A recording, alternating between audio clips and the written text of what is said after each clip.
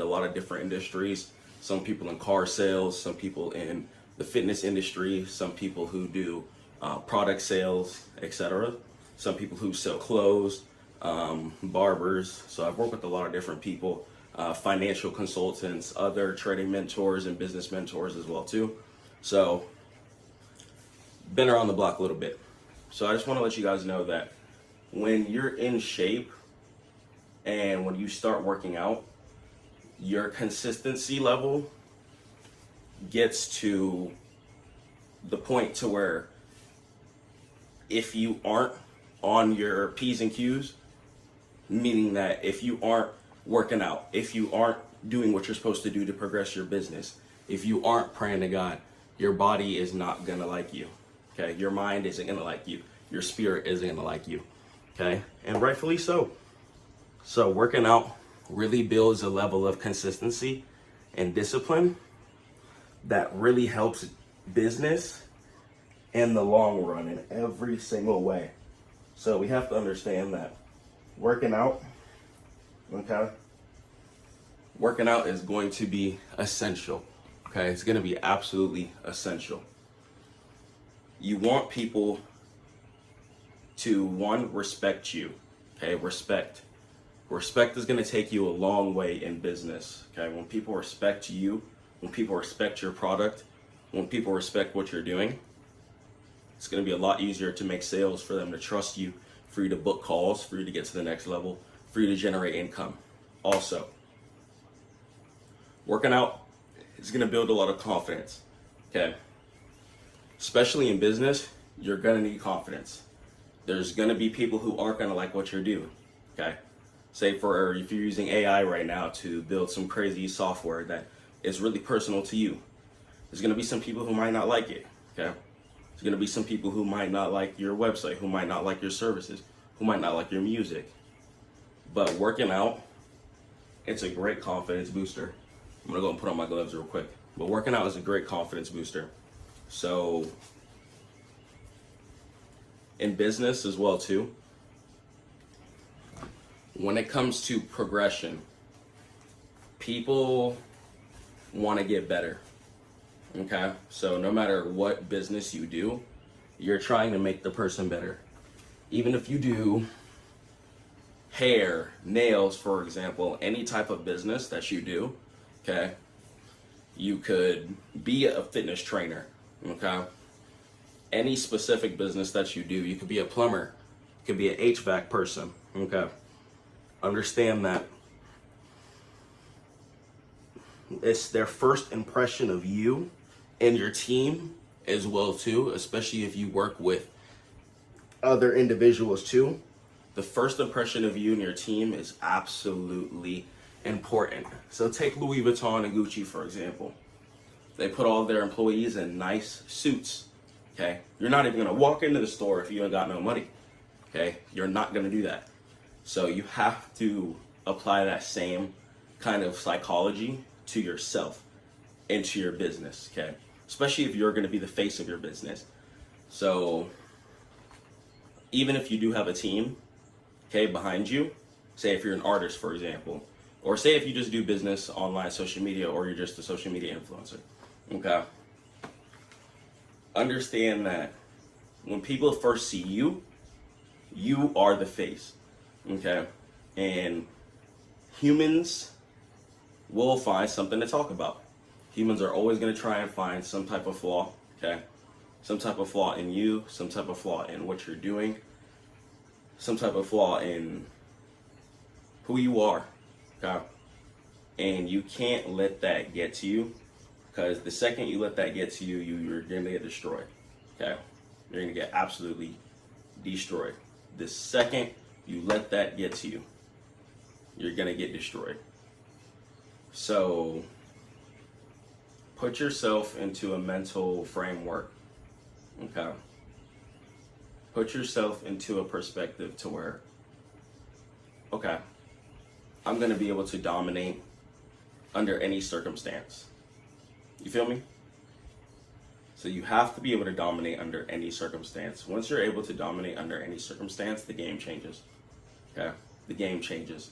And working out is going to be a good way to build that confidence to where even if one of the worst things happens, you're still going to feel confident when you look yourself in the mirror. You're still going to feel mentally headstrong, even when people aren't supporting you, supporting your business, seeing your vision, seeing your ideals, seeing how you want to progress, okay? But you're still going to be headstrong enough because you've gone through that pain of picking up the weights, okay? Running those extra miles. And I'm telling you, working out really does transition into your business success. So, and that goes for the same thing for trading as well too. It's also a good way to not be as frustrated or angry. So if you're feeling extremely frustrated, angry all the time, or you're feeling just angry all the time, feeling like you want to crash out, don't crash out, okay? Instead of crashing out, work out, okay? Working out is going to be a great, fantastic way to get all of that out and progress and get to the next level, okay? Within your body, within your mind, within your spirit. When you're able to do that, you're going to see how quickly it all translates into business extremely, extremely fast, okay? It translates into business quickly. So I want you guys to win. And in order to win, you have to learn how to push yourself to the next level as well too, okay? Even if you've never worked out before, okay, try it. Try it, okay? Try it out. See how hard you can push your body. See how hard you can push your mind. See how hard you can break your limits, okay? Because then by the time you get on the computer, by the time you pull out your journal and it's time to do work, it's going to be easy mode. It's not going to be hard. It's not going to be hard. And when you're stepping out your Rolls Royce, stepping out your Ferrari, whatever you want to drive, okay? Even your Honda SUV, if that's what you like, that's you. I don't judge. But you're going to be feeling strong. You're going to be feeling confident. I don't care if you're a man or a woman. Okay? Being in shape helps your mental, okay? Helps your perspective of yourself, even when people don't see your views, see you, because you're going to be able to look at yourself in the mirror and you're going to be able to respect yourself. You're going to be able to feel confident, okay? So working out, it's going to be a fantastic way to stay focused. It's going to be a fantastic way to be consistent and progress, okay? So consistency and progression, those two things, those two simple things right there is how you win in pretty much any endeavor, okay? Your relationship in God, your relationship with God, okay? And your belief in God all relies on to your consistency. How often are you praying? When things are going fantastic or when things are going horrible, okay? And your discipline. Are you listening to God's rules? Are you listening to what he says? Okay? And the framework that the Lord has sent down for us. Okay? Alhamdulillah. All credit to Allah. So, understand that we have to stay hungry.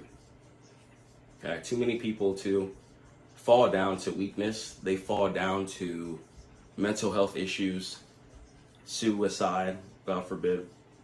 I've lost a couple of friends to mental health issues and mutuals, some mutuals. But just even the fact that I knew them and just losing someone that I've seen smile to mental health issues, you know, that's why I'm really passionate about coming on here, directing these videos, coming on here, making sure you guys are good mentally, making sure you guys are in a good mental framework, making sure that you understand how you have to keep pushing on forward, even when people are hating on you, when people aren't believing in you. So it's really, really important that you set a good example as well too for the youth and even the older people, so they can look at you and be like, yeah, I need to do X, Y, and Z better. So just set a great example for the world, set a good example for the community. Don't let people hate on you. Do not let people hate on you. There's going to be people hating on what you do. But if you know that God put that in your spirit if you know that your business is going to be successful one day, if you know that your business is going to help millions or even billions of people one day, keep going hard at it. Okay, keep going hard at it. And I'm telling you, it's not going to be easy. There's going to be times where you're going to be feeling mentally drained. There's going to be times where you might not even believe in yourself. Okay, there's going to be times where you're going to be tired, working relentlessly, not seeing the results that you want to see immediately. But that's the time to double down. That's the time to triple down and go even harder. Execute all of your plans. Think of new strategies and progress even harder, and take all of that anger out into the gym. Okay, because by the time, once again, you sit down at that desk, you sit down at wherever you work, or even if you stand up and work, okay, you're going to be feeling good. Okay, you're going to be feeling relaxed. You're going to be feeling calm because you trained your body, you trained your mind, and you put your mental perspective out. You put yourself in a position to where you were able to succeed and you were able to win. Okay, so that's all I want from you guys, man. I just want you guys to be able to win and to succeed. I want you to be able to win and to be able to succeed. In your discipline and consistency that's founded through your prayers in the gym really translates into business really, really well. You have to have a healthy gym routine. Okay, do not just sacrifice your body to run up money. Don't do it. Don't do it. I'm telling you, because you're not going to be able to really enjoy the fruits of your labor. And this is something that my mom broke down to me when I was younger too. You're not going to be able to really enjoy the fruits of your labor whenever you're unhealthy. Okay, and I'm someone who used to be unhealthy. I'm going to drop a full progression video for you guys. Thinking about maybe starting a fitness program. So if you guys want a fitness program, if you guys do business, and if you guys trade, let me know if you guys want to see some fitness stuff as well too. Okay, because I just want to keep you guys healthy. I want to keep you guys in a good position, and I just want you guys to progress. Okay, so listen, we have to win. Okay, we have to win. We have to win. And that's going to be done through praying to God and definitely working out, keeping your body agile, keeping your mind sharp, keeping your heart healthy, pumping, so then you can focus your mental framework and the rest of your ideas, okay, can flourish when it comes to your business. You can see the clear setups that you need to see when you're on the charts. Okay, so transition the way that you need to transition. And there's a lot of psychology built into working out as well too. When you push your body through hard limits, by the time things do get hard within your life, it's going to actually be pretty easy to manage. Okay, because of the fact that you've been putting in a lot of physical effort and strain on your body. Okay, so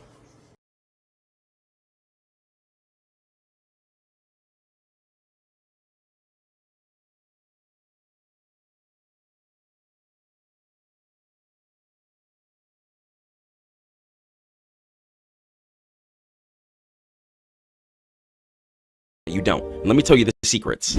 I don't want you guys to be wasting your time in this world. While you're working at 9 to 5, others are building 7-figure incomes, and I want you to be a part of that. So let's talk about the great economic divergence. So as far as the reality check, while you're commuting, sitting in meetings, and waiting for 5 p.m. to strike, there's going to be a whole nother section of people who are grinding their business, waking up early in their morning, running ads, and selling the day-to-day products that we use. And those are going to be the millionaires and the billionaires, as well as the people who invest into the houses that we live in. So let's say if you rent your house, somebody bought that house and they're making money off of the fact that you need a place to live. So I want you guys to start owning your life and change your entire mindset. Stop being just a 9 to 5 casual worker and change your whole framework in order to be a boss and a CEO and get into stack mode.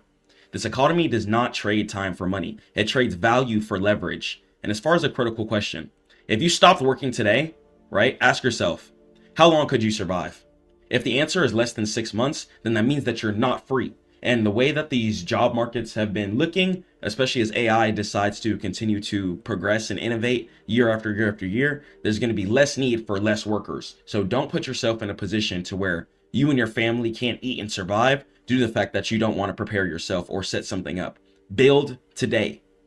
So if the answer is less than 6 months, that means that you're not free. And that means that you're a well-paid prisoner. And today, I'm going to teach you how to break the bars and how to actually start progressing. So the mathematical impossibility of wealth via wages. So the ceiling problem. Most people view their income as hours worked by times the hourly rate. And this equation has a fatal flaw. You run out of hours, literally. Even if you're a doctor making $500 an hour, you're capped by your physical presence. You cannot scale yourself. You cannot clone yourself. If you get sick, your income then goes to zero. You need to be making money while you sleep. Until you start making money while you sleep, you're going to forever be broke. I'm going to keep it straight up. Okay, and let's talk about inflation. So inflation, all right, if your salary increases by 3% a year, real inflation is often 7 to 10% a year, which means you're becoming poor by working the same amount of hours. Let's say, for example, at the time of this recording, 4 years ago, a house that was worth $200,000 is now worth about almost $500,000. About 4 years difference, the house gained that much equity difference. You have to be making more money because the dollar is only being worth less every single day. And that's why I teach you guys about freedom money, about Bitcoin and stuff like that, in order to counter what's happening within the world. And let's talk about taxes. Okay. Earned income on W-2 is going to be the highest taxed income bracket. Okay. Business income allows for deductions before taxes. So work income, they're literally able to take majority of your wages away just because you're going to work. And I don't want you guys to be screwed in that scenario or in a position to where you can't feed your family because of what someone else's rules are. And the scenario, right? I don't want you to be in the infinite 30-year loop grind, just paying your bills, still living paycheck to paycheck, not driving what you want, not traveling to where you want, and not doing what you want. And let's say person A, all right? Let's say if they save $500 a month for 30 years, right? And interest, we're not even going to be worrying about that, okay? Interest is something that God tells us is bad, and interest is the reason why a lot of people are still in the heavy debt cycles. So don't focus on interest, no interest. Okay. So person A, let's say they save $500 a month for 30 years, right? Your purchasing power is literally getting destroyed. If you keep your money inside of the bank account, your purchasing power is getting destroyed. You're destroying your purchasing power. I'm just letting you know that. And as far as person B, right? Let's say they build a digital asset. Once then you sell it 10,000 times while you're sleeping, exponential growth. And then you'll only get more popular as you get more views, as you get more exposure, especially as you start building a brand, or even if you're doing a personal brand. The bigger you are, the more exposure you get, the more people see you. Okay, the more then you're going to be able to profit off of your store and make an infinite amount versus just consistently sticking to that hourly rate. Even if you make $500 an hour, you're still going to be capped income wise. And the secret weapon to everything is going to be leverage. So the 7-figure earners aren't working 100 times harder than you. They're using 100 times more leverage. And leverage is the ability to move massive objects with minimal effort. And let's talk about the 4 types of leverage. Okay, labor. Labor means that you hire people to work for you. Okay, very old school and very expensive. That's why the leverage that you need to be utilizing now in order to be profitable is you need to be using AI. Okay, don't focus on hiring people. You can, but I would focus on learning the skills. If somebody could teach you, which I teach you guys at stackmode.net and in the Stackmode Academy, how to use AI instead of hiring people, you're going to be able to save a lot of time, mental health, and you're going to be able to run your company the way you need to. And as far as the capital, using money to make more money, you have to do that. And it requires you to kind of already have some income coming in, and requires you to already be pretty much substantially fine. And capital is going to be really used more once you get to the real estate. So once you do get rich off of content creation and investing into the markets, then from there you'll be able to deploy your money and use that money to make more money and get into the real estate market. And code, software that runs 24/7. Okay, it's the great equalizer. It works while you sleep and it never complains at all. And then media, content, YouTube, blogs, courses, Twitter. Okay, once you have this stuff on the internet, once again, it'll sell forever. You could drop a video 10 years ago, and if people still come and see that video and your website link is in your description, you're going to be able to get traffic from the video that you dropped all those years ago still and be able to progress. And code and media are permissionless leverage. They're the leverage behind the newly rich. And what are they actually doing? So while you are in a Zoom meeting, the new rich are deploying specific business models that utilize code, AI, and media leverage. And these models have low overhead and infinite upside. So let's talk about the digital product. So packaging knowledge into ebooks, courses, or certain templates, it really wins, and it's a really easy way. to gain some traction and gain even free leads as well too. And why it wins in the first place. Okay, 0 shipping cost. People are going to be able to just instantly download it or access it on a website. 0 inventory needed, 100% margin, and you just create it once, and then the computer can deliver it 1,000 times a day.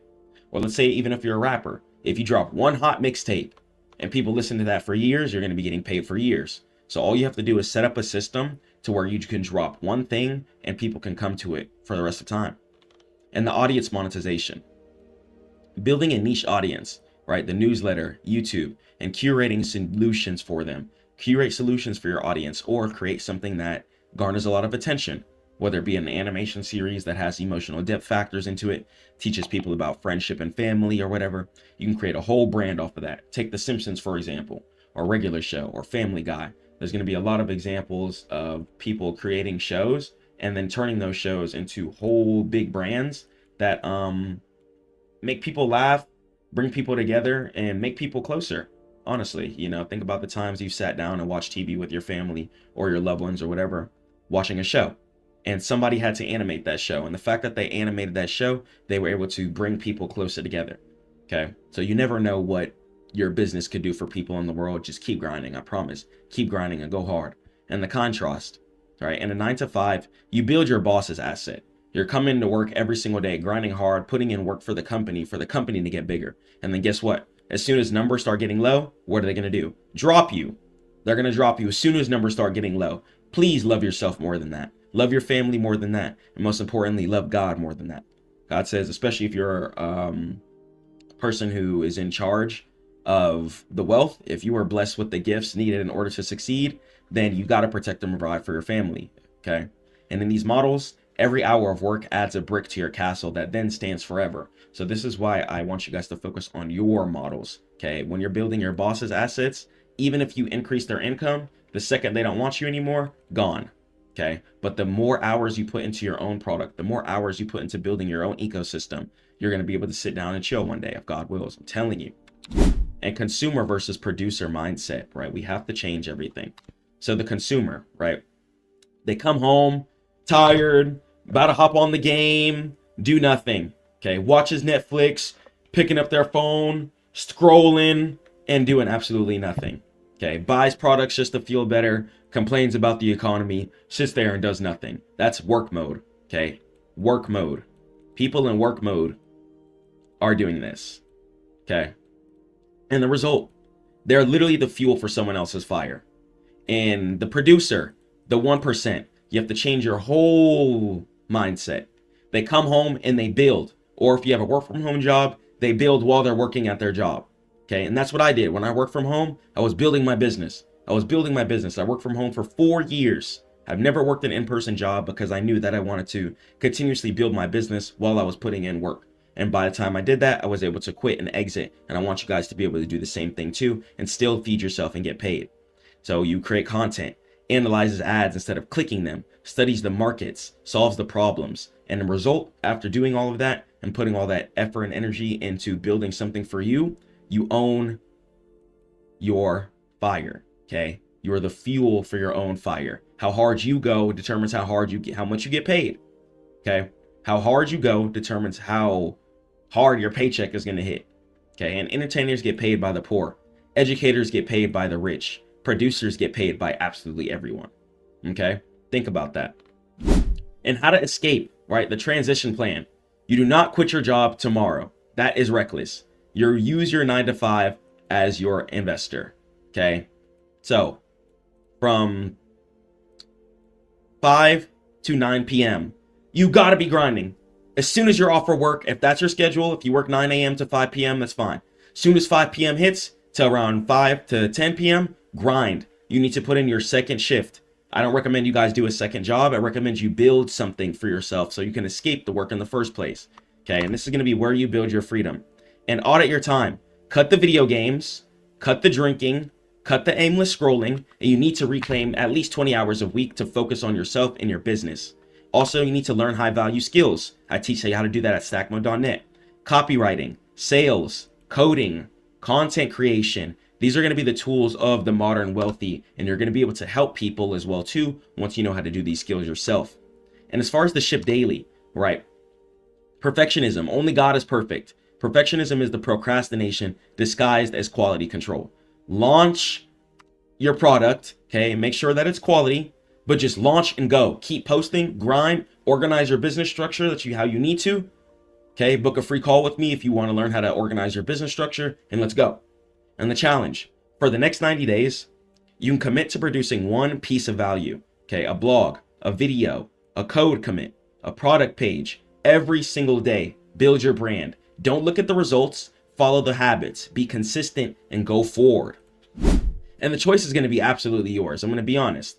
The door to the cage is open. The internet has democratized wealth creation, and permission is no longer required. You can continue to trade your life for an hourly wage, hoping for a comfortable retirement at 65, or you can start building assets today that will pay you for the rest of your life. So it's time to stop watching, start building, and you can learn how to do that at stackmode.net. I love you guys so much. Stay prayed to God, keep grinding, and let's get out of the rat race so we can start living our life comfortably. Peace.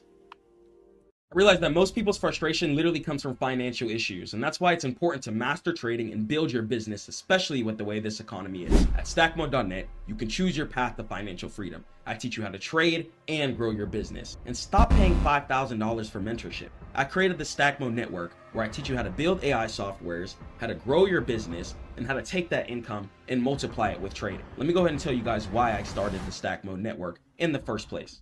Stackmode, yo, I want to talk to you guys about why I started Stackmode in the first place and why I think I'm just way better than these other mentors out here. These other mentors out here, they want you guys day trading. They're giving you guys anxiety-driven strategies, and they're just straight up lying to y'all. They're leasing cars, telling you guys that they bought a $200,000 Porsche. Whole time it's on lease, they paying $5K a month, promoting to y'all. Selling y'all lies and dreams. Selling y'all scams. And at Stackmode, we don't do that. So I'm going to go ahead and tell you guys the story of why I started Stackmode in the first place. So, I was married at the time and was just expecting a family. So I was like, okay, I got to go hard. I got to put in way more work than I'm putting in now. So I worked in the finance industry. I had a finance career for 4 years. I worked on credit card terminals, and I worked with credit card terminals and credit card processing. That's what helped me really get my foot in the door and helped me learn how to book meetings for you guys and stuff like that. I really just learned a lot of skills that are pretty useful. But outside of that, I started Stackmode because of the lies I keep seeing on YouTube. Pretty much just straight up, that's why. The lies that I keep seeing on YouTube, showing you guys anything on the block.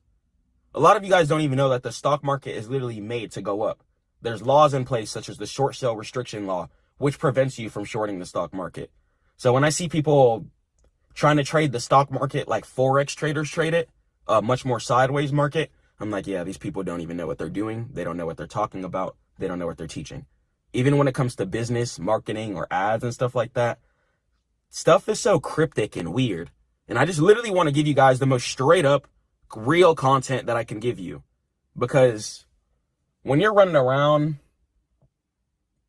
trying to bait people, trying to sell people and grasp people in based off of just an image, not your knowledge, results, or education. That's why at stackmode.net I have all the reviews there for you guys. You guys can clearly see my clients texting me back and people making money. So it's way different with me because you guys can actually see my actual results from my clients, my personal results, and I try and show you guys my actual numbers in P&L. These other mentors are just showing you guys cars, are just showing you guys cribs. It's not actual knowledge that you can grasp, implement into your own trading skills, implement into your own business, or create your own AI software, just whatever you want to do, right? Don't fall for the vanity traps. And this is why God is really, really important too. God is unseeable, okay? You cannot see God. God is the unseen, and he's the Lord of all worlds. And the fact that we still worship God without even seeing because of just the knowledge that he's gifted us, with the earth that he's gifted us, with just everything. All the information and knowledge is why we love God. And information and knowledge is love, because that's forever. You teach a man how to fish, he can feed his entire family and start selling the fishing rod too. Okay? You'll be loved forever. So even if you're trying to start your own network, your own ecosystem, make sure that your main priority is making sure that your clients are getting the most high quality information and education as possible. Okay? Or service or product. Make sure they're just getting high quality services, products, or education from you. Because then from there, you don't have to focus on your image your whole time. You don't have to bait people in or go lease a super expensive car just to get some views. Because that's what a lot of these people are doing. That's what a lot of these mentors are doing. And it's really, really sad. Just trying to loop people in with a vanity trap instead of actually giving them the real knowledge that they need in order to succeed. Another reason why I started Stackmode too is that I don't want you guys sitting around and hoping. Stop sitting around and hoping like, I hope I'm going to pay this bill. I hope I'm going to do this. I hope this is going to get paid. Oh man, this debt is sitting here. Go chase some paper. Like, go get some money, man. Shout out Lou Graham. Lou Graham has one of my favorite rap lyrics. He says, instead of chasing paper, you just sit and hope. Do not just sit and hope. Chase some paper. Wake up, pray to Allah, hit the gym, and go forward on your business. Full-fledged. You don't got no time to be wasting. If you're not happy with your house right now, if you're not happy with your car, if you're not happy with your certain situation, pray to God and put in the work to change it. That's what Stackmode is all about. I realized that I couldn't sit in my room just making money from the charts, working a normal IT job, making 5-6 figures a year. That just wasn't cutting it for me. You know, I want to give you guys big auditorium speeches, charging you guys up, showing you guys that you can get to this money, especially as life continues to get more expensive, year after year after year after year after year. People are struggling. You know, the job market is not as stable as it used to be. Rent is getting significantly higher, and houses cost significantly more than they used to. And guess what doesn't scale with it? Job income. And in order to get more job income, you have to spend money. Pay for certifications, pay for courses, pay for a degree, pay for college, pay for this, and that. Money out, just to get right back on Indeed, apply for the job, wait for the email, all that waiting when you could have been getting money the whole time. It literally doesn't make sense. So it's waking up out of that mental trap. And I just want you guys to be free within this world, and I want you to own your life. I do not want you to be controlled by a man. The only thing that should control you is God. Listen to God. Listen to God's rules. And God says in order for you to have a marriage, especially if you're a man, you got to be protecting, providing food and shelter, and doing what you need to in order to succeed, in order to make sure that you can protect and provide for yourself and for your loved ones. Okay? I'm sitting in the coupe right now. My first car was an Audi A4, 2013. I woke up one day, walked outside, it was parked, chilling, boom, crashed, totaled. And the time before that, I had lost my car keys. So I had to take it to the Audi dealership, get it reprogrammed. Had to tow it like 3 different times. Stress, just for it to be destroyed. And guess what? I smiled at it. I trusted God. I walked back inside. And I ran it up again. And now I'm sitting in the Mustang coupe. And inshallah, when I get to the next level again, when I get to the Porsche, when I get to the Lamb, when I get to the next level, if God wills, through my discipline, consistency, and perseverance, you guys will see that, oh, wow, Chris literally wasn't lying. He was consistent every single day. He was disciplined every single day. Let me follow that pathway, dude. Let me follow that pathway too. I managed to work in a high-level finance position and get a raise and level up with no bachelor's degree. With no degree. Growing up, I failed school a lot. People telling me, oh, you're going to be bagging groceries. I've never worked a job in person, ever one time in my entire life. I've lived across the country. My first crib was a high rise. My first car was a foreign car. This is a coupe. I don't like to do normal basic things because my whole life, especially my childhood, was told that, oh, you're going to do this. You're going to be this. And you know what I said? Y'all aren't God. I don't got to listen to y'all. If you're not God, you do not got to listen to those people. Even if it's your parents, if they're telling you straight up wrong information and the idea that God put it in you is hungry, it's telling you, it's like, yo, you got to do this. You got to do this. You got to do this. But every day you're at work, you're frustrated, you're angry, wasting your time. Take that risk. Sometimes you got to take a risk for your bag to get bigger. Shout out Baby Mel. And that's one of the realest bars ever too. Like, sometimes you got to take a risk for your bag to get bigger. Because if you don't take that risk, you're literally going to stay in the same spot year after year after year after year after year. And then if you look back, I promise you're going to be upset. You're going to be like, whoa, I should have been grinding the whole time. And you guys will keep getting into the same situation. Let's say if you got evicted from your crib. Or let's say if you lost your job. Why are you putting so much dependency? Why are you putting your whole life structure, whether you eat, whether you have a roof over your head, whether you could travel and put some gas in your car, why are you putting all of that in another person's hands? Stop doing that. Stop doing that. You need to trust God. Some of y'all are putting your faith in man more than God, and it's disgusting. And that's something I realized I didn't want to do at all. Putting my full faith in the Lord, full faith in God, so we can go forward. You should only fear God. When you only fear God, you're not going to be scared about losing your job. You're not going to be scared about going broke. You're not going to be scared about, oh, what if this doesn't work out? What if it does? Stop letting that evil infect your brain. Stop letting those weak people around you subsede your mindset. You know what you need to do to win? You know what you need to do to get to it? So why are you waiting? Don't waste your time. Do not waste your time anymore. We have to change our mental framework completely.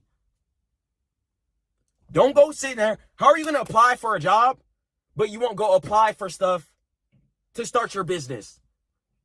I guess you want to go to work forever. And from what I've been seeing from people in real life, some people definitely want to go to work forever. Absolutely. Absolutely. People want to go to work forever. I genuinely do believe that. People say, oh, I want a mansion. I want a Lamborghini. No, you don't, bro. No, you don't. If you knew the amount of work, the grit, the effort, the discipline, the consistency that it took, and you're just a normal worker, you're not ready. You're not ready. But if you're trying to be in stack mode, if you're trying to be a CEO, you can be ready. You can get ready. And this is why you got to beg God for help, for discipline, for strength. I don't even pray for money all the time. Because as long as God gives me discipline, strength, and wisdom, if God wills, I'll put in the work. I'll put in the work. 12-hour days, 16-hour days. I'll put in the work. People don't want it how they think they want it. People want the things, but they don't want the things. You feel me? If you wanted the things, you wouldn't stop. You would be hungry for it. You would be relentless for it. Nothing can slow you down. Nothing can slow you down. Nothing but God. God is the only thing powerful enough to stop you. And that's who you pray to. So you're good. You're good. Get on those ideas today. Stop being scared when you enter that trade. Go code that software even if you've never coded before. Take a risk. Learn. Try something out. Get used to doing stuff. Change your mindset. Get in a different perspective. Level up. Boss up, man. I don't care if you're going through anxiety, depression, a breakup. I literally don't care what you're going through. Use all of that sadness, that energy, that anger, and transmute that into your business. Transmute that into your softwares that you're making. Keep grinding capital so you can put that in your stock account and buy the lows. Let's get to it. I want you guys to be looking good, feeling good. Feeling good. Big on the feeling good. Because people think feeling good comes from things like lust. No. That'll just leave you feeling guilt and shame and sadness. Think it comes from drugs. No. Could potentially leave you dead and lazy. Your love for God is going to determine how successful you'll be. Because if you love God, you'll completely trust him. And if you completely trust God, you will not be held back by that job, by those peers, that relationship you're in, by your parents. How can anything hold you back when your love for God is that strong? And God wants you to win. God loves us for sure. God absolutely loves us. That's why in Quran he tells us to spend moderately. It's a reason. So we're not out here just wasting money for no reason. Not out here just buying DoorDash instead of buying groceries so you can have more money for ads and then your trading account. Some of you guys are literally just out here living sloppy, living undisciplined, and then you say you want to get to the next level, or you want to hate on a person who's grinding, putting in 12, 16 hours a day. Get out of here, man. Watch out. Watch out. And if you're getting hated on right now by anyone and you're grinding, it's because you're different. Because you walk in that room, your energy is just captivating. You walk in that room with your head held high. I don't care if you're a man or a woman. You walk in that room determined. And people could feel that, man. People could feel that. And don't be scared. Even if you're alone right now, don't be scared. There will be people on your path. Just stay focused. Don't go backwards trying to kick it with people who aren't grinding. Stay focused and go forward on your path. And one thing, too, that I had to learn myself, you can't save everybody at all. Don't think you could save everybody. Stop thinking that. Okay, if you think that, don't think that. Change your mindset, change the way you're thinking. And I want you guys to really get to the next level. And you can learn how to get to the next level at stackmode.net, where you guys can join the Stackmode network, where you guys can be successful, and where I can help you guys level up. I love you guys so much. Stay prayed up to God. Keep grinding. I'm going to catch y'all on the next one. Peace.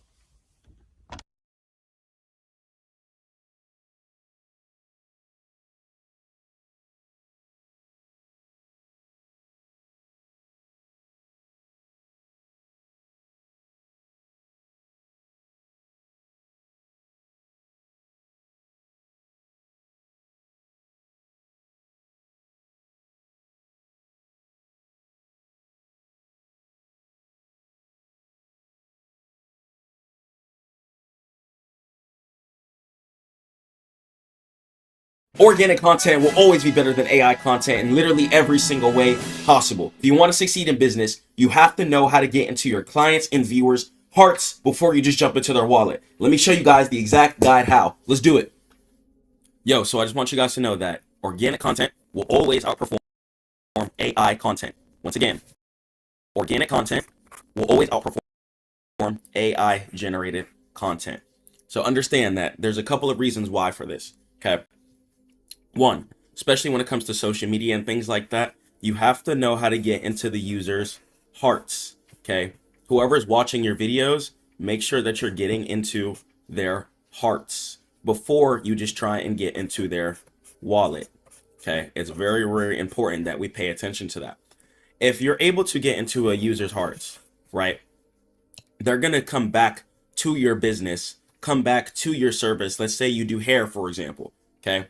If you're able to give them a good quality hair service or plumbing service, HVAC service, trading mentorship service, whatever you do, and they're able to leave feeling joyful, or they're able to scroll on your post and feel joy, feel happiness, that is going to stick in their heads, and most importantly, stick inside of their hearts. Okay. You want to get into their hearts before you just try and get into their wallet. So that's why it's really, really important to understand that organic content will always get into the user's hearts quicker than AI content can. Okay. So we have to always keep that in mind. So look, take person A, for example. Okay. My amazing drawing here. Okay, Picasso. So person A. Person A is scrolling on their phone. Let's say person A is looking to get into trading. Okay, person A wants to learn how to trade. Okay, there's going to be two types of reels they're going to be able to see. Okay, you're going to have reel number one. Okay, reel number one is going to be a testimony. Okay, so they saw a whole life change, or someone 360 their whole life because they were able to make it from trading. Or let's say they see post number two. Okay, they're just going to go ahead and see a Gemini image ad. Okay, the life testimony really showing people how you were able to change your life, right? Real pictures, real results, real situations of you not being as successful as you wanted to be. Okay, those types of videos will always outperform the best Gemini image ad that you could find. Okay, because you were able to capture the user's emotions. So capture the user's emotions. That's going to be extremely, extremely important. So we're going to start it off with this. So how do we capture the readers or watchers? Okay, if it's a post, then it's going to be the readers. So the watchers, or let's say the viewers. So how do we capture the viewers' attention? Okay, there's going to be a couple of things that we can do. Okay, one, be genuine. Okay, talk about real situations that have occurred in your life. Okay, talk about real situations. If you're a plumber, for example, maybe trying to start some plumbing mentorship, or maybe just trying to teach people more about plumbing, okay, etc. So just understand that whatever you do teach, whatever you do teach, just be genuine. Okay, be genuine. Have real funny perspectives, real life perspectives that people can actually feel. And then it's going to be a lot easier to get into the framework of success, because people are going to be able to feel you. And once again, once you're genuine, you're going to be able to have trust and get into their hearts. Okay, they're going to trust you. Okay, two, another way to capture viewers' attention: results. Results. Show some work you've done. Show some results. Show some clients that you've helped. Show yourself doing live actual examples. Because once people start seeing results, okay, once people see results, then people start to build trust. Okay, results equals trust and retention. So when they're seeing results from your service, from your education, and they're seeing other people get results as well, that's going to be a good way to incline trust and retention. Okay, so trust is going to be really, really important, because one, you want people to whip out the card and buy your service in the first place, or feel confident enough to get in a position to even want your service.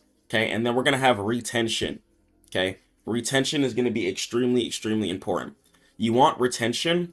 Okay, you want customers to be retained to your service. You want them to be coming back over and over and over and over and over again. Okay, take Tupperware, for example. A company, Tupperware, went out of business due to the fact that their product wasn't retention based. Okay, it was a product that people bought once and then they never needed it again. Okay, retention.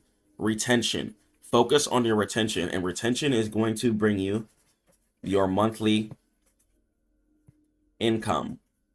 Okay, retention is going to bring you your monthly income. So you need your customers to stay retained, you need your customers to stay engaged, and you need your customers to stay paying every single month. Okay, so that way you're going to have an easy time when it comes to paying your bills. So how do I get more followers? Okay, so how do I grow on social media? Okay. A big question a lot of people have. One, for example, on Instagram Reels, one of the videos that I posted that blew up firstly was just a video of me talking about God and just talking about real stuff and how you shouldn't give up on trading in the backyard. Okay. So number one, understand that genuine, relatable content is the number one way to blow up content wise. So understand that genuine, relatable content is the number one way to blow up content wise. Okay. This is because it's going to be something that everyone's going to be able to have a laugh at. Everyone's going to be able to feel. Everyone's going to be able to understand. And that directly correlates right into the user's heart. We want to get into their heart. Get into their heart. So when you're dropping relatable content, even if it's something that somebody hasn't done yet, post stuff that people want to do. If you know people want to learn how to trade, then you need to be dropping videos of you teaching people how to trade and showing your results of you actually getting in actual setups, etc. Okay, so it's going to be really, really important. Understand that genuine, relatable content is the number one way to blow up content wise. I want you to win and be successful. Okay, but we can't do this without getting into the client's heart. I cannot emphasize that enough. AI content, okay, AI does not know how to get into the user's hearts or the viewer's hearts. Okay, so being an empath in business really, really helps too. Okay, make your post emotional. Okay, if you were having a hard time trading and then boom, you hit a massive breakthrough, that's gonna build a lot of trust. Okay, people are gonna be like, whoa, I was struggling just like that guy and he was able to climb over the hump and become profitable too. It's gonna build a lot of trust in your community. People are gonna know you, especially when you're a mentor. People have to know you. It's really, really important for people to know you. So that's why you're gonna guys are gonna start seeing more of my life story and stuff come out as well too. So understand that AI, once again, does not know how to get into the viewers' hearts. You must make your post emotional. You have to.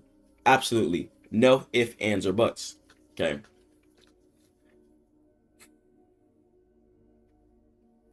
Too many people make social media too hard. And too many people just don't trust themselves. Okay, you have to trust yourself in the first place. So, how do we capture viewers' attention? We're going to be genuine. Genuineness equals trust. Results as well too, when you're posting that, equals trust and retention. When you're posting your results, then they're going to want to get results just like you, keeping them shopping for your client, getting your mentorship service, etc., so you can progress along, or they can progress along with you. Okay. Number one way grow on social media is you need to drop genuine, relatable content. Genuine, relatable content is the number one way to blow up content wise. I'm telling you guys. Okay. I'm telling you. So AI does not know how to get into the viewers' hearts. Make your post emotional. Okay, make your post emotional. That's how you're going to separate yourselves from other content creators as well too. What type of emotions can you engage from your user whenever they're watching you? Okay, stay prayed to God. Keep grinding. I should catch you guys at Stackmode.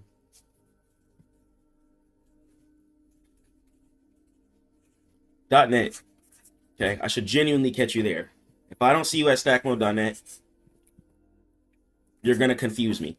Okay, you're gonna confuse me and you're gonna make me think that you don't want it. You don't want money for real. and you don't want to improve your life. Let's grow your business, and let's take that business profit, and let's go ahead and let's translate that into more money with trading. Okay? Trading.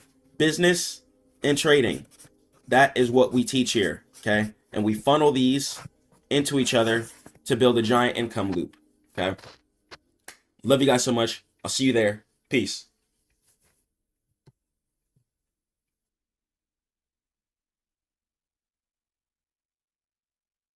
If you don't have an LLC formed, a lawsuit can wipe away everything you've been working hard for years. Let me show you exactly why you need to form an LLC if you're a business or brand owner, and how we can do it the cheapest and easiest way. Let's get into it. Your LLC is extremely important. You got to build your fortress up. So we're going to be covering your LLC formation, right? What your EIN number even is. Keeping yourself anonymous. Some people register their LLC underneath their actual house address. You don't want to be doing that. Okay, it's going to make it easy for people to find exactly where you live, and that's not what you're going to want. So you're going to want to set up your LLC underneath a registered agent. So we're going to talk about that as well. We'll talk about the operating agreements, and we'll make sure everything is done right and done cheap. Let's go.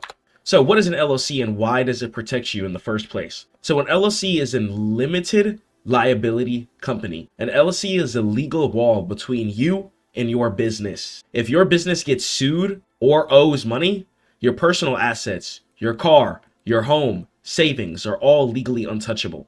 Without an LLC, you are the business. Every lawsuit, every debt, and every mistake hits you personally. And understand that an LLC is not an expense. It's the cheapest insurance policy that you'll ever buy for your business. It's pretty much preparing yourself for any future endeavors, any mistakes, or any things that you're expecting to go wrong. Future-proofing yourself. You know, that's the reason why you pay for insurance on your car. Future-proofing yourself. Even if you yourself didn't get into the accident. For example, my first car ever was a 2013 Audi. And I woke up one day and someone just totaled it. And it just was what it was. And I had to go buy the Mustang Coupe. And I had to go forward. And I had to progress. Okay? But understand that sometimes in life, things are going to happen. So instead of you getting sued and getting all of your resources extracted that you've been grinding for years, let's be smart, let's get an LLC, and let's make sure that we can protect ourselves and our assets. And a real example, right? Let's say a freelance web designer gets sued by a client for $50,000, right? God forbid. But without an LLC, their personal bank account could be wiped. And with an LLC, only business assets are at risk. Their personal savings stay safe completely, okay? And 3 things an LLC gives you. Personal asset protection. Business debts and lawsuits cannot touch your personal belongings at all. Tax flexibility as well too. So you could choose to be taxed as a sole proprietor, an S corp, or a C corporation, and pick whatever saves you the most or whatever functions the best for whatever type of business you're trying to do. And as far as credibility and legitimacy, so ABC LLC, for example, or Stackmode Network LLC, looks professional. Clients, banks, and platforms start taking you more serious when they see you went through the time to submit the paperwork, open the business bank accounts, and do what you need to do in order to be credible. And without an LLC, you're just a sole proprietor by default. So one bad client, one accident, or one lawsuit equals total personal financial exposure. And I don't want you guys to be going through that, okay? So choose your state. This matters a lot. So you don't have to form your LLC in the state that you live in. You can form it in any state. So here's how the top 3 compare. So I'll talk about Wyoming, right? So Wyoming, there's no state taxes. Filing for an LLC costs you $100 USD. And it's strong anonymity. And you have $60 a year cost for a renewal. Okay. New Mexico costs you $50 in order to file your LLC. No member disclosure. No annual fee. And less business friendly. You got Delaware. It's $90 for the filing. It's VC or investor preferred. It's a 300-year franchise tax on it. And it's less private. So the cheapest and the most private option is going to go ahead and be the New Mexico option. So the New Mexico option is going to give us the most definitive and cheapest option for both as well. Okay. So do you need a local address? No, absolutely not. So if you form a LLC in Wyoming or New Mexico, but you live in Texas, you may need to register as a foreign LLC in your home state if you do business there, but that costs $5,200 and it's worth it for the privacy. So here's the smart play. So let's say, for example, a client named Maria lives in Florida, but they formed their LLC in Wyoming. Let's say they use Wyoming for their registered agent as their address. And a registered agent is pretty much going to be a address that's going to have all your mail directed to it, and then it's also going to be able to send mail to you. So instead of having your LLC address as your home address, what it's going to go and have is have the LLC address as like a suite address, for example. Okay. So their name doesn't appear publicly anywhere, keeping themselves fully anonymous and making sure that they're fully secure. Okay. And they just use your home state trap. Most people default to their home state, and that's often fine if you don't care about privacy. States like California, though, can charge $800 a year minimum franchise tax, while Wyoming is like $60. So think about that too when it comes to your yearly expenses. So as far as filing your LLC in 5 simple steps. So what you want to do is choose your LLC name, okay? Choose your LLC name, choose a name that you're going to be happy with, and understand that it must be unique in your state. It must include LLC or limited liability company in it, and check the availability for free on your state's Secretary of State website. So for example, Apex Media LLC, okay, YouTube LLC, Lamp LLC, search Wyoming, SOS site, look what's available, and then you're good. Then from 2, I want you guys to go ahead and get a registered agent. So a registered agent is required in every state. It's a real person or company who receives legal mail for their LLC. Do not use your home address, okay? On the next slide, I'm going to give you guys more information on how we can go ahead and understand how we can keep ourselves anonymous and how we can open our LLC without using our home address. So you have to file articles of organization as well. So it's a short 1 to 2 page form. You have to fill it out on your state's SOS website. And Wyoming is $100 online. New Mexico is $50. And it takes about 1 to 3 business days, sometimes about 1 to 7 in order to fill out online as well too, and for it to get approved. And the required info. So what you're gonna need is your business name, your registered agent name plus your address, your business purpose, okay? Just write in what the purpose is. Use AI in order to help you as well too. Your management structure, okay? The member manage equals that you run it. Then from there, you just gotta go ahead and pay your fees. So Wyoming, once again, it's going to be a $100 fee. New Mexico is going to be a $50 fee. And we got Delaware with a $90 fee there, okay? So you can pay online with a card. Okay, keep it simple. Understand that, once again, you could pay online with a card. Do not make it more difficult than it actually needs to be. Keep it simple. Okay, whip your card out, open your LLC, get started. Don't waste your time, because you need to start having time available for your EIN number.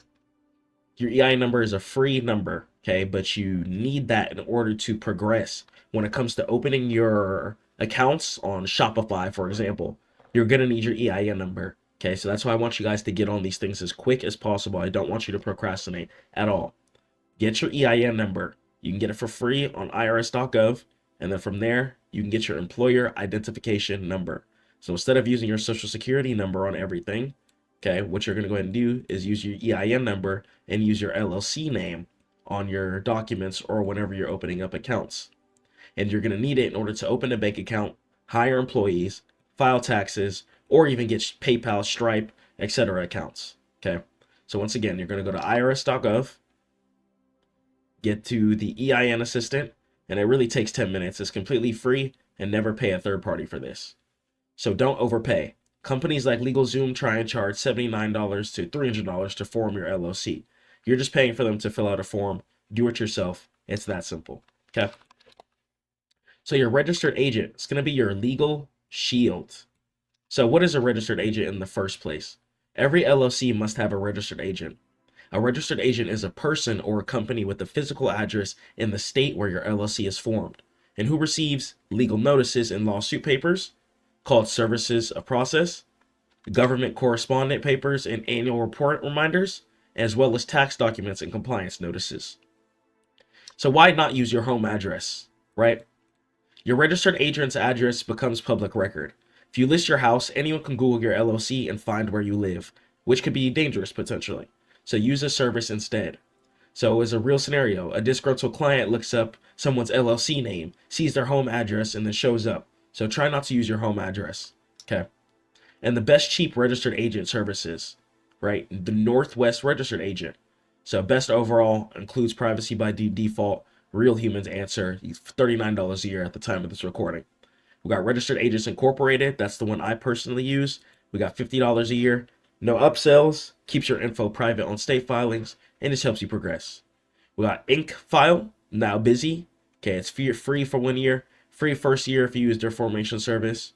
Or you could be your own agent if you have your own physical address or your own business address as well too. And a pro tip here. So Northwest Registered Agent for $39 a year. It's pretty much #1 recommended at the time of this video. It's the cheapest. They don't sell your data and actively protect your privacy on state filings. Many services list their own address, which hides yours. Okay, keeping you safe, protected, so you can get to the next level. And the anonymity stack. So why stay anonymous in the first place? When you file an LLC, in most states, your name goes on a public database. Anyone can look you up. Competitors, stalkers, litigious clients. And the goal of it, your name appears nowhere on public records while you still legally own and control everything. So privacy state formation. Once again, Wyoming, New Mexico, and Montana do not require member owner names on public filings. They just file there, use the registered agent, and then done. So as far as privacy, Wyoming, New Mexico, and Montana, filing through there really, really does help. So you could form a Wyoming LLC, use Northwest as a registered agent, and your name appears on 0 public documents, and it costs around $139 a year total. Okay, keeping you fully anonymous, keeping you safe, okay, and helping you progress. And the double LLC stack. So for maximum protection, you could form a holding LLC in Wyoming to keep you anonymous, which then owns your operating LLC in your home state. So your home state sees Wyoming Holdings LLC as the owner, not you. And Wyoming sees no member names. Okay.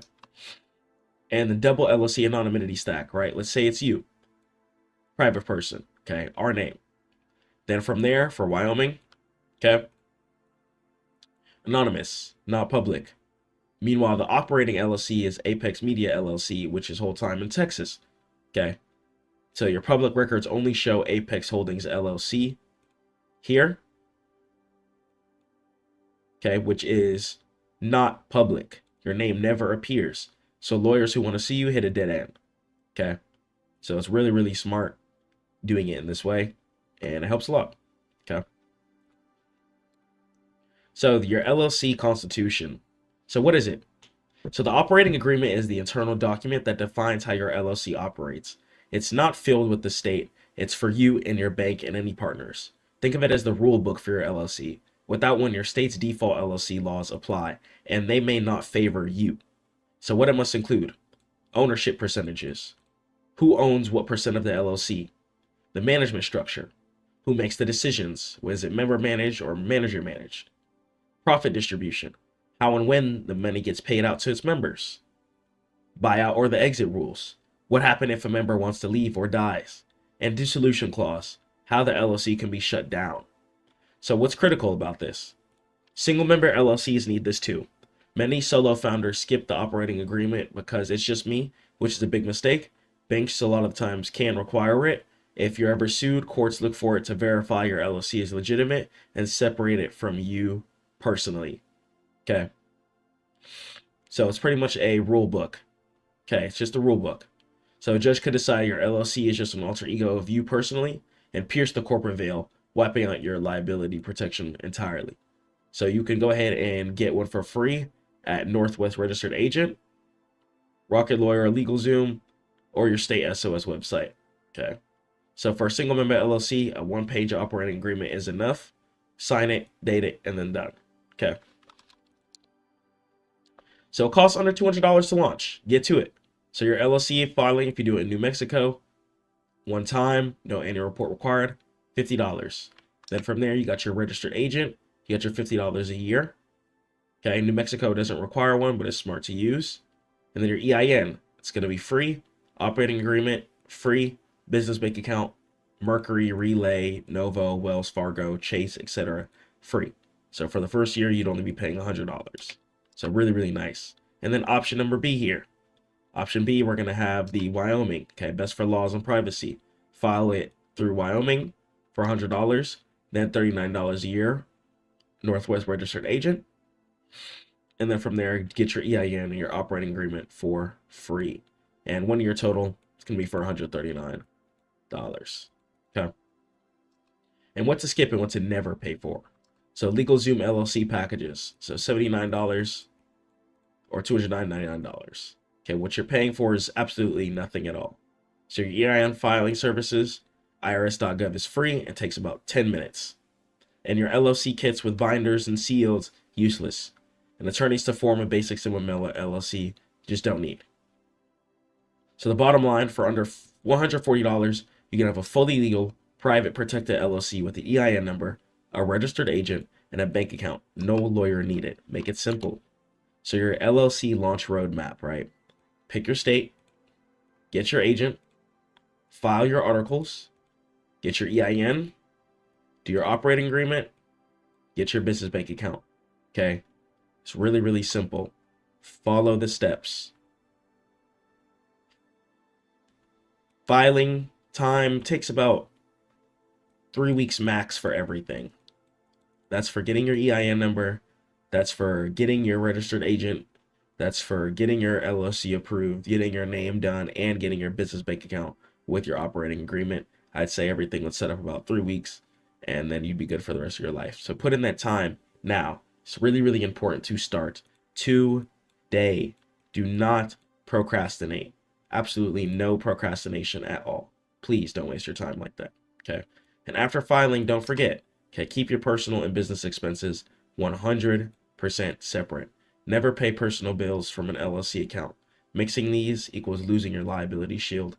Keep these separate. Keep it consistent. Okay. So form it in Wyoming or New Mexico. Go get your registered agent. Get your EIN number. Write your operating agreement. And keep your business and personal expenses 100% separate. Okay. It's going to be really, really simple. I'm going to catch you guys in the next one. Stay prayed up to God. Keep grinding. Peace.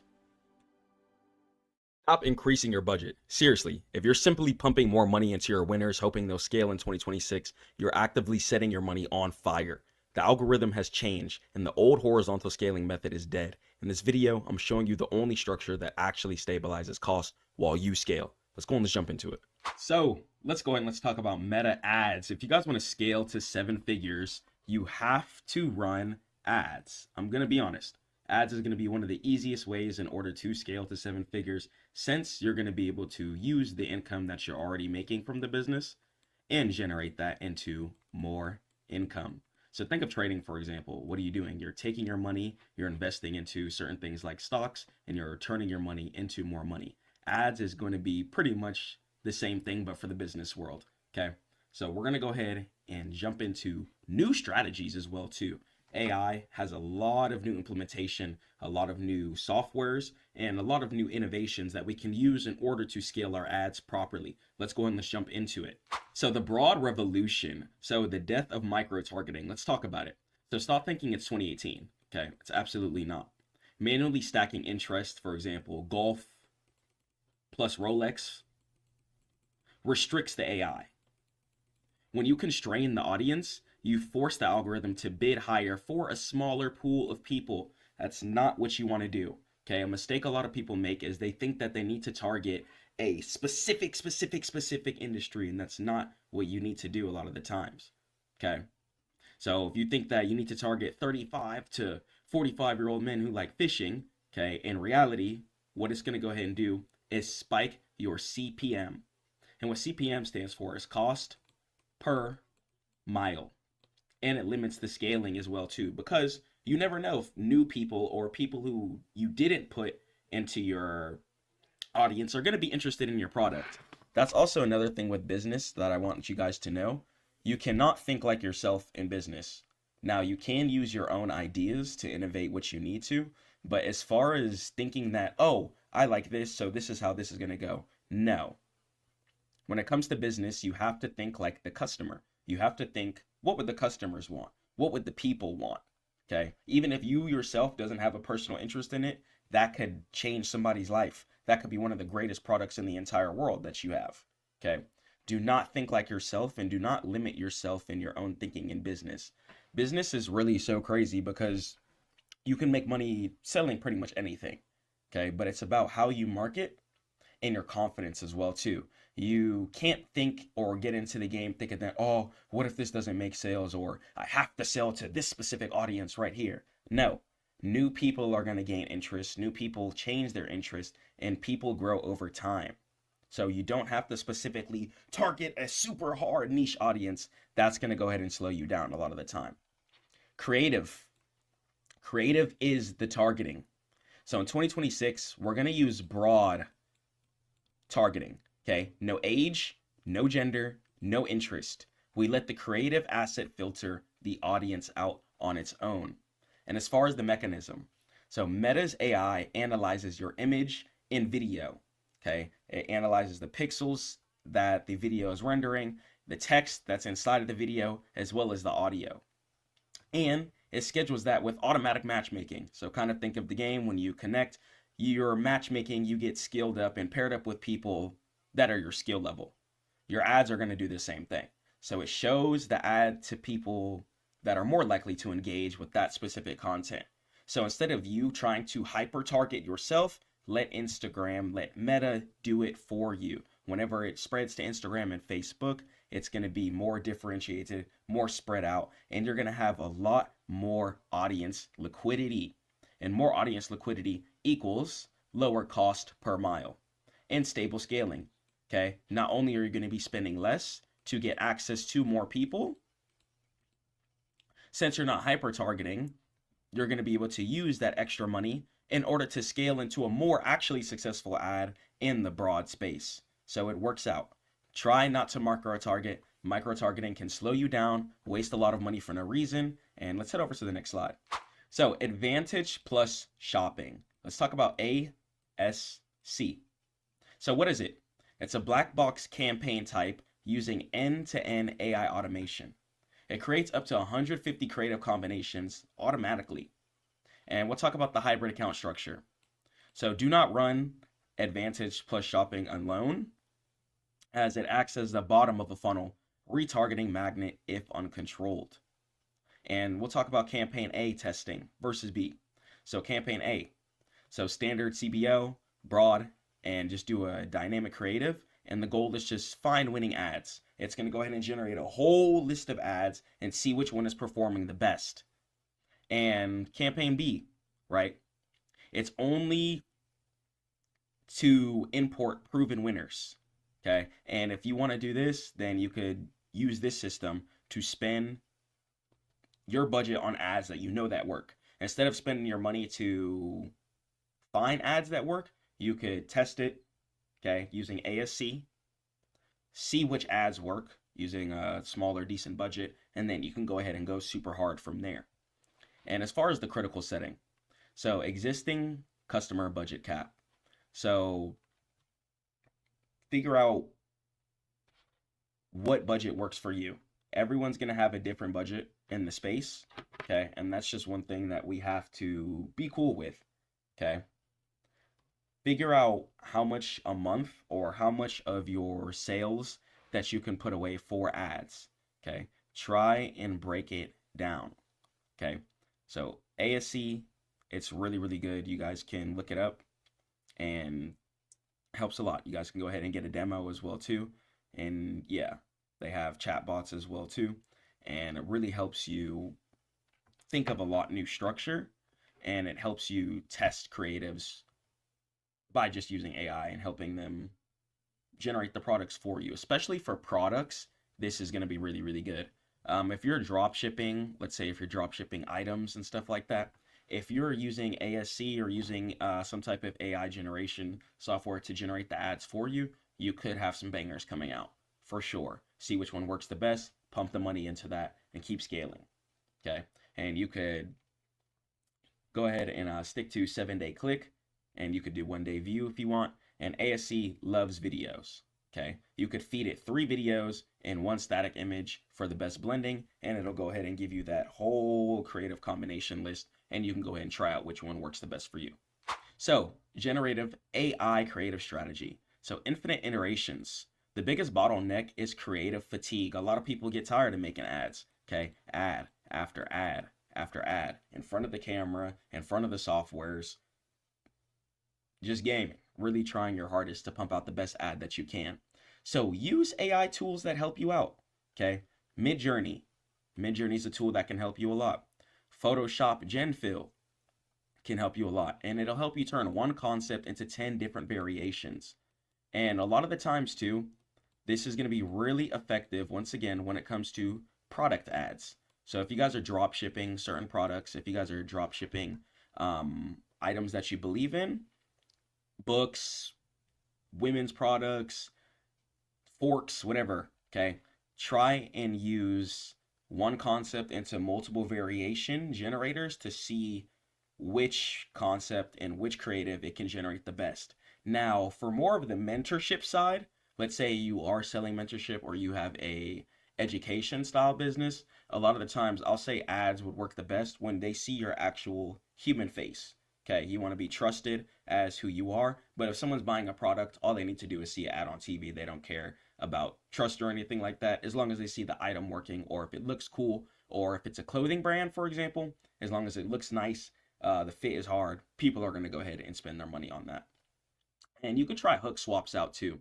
So try to use AI voiceovers. There's a lot of different companies that provide services for that. You can use 11 Labs. 11 Labs also has some phone service too, in case you guys wanted to use AI to pick up the phone and stuff like that. 11 Labs is super duper cool. And you can use it to test 5 different opening lines on the same video footage for your ad. Once again, this is really going to work best for product ads, whether you're selling kitchenware, clothing, stuff like that, etc. But for more of the mentorship side, you can try AI ads out if you want. But for more of the education side where you're looking to be trusted, right, you're the income generator, right, then your face and results are going to be 2 things that are going to help you out a lot. And the 3-2-2 testing framework. So the scientific method for finding winners. So you can go ahead and try 3 creatives, okay, 2 primary text and 2 headlines. Okay, try and use bold text as well too, if you can. And Meta mixes these dynamically. Once a combo gets 70% of the spend and hits CPA, it's a winner. That's how you know which winner it is. Choose that, keep scaling into it, and let me know what you guys' results are. And reading the matrix, so the North Star metric, right, MER. So MER is going to stand for Marketing Efficiency Ratio, right? And that's going to equal the total revenue plus the total ad spend. So what that's going to go ahead and calculate is pretty much your money in versus your money out and whatever you're left with after those calculations. So since the iOS 14 privacy changes, Facebook pixel data is missing 30% of sales. And if Facebook says ROAs is 1.5, but your bank account says MER is 3.0, then keep spending, okay? It's not going to track the data most accurately, but if you see yourself making sales, if you see that you're bringing in more money than's coming out, then you have an effective ad. Don't make business harder than it needs to be. That's as simple as it is. If you have more money coming in than coming out, you have an effective business. And as far as the troubleshooting funnels, so high CPM, $40 plus, okay? Your creative could be boring or low quality, okay? And low CTR, okay? If you have a low CTR of less than 0.8, then your hook in the first 3 seconds could be really, really trash. And what CTR stands for click through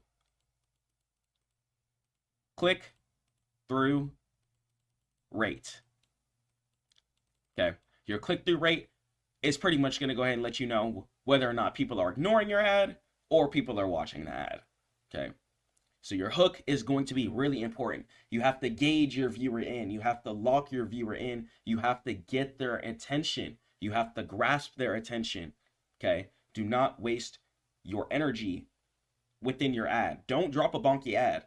You need to take your time and think of a very effective and engaging creative. If you need help creating hooks, use things like ChatGPT, Google Gemini. We even have things like Grok as well available too.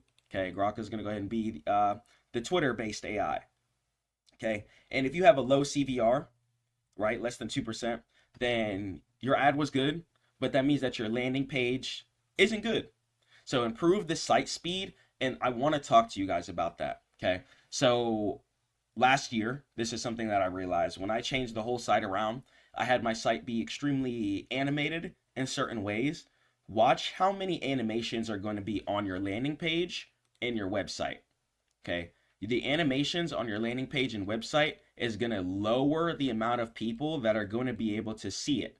Not everyone has the best of internet, especially if you're selling a mentorship on teaching people how to get money. Don't expect people to have the best of internet, especially if they're learning how to try to get income in the first place. Your site needs to be quick. Your site needs to be efficient. And your site can't have too many heavy animations. Okay. You need to optimize your site, and I'm going to have tons of videos. I have so much education to work on for you guys. Just so much game of stuff I've just been learning and building, but we're going to keep getting into it. But your site, please make sure that it loads fast. If your site doesn't load fast, whether it be for mobile or for desktop or for laptop, what are people going to do? Click out the tab, go back to YouTube. We live in the space of where we literally have YouTube shorts out. People's attention span is getting lower, especially as we have technology in our face, especially if we have instant verification emails and stuff like that, etc. So we have to think, and we have to engage the viewer instantly. We have to engage them with their hook instantly. Like, yep, I'm listening. And as soon as they click the page, it pretty much has to load, even if they don't have good internet. So your website needs to load. Your website cannot be too animation filled, and it cannot be too resource heavy. Make sure you're thinking about everybody, whether it be people on bad computers or people with bad internet. And the scaling rules. So the 20% rule. So you can increase the budget by 20% every 48 hours if the ad is profitable. And then you could just start dumping income into your ad, funneling it back, and you're going to be able to scale a lot faster. And why? So huge jumps. For example, $100 to $500, it resets the learning phase and destabilizes the performance. Some of you guys just got to jump straight into it. That's going to be one thing in business that's going to be different from work and things like that. It's no waiting. You have to do, you have to execute, and you have to go hard and perform. Otherwise, you're going to have an extremely hard time. I need you guys to be performing. I need you to be quick. One of the top business rules that I do have for you is going to be speed. I need you to be pumping these ads out. Don't be spending a whole week trying to create the ad. I need you to create it, post, put money into it. Create it, post, put money into it. We got to move quick. I need you guys moving at top speed at all times. Otherwise, how are we going to get to where we want to be?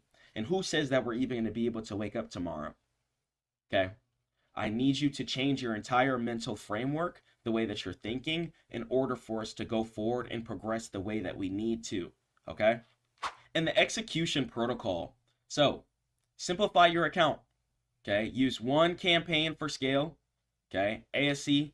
And then one for testing. Okay. CBO. And broad is going to be king.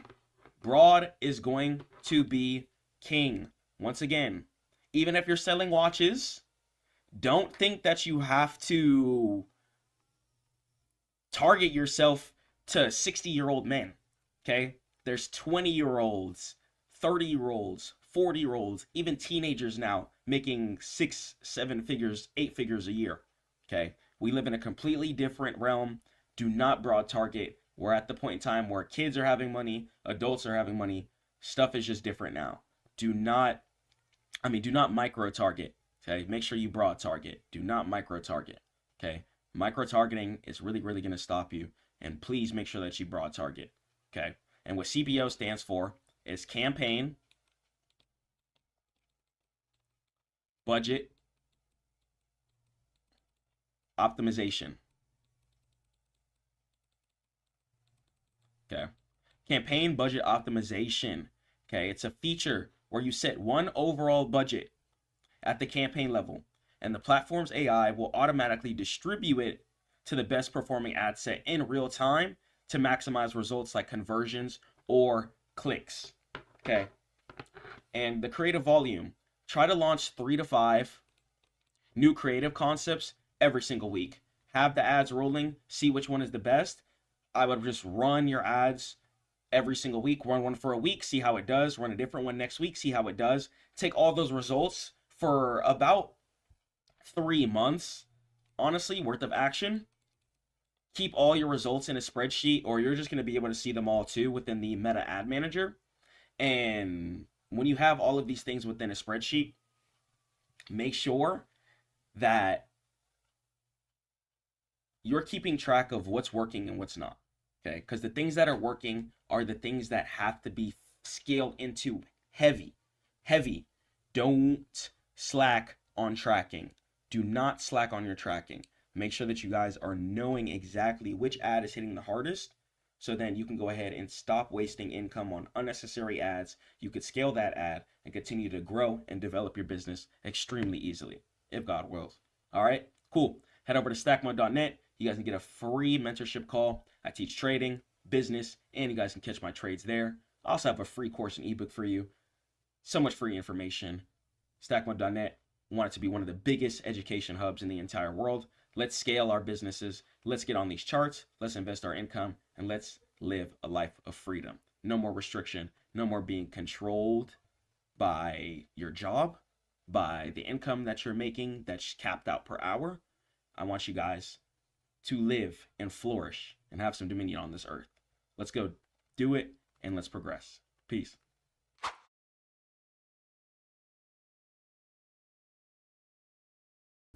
I don't care if it's rain, sleet, or snow outside. You need to grind. Anxiety, depression, all that negativity around you, you don't have time for that. You need to wake up, stay focused, and go forward.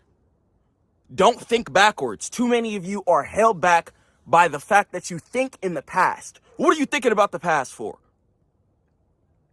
Learn your lesson, take what you need from it, and go forward. There's no point to sit there and dwell and be sad over things that's already occurred. Why are you wasting your time? I want you to be at the point where you think and you understand that no matter what happens in your life, the only thing that you should fear is God, and you should go forward. Your dreams can definitely be turned into reality. Whenever you're dreaming of driving yourself a nice Rolls Royce, driving yourself the latest Camry, if that's what you're into, JDM cars, getting yourself that mansion you've been looking at for a while. You can get to it. You can get it. But how are you going to get it if you're in your mind too much? Sadness is one thing that's going to delay us as humans. And understand that sadness is completely evil. Sadness is straight darkness. You need to transmute that sadness. You need to put that pain into your craft. I don't care what it is. Put it into your business. Put it into your dreams, your art, your music. You need to develop an iron mindset. I don't care if you're outside in the cold right now. I don't care if you're going through hard times, if you can't pay your rent, if you can't pay your bills, if you think things aren't going to work out. I promise you, wake up, pray to God, and things will work out as long as you're putting in the work. Some of y'all think you're putting in the work, but you're not. Grind. Okay? Say, for instance, and here's an example of put in the work and you're really not. I worked in the finance industry for 4 years straight, from 18 to 22. I'm 22 now. And thank God it taught me a lot. But I realized that if I wasn't focused on stack mode, I wasn't going to ever get to where I wanted to get. Even though I scaled through the positions, even though I scaled through the ranks of the company, right? I still wasn't going to be a multimillionaire. I still wasn't going to be in a certain position to buy properties outright. Because I want lump sums of income at once. That's what I'm looking for. So in order to do that, I had to focus completely on Stackmode, focus on teaching my clients, focus on building the Stackmode network, focus on dropping the constant videos for you guys. And you guys can check all of that out at stackmode.net. But I realized even through the hardest times, I stayed focused though. I stayed focused. I've lost a lot of friends, you know, and I've lost a couple to suicide. And that's why I come on here and I'm so passionate about keeping you guys focused, making sure you guys have an iron mindset, because I don't want you going down that dark spiral. I don't want you giving up. I want you to be happy. I want you to have your family. I want you to win and be successful. But it's not going to happen if you're letting that darkness consume your life. It's not going to happen if you're letting those negative people around you keep leeching all of your positive energy that you need to focus. Wake up, pray to God, work out, and start the day right. Every single day, every single day. Rain, sleet, or snow, you have to grind. It's 2026 as of the time of this video. No matter what year you're watching this video in, you have to stay focused. Your focus will equate to your happiness. I'm telling you, your focus will equate to your happiness. Because even if you do go through the worst thing, right? Say you go through divorce. I've gone through 2 divorces. Okay, been married twice. Okay? And you learn from certain situations. But I was focused on building a family. Okay? And even when you are focused, there's going to be ups and downs. Completely. There's going to be ups and downs. Ups and downs are going to be the basis of everything. Whether you buy a brand new Maybach and the check engine light turns on.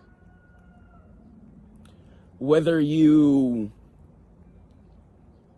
start your business and then your page gets deleted, God forbid.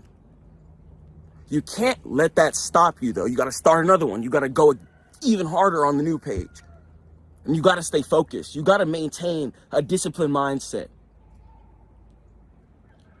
No matter what you're going through, you have to take that pain, that energy, and put it into your craft.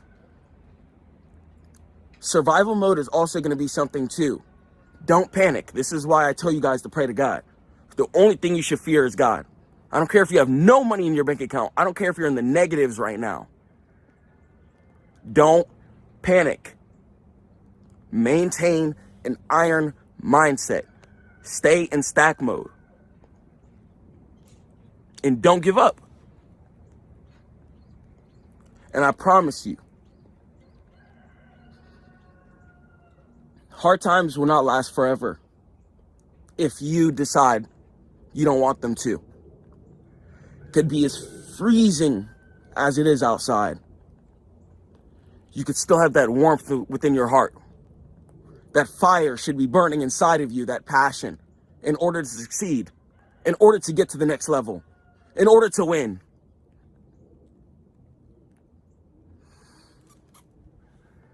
I don't want you guys to give up. If you're trying to lose weight right now, if you're trying to build your business, if you're trying to increase your income, focus on God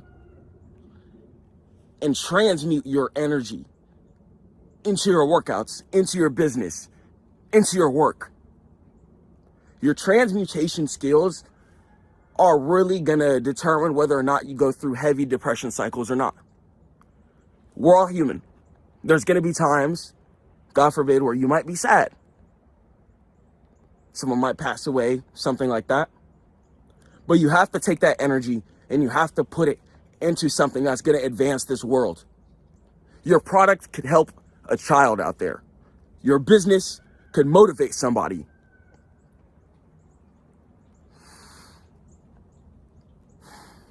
You could change a lot of stuff on the planet, but it's not going to happen if you keep those ideas inside of you. It's not going to happen if you're sitting playing video games, eating junk food. It's not going to happen if you're scrolling on Netflix. Get to work. I'm going to catch you guys at stackmode.net. At the Stackmode Network, you guys can join the group. Updated courses is going to be constantly updated year after year. And I just want you guys to succeed. You guys can get the Stack Finder tool, all the business softwares I'm working on as well. I teach you guys how to code, use AI. And I just want you guys to get this money. I don't want you to fall into depression. I want you to succeed. I really care about you guys. I'm going to catch you in the next one. Peace. Investing, trading, all of it is forever, guys. So I want you guys to think about plants for an example. What do plants need? Water, sun, good soil, consistency, consistency, consistency, and you'll get the plant that you want. Whether it be a beautiful rose bush, a giant oak tree, a blueberry bush, whatever you want. It comes through consistency. Investing is forever. It's forever. Don't think you're going to hop in this game, run up a couple of bands, and then hop out. That's for the quitters. Investing is forever. When you guys hop in this journey, when you guys start hopping on these charts have been around since before I've been alive. I'm 22 years old right now. And before I've been alive, people were trading Forex. People were trading certain stocks, etc.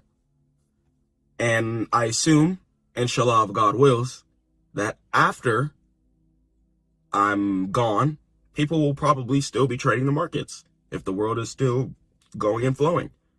So investing is forever. Don't think so quick, so instantaneously, so fast. When I was a day trader, I got consistent. It took me some time, lots of failure in the beginning. And that's why I thank God I'm able to come on here and coach. I'm so passionate about it. And I'm thankful I get to make some money in the process, of course. I'm here to be fully transparent. Yes, I make money in the process coaching. Yes, I make money selling my trades. But I'm also really, really humble to the fact that I get to help another person learn a skill so they can feed their families, so they can help somebody, so they can pay their bills on time. So yes, I get to thank God, all due to God. Without God, I'm nothing personally. So thank God. Thanks to doing this, I get to coach you guys, make some money in the process. But I also want you guys to avoid a lot of hardship that I've gone through. And one of my students on a call that I was just on the other day, actually really told me that. Well, he laughed. He was like, I'm thankful you went through it. And I'm like, I'm thankful too. Like, for real. Like, it sucked going through it at the time. But now being able to tell you guys certain things like, hey, you might not want to get in at all-time highs right now because you're probably going to get dumped down on. So being able to tell you guys little tidbits and stuff like that, or, hey, market's dumping right now. You might not want to be in along. Let's wait till buyers step in. Being able to analyze certain emotional factors based off of anxiety, rushing. And I understand why people want to get in and rush trades. You're trying to touch some money on. You're trying to touch some money on. I'm trying to touch some money on. We're all trying to touch some money on. Okay? You're not alone. You are not alone. I promise you, you are not alone. You're trying to touch some money on. I understand. But in order to touch some money on, one, we got to pray to God so we can be healthy, okay, mentally and physically, so we can even think, so we can get some money on.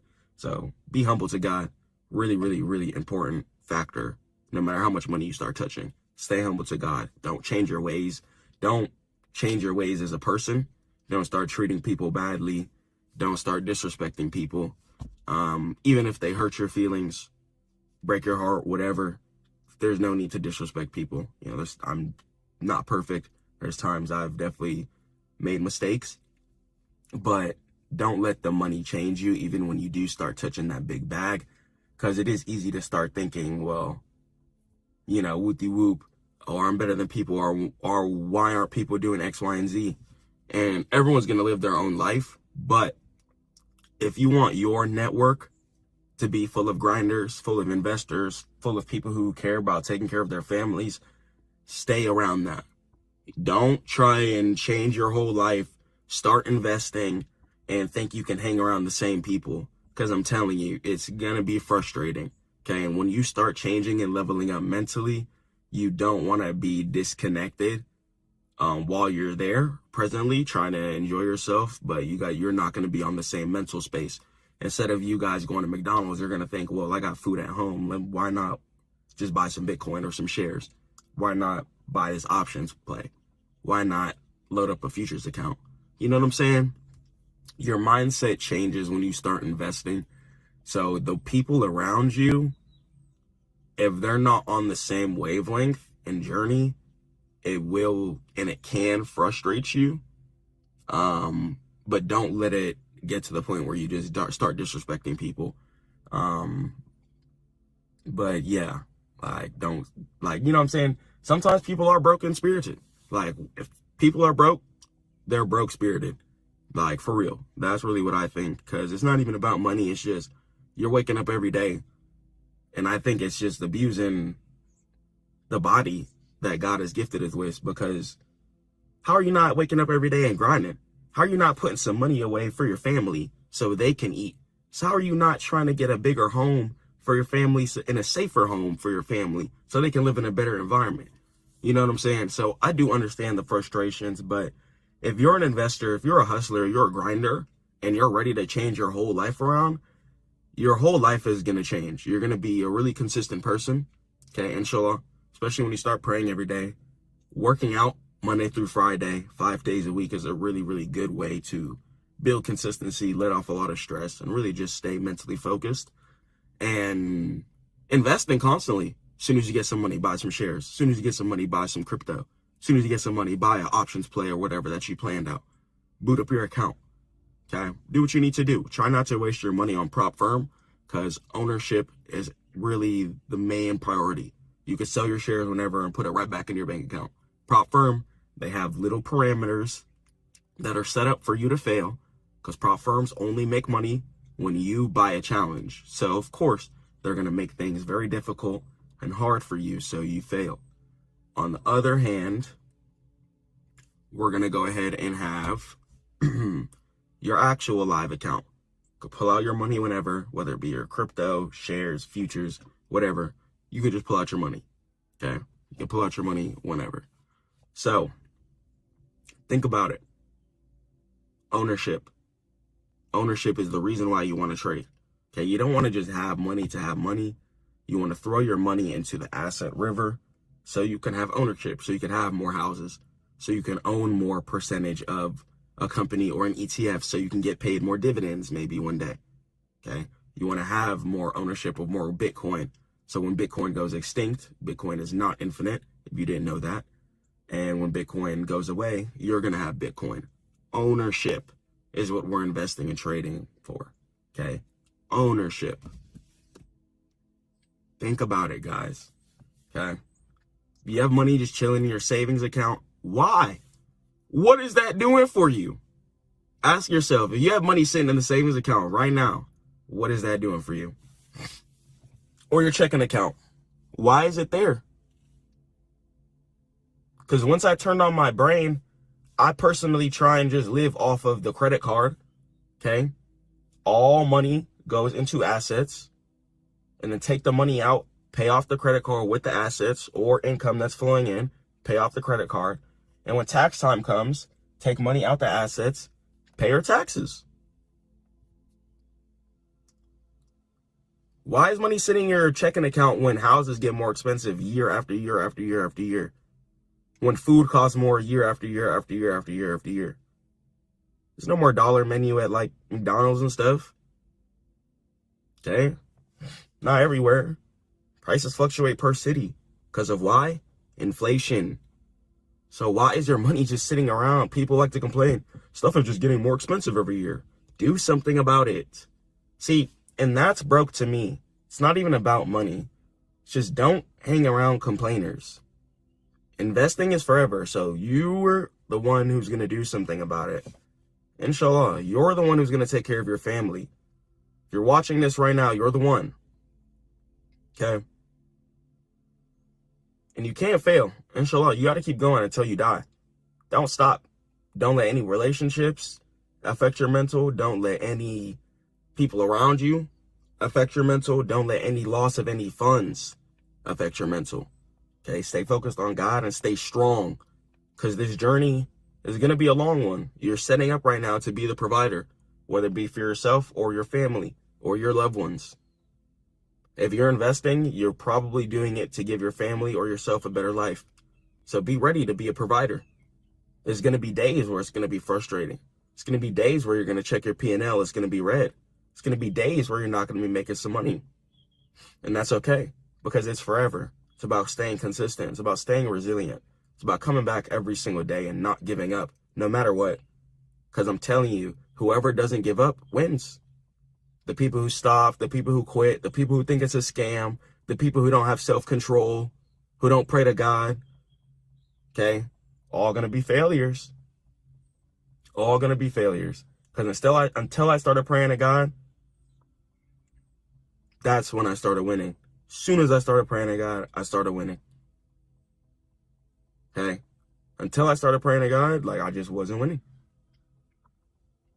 Okay? But then as soon as I started praying, started winning. Started getting healthy. Was able to lose 100 pounds in 8 months.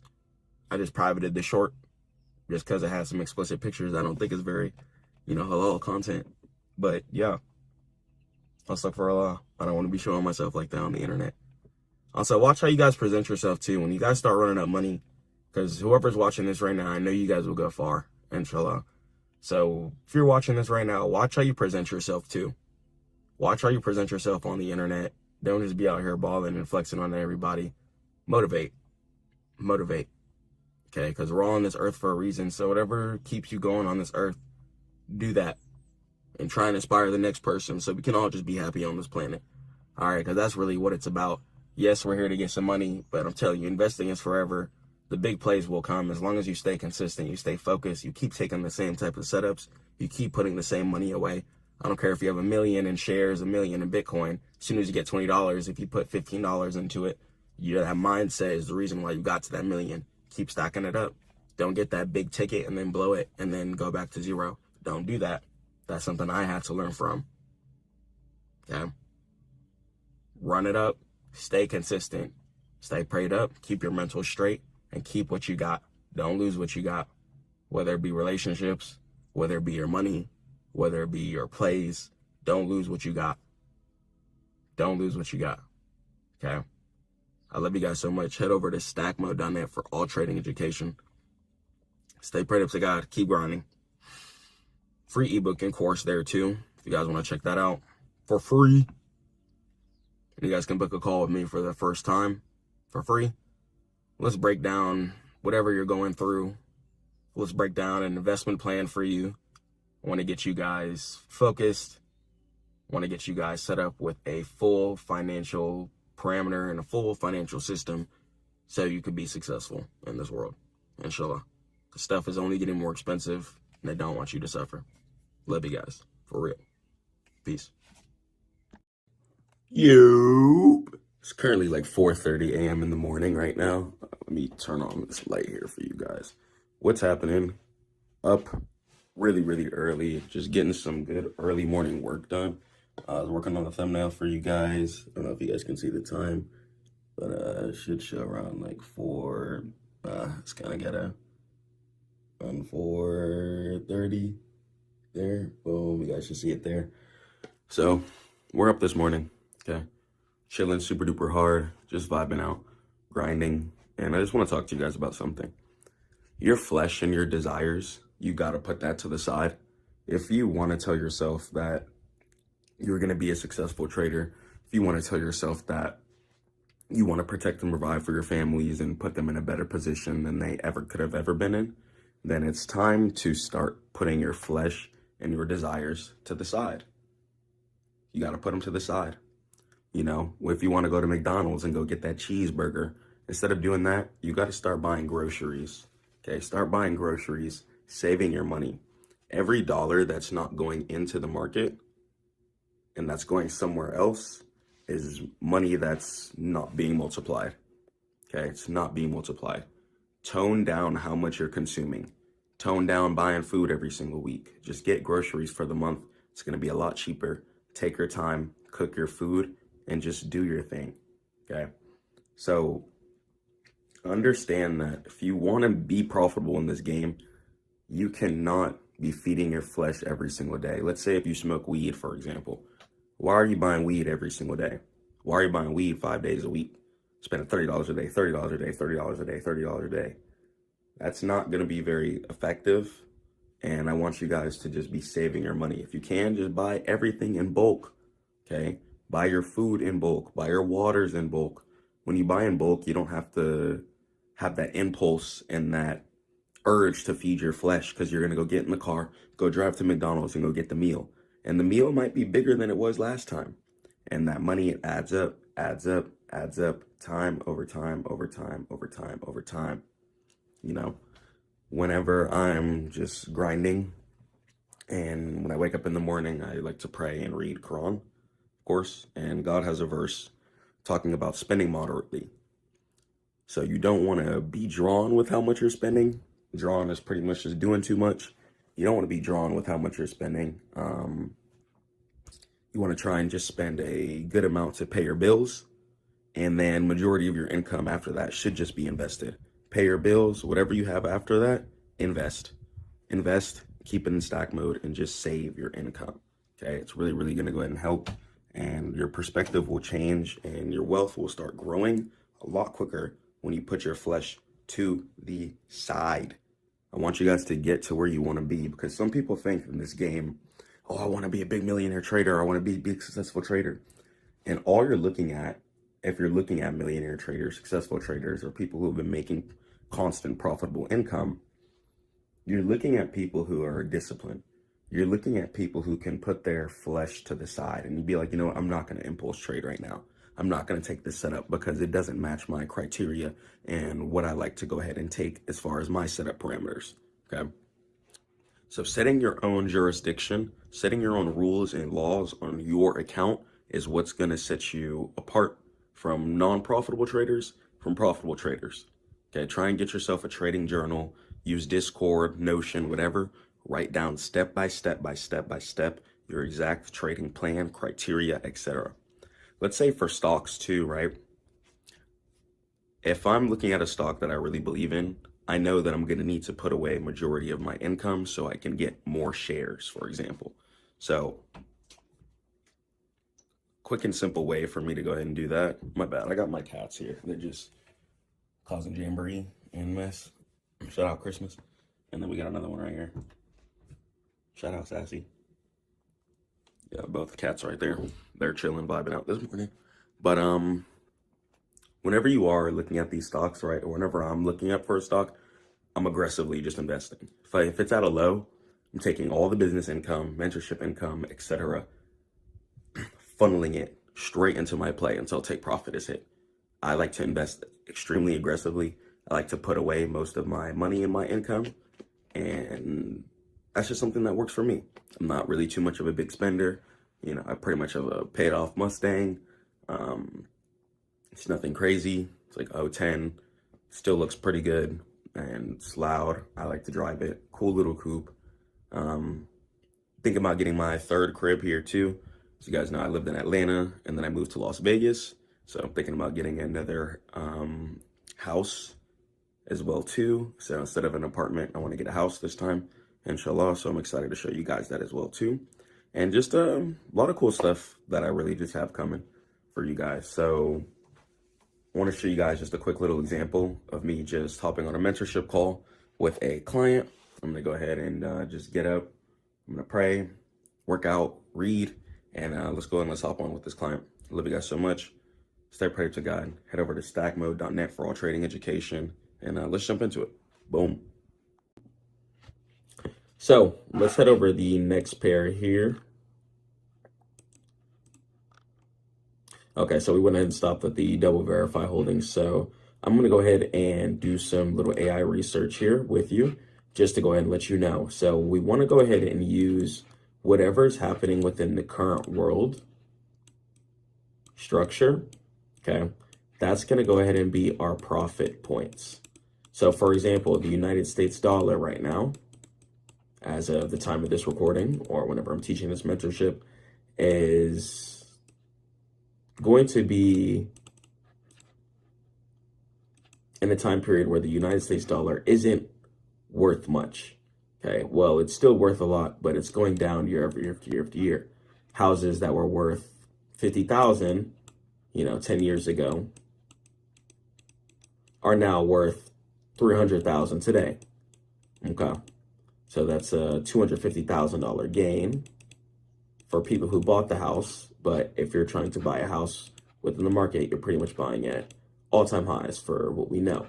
Okay, so keeping things in a perspective like that is what's going to go ahead and change the game.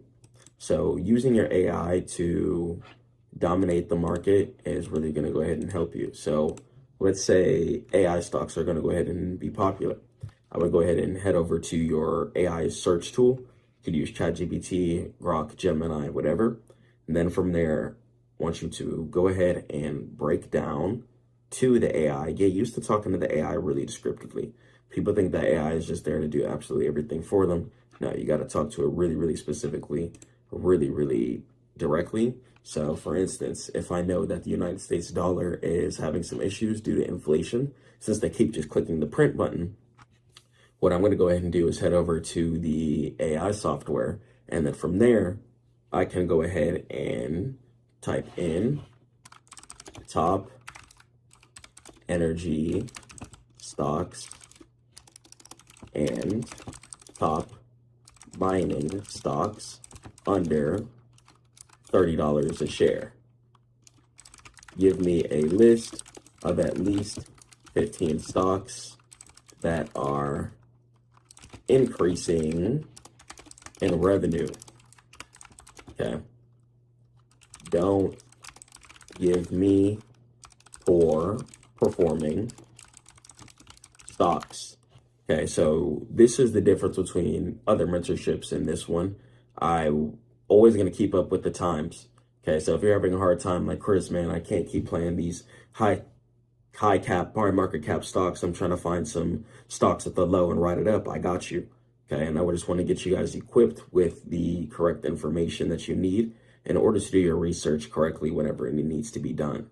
Okay, so let's go ahead and let's wait for the list to go ahead and compile here. And while you're doing that, have your trading view open. Be ready to, one, start on your higher time frames. Of course, when we're analyzing everything, we want to go from the weekly time frame to the daily time frame to the 4-hour time frame. Okay, so from the weekly to the daily to the 4-hour, each of them are going to go ahead and be imperative for our success. You want to be playing your higher time frames. Your higher time frames are going to be where your institutions are going to be looking at too, such as your hedge funds or individual people with a large amount of orders or capital. Okay, your higher time frame analysis is going to be absolutely everything. And just living on the 1 minute and scalping, it's not going to turn you into a billionaire or a millionaire. It's about really taking your time, catching the right trades, and positioning yourself. Okay, so waiting for the AI to go ahead and generate here. And as we do that, let's go and let's talk about some things. So the reason why I asked the AI to look for stocks that are increasing in revenue and not to give me poor performing stocks is because if a stock has been out since, let's say, 1980, okay, and it's still not above like $50 a share, a lot of the times that can go ahead and be a problem. Okay, even the S&P 500 and NASDAQ 100, just raw shares, move quicker than that and more consistently than that. So try not to invest into companies that are not making upwards progression. Focus on companies that are bringing value to the world. Any company that's bringing value is going to be a company that's you're going to be wanting to be focused on. Okay, value. Focus on the value of the company.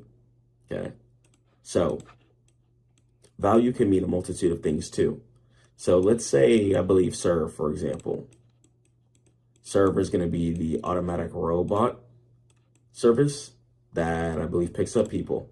Okay, let me go and pull up the chart here.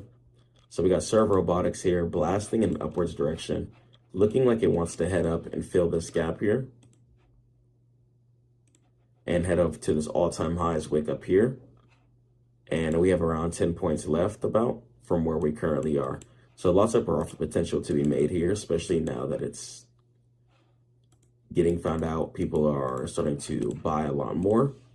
And even just checking serve out here, check out the financials. Okay, so just checking out the raw revenue, just look at 2022. They were only doing 170 or 107,000.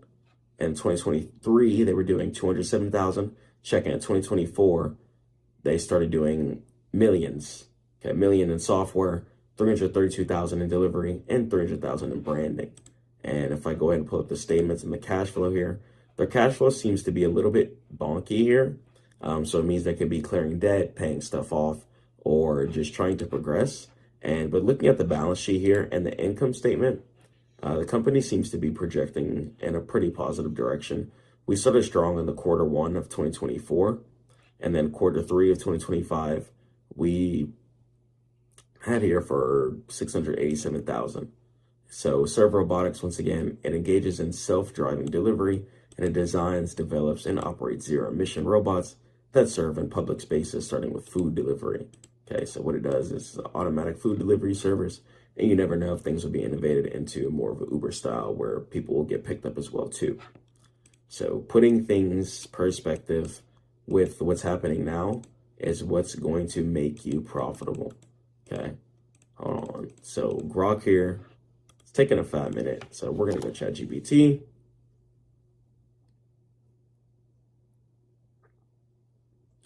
Cool, ChatGPT is a lot quicker. Let's go ahead and let's check out these lists. So we have GeoPark Ltd. So GPRK, it's a South American E&P energy producer with multi-year revenue growth trends and low valuation. So GPRK. So GPRK here looks like it wants to head in an upwards direction. We just recently made this resistance here off the weekly a couple of weeks ago. GPRK. And the thing about this stock, though, it's been around since around the 010s. It's starting to maintain, though. Looks like it wants to maintain this support area right here, which I see is kind of a mirror of this support right here. So it's not just bouncing for no reason. So it wants a support mirror off of this black line right here. So I'm a big fan of that. Okay, big fan of any support mirrors. It's not just bouncing for no reason. So price could want to bounce in upwards direction from here. Profit could potentially be made. GPRK. Let me go ahead and right click it. Let me go through the financials here. So a lot of free float shares, which means that people aren't desperately looking to hold it. Closely held shares is less than the free float shares. Okay, so let me go ahead and go to the revenue here. So from 2018, we're doing around 600 million here. 2024, we're doing around 650, 60 million.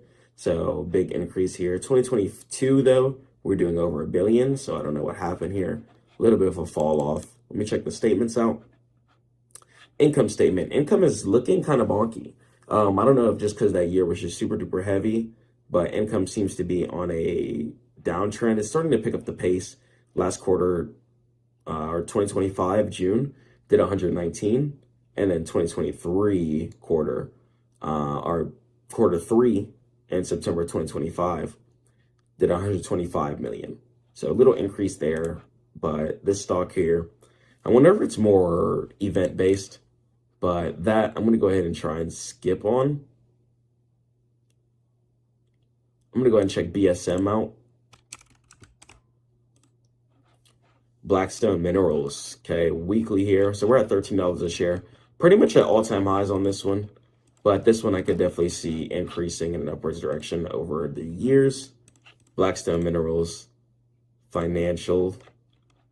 Here, a lot of free float shares, earnings, and revenue here. Let me see, revenue. Revenue could be looking better. Let me check out the stats, statements. Cash flow is starting to pick up the pace as of this quarter.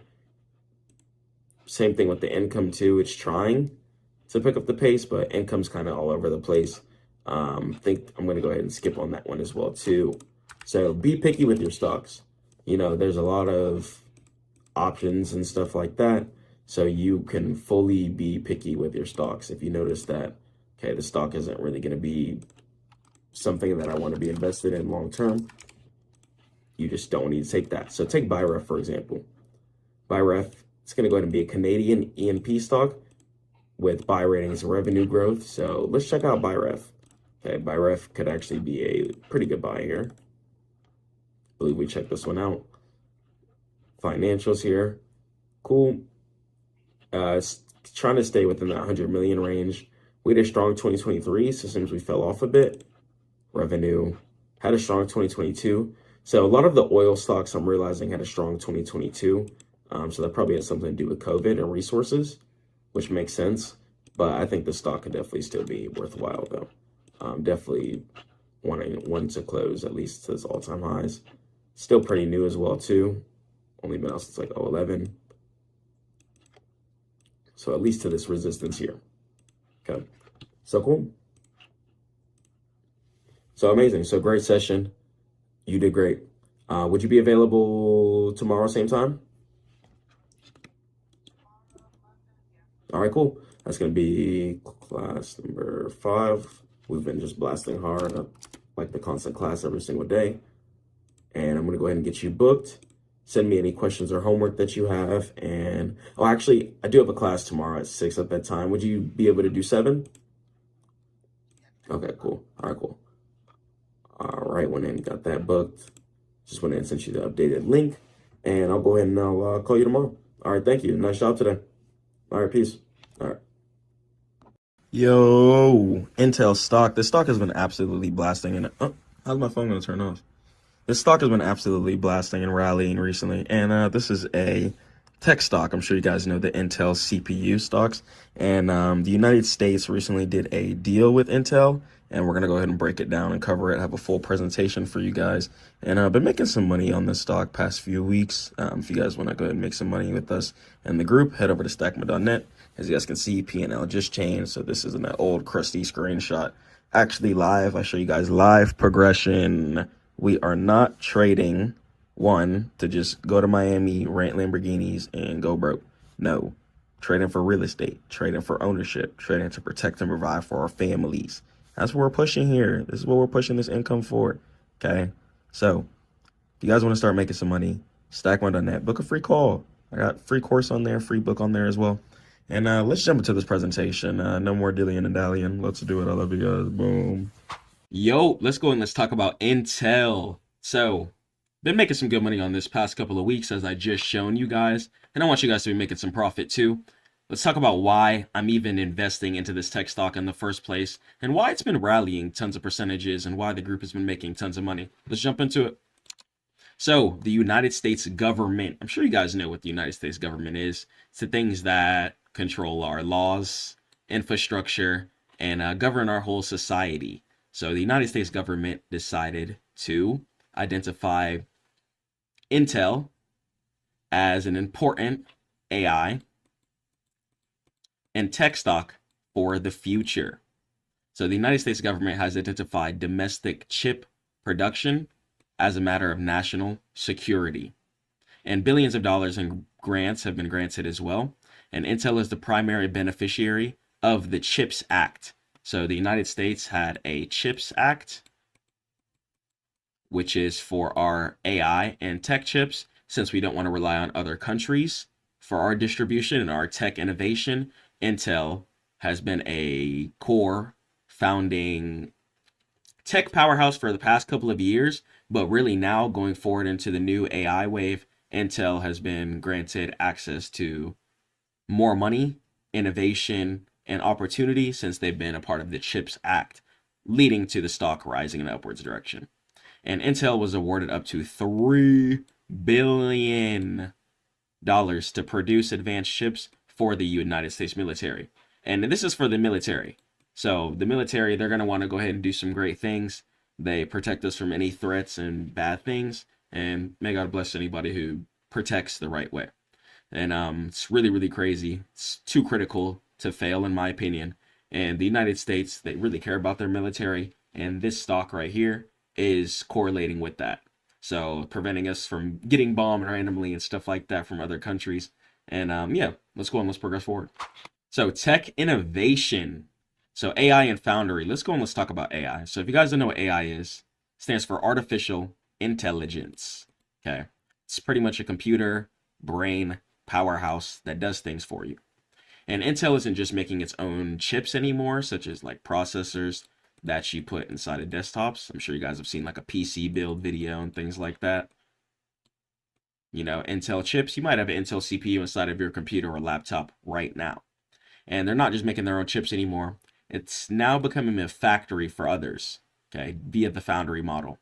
And let's talk about the AWS partnership. If you don't know what AWS is, AWS stands for Amazon Web Service. And it pretty much controls over like 50% of the sites that you use, believe it or not. And it's really, really big right now. So Amazon Web Service, and Amazon chose Intel to produce custom AI chips using Intel's new 18A process node. And the AI PC revolution.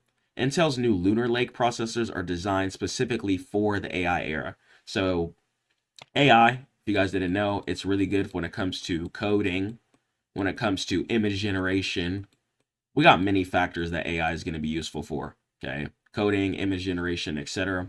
So Lunar Lake processors are designed specifically for that. So we have to keep that in mind as new apps are starting to be developed. We're going to need more powerful computers in order to run these technologies, etc. And Intel is going to be the backbone and the powerhouse in order to front the United States in the first place. Okay. And how I executed the trade in the first place, so it really wasn't too difficult.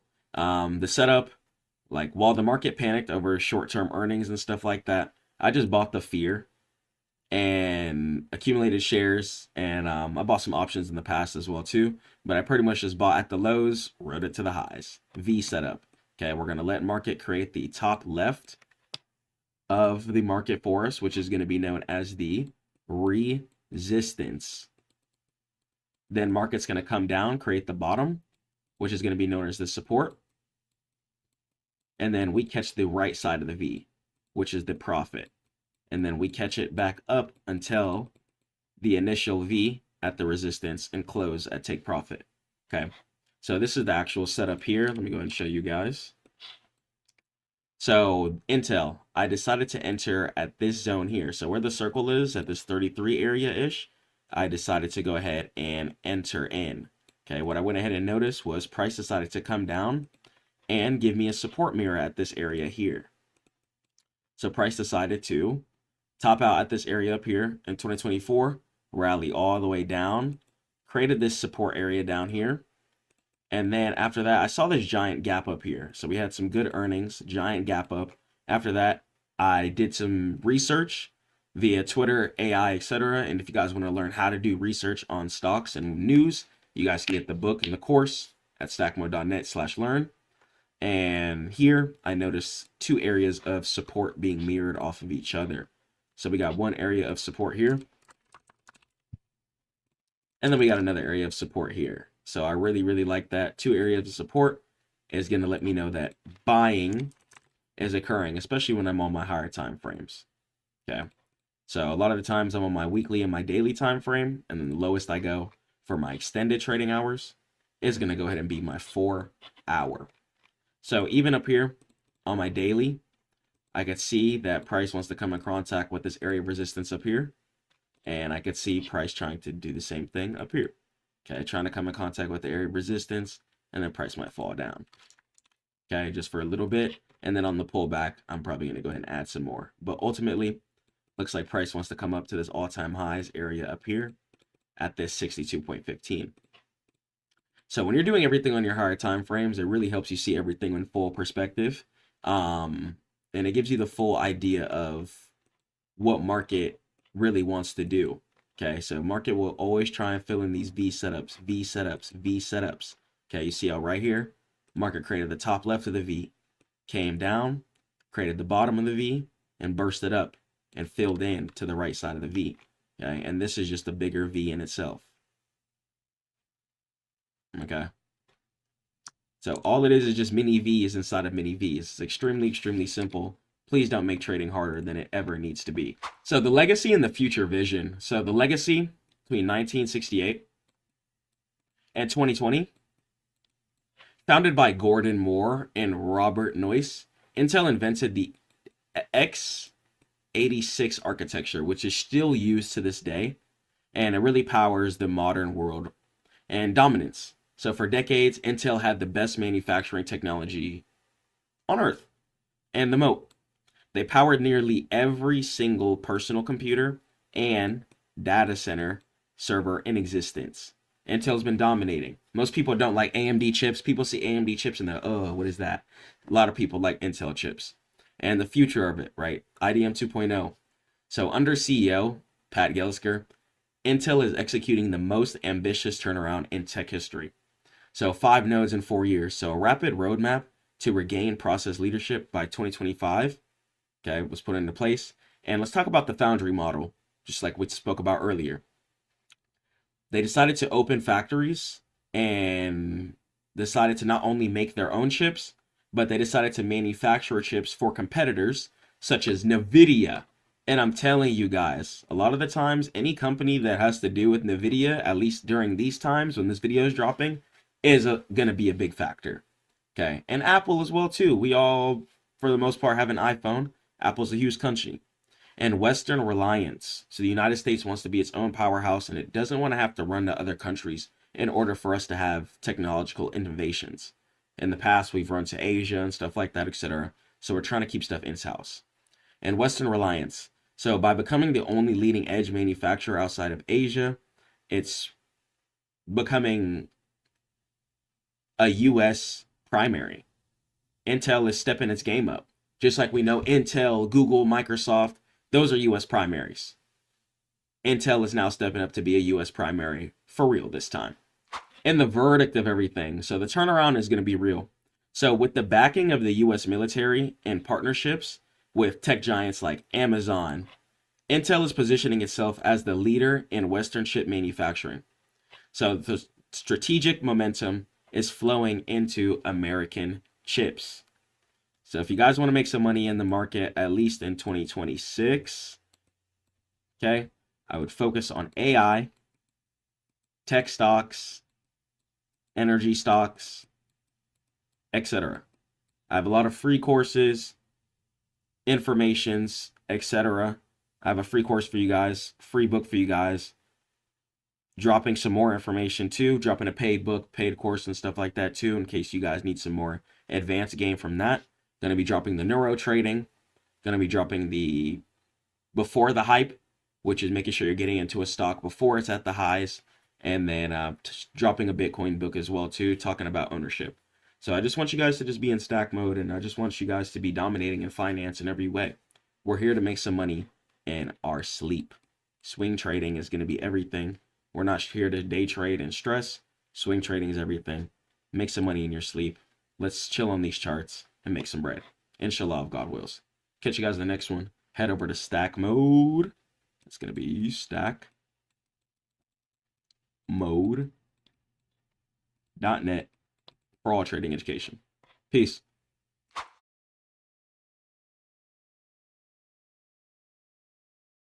While you're working a 9 to 5, others are building 7-figure incomes. And they're not smarter than you. They're not working harder than you. They just know something that you don't. And let me tell you the secrets. I don't want you guys to be wasting your time in this world. While you're working at 9 to 5, others are building 7-figure incomes. And I want you to be a part of that. So let's talk about the great economic divergence. So as far as the reality check, while you're commuting, sitting in meetings, and waiting for 5 p.m. to strike, there's going to be a whole nother section of people who are grinding their business, waking up early in their morning, running ads, and selling the day-to-day products that we use. And those are going to be the millionaires and the billionaires, as well as the people who invest into the houses that we live in. So let's say if you rent your house, somebody bought that house and they're making money off of the fact that you need a place to live. So I want you guys to start owning your life and change your entire mindset. Stop being just a 9 to 5 casual worker and change your whole framework in order to be a boss and a CEO and get into stack mode. This economy does not trade time for money. It trades value for leverage. And as far as a critical question, if you stopped working today, right, ask yourself, how long could you survive? If the answer is less than 6 months, then that means that you're not free. And the way that these job markets have been looking, especially as AI decides to continue to progress and innovate year after year after year, there's going to be less need for less workers. So don't put yourself in a position to where you and your family can't eat and survive due to the fact that you don't want to prepare yourself or set something up. Build today. So if the answer is less than 6 months, that means that you're not free. And that means that you're a well-paid prisoner. And today, I want to teach you how to break the bars and how to actually start progressing. So the mathematical impossibility of wealth via wages. So the ceiling problem. Most people view their income as hours worked by times the hourly rate. And this equation has a fatal flaw. You run out of hours, literally. Even if you're a doctor making $500 an hour, you're capped by your physical presence. You cannot scale yourself. You cannot clone yourself. If you get sick, your income then goes to zero. You need to be making money while you sleep. Until you start making money while you sleep, you're going to forever be broke. I'm going to keep it straight up. Okay, and let's talk about inflation. So inflation, all right, if your salary increases by 3% a year, real inflation is often 7 to 10% a year, which means you're becoming poor by working the same amount of hours. Let's say, for example, at the time of this recording, 4 years ago, a house that was worth $200,000 is now worth about almost $500,000. About 4 years difference, the house gained that much equity difference. You have to be making more money because the dollar is only being worth less every single day. And that's why I teach you guys about freedom money, about Bitcoin and stuff like that, in order to counter what's happening within the world. And let's talk about taxes. Okay. Earned income on W-2 is going to be the highest taxed income bracket. Okay. Business income allows for deductions before taxes. So work income, they're literally able to take majority of your wages away just because you're going to work. And I don't want you guys to be screwed in that scenario or in a position to where you can't feed your family because of what someone else's rules are. And the scenario, right? I don't want you to be in the infinite 30-year loop grind, just paying your bills, still living paycheck to paycheck, not driving what you want, not traveling to where you want, and not doing what you want. And let's say person A, all right? Let's say if they save $500 a month for 30 years, right? And interest, we're not even going to be worrying about that, okay? Interest is something that God tells us is bad, and interest is the reason why a lot of people are still in the heavy debt cycles. So don't focus on interest, no interest. Okay. So person A, let's say they save $500 a month for 30 years, right? Your purchasing power is literally getting destroyed. If you keep your money inside of the bank account, your purchasing power is getting destroyed. You're destroying your purchasing power. I'm just letting you know that. And as far as person B, right? Let's say they build a digital asset. Once then you sell it 10,000 times while you're sleeping, exponential growth. And then you'll only get more popular as you get more views, as you get more exposure, especially as you start building a brand, or even if you're doing a personal brand. The bigger you are, the more exposure you get, the more people see you. Okay, the more then you're going to be able to profit off of your store and make an infinite amount versus just consistently sticking to that hourly rate. Even if you make $500 an hour, you're still going to be capped income wise. And the secret weapon to everything is going to be leverage. So the 7-figure earners aren't working 100 times harder than you. They're using 100 times more leverage. And leverage is the ability to move massive objects with minimal effort. And let's talk about the 4 types of leverage. Okay, labor. Labor means that you hire people to work for you. Okay, very old school and very expensive. That's why the leverage that you need to be utilizing now in order to be profitable is you need to be using AI. Okay, don't focus on hiring people. You can, but I would focus on learning the skills. If somebody could teach you, which I teach you guys at stackmode.net and in the Stackmode Academy, how to use AI instead of hiring people, you're going to be able to save a lot of time, mental health, and you're going to be able to run your company the way you need to. And as far as the capital, using money to make more money, you have to do that. And it requires you to kind of already have some income coming in, and requires you to already be pretty much substantially fine. And capital is going to be really used more once you get to the real estate. So once you do get rich off of content creation and investing into the markets, then from there you'll be able to deploy your money and use that money to make more money and get into the real estate market. And code, software that runs 24/7. Okay, it's the great equalizer. It works while you sleep and it never complains at all. And then media, content, YouTube, blogs, courses, Twitter. Okay, once you have this stuff on the internet, once again, it'll sell forever. You could drop a video 10 years ago, and if people still come and see that video and your website link is in your description, you're going to be able to get traffic from the video that you dropped all those years ago still and be able to progress. And code and media are permissionless leverage. They're the leverage behind the newly rich. And what are they actually doing?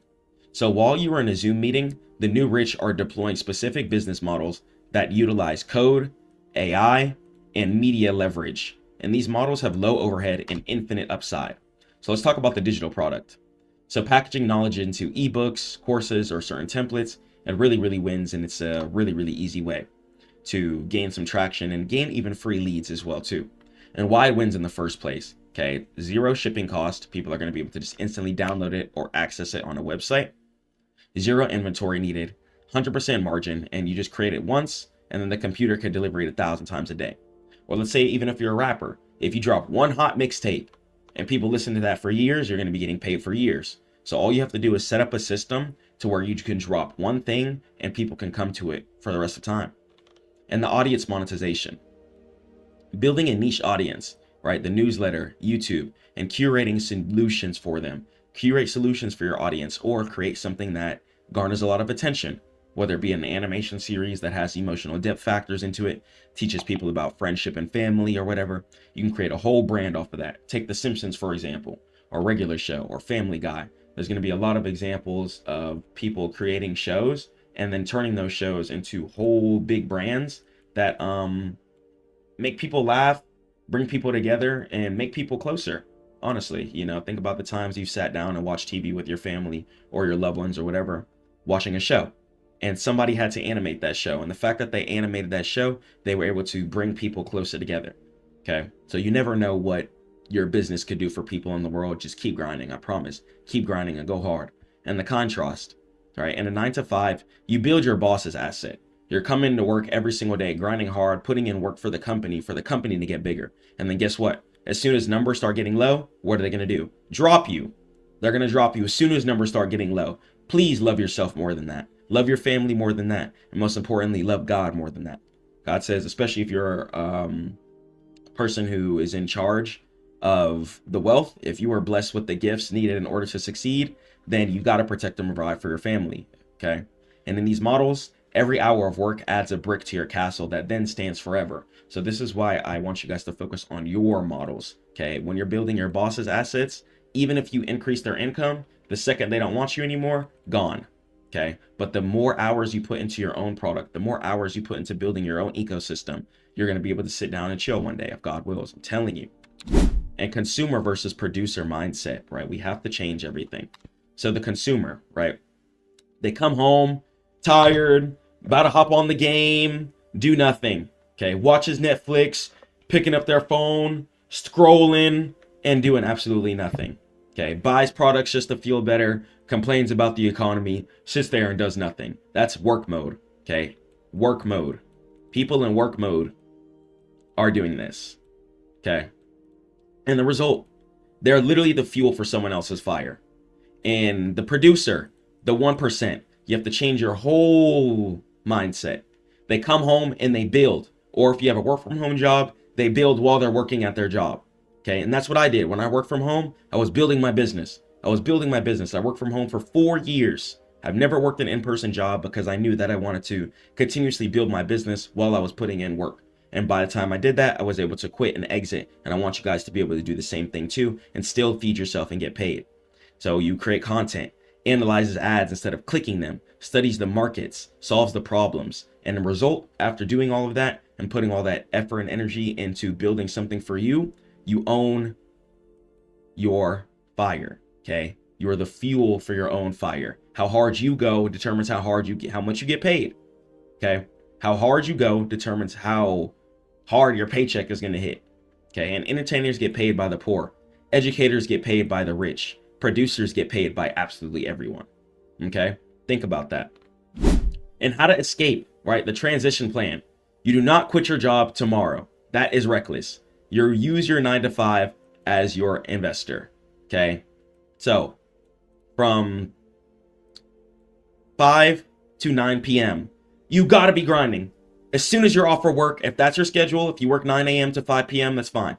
Soon as 5 p.m. hits till around 5 to 10 p.m., grind. You need to put in your second shift.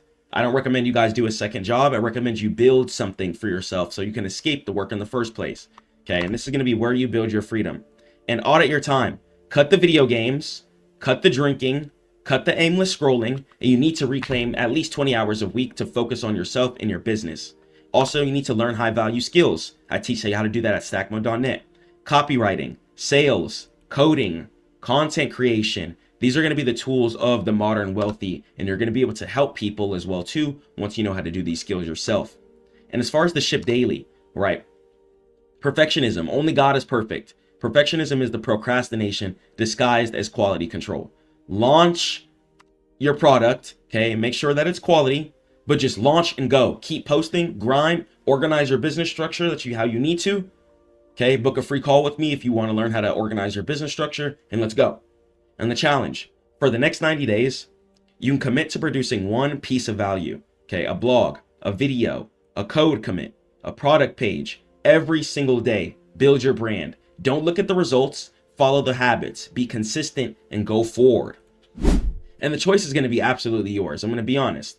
The door to the cage is open. The internet has democratized wealth creation, and permission is no longer required. You can continue to trade your life for an hourly wage, hoping for a comfortable retirement at 65, or you can start building assets today that will pay you for the rest of your life. So it's time to stop watching, start building, and you can learn how to do that at stackmode.net. I love you guys so much. Stay prayed to God, keep grinding, and let's get out of the rat race so we can start living our life comfortably. Peace.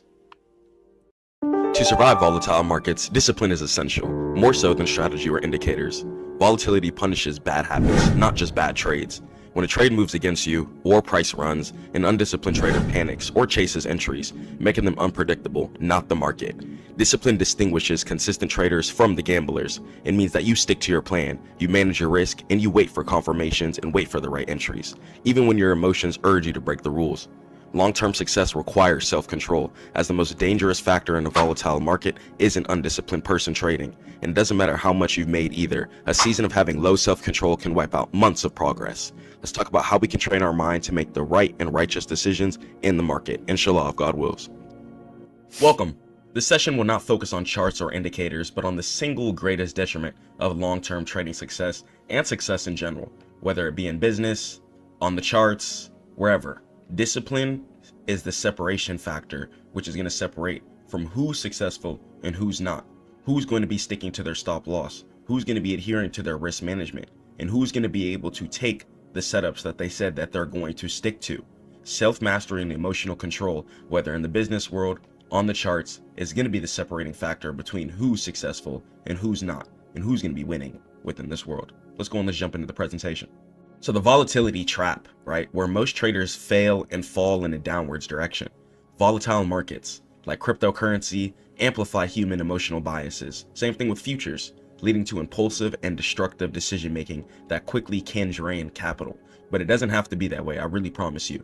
When the market is volatile, it's extremely bearish, which means markets falling in a downwards direction quickly.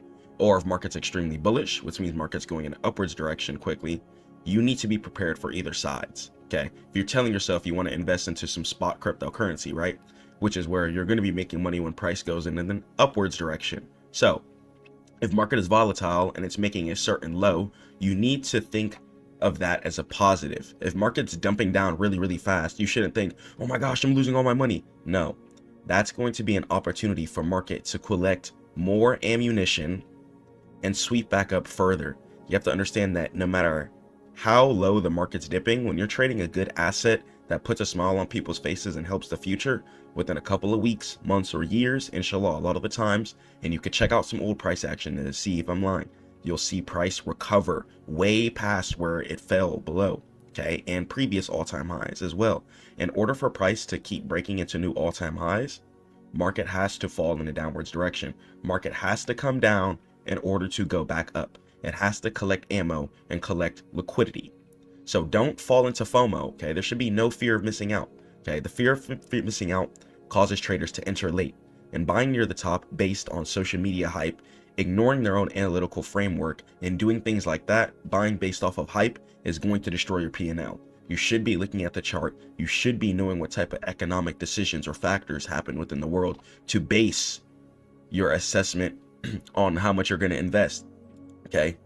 Once the SEC laws started getting passed and Bitcoin started becoming a more government friendly asset, it started going up to new all-time highs. We started seeing 100K plus get passed. So analyze what's happening within the world and on the charts before just making a certain decision, before you just sell everything or buy quickly. And fear, uncertainty, and doubt, FUD, this can lead to panic selling at the bottom during a market correction. Okay, make sure you guys are trusting God. You guys don't need to be panic selling. You don't need to be making yourself lose money quicker than you need to. Sit on your trade and wait for the trade to cook. Wait for take profit to get hit. And locking in losses just before a rebound hits is what keeps people unprofitable. Wait for market to hit your take profit before you close your trades. The majority of you are losing money within the market because you're selling too quickly. You think you're going to hit your take profit overnight, the next day. No, sometimes trades are going to take days, weeks, months. That's why I tell you guys to do everything on your higher time frames. Okay, to remove that cognitive bias from you from the smaller time frame. You need to have your higher time frame bias and understand that the market is going to take months, weeks, years, and days in order to get to where it needs to be. So don't sell off of a quick couple of days worth of price action. Stay on your trade. And two key psychological phenomena drive irrational exits and entries. Okay, trying to avoid loss. The pain of a loss is psychologically twice as powerful as the pleasure of an equivalent gain. Okay, so humans prioritize survival mode, but don't just think losses as survival mode. When you're down in your P&L, don't think that you lost. You only lose your money when you decide to close your trade. Okay, when you exit the trade, then you are going to be out of your money. Okay, until then, market can continue to do whatever it wants. Hey, not saying to sit there and hold trades forever, but a lot of you are losing because your stop loss is way too small. So if you're on options, I recommend your stop loss be the contract itself. Try and buy 1 to 2 years out. Okay, buy a leap contract, and this way you can sit on your contract for some time. Same thing for your shares. Try and hold your shares for some years. There's also going to be some long-term tax benefits for crypto and shares when you're holding your trade for over a year, meaning that they want you to hold for a long time. Same thing with futures too. Don't get destroyed by the prop firm cycle. Boot up your own live account, have enough margin, and hold your trades overnight. This way you can play the real structure, and you're not going to be taking any trade on the block, destroying your account much quicker than you would trying to conform to somebody else's rules, or even worse, trying to make some quick profit. That's never how we want to think on the market. Never think quick in the market. Okay, and confirmation bias. Seeking out only the news and opinions that support a trade that you already entered, ignoring clear signs that the market trend has reversed. Okay, not everyone knows everything. Okay, read the chart and do your own economic decision making when it comes to getting in and out of trades. Okay, and you gotta have a plan. Lay out your blueprint. Okay, if you're a break and retest trader, wait for resistance to get broken and turn into support. Okay, if you're a reversal trader, wait for support to get formed and catch the right side of the V into an area of resistance or support above current price. Okay, have a blueprint. Know what you're buying. Okay, if you tell yourself you want to buy $500 or $1,000 worth of Bitcoin every single month, you got to do that regardless of where the price is, because you're trying to DCA, and DCA means dollar cost average. Okay, stick to your plan. I don't care what you're trading, futures, crypto, options, it doesn't matter. Having your blueprint and developing an ironclad plan that you pretty much never break is going to set you apart from every other trader. Discipline begins before you place a single trade, and an ironclad trading plan removes emotions by codifying exactly when you enter, when you exit, and how much risk you're going to manage. Okay, if you have $1,000 account, for example, right? If you have $1,000 account, you should not be trading with more than 10% of your account at a time, ever. Which means that no single one of your trades should ever be more than $100 if you're trading on $1,000 account. Okay, try and trade between 1 to 10% of your account at a time. This way, you're gonna have a significant advantage in many ways. Okay, make sure you have that advantage. Okay, to stick to 1 to 10% of your account per trade. Do not break this rule. I don't care how much your account is up or down, try not to ever break this rule. And define entry and exit criteria. Your plan must specify clear, objective, technical, or fundamental conditions for both entry and exit. And never enter a trade based on gut feeling or instincts. Make sure you guys have definitive, structured layouts and boxes checked. Be like, okay, market did this. Okay, market did this. Okay, cool. I think I'm ready to get in. and have a rule-based entry. Okay, here's an example. I will only buy asset X if the daily RSI is below 30, for example, or I will only buy asset B if the V formation is starting to form and curl in an upwards direction on my daily or 4-hour, or I'm only going to buy asset C if market hits this certain price and I'm going to buy the dip. Okay, see how you want to structure your plan and stick to it, and stick to your time horizon and review your schedule. Define whether you're a scalper, day trader, swing trader, or an investor. Okay, do you like to trade for ownership? Then maybe you need to look towards crypto and shares. Do you like to trade based off of speculation? Then maybe futures and options are going to be based for you. Or you could take that futures income and put it into crypto and shares. That way you guys are going to be able to get that speculative money based off of your skill quickly, and you're going to be able to take that and put that into ownership. This way you're going to be able to leave some crypto for your family if you ever pass, God forbid. Okay, or you'll be able to leave some things down for the future. Okay, so your future you is really going to be happy that you sat on your investments. So make your future self happy and plant your seed. Okay, think of it like a big tree. You got to plant it. Okay, water, sun, water, sun, water, sun. Okay, that's how you have to grow your account. Make sure you guys are getting the proper water and sun every single day. Okay, rather in real life too, you got to keep your emotions based. Okay, make sure you guys ground, try and get some outside time if you can. It's not good to live like a rat, especially in today's generation with all this technology and stuff everywhere. If you can, especially before the market, if you're a day trader or something, have some outside time, get some oxygen, touch some grass, touch some plants, take a walk, and really work on your mental health. Getting closer to God is going to be one of the easiest ways to get better mentally. Okay, it's going to give you the full layout on how to be a good person here on this earth. Okay, and keep yourself from being mentally sick. Keep yourself from hurting yourself. So when you lose a trade, you're gonna be like, oh, I'm broke, I don't know, this and that. No, you got to relax. Okay, you got to chill. Even when you lose a trade, understand that sometimes you're going to lose. It's how you handle that loss, and it's how you prepare for the loss too. And you must stick to your chosen timeline and resist checking shorter time frames if you're a long-term trader. Okay, don't be caught up on the 15-minute bias if you're on the weekly and daily time frame. Okay, your take profits aren't going to hit as quick as you think all the time. Give it time, let your trades cook, and take your time.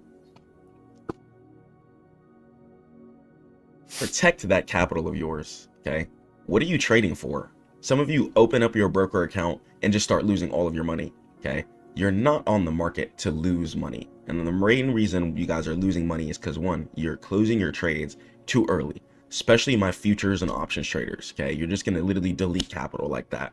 Okay, my crypto and shares traders, you guys are a little more stable. Okay, due to the fact that you understand ownership. Ownership a lot of the times is going to make you profitable, especially when you're owning something that puts a smile on people's faces and helps the future in many ways. And the prime directive, right? Capital protection. Okay, the most important rule in trading is not how much you can make. It almost kind of doesn't matter, but it's how little you can lose and how healthy you can keep you alive year after year after year, month after month after month. Risk management is the mathematical enforcement of discipline. Extremely important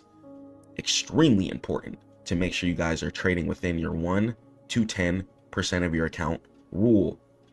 Okay, as you get better, you know, you can increase from 1%, but I recommend you guys even start off with 1% when you're first starting trading. Okay, this is really going to help you guys just get down to the motions of, okay, you know what, take profit gets hit, boom, let me go ahead and do this, let me go ahead and do this. Okay, but as you get better, you can increase it to like 5% and then even 10% at the max. 10% is going to give you 10 trades before you blow your account.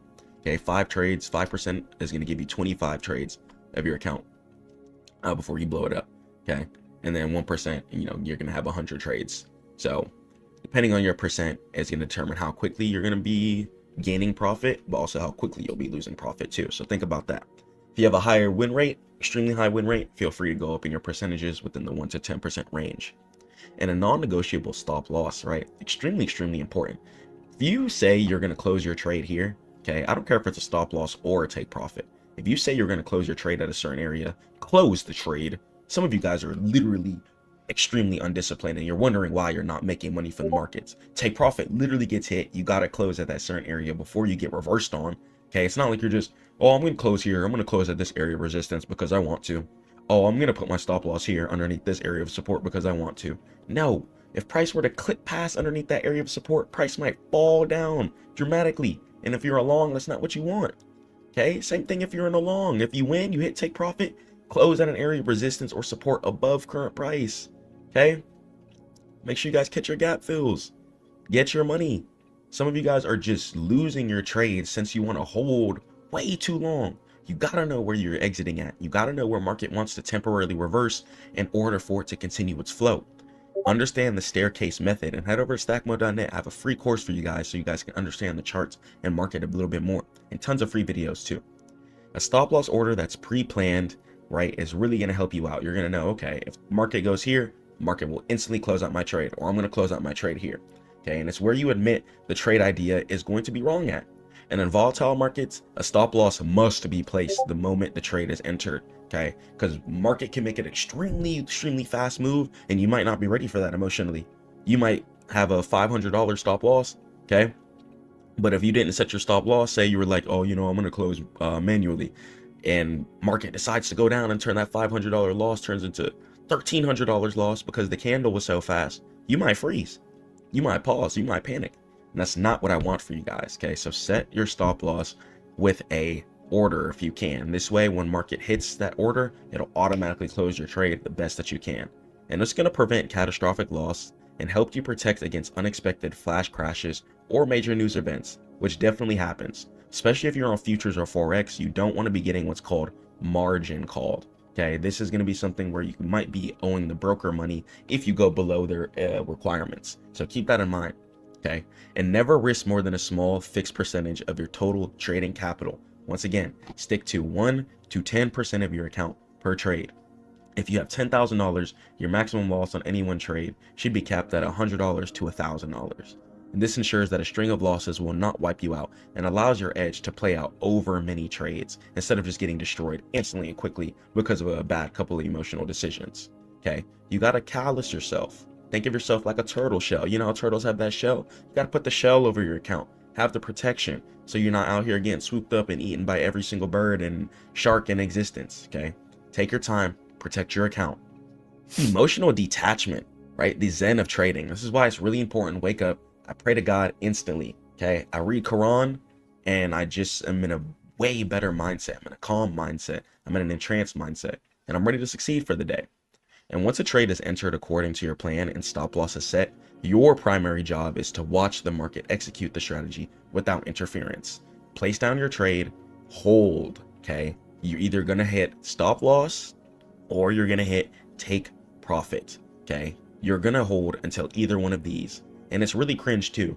Don't close your trade before stop loss or take profit gets hit, because what you're doing is destroying all of the math. You're destroying the risk to reward ratio. Okay, let's say you're taking a trade, right, and you win a 1 to 4.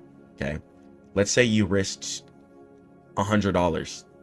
Okay, if you risked $100 and you hit a 1 to 4, that means you would have made $400. Okay, so that's $300 in profit. Okay, so hitting your risk to reward ratio is going to be important for growing your account within a mathematically correct way. This is literally how the math of the market works. If you're making more than you risk, you will become profitable. Okay, you will become profitable, inshallah, if God wills. You have to make more than your risk. If you're risking $200, okay, then you should be at least trying to make $400 at the minimum. Okay, and that's going to be a 1 to 2. Okay, since you're going to be doubling your money within an asset.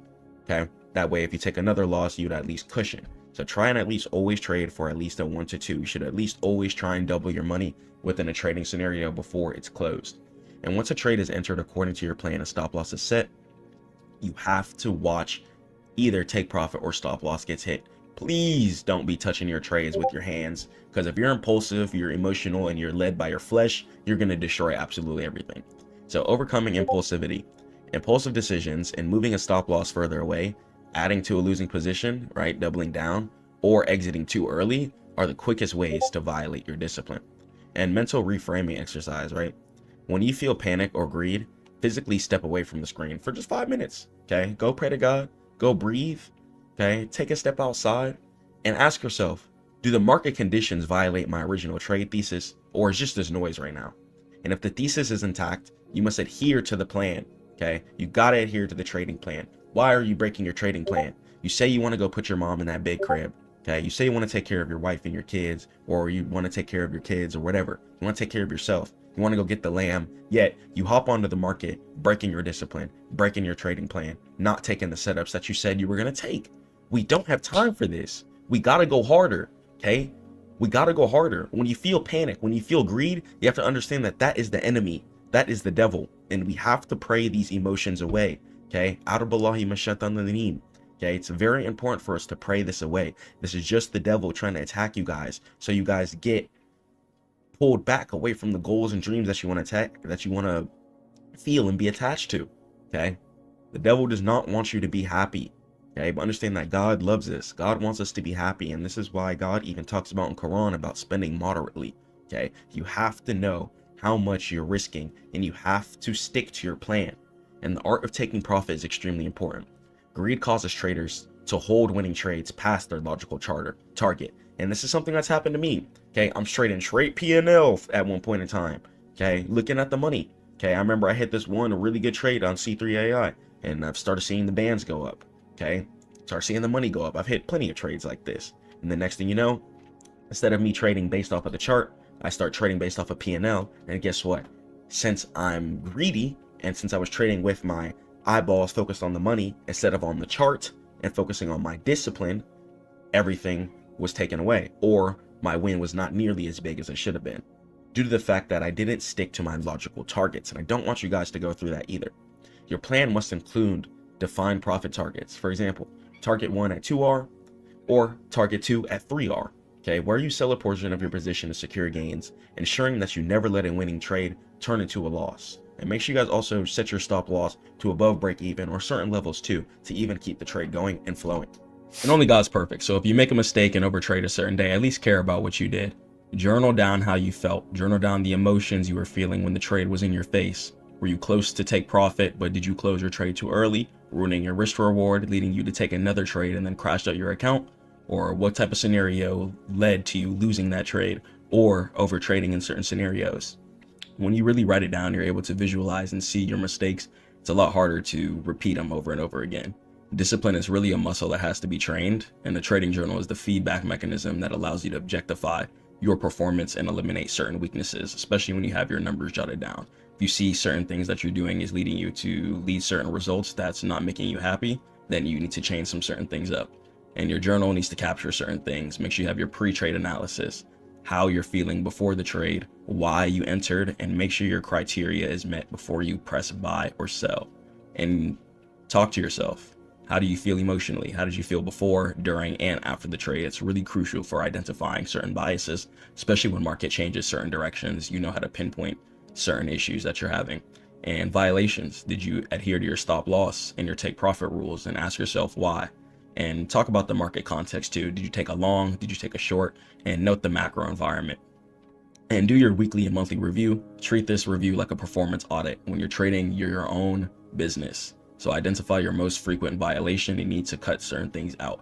If you're constantly moving your stop loss, your issues and strategy, you got to stop being led by your flesh. You got to be way more disciplined than that. If you want to touch that big bag, even when you touch that big bag, it doesn't really matter. It's about keeping it. You're not going to be able to keep it if you keep moving off impulse. Okay.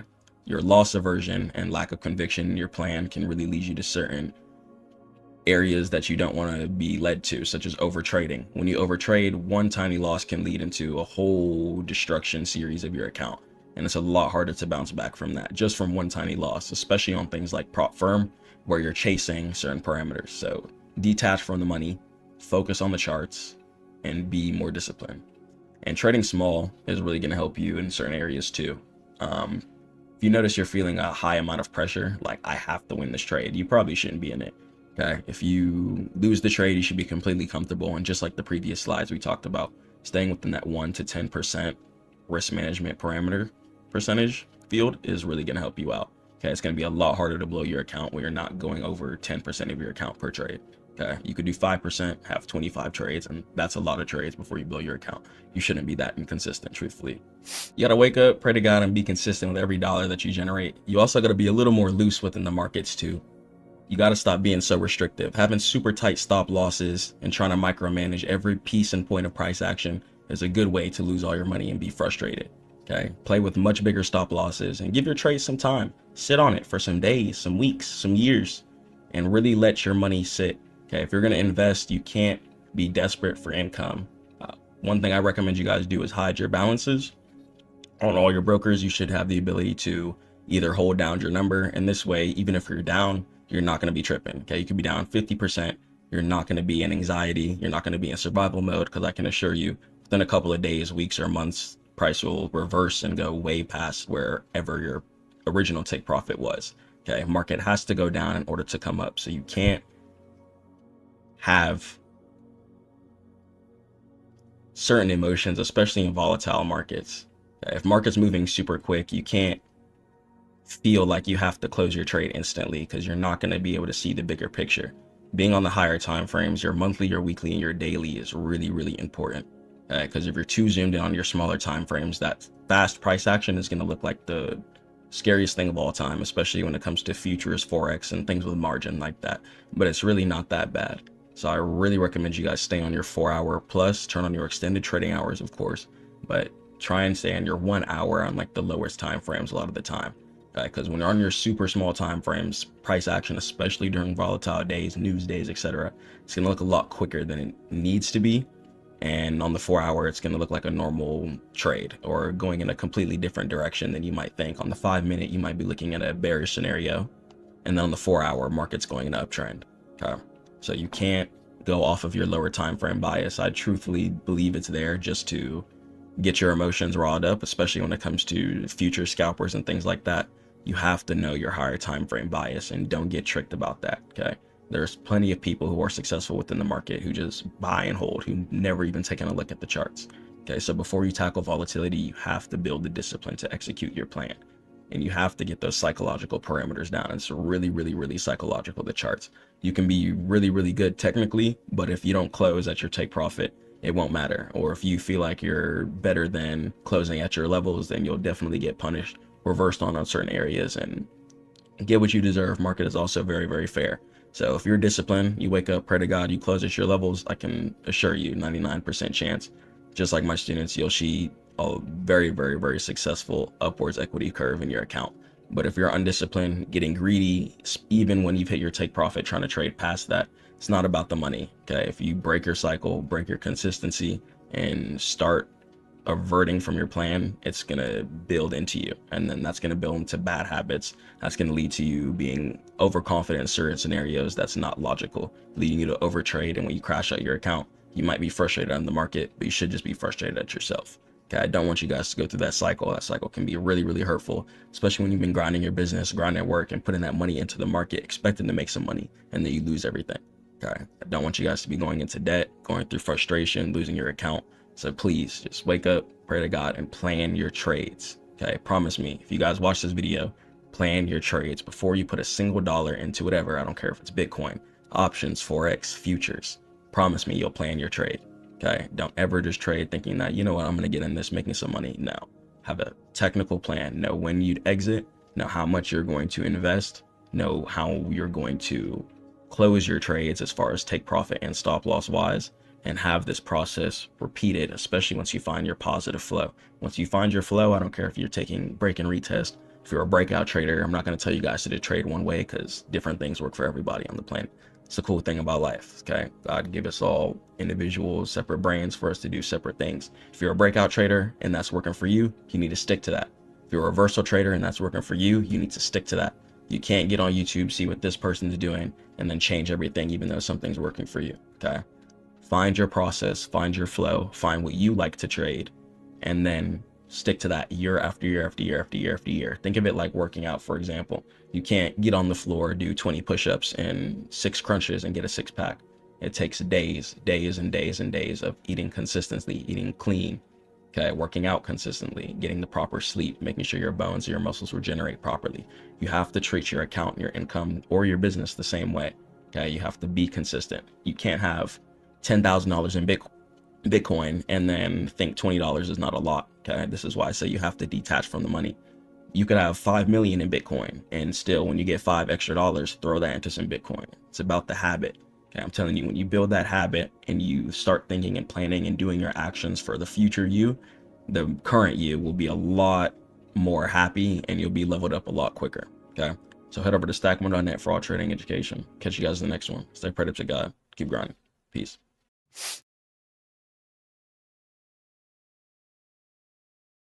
Trading without discipline, you might as well go take yourself to the slot machine. And God says not to do that for a reason.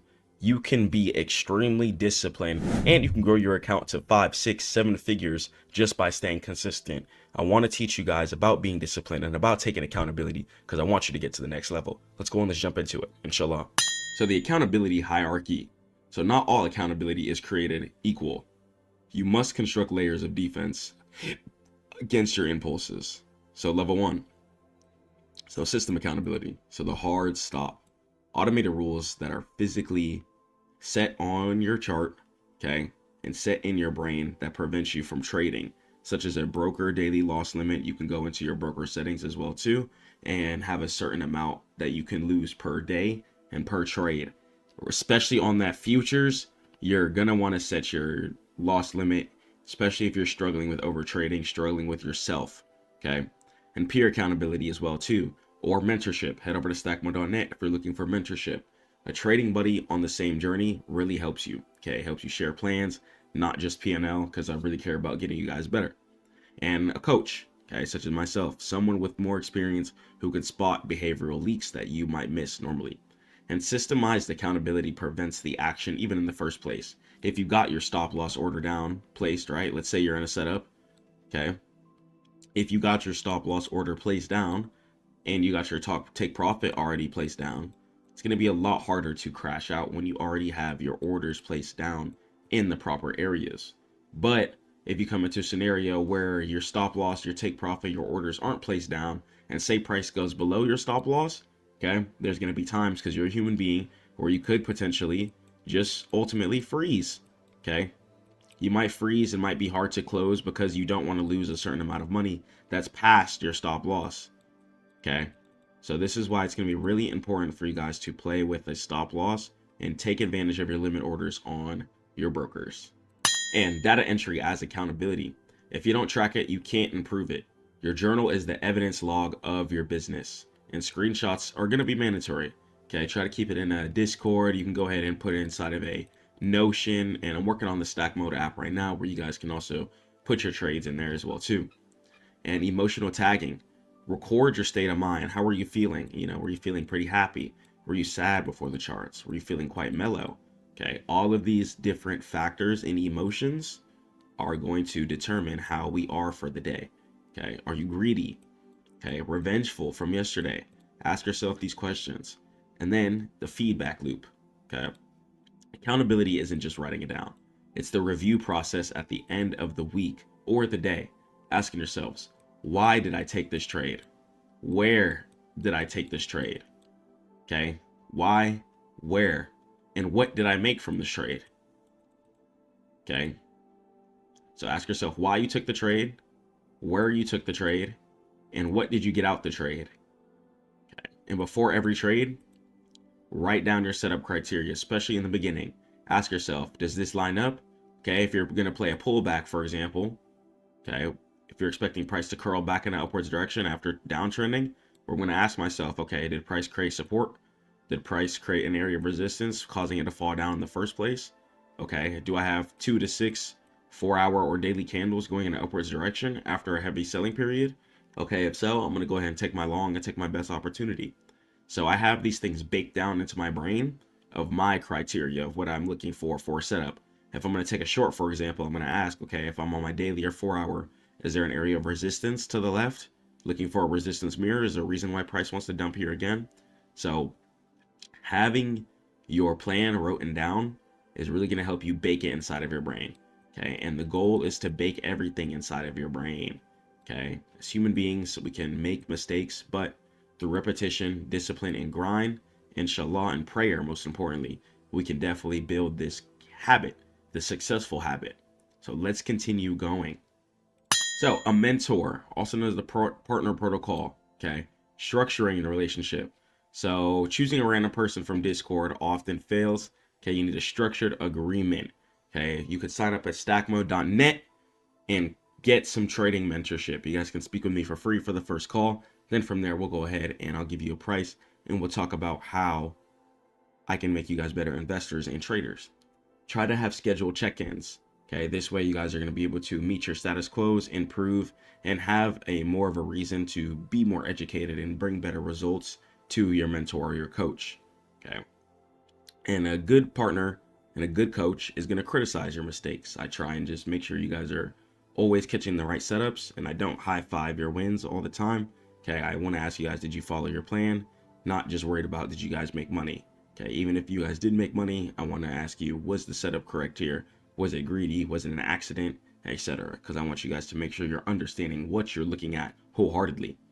And screen sharing. So I screen share my setups, and you screen sharing for me, for example. If you sign up for my mentorship, it really helps you, because then from there, you're not just looking at somebody else mark the setups, you're going to be able to mark the setups on your own.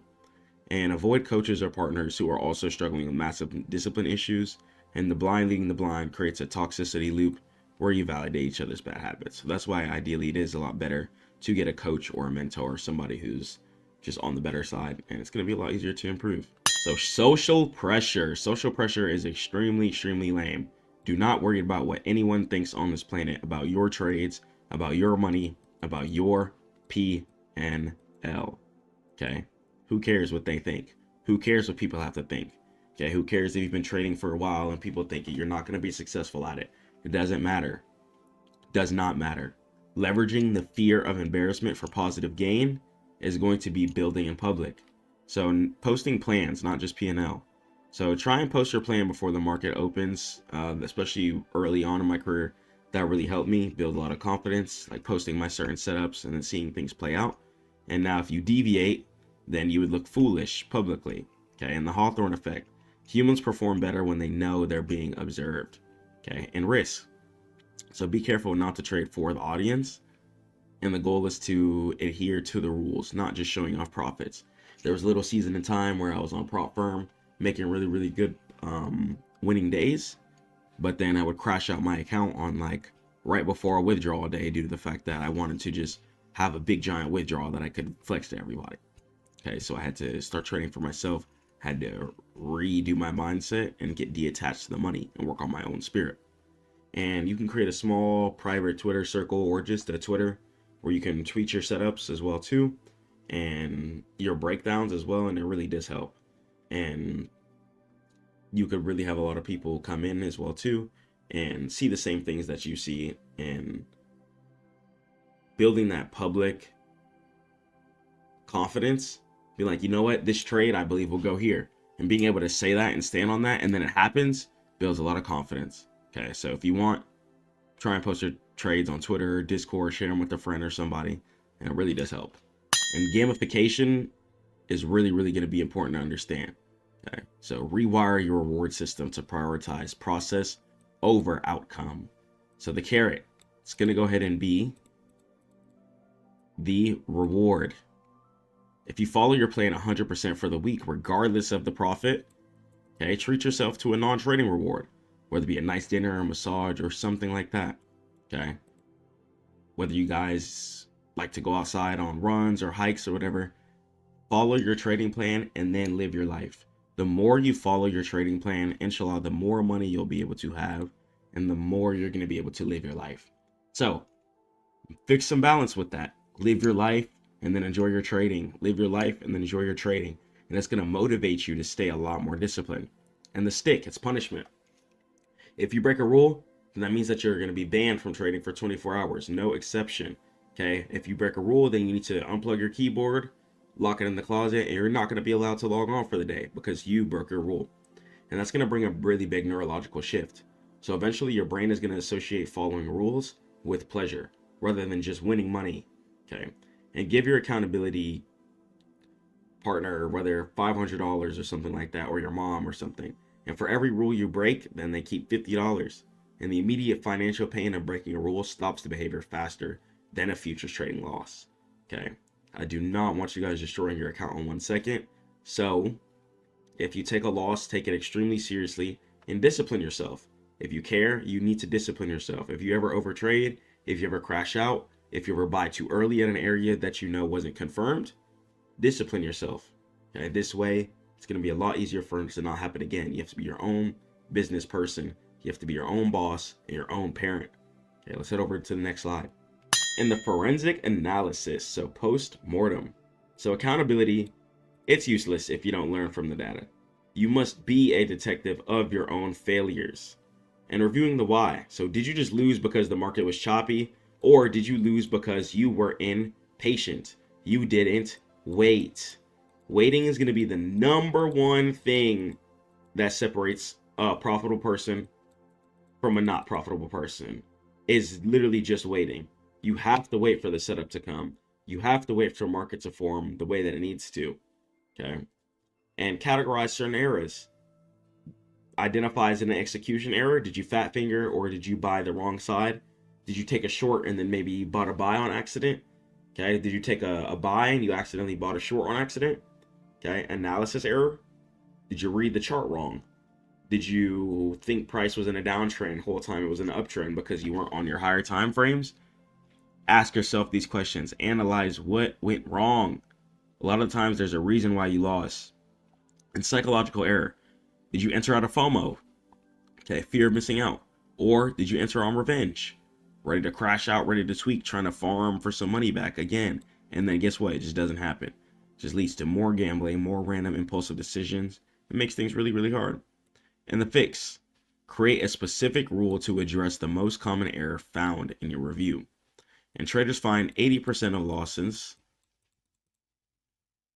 Okay, let's just say a trader finds 80% of losses happen between 12 p.m. and 1 p.m. Okay, that's going to be the lunch chop. And during that time, European market is no longer active as well too.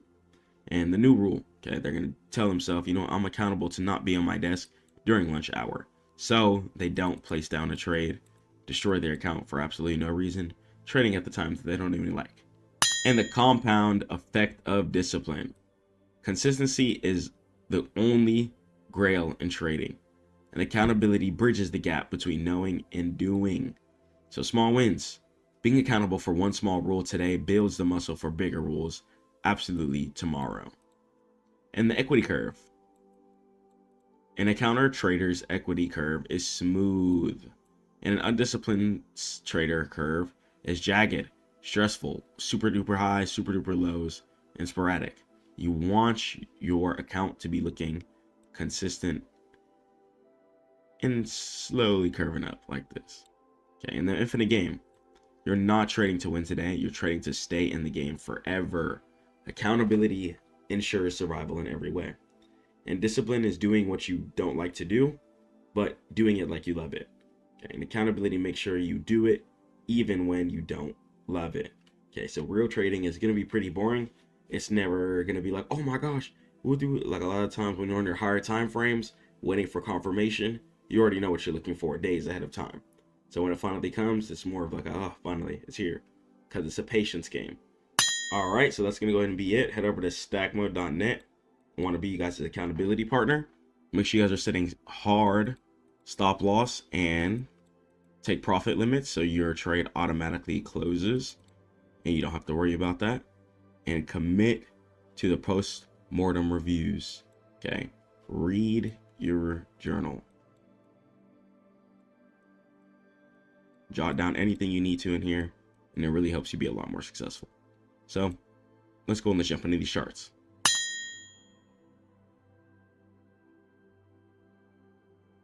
Most people work all of their life and still retire broke, and I don't want you guys to be in that scenario. So let's go and let's talk about how we can change our psychology and be prepared for the future. Let's do it. So we have to rewire the brain for seven-figure freedom. You have to execute your plan. Whatever ideas you have within your head, whether it be a software that you've been thinking about coding for some years or months, it's really, really possible now. You have a lot more opportunity with AI. Things are a lot more structured, a lot easier. And understand that wealth is not a math problem. It's a psychological operating system. And you have to, once again, delete your middle or lower class programming. So let's jump into it. So why 90% fail? So the evolutionary sabotage. So we'll talk about the caveman. So for 200,000 years, human survival relied on two things: eating high calorie food immediately and avoiding high risk completely. Your brain is hardwired to literally prefer a guaranteed comfortable $10 right now, for example, over a probabilistic $100 next year. When you try to build, understand that you're fighting your own DNA. And that's why a small percent of people even win when it comes to building a system, building a brand, building a company. Okay, so you have to restructure your brain for success. So we'll talk about the safe paycheck illusion. So this is why people cling to a job that they don't even like. The bi-weekly paycheck satisfies the caveman brain's need for guaranteed survival calories, even while inflation slowly starves them. So think about keeping your money in a checking account, for example. Say you have $100 within your savings account, okay? Say you wanted to transfer that over to your checking account, okay? So you already have $20 in your checking account, okay? So now you have $120 inside of your checking account, right? So you transferred it from your savings to your checking. You already had $20 in your checking account. So now you have $120, right? Okay, cool. Say is if instead that $100 was inside of something like some stocks instead of something like some crypto. If you're using that $100 as an active income by the time it's transferred to your checking account, instead of it just being $100, you could have transferred $500 into your checking account, making it $520. Okay, and then from there you can pay off your credit cards, pay your bills, do what you need to do from your checking account. Okay, so it's about structuring what you need and keeping your money always flowing within a constant asset river is what I like to call it. Keep stacking your assets so then your cash flow you're not even going to have to worry about. The more assets that you stack, the more you're not going to have to worry about chasing that active income when it's time to pay bills, when it's time for you to execute on certain things, or when it's time for you to recover if a bad situation occurs, God forbid. Okay. So look, your money is pretty much being slowly eaten alive when you just keep it sitting within a checking account. Don't stack up cash, okay? Don't stack up cash. There's pretty much no point to stack up cash within a checking account. Put your cash to use. Put it inside of stocks. Put it inside of crypto. Buy some cars. Start doing rental businesses. Start buying houses. Put them on Section 8. Buy some multifamilies. Get a plane or helicopter. Start a business with that or rent them out privately, okay? Start putting your cash to use because you have to understand that the government does nothing but print.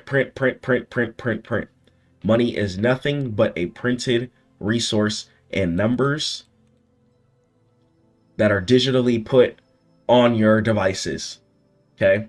When you load up your checking account app, the digital numbers that are there, and it's just money, physical, paper dollars, was just a piece of paper that was printed out of a machine. At the end of the day, that has a little bit of jurisdiction because it has a seal and a stamp and a person on it. So understand what money actually is and understand that it's a tool. And when you use it as a complete tool, your mindset changes.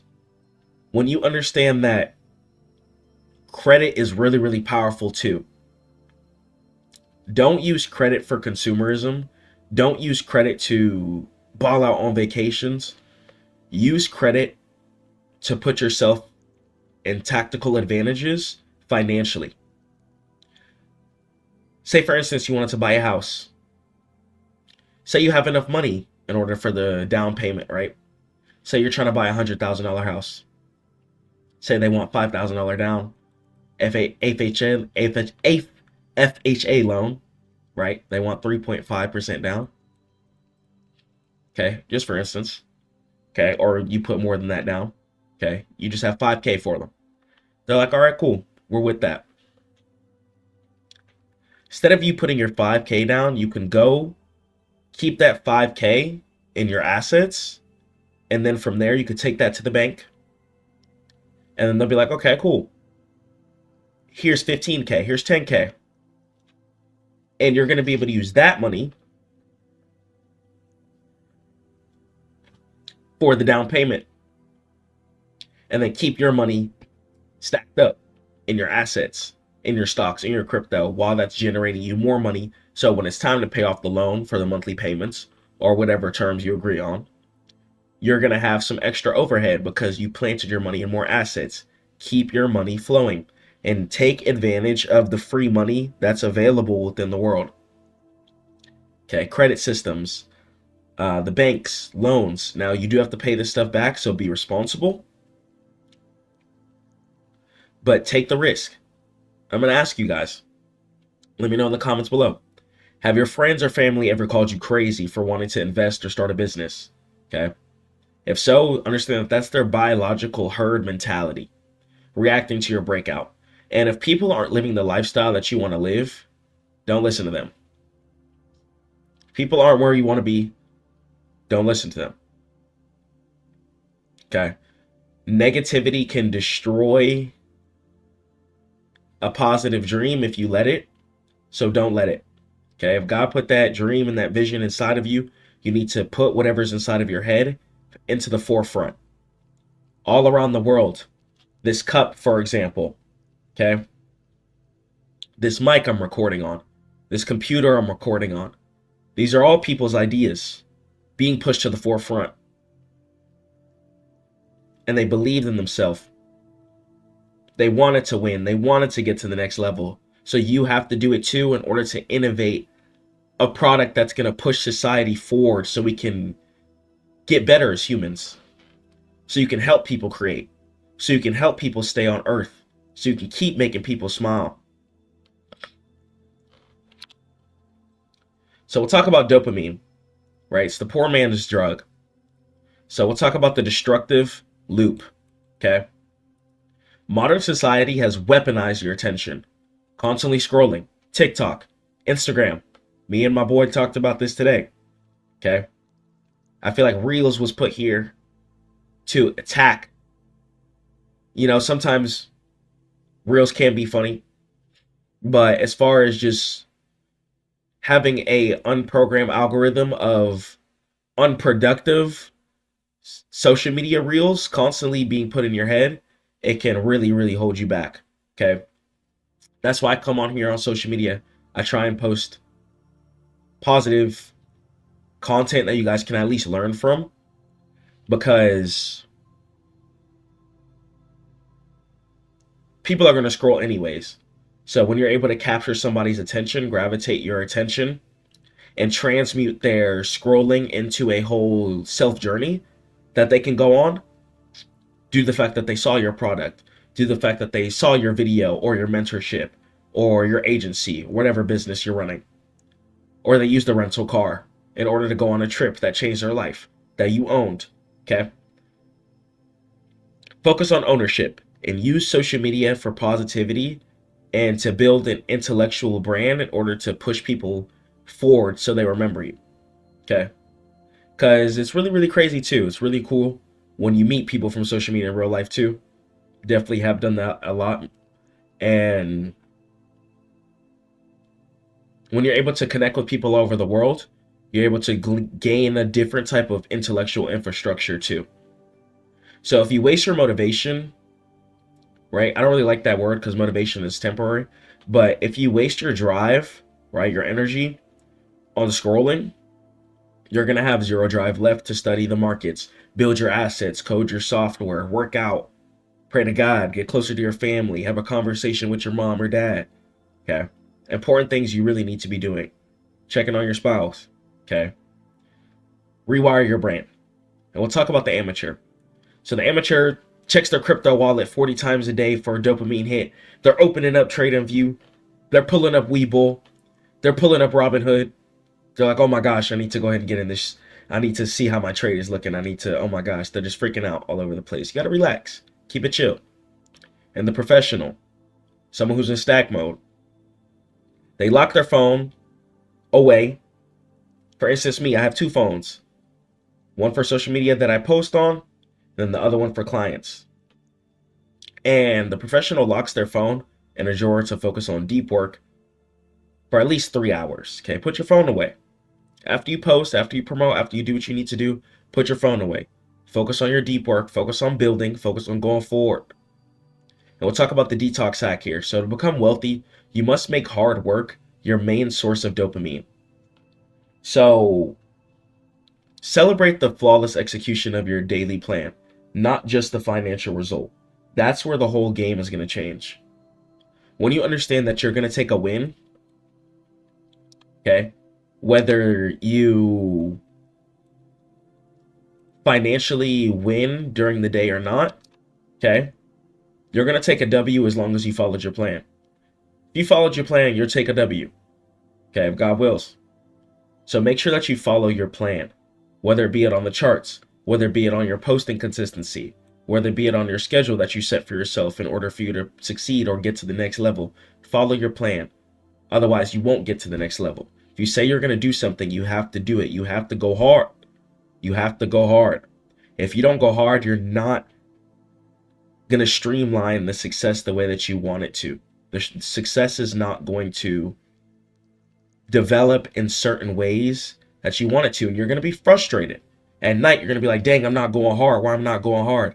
It's a muscle that you have to train. You have to train yourself to constantly record if that's what you want to do, whether you want to be an artist, whether you want to be a teacher, whether you want to be a coach, okay?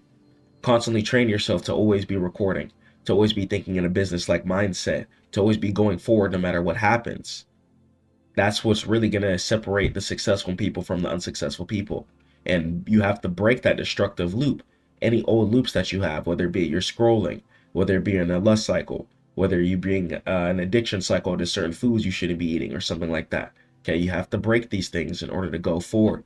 You have to structure your discipline, and the more that you do it, the longer that you do it, the more that muscle inside of your brain is going to be trained. Okay, you have to train that muscle over time. Keep going forward, okay? So, mastering delayed gratification. So we'll talk about the bamboo tree principle here. So a Chinese bamboo tree requires daily watering for 5 consecutive years. During this time, it shows absolutely zero visible growth above the soil, and the roots are expanding underground. You're building your ecosystem.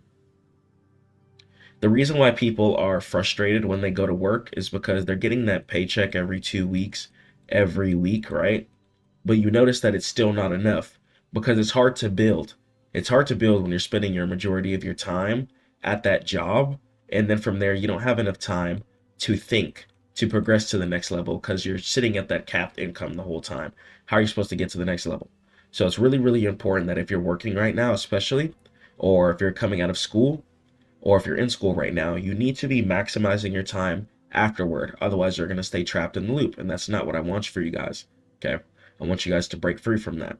So even if you're not seeing financial gains right now, even if you're not seeing wins right now, understand that you're building the ecosystem. Every hour that you put in studying the markets, studying a piece of code, understanding how AI works, and just getting ready for future you, the more that you focus on future you every single day, the easier and the quicker you'll win today. Okay, I'm telling you. So understand that with the bamboo tree, in the 5th year, it grows 90 feet in 6 weeks. Just absolutely sprouts, goes up. Okay, so sometimes you got to go hard. You might not see everything that you want to see right now, but just keep putting in the hard work. Keep putting in the grind. Keep going hard. So the lesson here, the amateur quits in a year, okay, because they see absolutely no results. The CEO knows that they're building the root system, and wealth compounds invisibly before it compounds visibly. Think of your business as kind of like dominoes, okay? The more that you set up, the more that you set up, the more that you set up, okay? And then boom, you're going to be able to have a nice stream or a nice, cool looking animation whenever they knock all the dominoes down, because you set up each one. You set up each one. You got to set up each one every single day in order for you to get that ultimate, yeah, that was cool to look at the end of your life, okay? Keep going hard. Keep going hard every single day. So the ultimate trade-off, understand that you have to sacrifice weekend parties. You have to sacrifice leisure for the next couple of years in order to buy back the remaining 40 years of your life. I don't want you guys to be sacrificing your older years, the time that you should be spending with your family, because you didn't go hard when you should have been going hard. So go hard, put everything else to the side, put everything that doesn't involve God, money, your health, or your family, or your loved ones, just put it to the side, okay? It's all nonsense. We got to go forward. We got to go hard. I'm telling you. So we'll talk about the employee paradigm. So the treadmill. If you stop running, the money stops flowing, especially when you want to be a CEO. If you want to call yourself a boss, you want to call yourself a CEO, you're responsible for yourself to eat. You're responsible for your business. Whenever you stop working, your business is starving. It's dying. You have to feed it.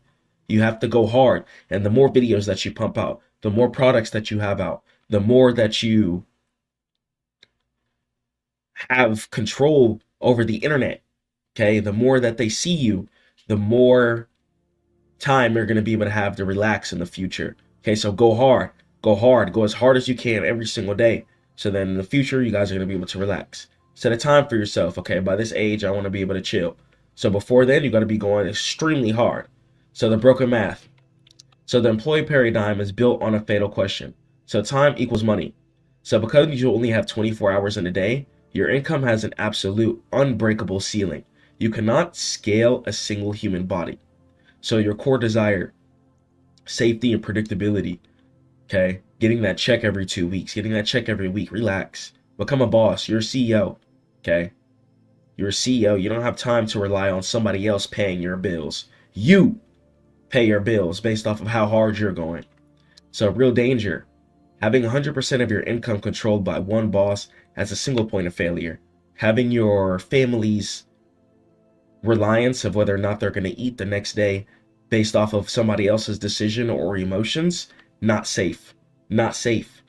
So I understand that you might not think it's safe to start that business, but it's a lot safer to do that than get punished and get destroyed later and be like, dang, why didn't I start that business? Why wasn't I building on the side? Start building today. Right after you watch this, start building today. Join the Stackmode Academy if you need to. Start learning the skills and let's get started. If you already have a brand and it's not successful right now, then head over to CBO Turbo. So the fix here. So you must fundamentally divorce your physical time from your earning potential. Yes, you can go hard. You have time to reach out to clients and go hard, but you need to be also building an ecosystem in the background that's going to make you money. So whenever you do get a lot of views, you're going to be able to make some money. Streamline everything in a smart way. So the owner paradigm. So building the machine. So the owner does not carry buckets of water. The owner builds a pipeline. They use leverage to multiply their efforts exponentially. Okay. And coding software, okay, works 24/7 and never sleeps. Whenever you make a software, you can constantly sell that. People can constantly subscribe. Whether you make a SaaS product, that stands for software as a service, okay, and then you guys can go ahead and make whatever you like, okay. And media content, whether you're making an animation series, okay, you're going to be able to put that animation series on all types of media platforms, Netflix, Hulu, Tubi, YouTube, etc. And then from there, you can make some money while you're on vacation, while you're sleeping. You need to be making money while you're sleeping. You need to try and get to the point to where you can make as much money as you can while you're asleep. And then you have labor as well too. You can buy back your time by hiring others, or you can cut time by using AI as well, which I teach you in the Stackmode Academy, and which you can access at stackmode.net. And the output, right, as far as your effort. So society praises hard work. Digging a hole with a spoon is hard work, but it pays absolutely $0. Owners are rewarded for value output, not hours logged. So you have to restructure what you're doing. If you're posting for viral content, make sure that you have a website. If you don't have a website, head over to CEO Turbo. I'll design one for you. Let's get one built. Okay. So you have to understand that you can't just post or do things trying to go viral. Streamline your views into a system so that you're not just trying to go viral. They're not just doing commercials for no reason. They want you to actually go to their stores. They already have the physical stores there. So build your underground system, and then from there, you're going to be able to have some dominion on the overhead, okay, if God wills. So the transition example here. So an employee fitness trainer trains one person for 1 hour, right, for $50, okay? An owner trainer records a course once, sells it to 1,000 people online while sleeping, and is training people during the day. So not only are they making more money than the employee actively, they're also making that quote unquote passively too. So keep going hard. And that's just because the owner trainer went hard. That's why he's the owner trainer. So you got to go hard. So the investor paradigm, right? So the core truth, if your money isn't making money while you sleep, then you're the one doing all the work. And the ultimate leverage. This is the apex of the wealth pyramid. The investor does not deploy time, and they don't even deploy physical effort. They deploy capital. And the soldier analogy. Every dollar that you own is a little soldier. If you spend it on some designer, right, that's cool sometimes when you get there, okay? But you assassinated your own soldier. You could have put that money into some crypto, into some stocks, into a real estate property, into a car. You have to think progressively. And if you invested into ETF, ETF stands for Exchange Traded Fund. It's pretty much a bunch of stocks bundled in once, okay? You send that soldier to a positive war, okay? They're going to go slay all the bad guys, but you have to fight your desires. And it's pretty much a battle of who can fight their flesh the most. Whoever can fight their flesh the most will be successful. You have to remember that. So the mental architecture of a CEO. So the emotional baseline. So a true CEO possesses a neurological fortress. They do not allow external market conditions to dictate their internal state. So you need to have extremely stoic execution. So you must execute your daily habits exactly on the same day. Otherwise, you're going to lose compound effect over time, okay? And process over outcome. Surrender the immediate result to probability. Focus 100% on executing your edge every single day. Be as consistent as you can, and the muscle will build. You're going to get to the point where you're not consistent. Your body's going to be screaming like, hey, you need to be going hard. You need to be consistent. And second order thinking. Amateurs only think one step ahead. CEOs must think at least like 3 steps ahead. You got to be going hard. So first and second order, right? First versus second order. So an amateur, they'll be like, oh, I'll skip the gym to trade an extra hour to make more money. Right? That's the first order. So the CEO, they understand that skipping the gym will raise their cortisol, which causes brain fog, leading to a tilt trade that blows their funded account, for example. Okay. I know, and not everyone plays funded. I don't really watch you guys on fundeds, but just an example. Okay. If you just put $10,000 into your live account, then it's going to be the same case there. Okay. Your routine, your structure that works for you, that keeps you happy. Okay. Not every day is going to be smiling and rainbows. Some days is going to be rainy. That's cool. Put that money to the side and make sure you're absolutely praying to God every single day, because some days will be rainy, and that's cool. Go forward, stay strong, and don't let things break you down. For example, I'm sick right now. I'm still trying to record. I'm still trying to go hard. Okay, I want to get this video out. I want to make sure these streams are out. I want to make sure I'm getting as much content for you guys out as possible. I don't want to be wasting my time. I don't want to be wasting my ability to transmute my emotions. Okay, whatever you're feeling right now, if you're feeling sad, if you're feeling angry, put that into something. Create the biggest product in the entire world. Go hard. The world's waiting on you. Go hard. The fact that we have the ability to transmute our emotions, it's a real beautiful thing. You know, it's a real beautiful thing, and transmute that into positive things that not only does make you happy, that will bring you success. So you're going to be able to feed your family and feed yourself. So wealth doesn't happen by accident. It's the inevitable mathematical outcome of mastering your discipline, your dopamine, and shifting your identity from a consumer to owner. Once you shift from scroller to poster, that's when things change. And executing with mechanical discipline. And an action item for tonight. Audit your actions. I want you to go to your phone, pull up your phone, and look at how much time you're spending on social media. If you're spending more time on social media than productive time in real life, then understand that you're acting like a consumer. Are you acting like an employee seeking comfort, or are you acting like an investor building an empire? Are you going hard even though you're tired? Okay, because that's really going to dictate what's going to bring the wins to you. Are you going hard when you don't want to go hard? And then you need to translate that to, wait, I'm alive. God woke me up today. I need to be going hard. Okay, so no matter what, go forward. I don't care what you're going through. I don't care how hard of time you're having. Go forward. Try and post the most quality content that you can. If you want to be an artist, post the most quality music that you can. Paint the most quality paintings. If you want to be a coder, put some real time into your software. Make sure all the errors are sorted out. If you want to write copy, okay, make sure you're spending time scanning for errors, making sure there's no spelling errors. Okay, just do what you need to do and go hard. I don't care what you want to do. Go hard. I don't care if you want to make tiles, if you want to sell wood. Go hard. Make sure your wood doesn't have any bugs in it. Make sure it's the most high quality wood. Make sure it doesn't whittle after a bit.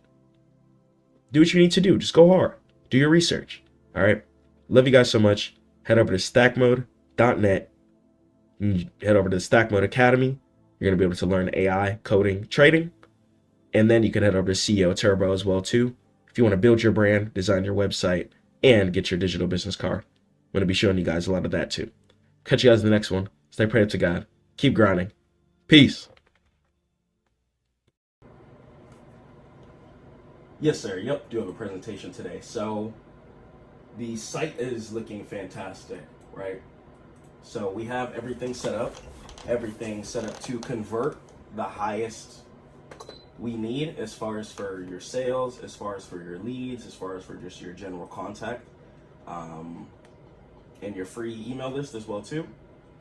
So getting all that to convert, it just comes down to you. So as soon as they click on your page, complete trust is built. Okay, we completely redid the site. It's really, really hybrid. It's animated, it looks good, looks friendly. Scroll animations, simple, clear buttons, and it really represents what you are about. Okay, so now, let me go ahead and start my screen share here. And we're gonna be just talking about really just the brand positioning, okay? And just talking about just the content structure. So everything that you built is fantastic, okay? People like you because of who you are. You're a genuine individual, you work hard, and you take care of your team, okay? So now all we have to do is get that out to the world. So all you have to do is really just keep doing what you're doing, but just show the world what you're doing, if that makes sense, okay? And that's really where the different part comes in when you're creating a whole global organization. Take like Microsoft, Google, for example. You know, they're always running certain ads, hiring different type of interns, always pushing themselves, especially with this new AI wave coming out. They've created Nano Banana, via 3.1. I just saw a new thing they created called Photo Shoot, Google Anti-Gravity.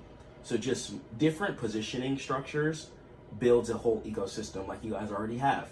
You guys have the water machine, you have the M-Guard, you have an environment where people can come in, feel like family with people, and change their life and make income, regardless if they're an immigrant or not. Okay, so it's a really, really solid structure that you have. It's an amazing, amazing team, and it's really just time to get that out there to the whole world, because you guys, if anything, I think people should be working with you guys' team. You guys are, once again, saving the world with your products too. So it's really, really, really easy for you to get high-level people as well too, who really care about improving the world's health and just improving everyone else's mental and well-being, which is really, really easy for you to get hard workers such as like Za, etc. So you know what I'm saying? So I see why you guys have been able to dominate. So the brand, you, okay? So we'll talk about the content missing. So for you, we need to build insurmountable amount of credibility and trust around True Legacy. Okay, you guys have already worked with high-level athletes and celebrities. So this is like I told Zaw too. Any meetings that you've been in with the Enagic CEOs, any type of high-level corporate events that you've been to, that you've structured or anything, get that out there. You know, let them know that you run your team meetings, stuff like that. And let them know that, hey guys, we run Zooms, informational Zooms about the team, etc.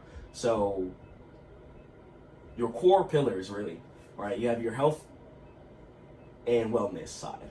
That brings in a lot of eyeballs and viewers from the jump. Okay, so you can use your health and wellness side to bring in viewers. And it's really, really great that it's a health and wellness based product that you guys focus on too. So it really, really helps. Even coming down to the beef that you guys sell. You know, you want people to eat so high quality beef from the cows that have only been drinking the most high quality water. So it's really, really solid. I've tried to do as much research as possible. Same thing with this. CEO lifestyle and leadership. Okay, people coming from immigrant countries being able to create a life for themselves being able to travel across the world and still get paid. You know, very, very stable and ample opportunity that I think people would highly be interested in, especially in these times when the job market isn't as stable as it used to be. So people are looking more towards sales and stuff like that. So really, really solid there. So True Legacy can easily take over. And team building and global opportunity. This is also what sets you guys completely apart. Some other corporations only work within the United States, like I'm sure you know, but you guys being available in 51 plus countries and scaling is really, really impressive. It's really, really good. And the fact that you speak Spanish too is also a really, really big heavy hitter. And you're going to be able to use that to really just get out there to more people. Now, to be honest, that does bring more work for you, but you're CEO, I know you're ready for this, but the fact that you speak Spanish and stuff like that too, just getting content out on both sides is really, really important. If I'm not mistaken, Latin music is like the biggest music in the world, if I'm not mistaken, like bigger than rap, if I'm not mistaken. So yeah, so the whole South American community, huge, and even in Europe too, the Spanish speakers there. So you being able to cater to them, that's already a whole nother window of revenue that people don't have access to, that you do. So definitely pat yourself on the back for that. So the fact that you speak Spanish gives you a gigantic opportunity, especially in the content creation side space. You're gonna be able to just eat and dominate. Okay. And faith too, you know, it's keep the humanity going is really, really what's important. That's why your company will be one of the biggest companies in the entire world. It's because you guys are focusing on the humanity, especially as we're going into this technological AI-driven realm. The fact that you guys are bringing humanity, health, and wellness, and human structure to the forefront of society and helping people get paid to push that too, really, really solid. And as the world becomes more robotic, things and programs like this I can see being at the forefront. People streaming online away from AI. AI is great business-wise, but as far as our everyday to day life, you know, we still want to all have that human connection and that care for each other. So, and testimonials and social proof. So once again too, I've seen you send me a lot of pictures walking around with CEOs, bosses like yourself, athletes, celebrities. So get that out there. Let the people know, you know. It could just be something simple and like a YouTube intro. Be like, hey guys, you know, I was here with whoever. I was here with Tom Brady. We were showing him the machine, whoop-de-whoop, and just helping the people know, like, oh, okay, you know, one of my favorite football players uses this. Maybe I should whip my card out and get this too. So cool. So we'll talk about pillar one. So we'll talk about the K8 education. So really teaching the machine. So most people have never heard of ionized alkaline water. Most people are still drinking tap water or just normal bottled purified water with no type of minerals, oxidation, or energy or aliveness in their water.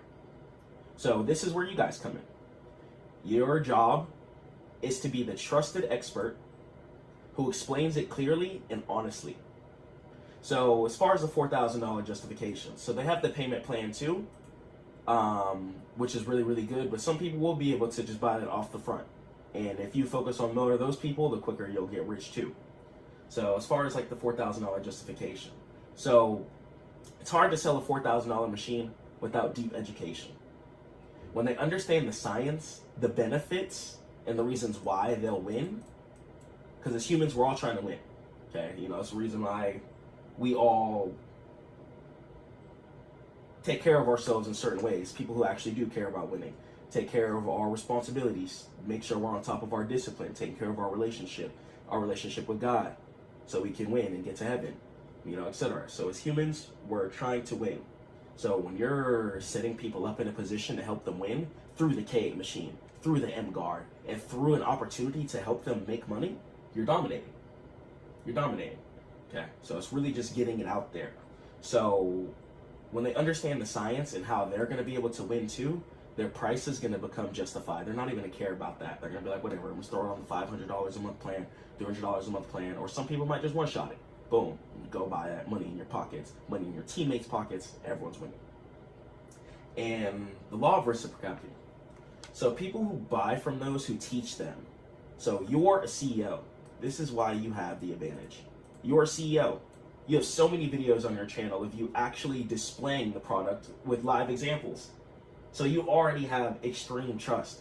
Now all we have to do is get you a heavy hitting video, like 100K views, million views, and then all those other video views will ramp up with them.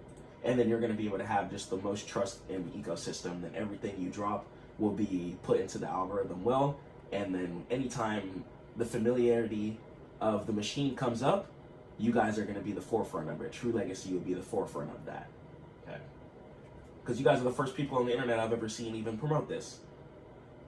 So you have the whole internet on the chokehold. Just saying. So you guys have a lot more control over the internet right now than you might think. But you have a lot. But it's just streamlining that.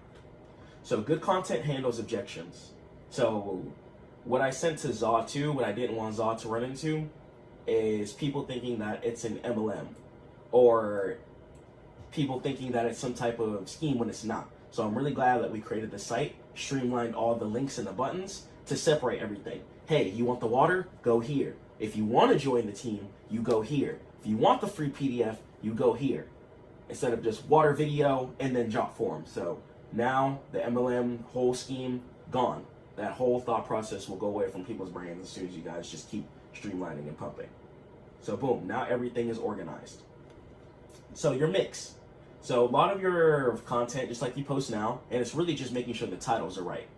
So your content mix should be 70% educational. That's going to hook in the viewers really, really hard and build a lot of trust for you. And 20% entertaining videos too.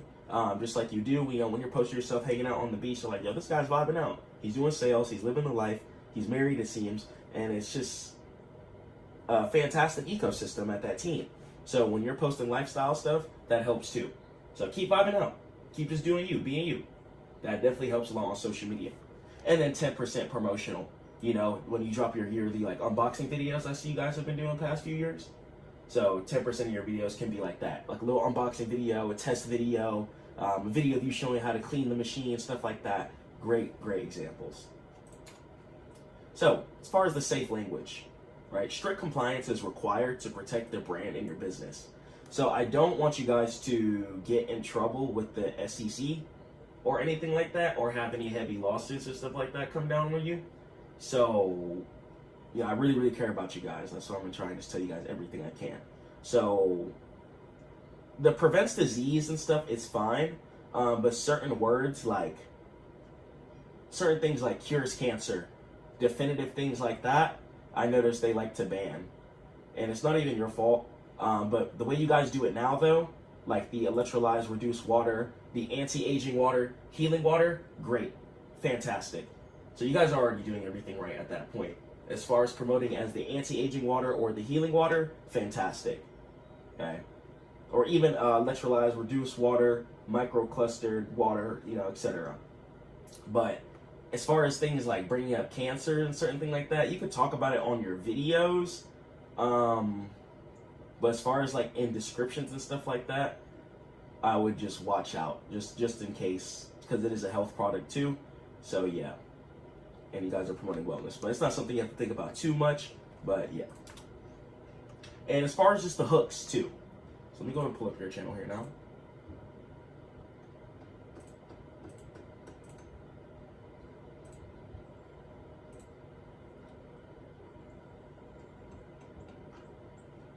Okay, so here, right, so here we're gonna go ahead and just focus on the hooks here. Okay, so we have a lot of the base videos down, which is good. But we're gonna get some. Okay, this is good. So you did like warning, the truth about tap water in Morocco. This is really, really good title right here. Nice. Okay, so great job here, for example. But we really just want to just make them less basic and more engaging. So like just a simple video too. We can just start off from top to bottom, and I'll make sure you have your content list too. So like, what is Kangen water? The truth nobody explains. And you could just feel free to just throw together a little presentation in Canva or whatever, and just talk about it like how you normally do on Zooms and stuff like that. And alkaline water versus Kangen water. Why the K8 has 8 pH levels and what they do. So that people are like, oh, that's why it's called the K8 machine, has 8 pH levels.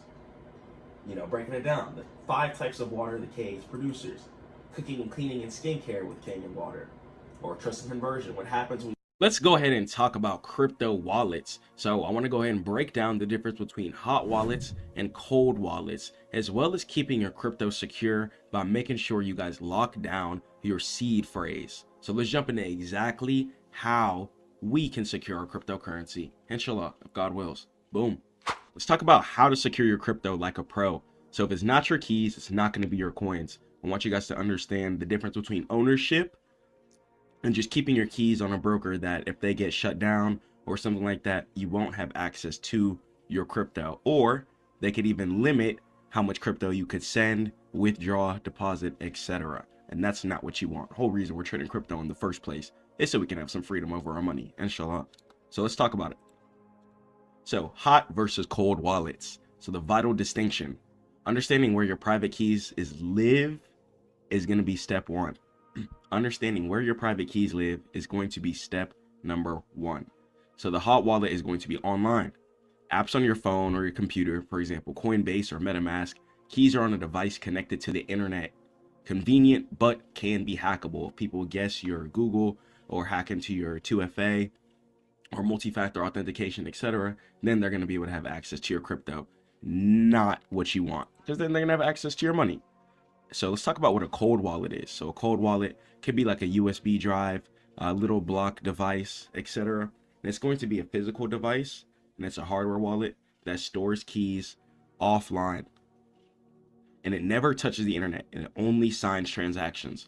So what you can do is buy your crypto on a hot wallet and then transfer it to a offline cold wallet. So it's kind of going to be like cash, but cryptocurrency. So you guys are going to be able to transfer it to hot wallets and transfer it to your bank if you ever need to, etc. So a cold wallet is pretty much going to be like cash, but for crypto. And a hot wallet is going to be like the online live store where you can purchase and store cryptocurrency as well too, but it comes with limitations. Let's continue on. So the seed phrase, also known as the recovery phrase, make sure you guys keep this safe. I don't care if you guys put it inside of a notebook, if you guys write down the keys on a piece of paper. A lot of the times it's going to be a 12 to 24 key word phrase, okay? And it's going to be random words like this. So for instance, like which, collapse, practice, feed, etc. And then 24, some brokers only do 12, okay? So when you create a wallet, you get 12 or 24 random words, and this is going to be the key to your vault, pretty much. If you lose the words, okay, then you cannot get access to your vault. Once again, if you lose the words, you're not going to be able to gain access to your vault. So never type it in on a computer unless it's somewhere where you feel it's secure and safe. Try not to take photos of it because people can hack into your iCloud. I'm not too sure about Google. I haven't had a Samsung phone in a few years, but I'm sure there's going to be ways that people could access your photos too. And try to write it down on like a piece of paper, multiple piece of paper if you can. Store it somewhere, you know, in case paper gets burned, lost, wet, etc. And try and just store it password protected. If you do store it online, there's going to be ways to password protect your documents. You guys can put it inside of a WinRAR file. WinRAR is going to look like the stack of books. It's going to be an icon. And you should be able to put a .text file, .txt. And you could put it inside the WinRAR and then password protect it. And then you could upload it somewhere, wherever you want, because only you know the password at the end of the day. So keep these words secure and safe. Please, for the love of God, do not lose these words. And there's going to be a lot of phishing scams and stuff like that too. You're going to see online like, hey, I lost my account, and it's going to be a bunch of random words like this. They want you to log in, buy crypto, and they're going to try and take your money. So never try and take people's money. Never log into somebody else's wallet. Okay, be righteous, be focused on God, and be focused on your bag. Stay in your bag. Don't try and scam. Don't try and do little weird stuff trying to get some money real quick. Stop it. Okay, be genuine, work hard, and most importantly, pray every day. So keep these words secure, and you guys can also keep these words for your kids, your family down the line, etc. Just as long as you keep it secure. Stuff happens in life though. Once again, papers could get wet, fires, etc. A lot of stuff goes down. But if you write it down like some metal, keep it with you, and upload it to multiple sources with a password protected form, then you could have your money secure in a nice way. Let's continue on. So hardware wallets, okay, the standard. Boom. Physical security. To be a pro, you must move significant funds off exchanges such as Coinbase, okay? And how it works. The device generates keys internally, and the keys never leave the chip at all. And you must physically press buttons on the device to approve any outgoing money. So hackers cannot press the buttons remotely. You got to have the actual cold device in front of you. Now, you can't be running your mouth telling everyone on the block, like, yo, I got 10,000, I got $1 million on my crypto wallet right now. You know what I'm saying? That's not playing a good game. Still, you got to be secure, just like if you have cash. You know, you got to worry about little security things. And for verification, you must physically press buttons on the device to approve anything. Okay, so unless somebody actually has it or rob you, God forbid, okay, keep it safe, keep it locked away, keep it inside of a safe, even if you got to, and just keep it secure. And some popular brands are going to go ahead and be Trezor, there's Ledger, Cold Card, and Bitbox. There's going to be some other ones as well too, and they pretty much just look like little USB devices. Now, let me go ahead and tell you guys about something. May God bless his soul. There is a guy who lost his hardware wallet, and he had a bunch of cryptocurrency on it. And he spent millions of dollars clearing a trash excavation site trying to look for it because he accidentally threw it away. So it just like cash, you got to take care of it. There's been times where I've had cash inside of my coat pocket and I accidentally put it inside of the washing machine. And thank God you could wash cash, so it was okay. But like little things like that, like you got to just be on top of it if you're going to have a cold wallet. So if you're lazy, if you're not consistent with your things, you know what I'm saying, things like that might got to change. Pray on it, get better, improve, and just understand that the hardware wallet and the cold wallets, you got to take care of them. It's going to be secure, but you got to keep it secure yourself in real life. All right. And the passphrase, the 25th word, the hidden wallet. Advanced security feature supported by most hardware wallets. So the seed phrase plus the passphrase equals a totally new wallet. So if someone finds your 24 words, God forbid, they see wallet A, okay, and it's going to be more of a decoy, okay, a dummy, a fake, but your real money is going to be in your wallet B, which requires the extra word that you memorize. So if you forget the passphrase, then the funds are going to be lost forever. No recovery, there's no support you can go run to like, hey, I lost my money. Like, no, you want to play cryptocurrency, you want to invest in a cryptocurrency, you got to have the responsibility of pretty much being your own bank. Okay, you control when you send your transactions, you control how you store your transactions, and be on top of your stuff. Okay, just like if you're your own bank, you could choose between cash, digital currency, etc., whatever you want.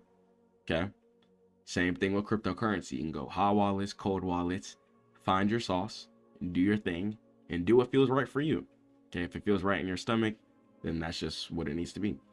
Okay, so fire and flood protection. So paper burns. Psh. Writing your seed phrase on paper is going to be risky. Houses burn down, pipes burst, stuff could get wet. So you could use things like steel plates. Use a center punch, if you guys have ever seen that, kind of like the things that look like Braille. So you could use a center punch, or you could use tiles to record your seed words on a stainless steel or titanium surface. This way that if anything happens, such as a disaster, God forbid, as long as you don't lose it, it's going to go ahead and be indestructible for the most part. It can survive house fires up to 2,500 degrees Fahrenheit and corrosion, and as well as any water and things like that. And it's just a one-time cost, kind of like a safe if you wanted to keep your cash, jewelry, etc. safe. So it's a small price to pay to secure your life savings absolutely forever. So keep that in mind. There's going to be multiple things you could do, multiple ways you guys are going to be able to keep your money secure and safe. But keep your money to yourself. Okay, evil eye is going to be a very real thing in the world, sadly. So don't be running around telling everyone on the block where you have your cold wallet, where you have your phrase, etc. Okay, keep it just between you and your family, inshallah. So as far as the security checklist, right, let's ask ourselves, do we buy a hardware wallet? Okay, because if not, you could go ahead and invest into a Trezor, Ledger. There's going to be multiple ones you could check out. Hop on Amazon, eBay, the internet. There's going to be some hardware wallets you could check out. Okay, if God wills. and write the seed phrase on steel. Try not to do it digitally just in case you ever get hacked, God forbid, and never type the seed phrase into a computer or a browser unless it's password protected. If it's password protected, okay. And try to use the extra passphrase for extreme large amounts in case somebody ever gets your 24 words. And always do a small test transaction first. Okay, you want to do a small test transaction first. So that's going to go ahead and be it. I love you guys so much. Stay prayed up to God. Keep grinding. Don't ever give up, even when things get hard. Pray to God every single day. Try to work out if you guys are feeling any type of anxiety or anything like that about your money. Keep it secure and don't be overly boastful. Okay, spend moderately, and catch you guys in the next one. Read Quran and listen to God. It's the easiest way to be successful. Catch you guys in the next one. Peace.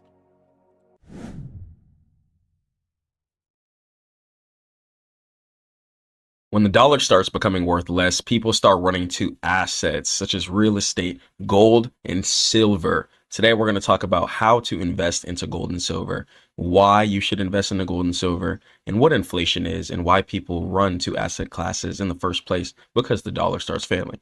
Let's jump into it, inshallah. So gold and silver are going to be hard assets that are going to be pretty safe to invest in, especially in an inflationary world where things just get more expensive over time due to the fact that more currency just gets generated over time. So the currency devaluation.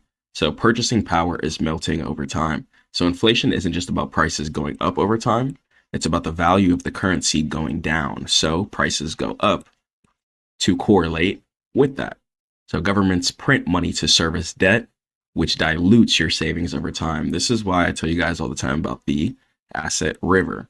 Okay. You want to always try and have your assets and your money flowing in your river. If things logically get more expensive year after year after year after year, then you have to have your assets flowing in a way that your money is always making you more money.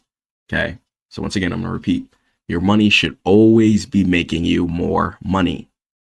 Okay. Don't get outplayed by the certain calculations that just debase in the world normally. If things get more expensive over time, then logically, in order to counteract that, in order to feed yourself and your family, your money should always be making you more money. So we'll talk about the 1971 shift. So that's when Nixon ended the gold standard. And since then, the US dollar has lost over 85% of its purchasing power. And the hidden tax. Inflation helps debtors, which is pretty much just the government's, but it hurts savers. Anybody just stacking up cash in your bank account. If you have just a whole bunch of cash stacked up in your bank account, it's actually doing nothing but hurting you. Okay, even if you've worked overtime for a job before, okay, you might have seen that you've actually had to pay more in taxes.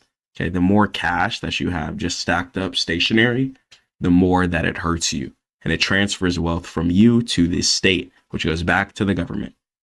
So in 1920, 1 ounce of gold bought a high-end suite. And today, 1 ounce of gold would be about $2,600. Okay, so it still buys a high-end suite. And the gold stayed constant and the dollar collapsed. Okay, so keep that in mind. The gold stayed constant while the dollar collapsed. So that means that having your money parked in an asset class like real estate, people are always going to need houses. Gold, people are always going to be wearing jewelry. And other asset classes that stay constant and only rise up while the dollar collapses are going to be the asset classes that you want to focus on for the most part. So gold, people call it the ultimate hedge. A lot of the times, if you pull up the chart, you'll see gold year after year after year after year heading in an upwards direction. Okay, it's not stopping. And due to the fact that something has to counteract the dollar. So gold is going to be the human standard that people just use whenever the dollar is crashing or the economy isn't in a good place. So here's why central banks buy it. And central banks are going to be the banks where me and you bank at. Okay, the banks that hold our fiat currency, where we can go pull out our money to pay our bills, go to the ATM, etc. And the fear trade. So gold performs best when real interest rates are negative. And that's when inflation is higher than bond yields. Okay, and central bank demand. So in recent years, China, Russia, and India have been buying record amounts of gold to de-dollarize their reserves. Okay, so they're trying to de-dollarize their reserves in a significant manner. Okay, buying less time storage for their fiat currency and buying more time on their actual currency by investing into assets. Okay, You're doing nothing but losing time if you have more fiat currency. So fiat currency needs to be thrown into the river immediately. Otherwise, you're wasting time. Think of theta on options, if you're familiar with that.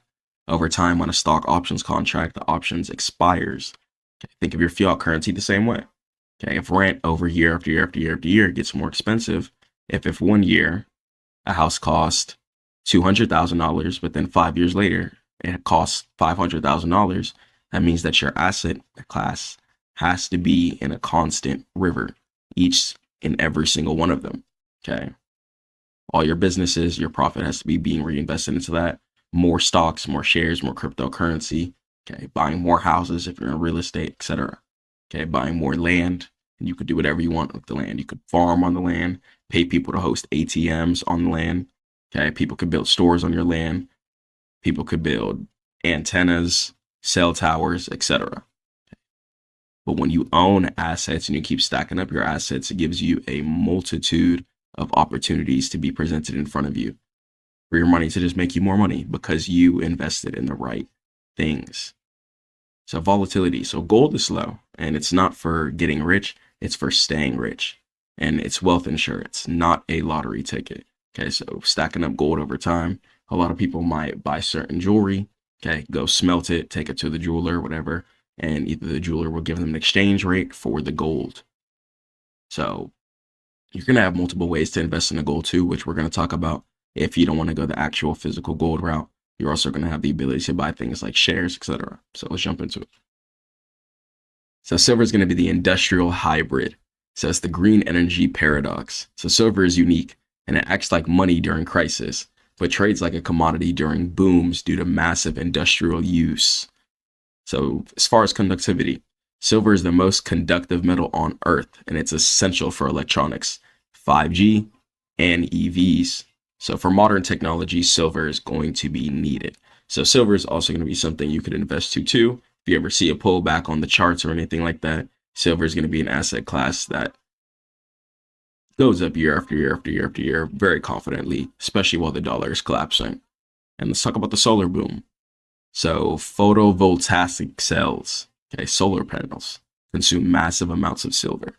As the world goes green, demand explodes. Okay, so photovoltaic, okay, that's just solar panels.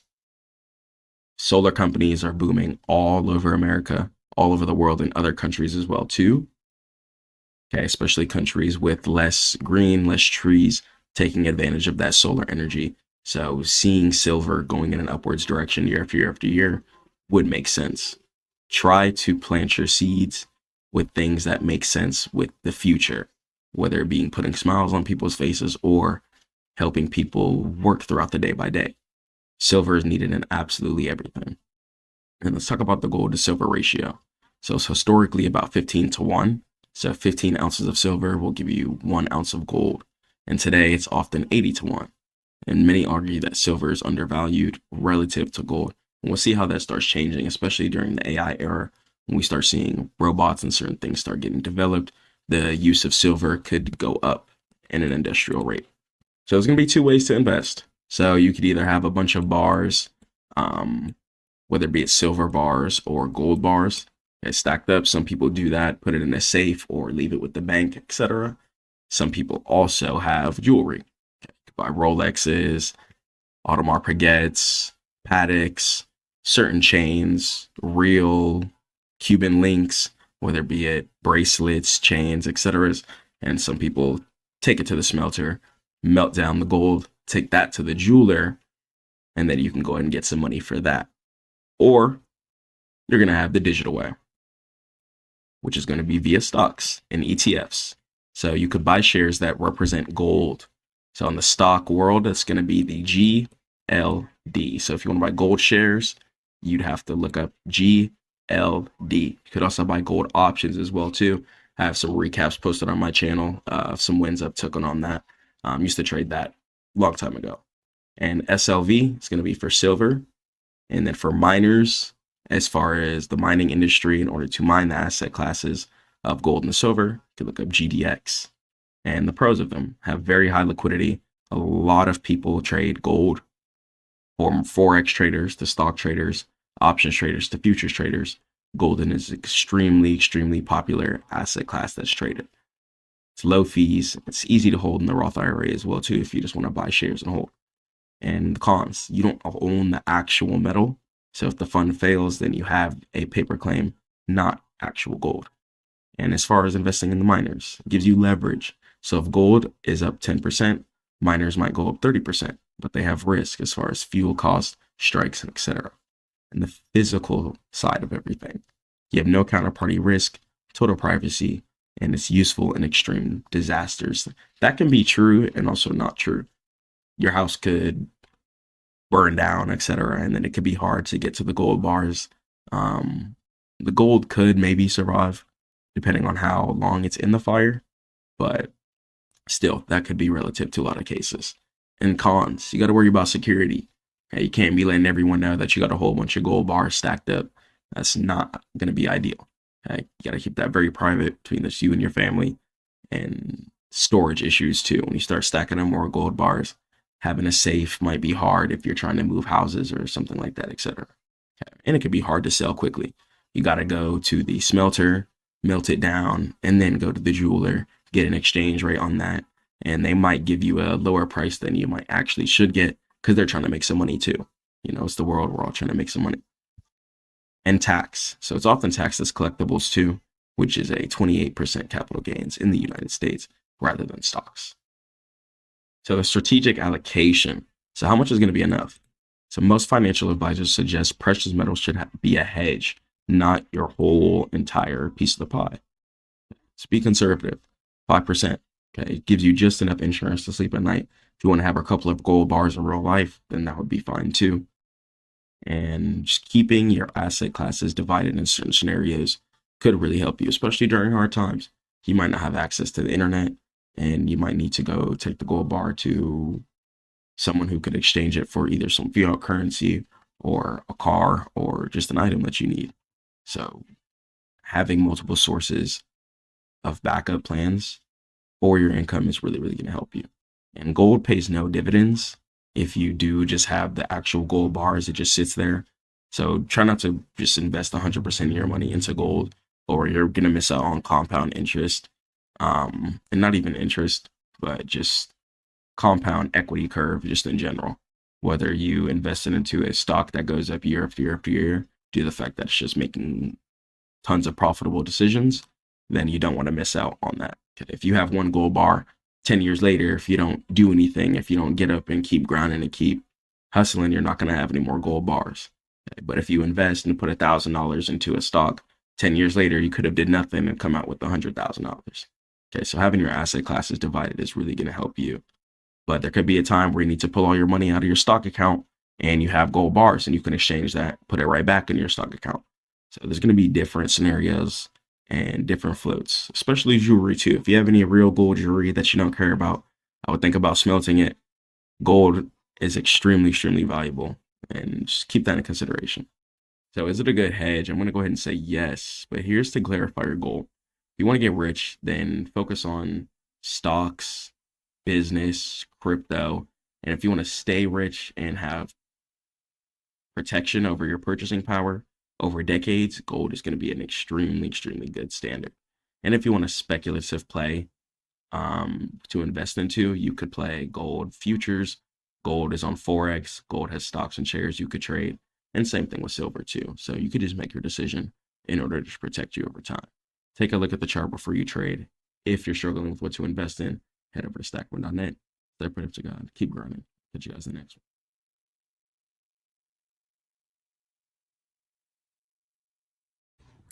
2026.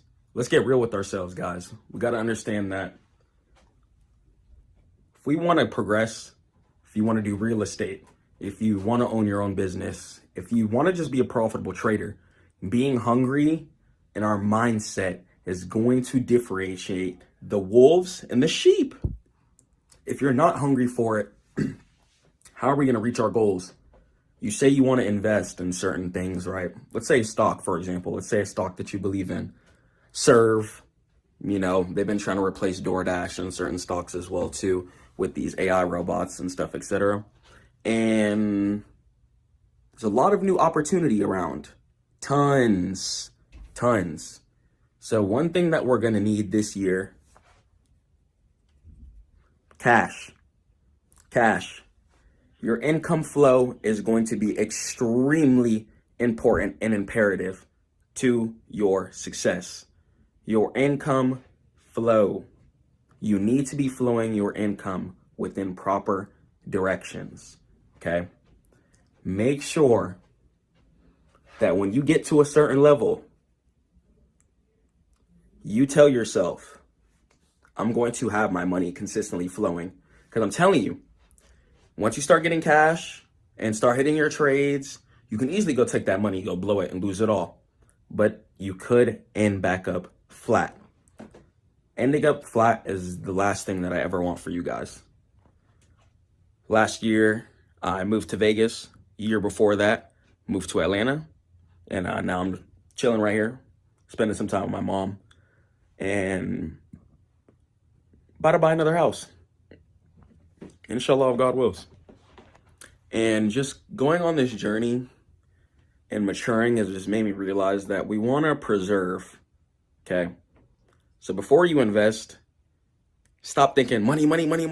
Oh, income. Yes, money. Yes, income. Yes, preservation. But we also do have to understand that we're doing this for ownership. My wife said something that was really smart, and it's on Earth. You know, we're looking for dominion on Earth. We want dominion over the animals, you know. Oh, yeah, we want dominion over the animals. Shout out Sassy. That's the cat's name. Dominion over ourselves and some freedom. I worked in the corporate IT world for a long time. I did tech support. I programmed credit card terminals. I worked with Salesforce, Power BI. I worked with multiple softwares, doing IT work for about 4 years since I was 18. I'm 22 now. And I've really been doing computer network stuff my whole life, even on old YouTube channels and stuff. I got videos of me showing people how to make Minecraft servers on Hamachi and stuff like that. Even if you've seen my old privated videos, I used to have videos with like hundreds of thousands of views, showing people how to configure Windows and stuff like that. So if you're an OG Stackmode member and you've seen my first videos, then yeah, they're privated now though, because don't even want people to remember or think about that, because we don't play the game anymore. Why play video games when the game is in real life also too? But investing is about preservation. You know, even a job, for example. A job isn't preservation. A job can literally drop you at any time. They can, as soon as they get tired of you, they can be like, all right, you're done. They don't care if you have bills. They don't care if you have to eat. They don't care about nothing. They care about the company's success, not your success. They care about the company's success, not your success. Okay? So you have to prioritize your success. You have to prioritize your ownership. Ownership in this world is what differentiates the slaves, the sheeps, from the wolves and the owners. And it starts with mindset too. The ownership mindset and the Stackmode mindset is really something that I think people are just born with and blessed with at this point. And alhamdulillah, thank God, if you're watching this, you definitely have a hustler's mindset because you're watching self-improvement right now. But if you don't have a hustler's mindset or spirit, you can develop one. I used to be like 300 pounds and you can develop one. I always wanted money though, and I always had like goals and dreams, but I realized that my whole life I'm supposed to be doing YouTube. I'm supposed to be teaching. I'm supposed to be spreading content. And working that IT job was really holding me back for a long time, and I'm excited to just jump in and go fully just forward with you guys, and just I'm ready to dominate in this space. Teach you guys a lot of new stuff. I just dropped a new book, working on a new course combo, and dropping neuro trading, why we're buying Bitcoin, understanding what Bitcoin really is. Bitcoin is a lot deeper than it might seem. People think like, oh, Bitcoin is just going up to make money.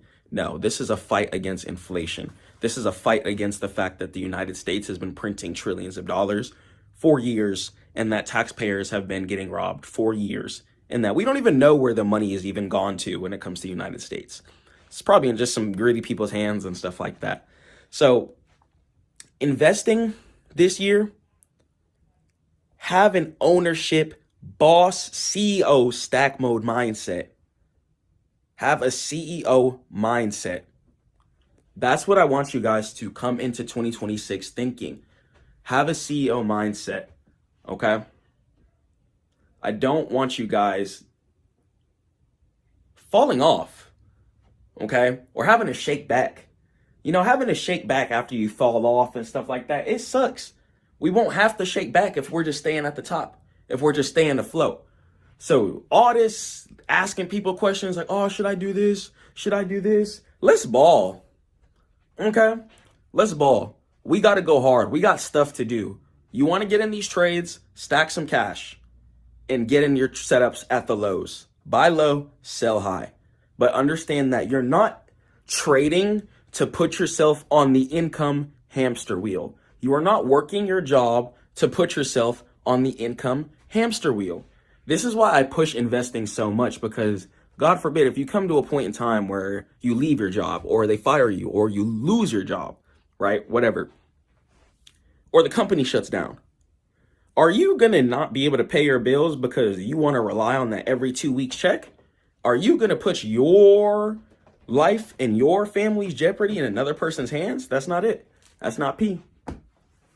And I can't push that here at Stack Mode. Even if you are working a job, you need to be investing. You need to be doing some type of higher time frame swing trading so your money is making you money in your sleep. If you're not making money in your sleep, I literally don't know what you're doing. If you're not making money in your sleep, if you're not making money pretty much 24/7 by some passive income that became passive due to activeness, then I don't know what you're doing. You have to keep hustling, whether it be real estate. You got tenants paying you every single month because you hustled enough cash to get the house in the first place. Whether it be your stock portfolio, you're able to catch the trades and grow your futures account, options account, Forex account, stocks, shares account, whatever. You're able to grow your account due to the fact that you grinded the cash. You took your time. You weren't playing games. It's another thing too. If you want to be a boss and CEO in 2026, hop off the game. Get off the P5. Get off the Xbox. Stop hopping on Steam. Stop opening COD and playing Battle.net. If you want to be a CEO and a boss, we're going hard this year. We're not playing games.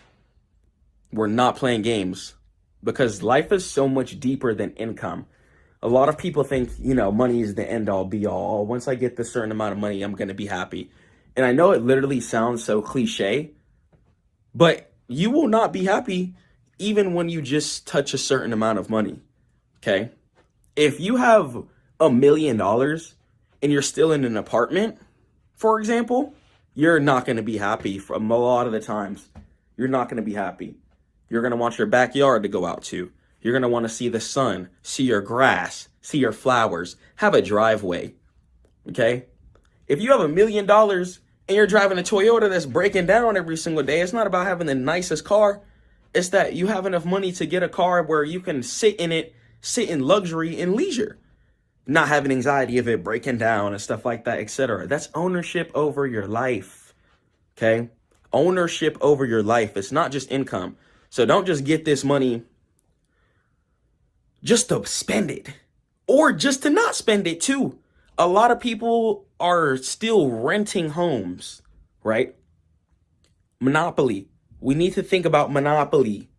Monopoly. The winner of the game is the person who owns the most assets. Who owns the most? Who has the most dominion? Okay, and whoever has the most dominion wins the game. So understand that this income is not just to ball. Your income can be relative in so many spectrums. Your income can fluctuate in so many different ways. And lifestyle inflation is also going to be another big factor that I do want to speak about. Inflating your life too fast can literally set back months, weeks, years worth of progress for no reason. Do not inflate your lifestyle immediately. I need you to be patient. I need you to grind, and I need you to stay down. Okay? Stay down. Invest. Own. Go buy a house. Before we start thinking Lamborghinis and whoop-de-whoop, a lot of these kids are running around Urus with no house. So it's like we can't be trying to get the Lamborghini before the house. And in stack mode, we push ownership. I never want you guys to feel like you're in a situation of no one can take care of you, feeling like you're in a situation of needing help, okay? I want you guys to feel like bosses and CEOs. And in order to do that, we have to develop and change our mindset in every single way possible. Getting to the next level, getting to where you want to be is going to take maximum determination, maximum effort, and it's going to require a completely different mindset change. You have to 360 your life. Complete 360. Okay? Let's complete 360 your life. Turn it all around. The people who are around you, are they supporting you? Are they also investing? Because I'm telling you, whoever's around you is going to affect your mindset and your journey. If you're hungry for it, if you're an investor, if you're someone who likes to make money, and you understand that money is a tool, not a resource that we just need to just splurge. And when we understand that it's also a tool, the people who understand that money is a tool cannot be around people who don't understand that money is a tool. You will be frustrated. You'll be disappointed. And you'll be just in a state of survivor's remorse too. Let's say you do become a millionaire, right? Which inshallah of God wills, you will. Especially through Stackmode.net teaching. We're balling. I'm going to show you guys this from zero. Cause I know I'm definitely confident in myself. So I've been showing you guys just some crazy, nasty results, and I'm ready to run this bag up. Confident in myself. I'm confident in what God put in me, and confident to continue to pray and keep grinding. But understand that in order for us to progress, we have to win. You see this? Okay. We got things to take care of. You got people who love you, right? If not, you love yourself. If you love yourself, then let's get up. Let's do it. And going forward in 2026, the stack mode mindset is geared towards ownership in every single way. That's also why I've been playing shares a lot too. I don't care if you guys make good money trading options, futures, or Forex. All those are income generators. Those are just income generators. That's all it is. Options, an income generator, leveraged asset. Futures, a leveraged asset, income generator. And Forex. Most people don't trade Forex in the United States because they don't let you trade leverage Forex, so people just trade futures. So in even Forex, leveraged asset. Okay. Options, futures, and Forex are your income generators. Then, I like to personally take like 50% of my trades from whatever I hit from those. I take that money, I put it into shares, and I keep growing my income like that. I keep growing my income, and I continue to focus on ownership. I don't win a good options trade and then go ball out. I used to do that when I was young. And shout out my boy Devin. He did that too. Buying coops, buying this, going to Atlanta, eating steak every day, buying clothes every day. I used to just be an idiot. I'm glad I did it. I was young, got to pop it a little bit. My first car was an Audi, you know. But when I matured, I was like, you know what? Let me go ahead and stay down. Let me get the Mustang coupe instead. Let me pay a little bit less on insurance so I can invest more. You know, I started getting smarter. God put me through a lot of trials and tribulations young, especially financially, in order to mature me. because that's why I can come on here and tell you guys, like, yo, you do not want to be doing X, Y, and Z. Let's go ahead and let's change our whole mental framework so you guys do not struggle the same ways that I did. Because struggling sucks. It's literally pointless. It's stupid. And it's not pointless because you do learn. But if you don't get out the struggle, you don't learn. Okay? You're just going to be feeling bad. You're going to be feeling peon mode the whole time. And you're going to be feeling very confused and upset. Okay? And that's why I want to push ownership so bad to you guys. Because when you start making 5, 6, 7 figures a month, right? Even 4, right? 4, 5, 6, 7 figures a month. You do not want to be checking in 5 years later and being like, I just made all of this. Where's my money? You do not want to do that. I'm telling you, it's a lot of older people in that scenario right now, still living paycheck to paycheck, still struggling, still not being able to have dominion and leverage over their lives. Why? Because they're not prioritizing ownership. Ownership. Your income matters, but your income does not matter as ownership does. Once again, if you're making 4, 5, 6, 7 figures a year, if you're not funneling that into assets, if you have a hard time, say you lose your money on the market, you lose your money via business, etc., lawsuit, whatever, you do not want to come into a place in a mental state of where you've made tons of income and you have almost nothing to show for it. Funnel your money into assets. You're working hard now so you can chill later.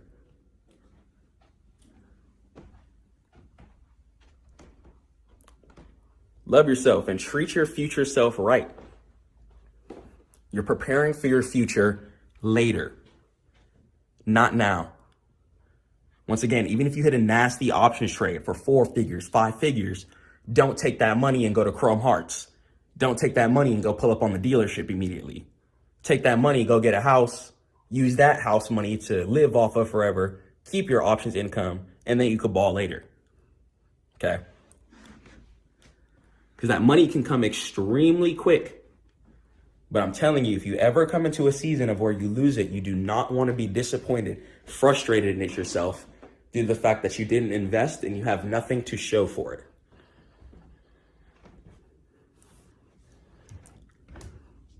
We're not putting in this hard work to go backwards. We're putting in hard work daily, vigorously, in order to make sure that we're going forward. I don't want you guys to have to shake back. We're done shaking back. 2026, we're staying on top. Stay on top of your health, on top of your finances, on top of your mindset if you see yourself going into a dark space. Okay? We're not shaking back this year. We're going forward. We're going up. If you just blew up your account, if you got to start the account from $100, run it up from that $100. There's times where I had to run it up from that $100 back to bands. So if you hit 0, if you go flat, you can run it up again, but your mindset is what's going to differentiate the sheeps and the wolves. If you're weak, you will eat yourself. You will truly eat yourself. Even when income is coming in and your brain changes, especially when you haven't handled certain things, but once you start passing that 5 figures a month threshold, it's more important then. The richer you get, the more disciplined you have to be. Extremely. The more income you start making, the more disciplined you have to be. And it's crazy.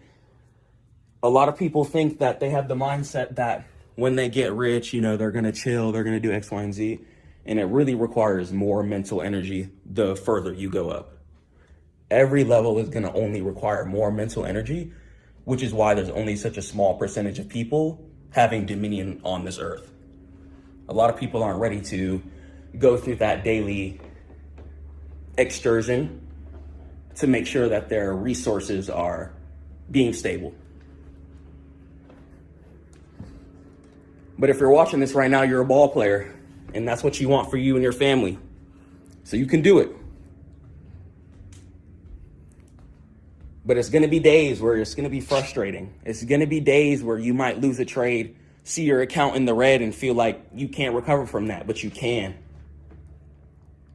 You can. And you have to. Failure isn't a choice. It's either we succeed, we die, or we die trying to succeed. Failure is absolutely not an option under any circumstance. And getting in that stack mode ownership mindset, once again, your life is going to change in a lot of ways. You're going to question every decision you're doing. If you're pulling up on McDonald's right now, you're going to ask yourself, hold on, I'm spending $8 every single day. If I do this 5 days in a row, I just spent the 40 ball. And then I'm doing it next week. That's an 80 ball. Why are you spending an 80 ball at McDonald's with nothing invested? And I had to check myself. Times I was buying X, Y, and Z, buying steaks, buying this and that with my options profit.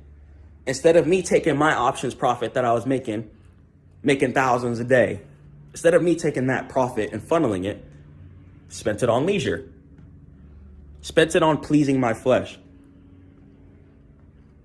And that led me to not getting to where I wanted to be as quick as I wanted.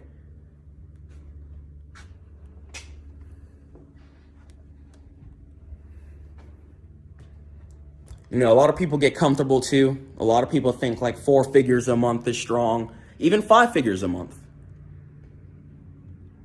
But if you want to be legendary in this world, if you want to push to heights that no one around you has ever gotten to,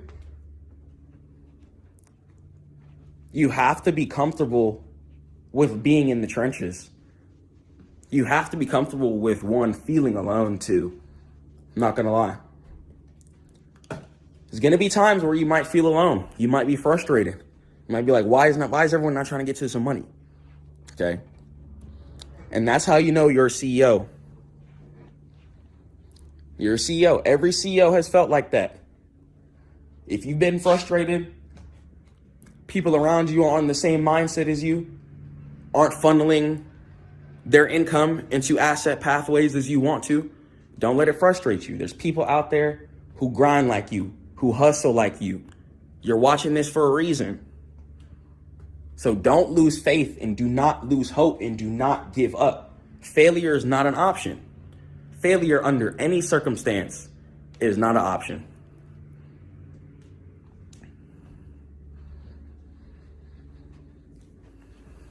Why did you open these charts?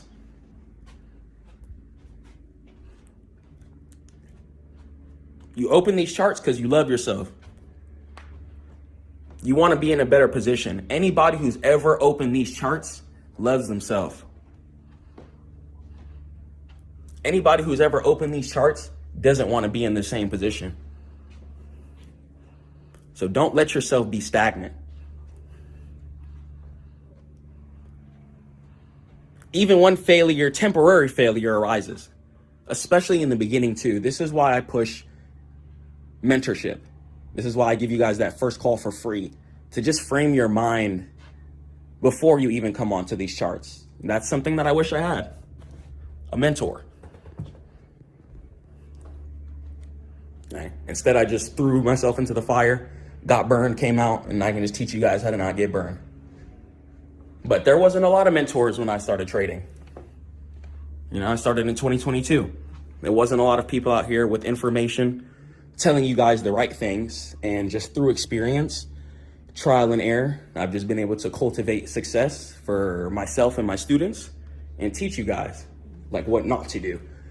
So just take advantage of the fact that I give mentorship, because like once I'm gone, I'm gone. So really take advantage of that. Like do what you can, learn what you can, so you don't lose money making mistakes when you could just be getting money pretty much the whole time. Obviously, I didn't know what I know now, but if I knew what I do now, like, you'd never lose.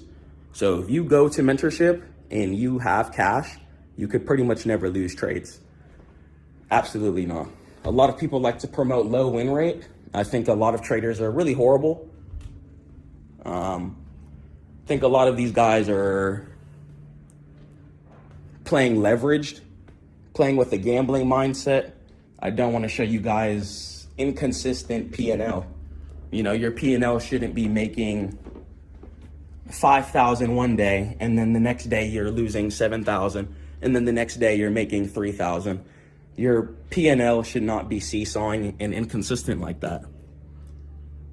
You should be making money as you sleep, making money as you focus on your work, on your business. When you're spending time with your family, your income should always be generating 24/7 if you're buying low and selling high.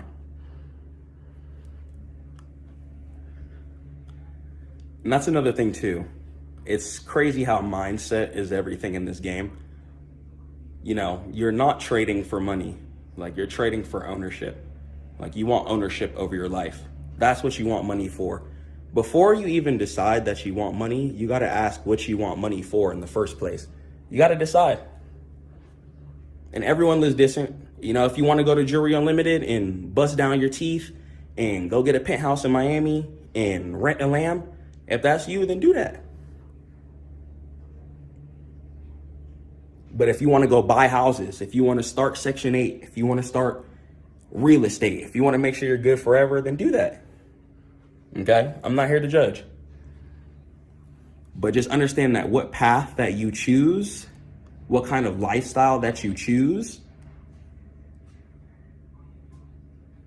is going to determine how much your soul can handle and really how much your pockets can handle. Because let's say you do choose the penthouse life. How are you going to focus? And this is the thing too that a lot of traders are promoting.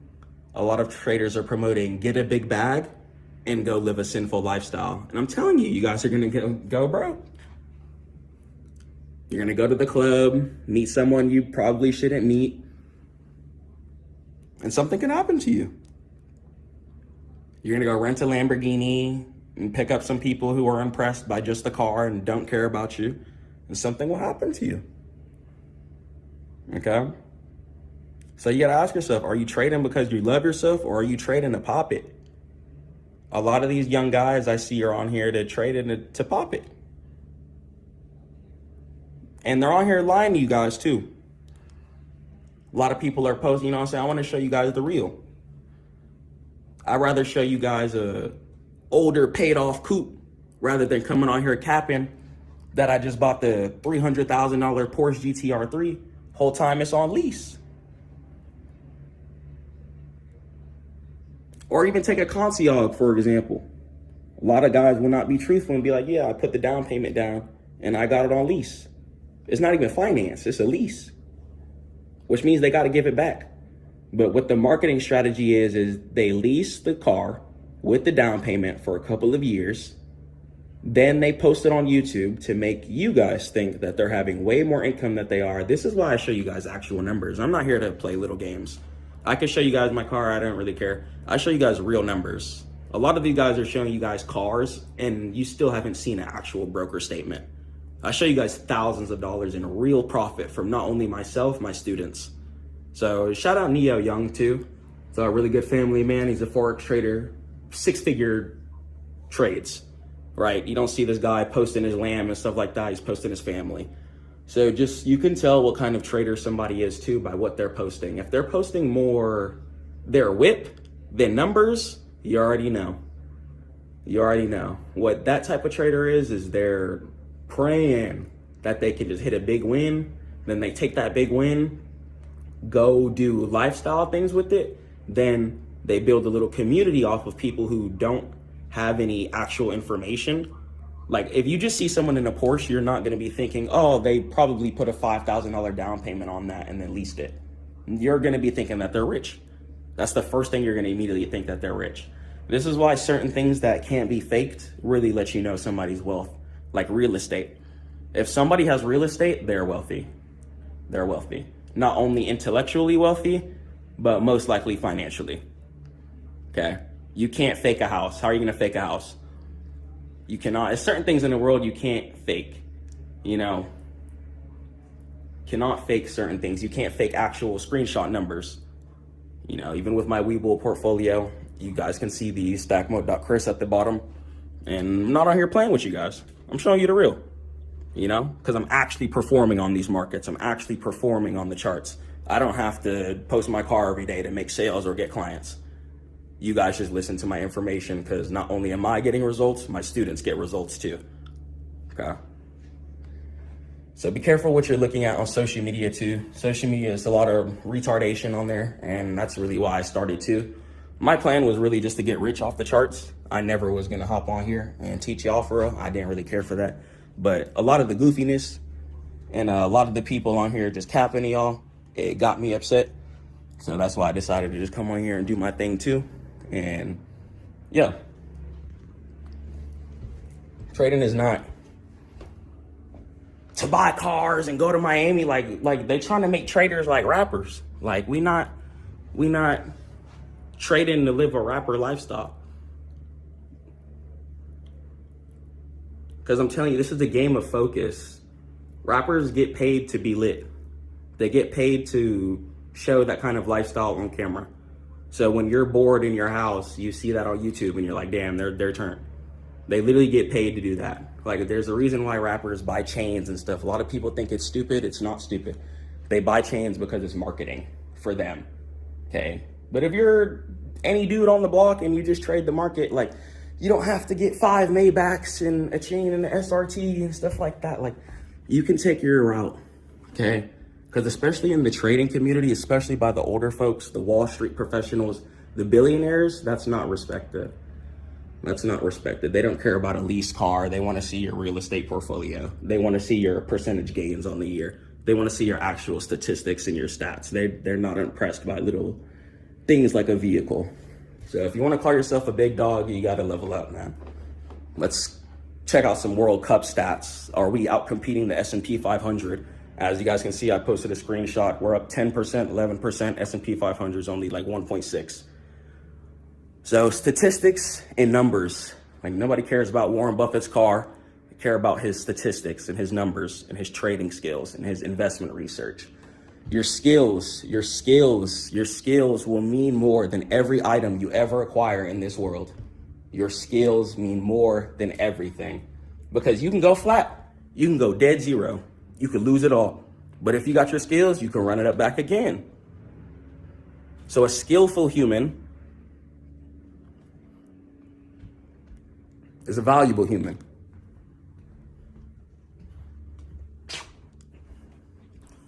Work on your skill. Work on your mindset. And in this year, 2026, we're trading for ownership. Do not trade for vanity.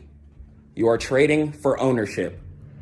Do not trade to go pay $5,000 a month in the Miami high rise, and then when the lease ends, you have no crib. Please buy a house. I'm literally begging you. Please buy a house. Please. I am on hands and knees right now.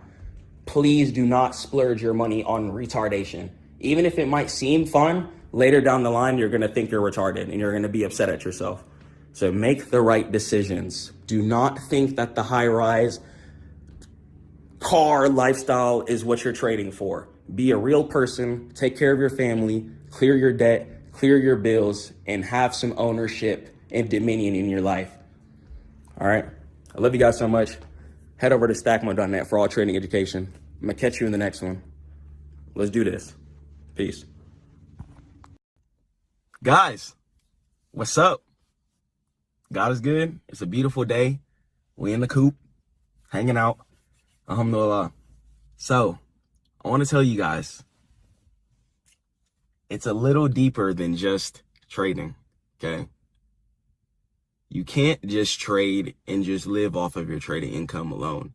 It's not good. It's not healthy. It's not healthy for, one, your mental health. It's not healthy for your pockets, too. A lot of people might ask me, Chris, why don't you just survive off your trading profits?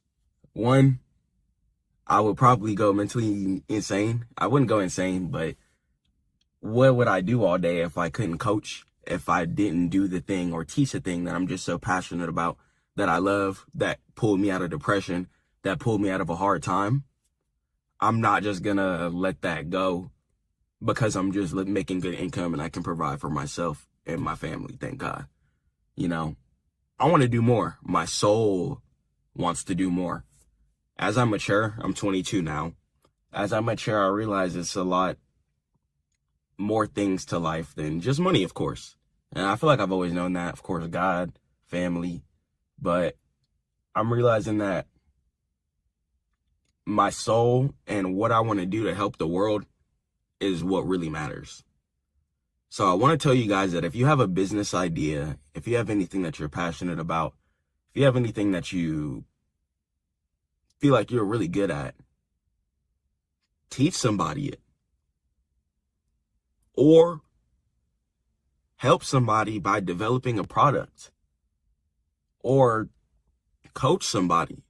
Do something so we can just all be better on this earth. You know, it's not just about money, competition, and you know, I'm an extremely competitive guy. It's just something God put in me. But still, I'm starting to realize that the world is about, one, worshiping God, and two, it's about helping one another.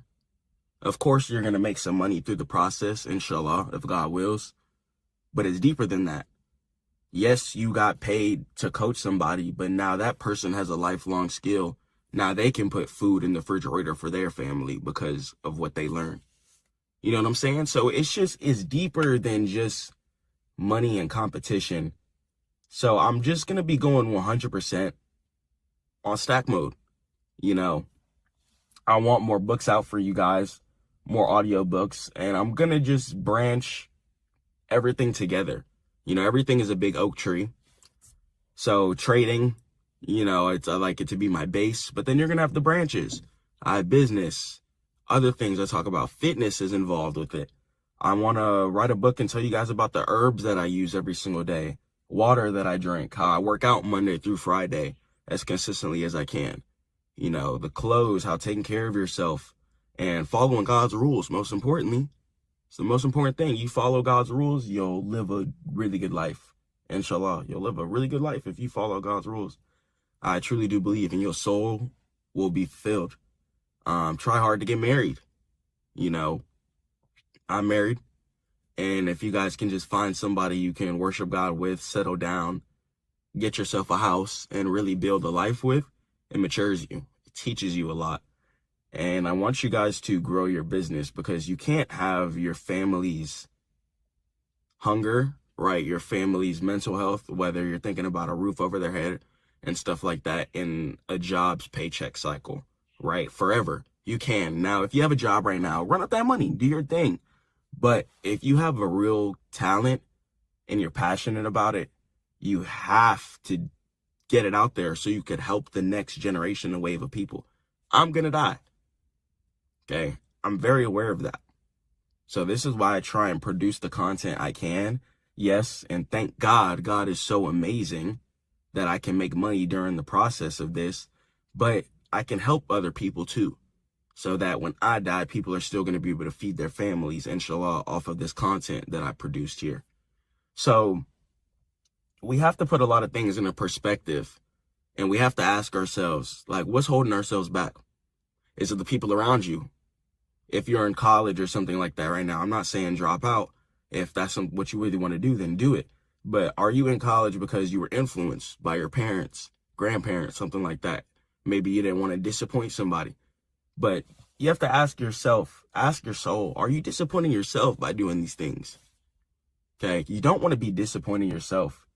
You got to start putting more focus on your mental health and what makes you happy as a person and a human being. Okay, we're here once on this earth. Why are we putting so much faith and trust in the system instead of God? Don't do that. Don't do that. You want that stable paycheck. You think it's stable. Whole time, boom, as you can see with the government shutdown, they clip, fire. People just lose their jobs. Okay? I've worked with people where people just got let go of their jobs. People got bills to pay. People got debt. all kinds of stuff like that. So if you love your family, get out there and really put your passion out there in the world. We are here one time on this earth. We can't be sitting around wasting time when we don't even know if we're going to wake up tomorrow.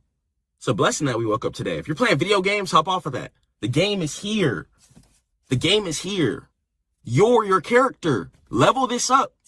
Level this up. I'm talking to myself as I talk to you guys too. Level this up. Level up your character. Hop off the game. Start creating. We got to start helping each other. People want to complain about the world. Oh, the world is X, Y, and Z, but we're not out here helping each other. And I don't want to be a part of that cycle anymore. So I'm done suppressing myself. I try and go as hard as possible for you guys, but I feel like I can go harder. And my soul has been disappointed recently because I feel like I haven't been giving you guys as much fruit as I can. I don't want to hold in the business stuff that I know. Making the website. Making 4 to 5 figures during business or just online in a short period of time. I want to help you guys get paid off of YouTube so you guys can spend time with your wife, spend time with your husband, spend time with your kids, your mom, your grandma, cousins, your family, your close friends, whoever. I want you guys to have that time. And it's really important that I teach you guys the ways and the things that work for me so we can get this money. You might even be able to do things better than I can. You might be really good at making seasonings. You might be really good at playing tennis. You could be one of the best tennis coaches right now. Teaching plenty of kids. Making the next superstar.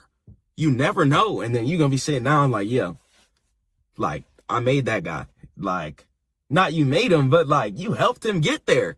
You taught him the sauce in the game. And even though you're not the one playing, your soul will have that satisfaction. You'll be happy that you have participation in greatness. So forget the money and understand that you have to participate in greatness. Don't just rely on your trading income. Go harder than that. We got people out here that are depressed, sad. Sadly, suicide rates going up. May God grant them ease. Okay? Me personally, and may God bless their hearts, I've had friends who I've sat down and ate food with who are no longer here on this earth. Okay? Due to mental health issues, jump into things like substances and stuff like that. Okay, there's things that I've struggled with. And this is why God has really saved my life. There's things that I've struggled with. Okay? Off camera. I'm not here to show you guys glitz and glamour and cars and trading and this and this. Life is not about that. I want to be a real person and show you guys the real things about life. There's times I go through depression, anxiety. Okay? There's times I feel fearful of things. Even though my income is straight, there will be things outside of trading, outside of money that are stressing me out. Okay. So ask yourself, are you happy? Is your soul happy? And I'm telling you guys right now, the money will not make you as happy as you think. I'm telling you. If you think that the money will make you super duper happy, you're wrong. Okay, you're wrong. Yes, your problems will be relieved for the most part financially. You're not going to stress about that, and that's a beautiful blessing, alhamdulillah. And you can take care of the ones around you, and you can have fun. So it's super duper beautiful. I'm not saying it's not beautiful. I'm not about to lie to you guys. It's definitely beautiful having money. It's way better to have money than to not. But all your real life problems, let's say if you struggle with things like lust, okay, you're just going to go ahead and use that money and indulge more into your lust. If you struggle with substances, then you're going to use that money and get more substances. If you struggle with materialism, you're going to get more money and buy more stuff that's not asset related. Okay? So we have to ask ourselves, are we doing this for God? or are you doing this to please people in the world who don't really care about you for the most part? So stay prayed to God. Keep grinding. I'm going to catch you guys in the next one. I got some work to do. I love you guys so much. Head over to stackmode.net. Just wanted to give you guys a raw talk. I don't really care about numbers or anything. I'm just going to upload as much as I want. Pump as much content as out there as I can. I don't care who sees it. I don't care who doesn't. I just love you guys so much. And this makes my soul happy.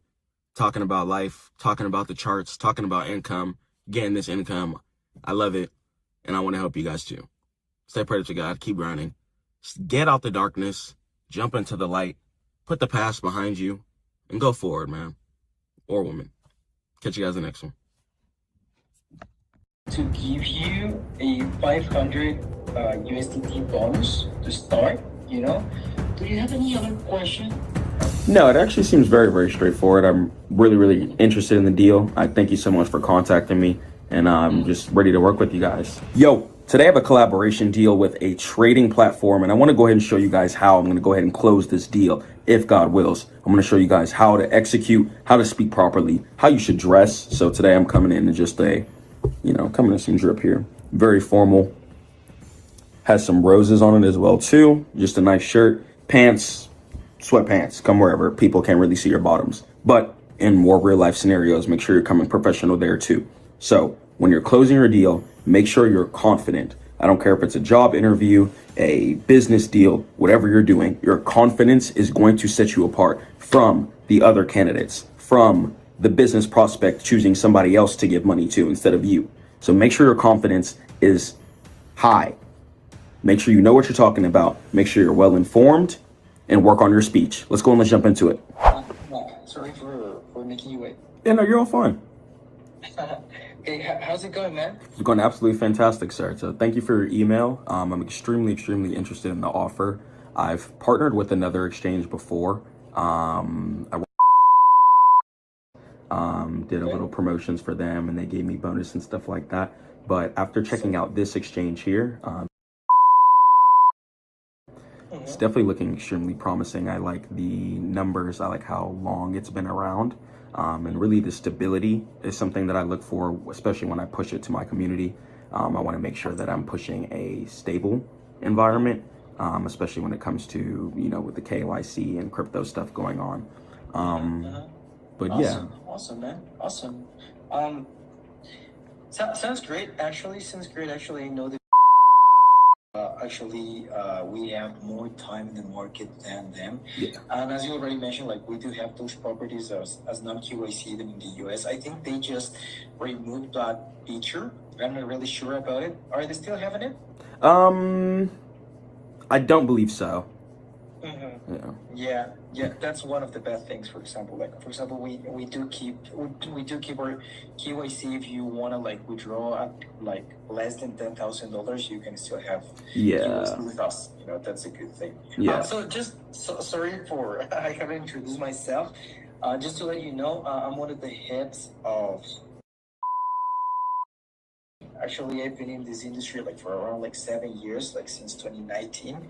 So yeah, basically, I was looking at your profile. I couldn't find any link actually. So I took it off. I just wanted to build and focus on the Stackmode brand. But I actually just did another partnership video today. It's not in my description, but I did a partnership video today for an AI company. And they just paid me some money to drop a video for them. So I'm all open to collaborations. I feel like it helps both brands on both ends, helps solidify me as an actual figure within the space. And I feel like it helps give the brand some actual organic traffic, since my members go ahead and check out you guys' platforms and stuff like that. And you only have your YouTube channel, or do you have any Discord, Telegram chat? I don't know. So my YouTube, it's Stackmode Chris. And then my Instagram too. I have about 8,000 followers on Instagram, about 8,000, 7,000 at the time of this, 5,000. Instagram is more active then. Yeah, my YouTube as well too. Monetized on YouTube. Shorts get a whole bunch of views. TikTok, 1,500 followers there as well. And 1,500? Yeah. Okay. So around 1,600, I think, and that gets a lot of views too. And LinkedIn, and then I also do have the website up as well too, stackmode.net, and I have a lot of mentors, opportunities for my students, where I teach a lot of my students throughout the week how to trade and grow their business. Man. Awesome. So, sounds great, actually.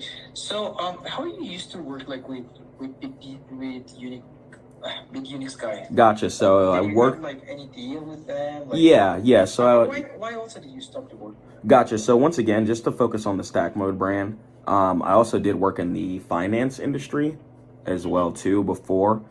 So that took up a big chunk of my time, but I actually stopped doing that to pursue just 100% Stackmode endeavors.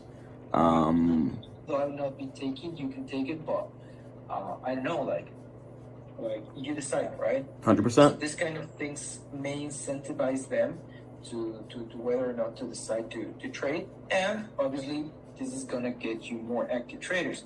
So maybe you will go directly from 75, I don't know, to 125 traders, which is not crazy, you know. We're not talking about huge amounts. So basically, this would, if we run the formula again, we would have 125 active traders depositing 1,000 per account. They still are swing trading, and they only are leveraging a little bit more. Okay, which at the end will result in a 25 million in trading volume, and of course, it's a whole different profit you're getting from us, right? Mm-hmm. Mm-hmm. So yeah, basically this is how the industry works.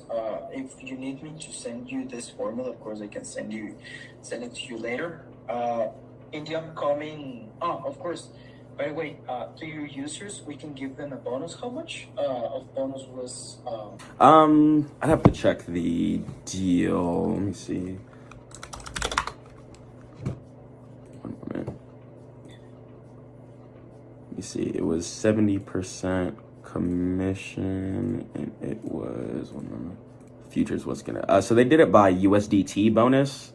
So they gave for like $100 deposit. Then they gave a $20 bonus, $300 deposit, then $45 bonus. Then they did it like that. Okay. What we can do for your users is give them a 15% bonus. Okay, and the minimum they should and how can I say this? They should deposit in the platform. I can set it up to 200. Even though like for the States is 500, I can lower the threshold if you want. Okay. Do you think like this will help the users? Yeah. It doesn't even have to be exactly that, but if you think that works, 100%. Yeah, that works a lot. On top of that, what we can also give your users is like 100 USDT coupons. So these coupons are basically to cover the funding fees. Do you know what is a funding fee? Absolutely not. Maybe please. Okay. Cool. So these are to cover like the funding fees. So this way, like your guys like will not spend a dime of their money like on the first trades, at least if they want to. If you're telling me that they are swing traders, of course they are gonna need this, right? Because this is gonna save them. This is gonna save them money. Okay. Yeah. Absolutely. So yeah. About the percentage, I heard you that they were giving you 70%. Yeah. I'd like to offer you that, but at the moment, it's not like a percentage I could give you, like as we are starting. Although, Yeah, 60 is fantastic. Sorry? The 60 is fantastic. Okay, yeah, actually, yeah, we can start with the 60%, and I'm gonna look to give you a 500 USDT bonus to start, you know. But I'd love you to send me I don't know, you have like the volume statistics with them, if you can send me, because like whenever I want to apply for this type of funds, of course the finance department is going to ask me for some type of proof. Yeah. Before I deliver the funds, right? Gotcha. So Let me see awesome. here. Let me see. You able to see my camera? Wait me a second. I can see it. Gotcha. So yeah, so I spoke with this person here, and he went ahead and gave me. So it was a $200 bonus they gave me. And then the landing code, let me see if I'm able to log in. Still, one moment. It's been quite some time. All right, one moment. Okay, by the delivery response like 50% when we started, like 50% like by the end of the month. Yeah, I'm really down to just do 200 to just not make it a hassle. I'm down to just do 200. Cool. Okay. Like train bots. Yeah, not trade bots. I just created a watch list scanner though. Using anti-gravity, I make it sync to my trading view. I don't want people to automatically trade. It's not something I want to push other than outside of like limit orders and things like that. But yeah. So yeah. I don't know why it's not letting me add you, man. Because I already got your request, your follow request, but it's not letting me here. Like accept you. Really? Let me send you, or maybe it's just my internet. I don't know.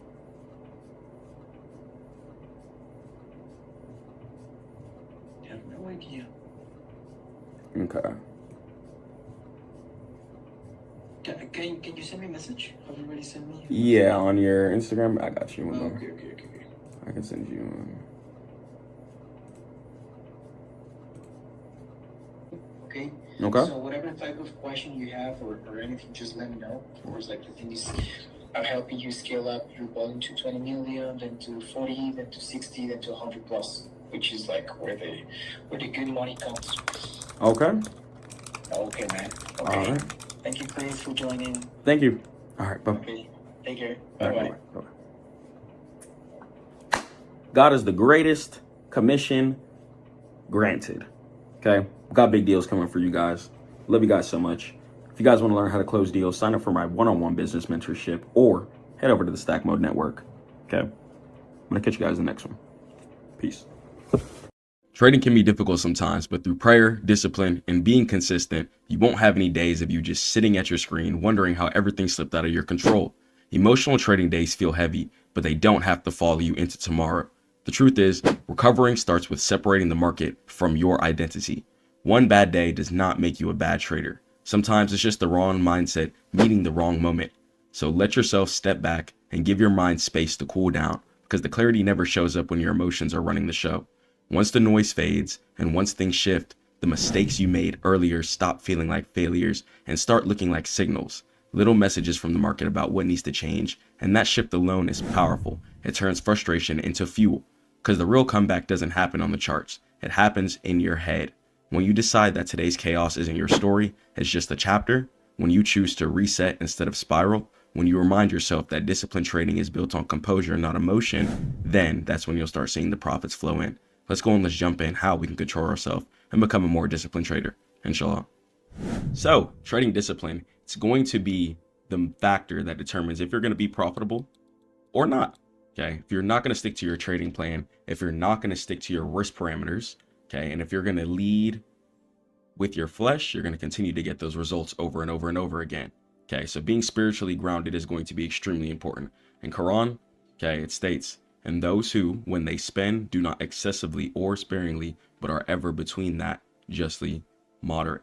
Okay, so that means that you want to be spending your money not in excessive manner, even when you start making 10, 20, 30K a month from trading. Okay, you don't want to excessively be blowing through your money. Okay, take your time and having that grounded mindset, trade after trade after trade mindset, stacking it up over time. Okay, no matter how much money you make from the markets, you're going to stay patient. Okay, you're going to still stick to your risk parameters. I don't care if you start making 50K a trade.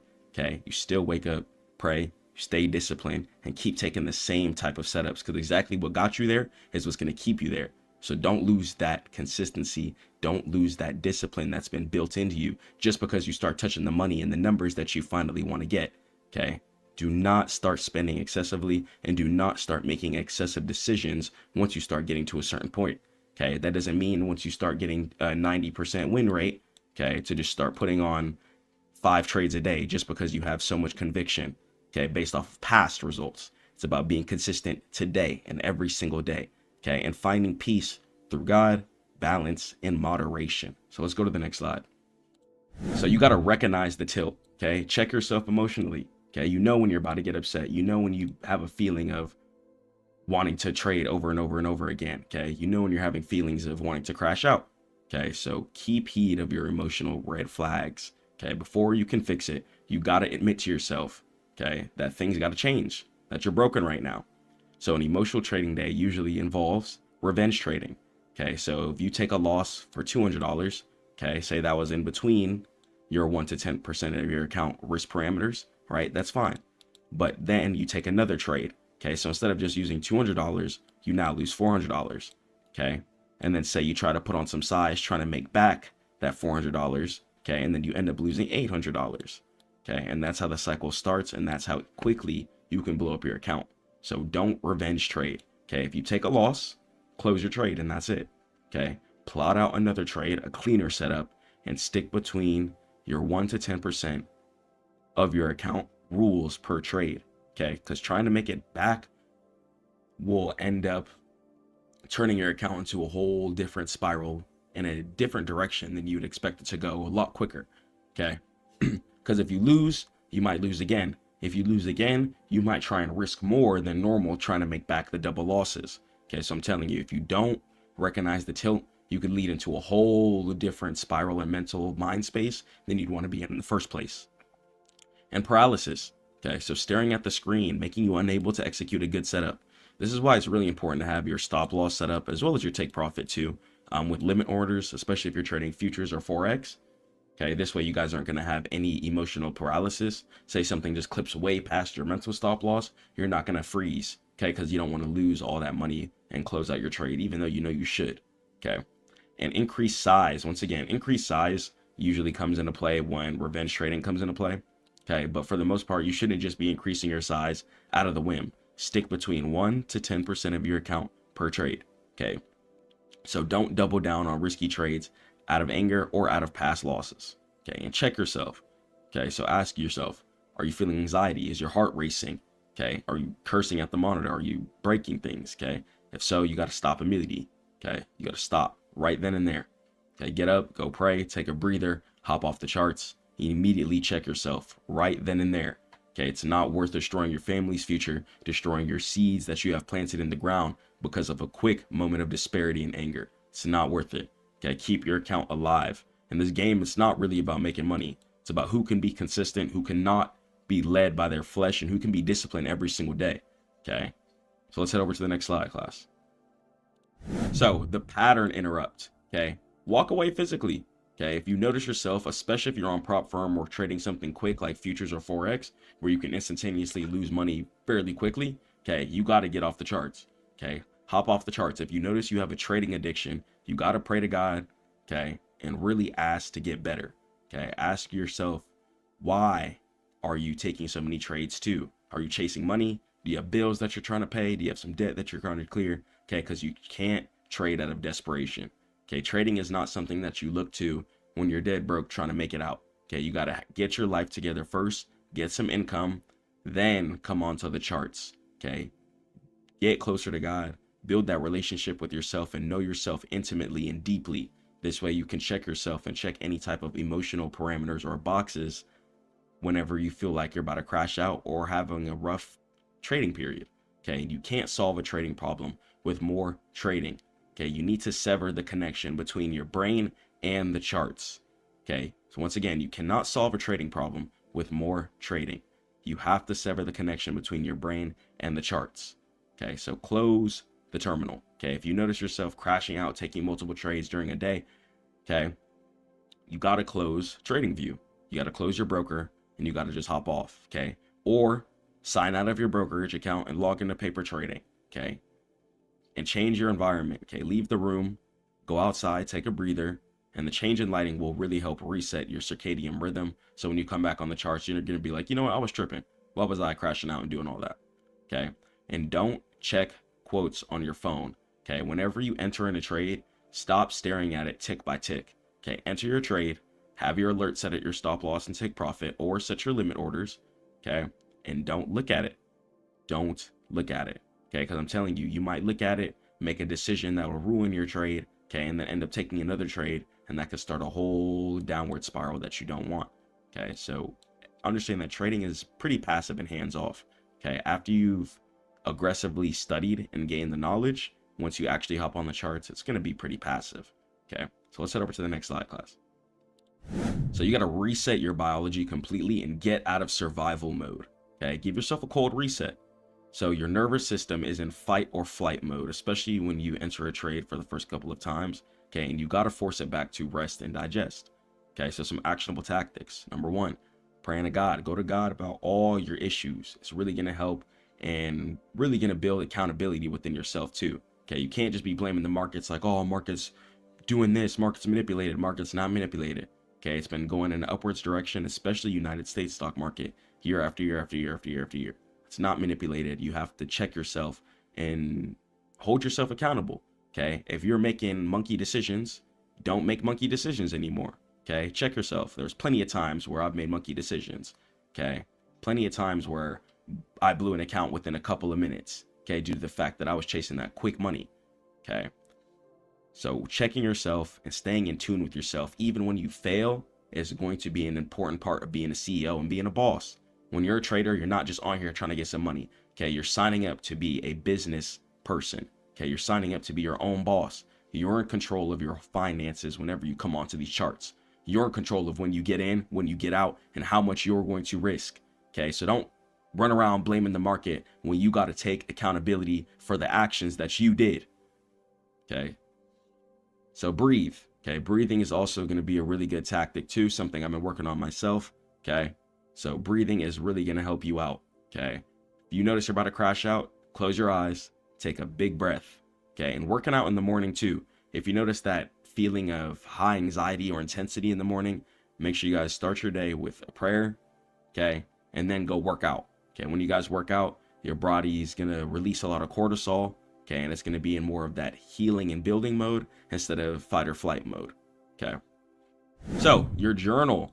Okay, make sure you guys have a trading journal. I don't care if you do it on Notion, Discord, a physical trading journal, whatever. Okay, just get it out. Write out your emotions. Okay, write out your goals. Write out how you're feeling. Okay, and emotions loop in your head until you write them down. Okay, once they're on paper, your brain is going to feel safe. Okay, to let it go. Okay, so if you notice yourself, you're struggling with over trading, like, man, I keep taking 4 trades a day. I can't accept a loss. Write down why. Write down what you're trying to chase. Why do you want the money that bad? Okay, and break it down logically, and it's really going to help you be more intimate with yourself. Okay, and write answers to these 3 questions. Okay, what specific rule did you break? If you notice yourself losing consistently based off of just emotional decisions, okay, ask yourself how you're feeling before you enter the trade. Okay, and ask yourself, what's the worst case scenario? If stop loss gets hit, okay, because if I'm hitting my 1-to-4 risk to reward ratio trades, let's say I'm risking $100, okay, if I'm making $400 per trade, okay, then I'm still going to be profiting $300, okay, which is going to give me more extra room in case I ever have a losing streak.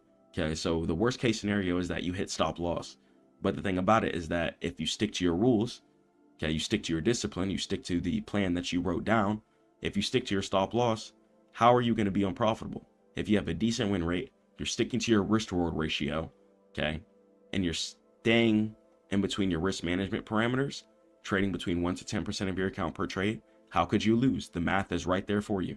Okay, the only way you lose in this world is when you lead with your flesh. Okay, it's the only way you will ever lose. If you are disciplined. Let's head over to the next slide. So, radical acceptance. Okay, forgive yourself. Okay, beating yourself up creates more emotional pain, which leads to more bad trading tomorrow. Okay, and sunk cost. The money is gone. Okay, once it's gone, don't try and chase it back. Don't try and boot up your account again and be like, oh, I'm about to recover all this. No, don't do that. Okay, you cannot trade to get that money back. Once it's gone, it's gone. Once something is gone in the world, it's gone. Okay, but that's perfectly fine. Okay, because you can only trade new setups. There's going to be better setups. Okay, and view every single loss in life, in business, wherever. Okay, just view it as a lesson. View it as tuition. Okay.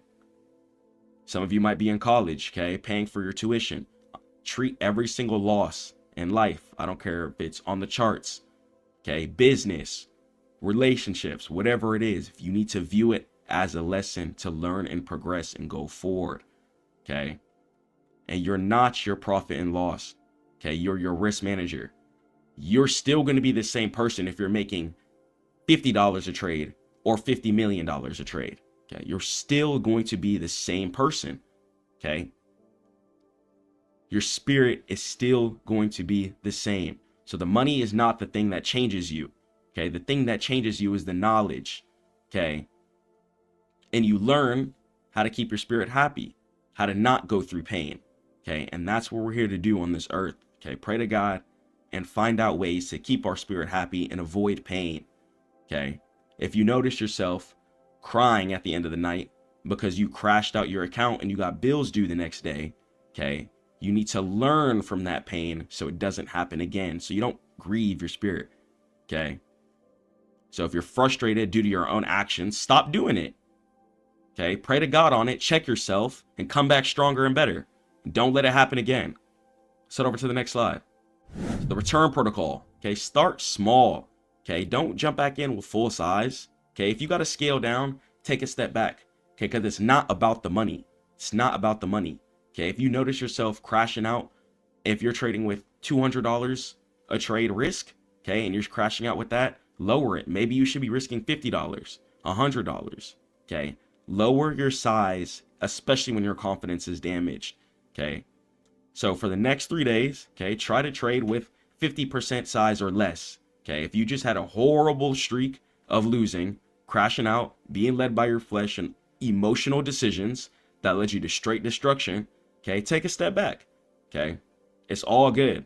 You can always come back stronger. So try it for the next 3 days. Try and trade with 50% size or less, okay? And prove to yourself that you can follow the rules before you're allowed to go back to risking your full normal size amount of capital, okay? Because before you can even start touching the money, you gotta have the discipline built in you, okay? You're not gonna touch a thing, or you're not gonna be able to keep a thing if the discipline isn't built in you. It won't matter. I'm telling you, it won't matter. So if you're making $1,000 a trade, you should still be happy if you're making $100 a trade. Okay, just the fact that we can come onto these charts, look at candlesticks going up or down, and clicking buy or sell, and being able to make money is a blessing. So why are you ruining it for yourself? Okay, please don't make it hard. It's welfare. Okay, it's welfare here. And all you have to do in order to get it, you don't gotta go sign up on no website. All you have to do is be disciplined. Okay, be disciplined. And praying to God is going to be the #1 way on this planet to build discipline. Then from there, you guys can start working out. Then from there, start grinding every single day. Then from there, you're going to get very strict on your setups. When you're praying to God every single day, you have a strict health diet regimen, okay, and you're sticking to your trading plan. Trading is not going to be difficult for you. I'm telling you, it's going to be very, very, very simple, okay? But most people who struggle with this, and it just shows you how undisciplined 99+% of the world is, okay? The main reason why 95% of people plus aren't profitable is because most people on this planet lead with their flesh. Everyone always wants to feel good all the time. Everyone always wants to be comfortable all the time. Everyone always wants to be happy all the time. And that's not realistic. Okay, you have to be disciplined, consistent, and you have to have that iron edge regardless of what's happening in life. Okay, if you want to live in a fake realm, okay, being led by your flesh, that's fine. You'll continue to get those results. Okay, but if you want to be the 1% in the world who's ready to reap the harvest, okay, who's ready to get the resources, who can help everyone else out, okay, you gotta put yourself through the fire, okay, and you gotta come out not tripping. Okay, let's head over to the next slide. So tomorrow is a new market. Stop tripping about the past. Okay, that little bread that you messed up, forget it. That account that you blew up, forget it. Okay, whatever happened back then, it happened back then. That was a weak version of you, and it's time for that version to die. Put it away. Okay, come stronger. Build yourself a whole new version and come way better. Think different. Okay? So wake up, pray to God, and work out. When you guys are working out consistently, it helps your cortisol run through your body a lot less intensely. So you're not going to have random crash out spurts. Okay? Working out is really, really going to help you. Okay? And walk away from the computer too. If you notice yourself pansying on the market, spamming buy or sell because of a loss, relax. Walk away, go pray on it, check yourself. You probably did some emotional stuff that's your fault, and cool down physically. Okay, then go journal the mistake. Okay, throw it in your Discord, your Notion, your trading journal in real life, notes on your iPhone, whatever. Okay, you got to release the loop.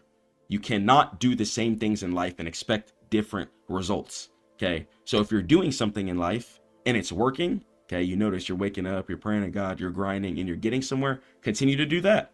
Okay, but if you throw off the loop, if you notice yourself throwing in random days of doubling your leverage, okay, then your risk to reward and your consistency is not going to be able to be built like that.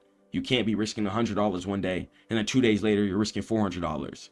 It's not how you're going to build yourself. Okay, and then when you return to the market after a crash out series, start smaller.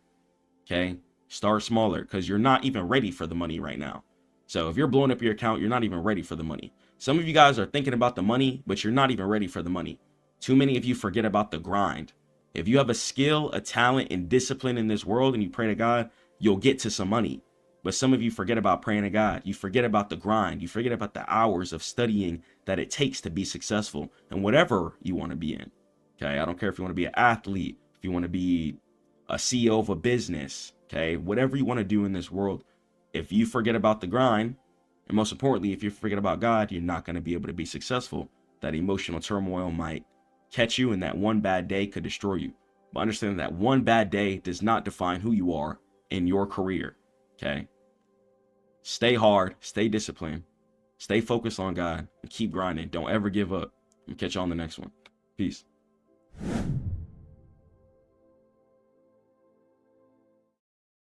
I just built this client's website, and I'll show you how to take your files in your IDE, deploy them to GitHub, and then send that to Vercel.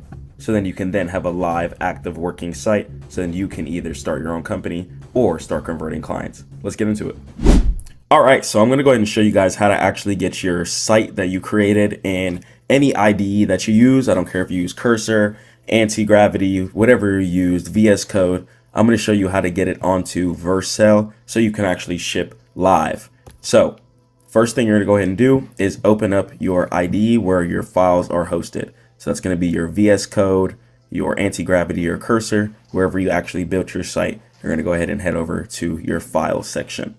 Then from there, first thing I want you to go ahead and do is see what GitHub account that you're logged into. Okay, so go to where your files are located, wherever you built your website, and then I want you to go on to the terminal section here. So if your terminal is not at the bottom of the screen here, what I want you to do is go at the very top, and you're going to go ahead and click on New Terminal. If it brings up a little folder here, click on the folder where your website is located.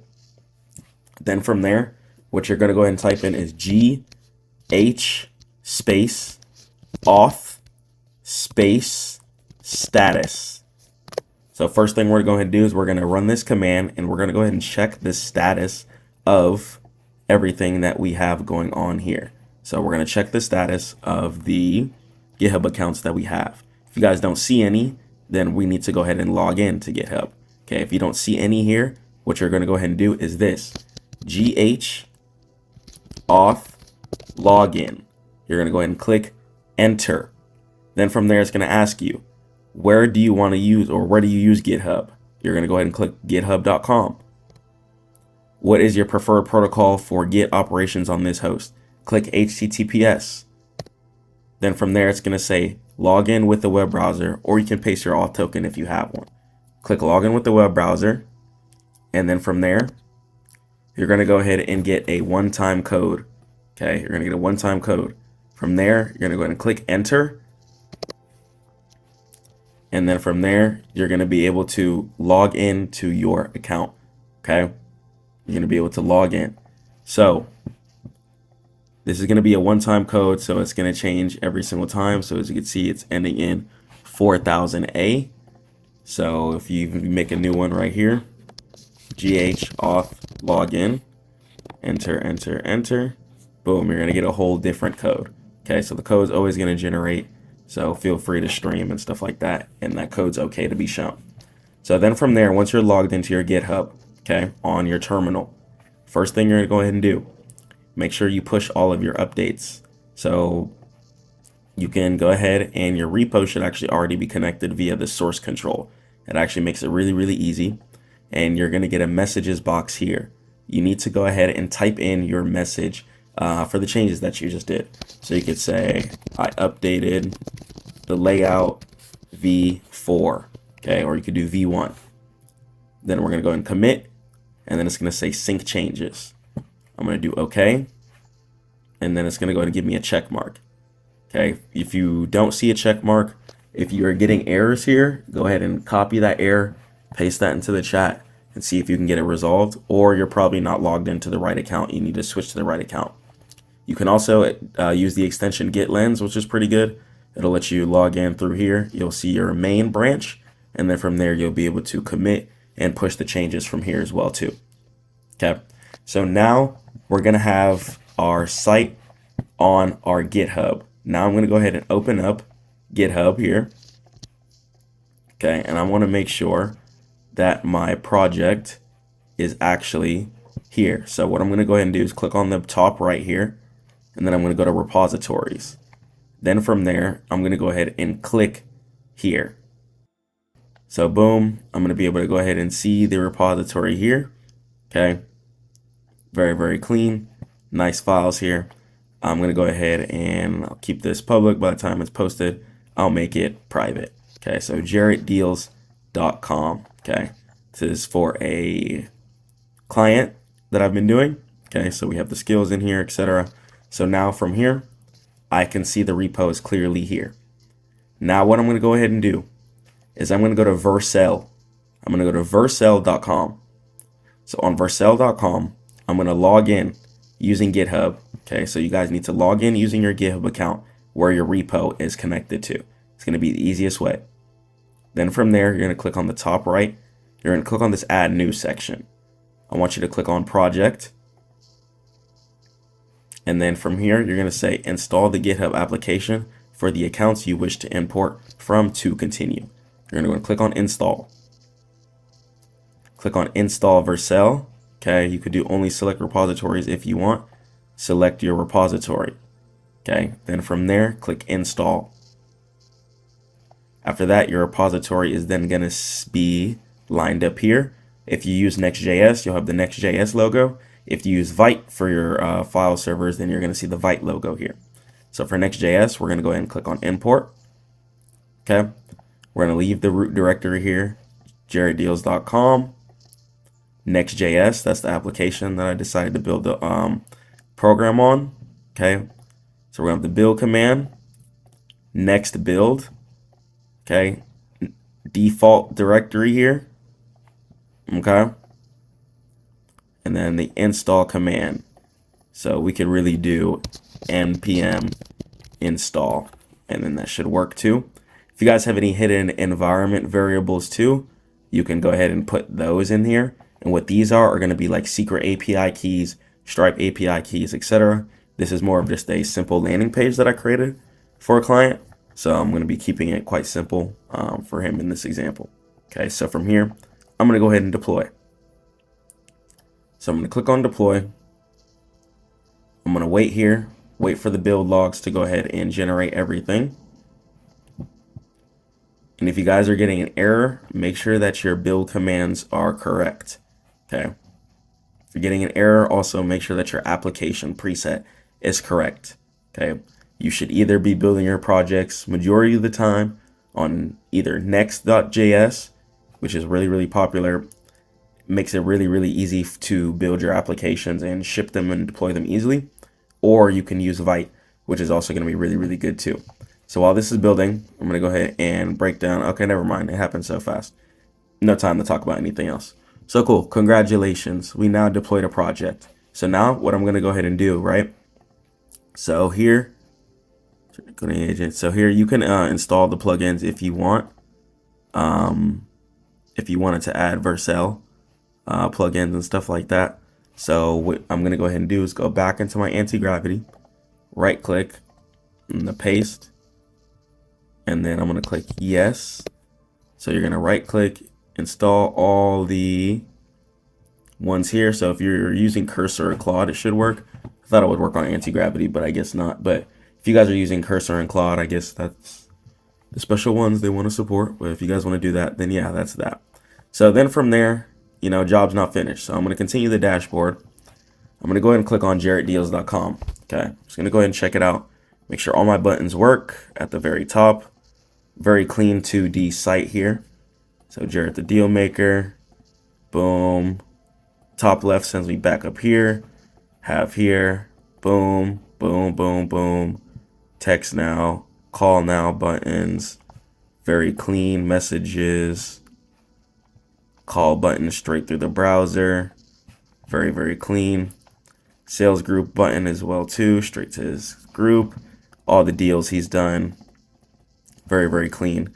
Straight text for him. Straight SMS. Everything he offers. Clean 2D diagonal cards. We have a on load in here chart. So very, very cool. So as the chart scrolls, you can see the chart decides to go up as you scroll. Little animations like that. Very, very interactive. Very cool. Let's make him a deal. Awesome. Y'all know what loan song that is. Boom. Send your inquiry, which will send it straight to his email. And then we have the social medias here as well too.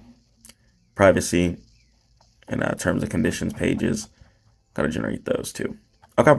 So yeah, now that the site is working, we have the Vercel.app. Let's go and let's change this from the Vercel.app to an actual domain.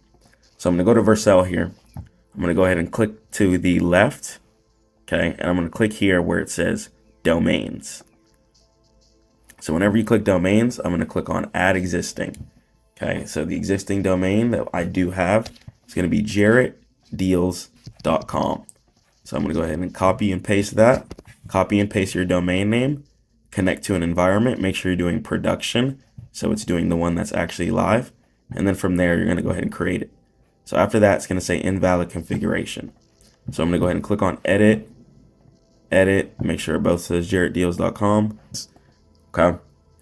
You can go ahead and completely ignore that. Go ahead and click on your DNS. And what you're going to go ahead and do is put the Vercel DNS on your name server.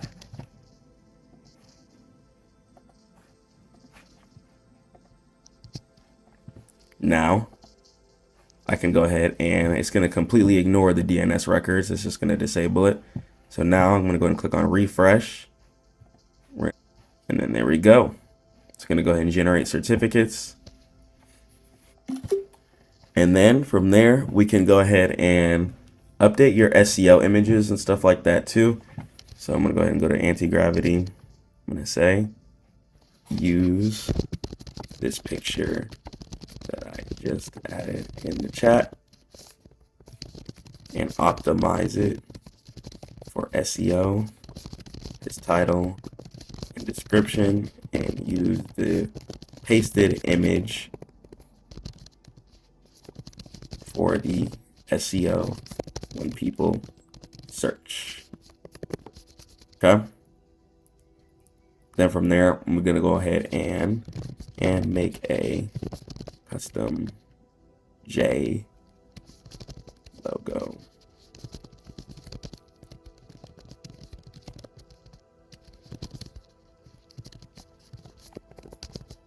With SVG, optimize the SEO heavily. Okay.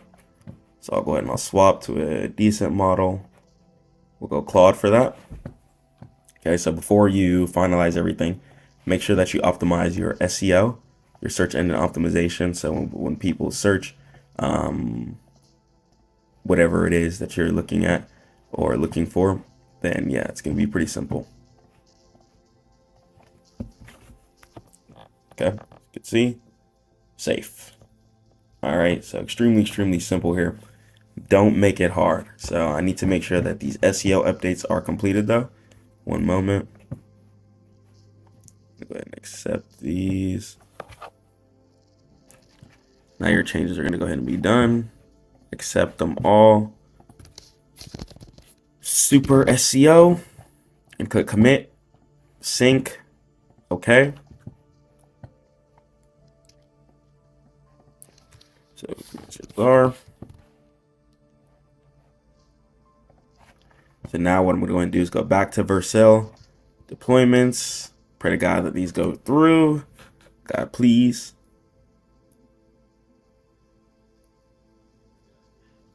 Wait for it, wait for it, wait for it. We're live. Boom. Nice. Now we have the J in the top left here. So super duper cool. I don't like that SMS. Okay, it just kind of ruined a lot of the text. That's ghetto. Okay, now we're good now. All right, we're good, stream. I don't know why I just deployed that like that.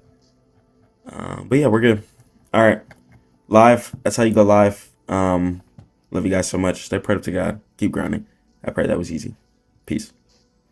Passive trading, swing trading, making money in your sleep and while you're at work is all I'm pushing. That's all we're teaching here at Stackmode.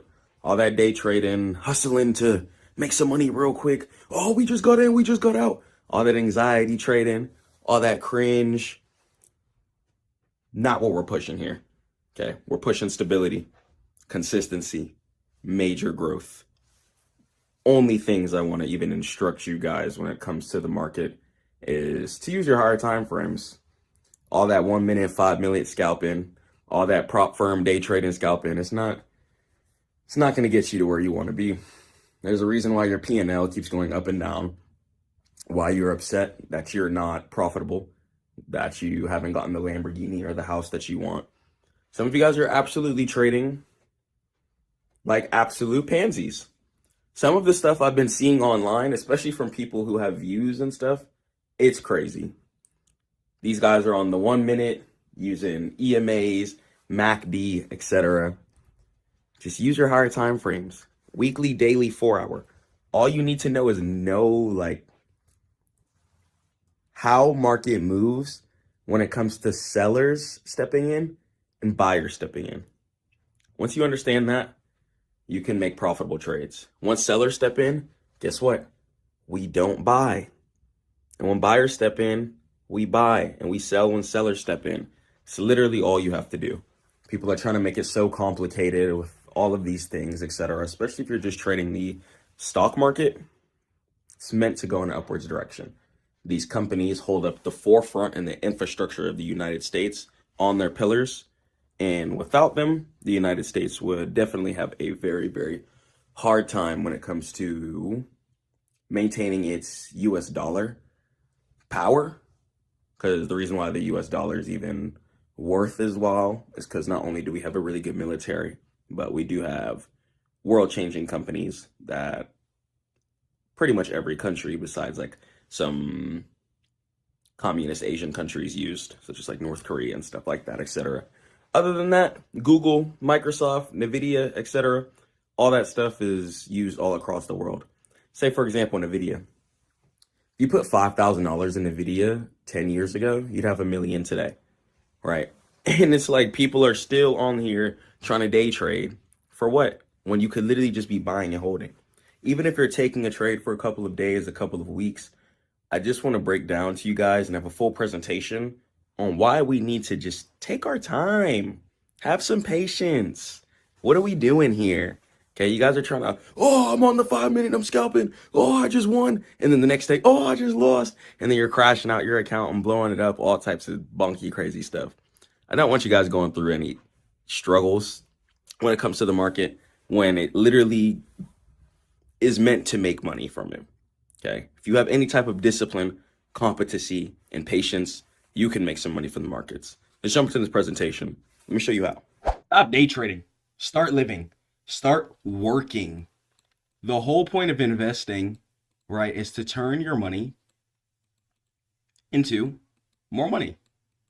So if we're going to do this, we need to be working. Whether if you're a CEO, working on your business, or if you're working your job, whatever you're doing to generate income, you need to be focusing on that while your trades are cooking. So while your trades are in the background, while your trades are progressing level by level, you need to make sure you're working on something. Make sure you're consistently hustling, because guess what? Trading is a multiplicative game. It's not like a job where you sit there making the same consistent income, getting the same check every 2 weeks. Okay, we're not here for that. We're here to multiply our income. We're trying to get rich, inshallah, if God wills. So if you're trying to get rich, you have to multiply your income and you have to push it. You have to go hard. And you can't spend more time on the charts thinking that it's going to equal more income. Because I'm telling you, more time on the charts does not equal more income. Now, studying the charts, yes, but more time placing trades does not equal more income. So let's go ahead and let's continue the next section here. So let's talk about the day trader's trap. So the reality check. 95% of day traders fail to outperform the S&P 500 over a 5-year period. Why? And honestly, it's so easy to outperform the S&P 500. The year just started. We're already up like 11, 12%. I have to go check it. But I believe it was up over like 7%. Like first week started off really strong. It's really easy to outperform the S&P 500 whenever you're catching the innovation and you're playing stocks that have something to do with the future. Whether it be getting an AI health stock, whether it be getting in a certain tech stock that helps manufacture cars, etc., chips, microchips, a lot of different scenarios and cases, right? Investing your money long term, even if you're playing futures, forex, or options too, long-term trading is going to be what you want to be doing, okay? And 95% of day traders fail to outperform the S&P 500 over a 5-year period. And why is that? Emotional exhaustion. I used to be a day trader myself, okay? And there was times where I was able to make some good income, and I realized that, wait, trading every single day, having, even when I streaked, say I won 25 trades on the month, right? But then the next trade, you're coming in, you're winning like 7 trades on the month because you're playing tops and you're playing bottoms. Okay, you're shorting and you're longing. If I'm playing the stock market, I'm only longing personally. Okay, and emotional exhaustion. So staring at the screen for 8 hours spikes cortisol. And what cortisol is going to be your emotion that lets you know you're upset. So it's your rage emotion, okay? And the more cortisol that you have equals the more stress. And the more stress that you have, you're going to be hopping on the charts like, oh my gosh, hold on. And you're going to be trading health for money. That's not what you want to be doing. You don't want to be trading no type of negative aspect for money, whether it be your soul, whether it be your health. You don't want to be trading that for money. And the tax drag. So short-term capital gains tax are up to 37%. It can really eat your profits alive compared to long-term rates, which have a 0 to 20%. So 37% is the max, and that's really once you reach over like 6 figures a year trading, 200K a year, which you can actually reach fairly quickly. But the 0 to 20% is going to be for the long-term tax gains, and the long-term tax gains are going to be for holding your trades for over a year. So they want you to keep your money within the market because it keeps the economy held up. And a zero-sum game. So for you to win a trade in the short term, someone else often has to lose, and you're competing against supercomputers and AI. And a lot of times that can be pretty difficult. And the math of churning. So if you make a 10% profit, right, for example, pretty easy to do, but you trade 100 times a year. Fees and taxes can reduce your real return to negative, honestly. And especially you future scalpers, guys are placing 1 million trades a day, and your fees at the end of the year could really eat into your profits. So think about that. And ask yourself, do you own the charts or do the charts own you? Stop hopping on the charts fiending for money. Put your setup down after you've marked it out, after you've done your intellectual, fundamental, and technical research. Put your trade down. Let it hit TP or stop loss. And go on to the next trade. That's all you have to do. Stop making it more difficult than it needs to be. Please. Inshallah, if God wills, you guys have a lot of people to take care of, and you have yourself to take care of. Love yourself. Okay, if you master this, you could be able to take care of a lot of people, and I'm so dedicated to teaching every single person on this earth, to making sure that you guys understand every single concept of this. And the passive approach, right? So the passive approach within the charts is really good because then you get to be aggressive within your work In real life, you get to be aggressive within your business so you have more income to throw into the charts in the first place. So buying assets that generate wealth while you sleep, rather than renting out your time to monitor price action and watching every single candlestick move, is going to be a lot better. So you're going to want to primarily swing trade. Okay, switch to your weekly time frame, your daily time frame, and your 4-hour time frame.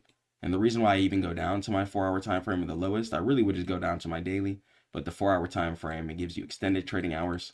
So sometimes on TradingView and other brokers that you're on too, you might see some candlesticks that are hidden due to the fact that extended trading hours is not on the daily and the weekly, since it goes by the hourly basis. And time in the market, right? It's important to study the charts. It's important to know how market moves, okay? And historically, missing the best 10 days of the market cuts your returns in half.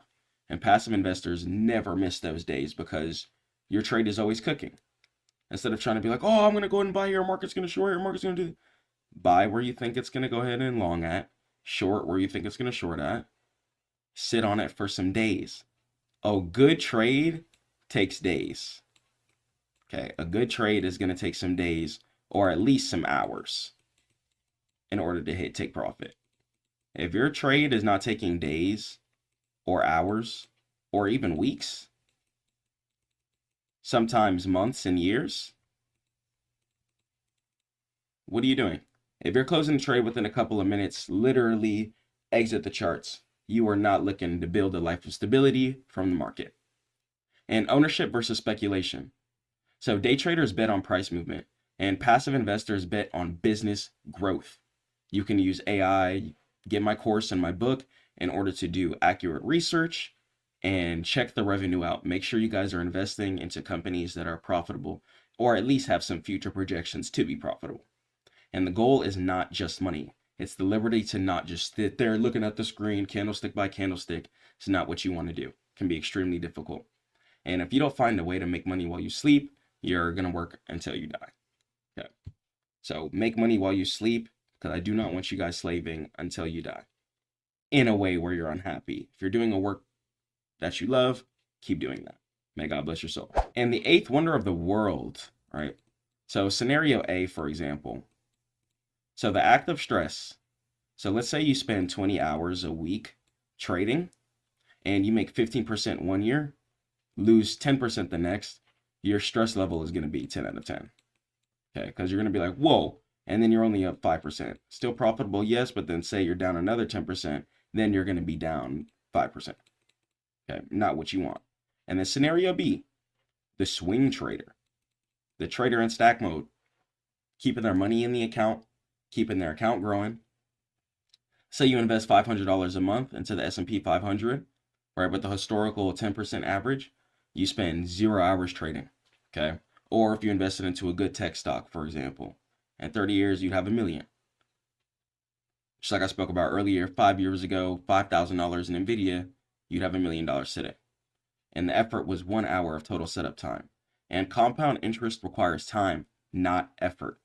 Day trading interrupts the compounding process by constantly moving your capital and constantly moving your emotions. And I'm telling you, especially as you get older, it's not easy in order to keep that up. It can be extremely stressful. And I want you guys to live a stress-free life where you guys can chill out, do what you want, and ball.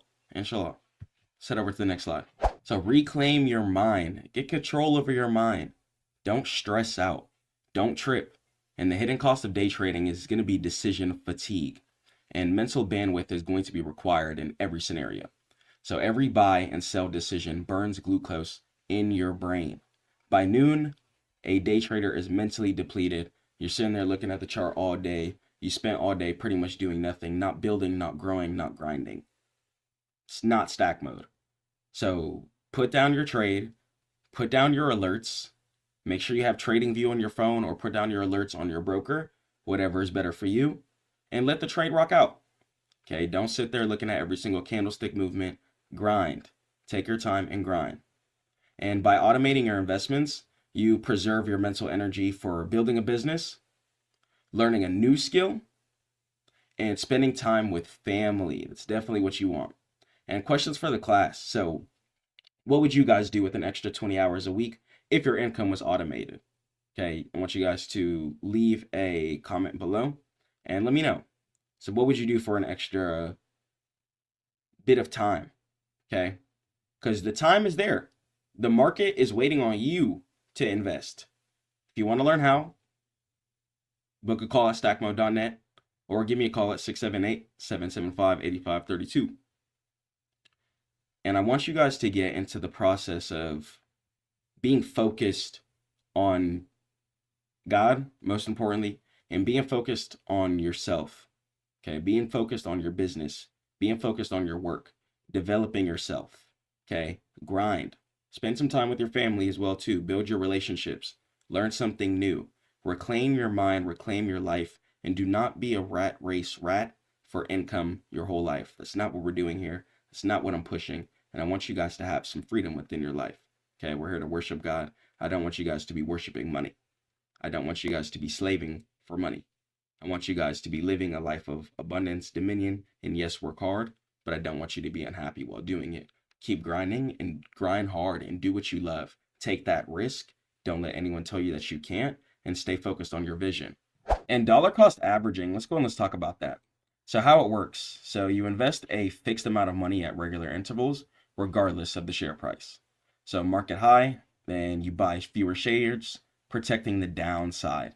So obviously your market's not going to be at all-time highs and you're loading up. No, you buy low, sell high. Okay. Or if you're shorting, let's say you're a Forex trader or something like that, you're trading more of a downtrending market, then what you're going to want to do is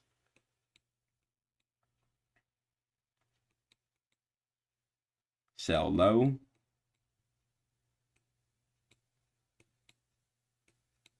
buy high. Okay. So either ways. So zero emotion. You remove the should I buy now anxiety completely by swing trading. When you're using your higher time frames, you know your trade is going to take days or hours in order to progress. Give it time. Let it chef, let it cook. Okay? Let it chef and let it cook. So the choice is going to be yours. Option number one, you're chained to a desk, fighting algorithms, and you're having extremely high stress. Looking at 1 minute candles, watching every single thing, speculate, and watching your P&L fluctuate insanely. Stop trading like that. It's not worth it. It's actually led a lot of people to suicide. And I don't want you guys to go through that. Okay? And option number two, the stack mode way. Automate your wealth, time, and live your life. Stop playing the game. Okay? Stop going to the casino. Stop gambling. And trade the markets. Okay? Trade the markets. Quantitative tightening has officially ended, and trust me, this changes everything for investors. For the past few years, the Fed has been draining money out of the system, shrinking its balance sheet and putting pressure on stocks, real estate, and even crypto. But now, that pressure valve just opened, liquidity is flowing back in, and whenever liquidity comes back, asset prices don't just react, they move. But here's the truth that nobody tells you. The end of quantitative tightening doesn't automatically mean a bull run. It does mean volatility though. It means opportunity. And it means that the smart money is already positioning while everyone else is still confused about what quantitative tightening even is. So what does this shift actually signal for you? Expect easier borrowing, potentially higher stock valuations, stronger risk on sentiment, and most importantly, a window of time where early positioning matters more than ever. So let's figure out how we can plant our seeds, what quantitative tightening even is, and how we can learn how to invest. Inshallah. Let's go. Quantitative tightening has ended. All right, let's go on this breakdown how it's going to affect investors and the future of everything. So what was quantitative tightening in the first place? So quantitative tightening is the reverse money printer. Okay. So you know quantitative easing, right? QE. And that's when the Fed prints money to buy bonds. Quantitative tightening is going to be the exact opposite of that. Okay. For the last few years, the Federal Reserve has been destroying money to fight inflation. Okay. Printing more constantly over and over and over and over and over again. Okay. And the mechanism. Okay. So it's when they let bonds that they own expire and don't replace them. Okay. And the result of that is cash disappearing from the economy. Okay. And the goal of it all is to slow the economy down to stop prices from rising. Okay, so quantitative easing is turning the water hose on to fill the pool. Okay, and quantitative tightening is sticking a vacuum in the pool and sucking the water out. Okay, so let's head over to the next slide. So the Fed cannot suck money out forever, or the system would go ahead and just break completely. Okay, so they're stopping or tapering quantitative tightening because inflation is cooling. Okay, the job is pretty much mostly done. And let's talk about the liquidity risk too. If reserves get too low, then banks will start to fail. Okay, and that cannot happen. The whole United States economy and infrastructure is based off of banks, companies, and money flowing through business owners. Okay, an economic slowdown, okay, they don't want to cause a massive recession for pretty much no reason. Okay, so the danger zone. So imagine braking a car too slow it down. Okay, and if you keep holding the brake after the car stops, you don't move. Okay, but if you brake too hard, you skid and crash. Okay, so right now the Fed is releasing the brake. Okay, that's all it is. So imagine braking a car to slow it down. Okay, if you keep holding the brake after the car stops, you don't move. Okay, and if you brake too hard, you skid and crash. So right now, all the Fed is doing is releasing the brake. Okay, that's it. All right, into the market. Okay, because money's no longer being deleted pretty much. Okay, so liquidity is the lifeblood of the market. It's easily how money moves around. Okay, and risk on. So historically, the end of tightening is a green light for risk assets. Okay, letting us know that there's going to be more money circulating in the economy, giving us a higher chance for our assets to head in an upwards direction, since A, more people will be investing into something with value, okay, or B, people will have more money to purchase things with value. So valuations. So with less pressure rates on PE ratios, okay, stock prices can expand and head in an upwards direction. Okay, and tech and growth. High growth companies like tech or AI companies usually benefit the most when money becomes easier. Okay, because then they're going to have more money to invest back into their company and circulating instead of having to be tight and restrictive with the advancements and innovations, especially tech and AI companies, because the whole point of tech and AI companies is to profit off of future innovation and psychology involved into it, right? Investors then stop fearing the Fed and start fearing missing out. Okay, they're like, hold on, quantitative tightening is, hold on, let's pause. What we got to do is put some risk on, put some money down on the table before market heads up to all-time highs without us. Okay, so when the Fed was selling, okay, you sold. Okay, so now the Fed is stopping. Okay, so the headwind is gone. Okay, the headwind is gone. Make your decisions. Plant your seeds for your asset classes. Okay, so you don't have to struggle in the future.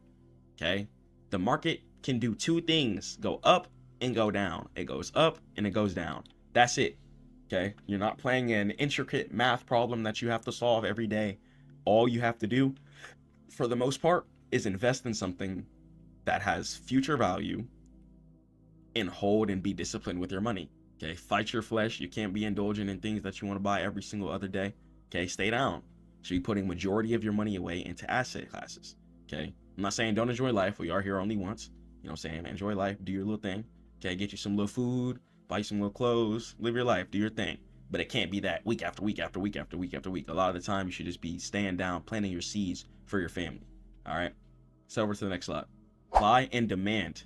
So during quantitative tightening, the Fed was a massive seller or non-buyer of bonds. Okay, and this forced interest rates up. So quantitative tightening ending leads to less supply of bonds flooding the market. Okay, and bond prices should stabilize or go in an upwards direction. Okay, and yields should stabilize or go down. Okay, so the real world effect of everything is that mortgage rates are tied to bond yields. Okay, if quantitative tightening ends and yields drop, then mortgage rates could finally come down, making real estate and real life a lot more affordable. Okay, so the fact that quantitative tightening is being ended is a really, really good sign for the future of the economy. Okay, and this is really going to help the housing market, get a lot of people off the streets, okay, and really just help a lot of people out in the world, making life more affordable again. Okay, because we shouldn't be stressed out every single day, you know, just trying to live our life, especially when we're already grinding hard. So let's head over to the next slide. Okay, the biggest risk of stopping quantitative tightening too early is that inflation has a chance to creep and come back up, God forbid.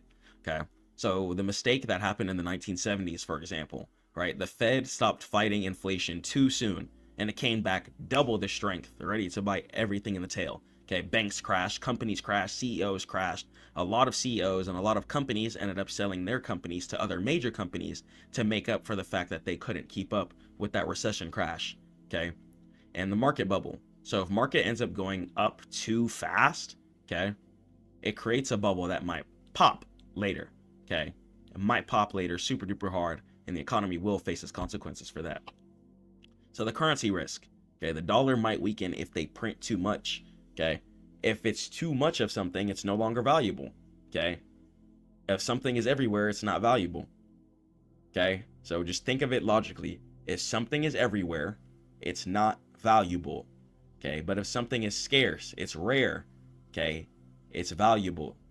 Okay, so though we aren't printing, okay, just stop the shredding. Okay, so watch the CPI, Consumer Price Index reports. That's going to be one of the most important reports that come out. That's going to determine how cryptocurrency and the stock market wants to move. Okay, and if inflation ticks up, the Fed might have to restart quantitative tightening, and that would be super duper bad for stocks. So cash yields might peak. Okay, try to lock in rates or move your cash to assets. Okay, keeping your cash in that asset river, especially if the dollar weakens, then that means assets are going to become more valuable. Okay, because people have to have some type of value in something. Okay, so once again, if cash gets weaker, then assets become more valuable. Okay, and the quality growth of everything. So look for companies with low debt that grow regardless of the economy. Okay, and it might be a good time to buy bonds before yields drop as well too, if you'd like. Okay, so review your cash position too. Okay, see how much cash you have and see what you can plant within your asset classes. Okay, don't be scared of the market anymore, and keep an eye on inflation data is ending. Okay, money is back. Okay, it's trying to get healthier. It's trying to flow back into the markets properly. Okay, and liquidity stabilizes, which is really, really good for the market, letting us know that there's going to be more money available, which means more money could be flowing into asset classes such as the stock market or the crypto market. Okay, and this gives us a chance for rates to likely stabilize or drop. Okay, and risk shifts from the Fed fear to inflation watch. Okay, so stay invested, stay alert, keep up with the reports, stay prayed up to God, keep grinding. Make sure you guys aren't buying any assets at all-time highs. Okay, I don't even care if it's real estate. Okay, even if it has nothing to do with the charts, don't buy any assets at all-time highs. Okay, wait for the dip, buy, and catch the V sweep up. Okay, stay prayed up to God, keep grinding, and head over to stackmode.net if you guys want to learn how to invest. Peace.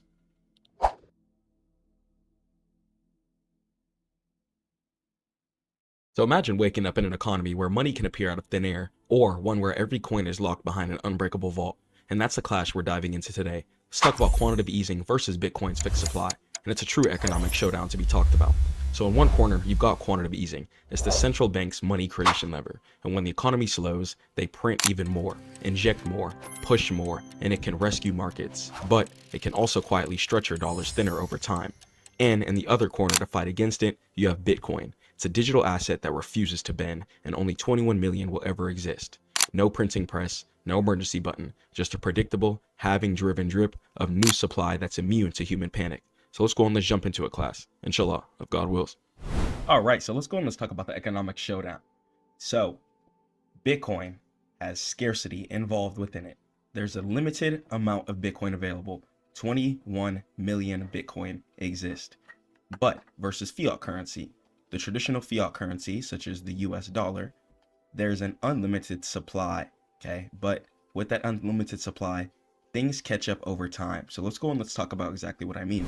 So mechanism, quantitative easing, right? So the term QE, let's talk about it. So QE stands for quantitative, Q stands for quantitative, okay? And E stands for easing. Okay, and here's how it actually works. So it's not just printing cash, okay? It's an asset swap. So step number 1, the central bank creates digital reserve, okay, out of nothing. And they use these reserves to buy treasuries and mortgage-backed securities from commercial banks. Okay. And now banks now have the cash reserves and are incentivized to lend it out to companies and people. And in result of all of this, the central bank balance sheet then explodes. Okay. And the Fed's balance sheet grew from 4 trillion, okay, to 9 trillion during 2020 through 2022. Okay. So let's go and let's break down the further logic of what this all means, because there's definitely going to be consequences for everything that we just spoke about. And let's talk about it. The canceling effect. So who gets the money first? So new money doesn't reach everyone at the same time. It flows just like a river does. Okay. And one, the insiders, okay, banks, okay, / government, they get the money first at near zero interest, okay, and they buy assets for cheap, okay, they buy it for a low price, okay. God says no interest anyway, so they finesse the whole system. So the asset owners, right, let's talk about the rich people. So stock and house prices rise due to the influx of cheap capital, okay? And let's talk about the wage earner, okay? By the time money reaches you, prices for food, okay, just a basic item, let's say like a piece of chicken, for example, okay, or macaroni, okay, 1 year you might be paying $5, okay, for a chicken sandwich. Next year you might be paying $7. Okay, 5 years down the line, you might be paying $13. Okay, you went from paying $5 a chicken sandwich to $13. Okay, yes, we can print infinite currency, right? But there's going to be consequences to everything. Okay, it's going to be supply and demand, equal opposite forces in everything. Okay, so understand that the fact that infinite money gets printed means that over time things have to get more expensive in order to compensate, because people are going to start just having more money. Okay, there's going to be more money flowing in the river, so the numbers have to balance out logically. Okay, so knowing this, we have to understand that your income has to catch up. So let's focus on point number 2 here. Okay, so point number 2. The asset owners and the rich. So stock and house prices rise due to the influx of cheap capital. Okay, so they go up due to the influx of cheap capital. We need to think about this logically. Okay, so while food, rent, and stuff is getting more expensive, okay, stock and housing prices are also rising. You guys should be trying your hardest to stack as much assets as possible. If you don't know what an asset is, that's going to be anything that's pretty much going to turn your money into more money. Okay, whether it be real estate, okay, you could do stocks, okay, cryptocurrency, so many different avenues, okay, business, pay for ads and start you a digital business or physical business, whatever, okay, just whatever is turning your money into more money, that's going to be an asset, because you have to understand that your income has to catch up. I don't want you guys to be struggling in society. Okay, your income has to catch up, and just like God says in Quran, we have to spend moderately. Okay, we have to spend moderately. I'm really telling you guys, the key to life is just following what God says. Okay, if you guys aren't religious, you need to go start reading the word, man. Okay, it really helps a lot. It's a lot of psychology in there. Okay, especially as a trader, an investor, somebody trying to have their finances together, you need to definitely read Quran if you can. Okay, so spending moderately. Okay, so stop being so much of a consumer. If you realize, okay, there was times I was spending my whole bag on DoorDash, on this and that, okay, having no assets stacked. Okay, and I'm not saying don't live life. There's going to be times where we want to live a little life. Okay, I understand. Okay, there's times, you know what I'm saying, I go out, you know what I'm saying, you might pop it a little bit. Live your life, do your thing. But that doesn't need to be a consistent every single week, every single day thing. Okay, save your money. Invest your money. Okay, so when I say save your money, save it in some assets if you can. Okay, don't just have your money sitting in your bank account, because inflation, food, rent, etc. is rising, okay, which means if you just have money sitting still, you're going to pay more taxes over time, okay? So always try and keep your money flowing in the river, okay? This way, by the time tax time comes, you're going to have an easy time paying it off, inshallah, if God wills, okay? So let's head over to the next slide. So the response, okay, absolute scarcity. Bitcoin, where my Bitcoiners at? All right. So Bitcoin, the 21 million hard cap, okay? And this limit is not something that needs to be taken lightly, okay? Bitcoin is gonna go away one day, okay?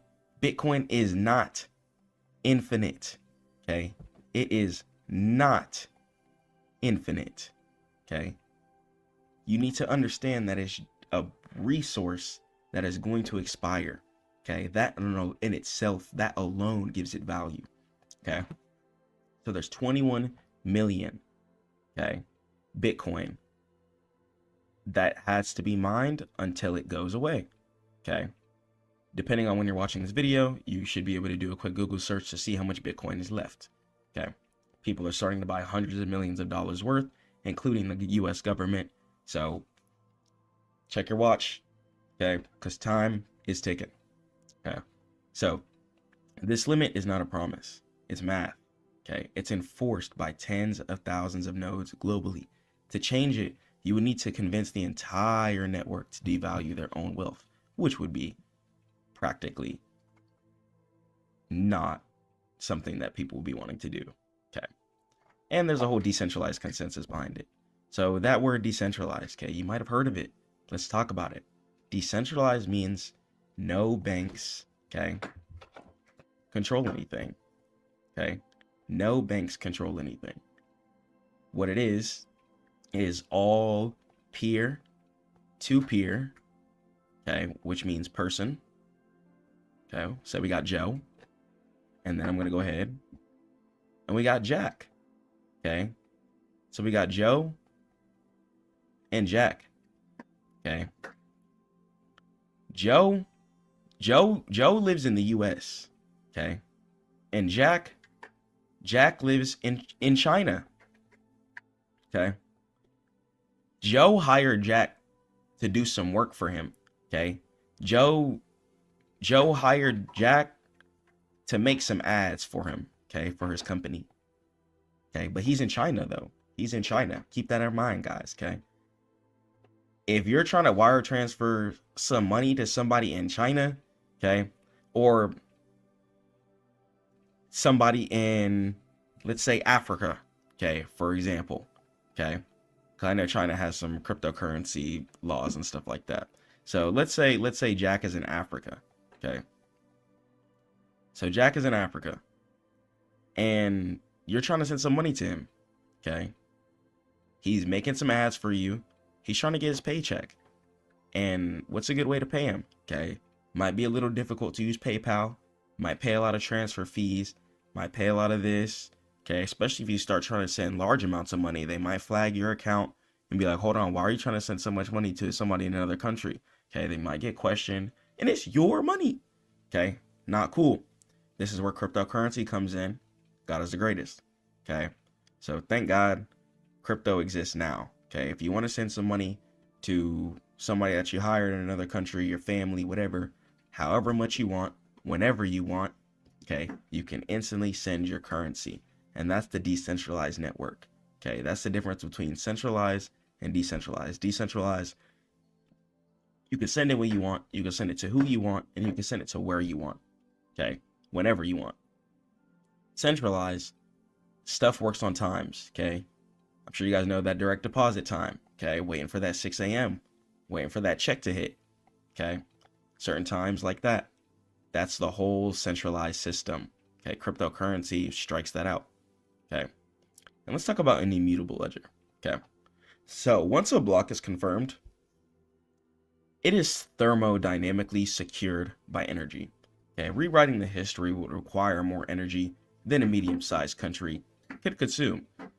So once it's confirmed, once it's on the blockchain, and the blockchain is going to be where all pretty much the cryptocurrency information lives, okay, once all the blockchain information has been confirmed, okay, and set in stone, shouldn't change, okay? Inshallah, it shouldn't change. So that's what makes Bitcoin a big help in society, especially when we're just trying to live some life and do some things, okay? We might have some family in other countries, and we just want to live like people, okay? Come on. Let's go to the next slide. So the supply shock, okay? Let's go and let's talk about the halving, okay? Halving. So half, as you guys know, 50%. Fraction is 1/2, okay? Because 1 plus 1 is 2, okay? So programmatic disinflation. So every 210,000 blocks, okay,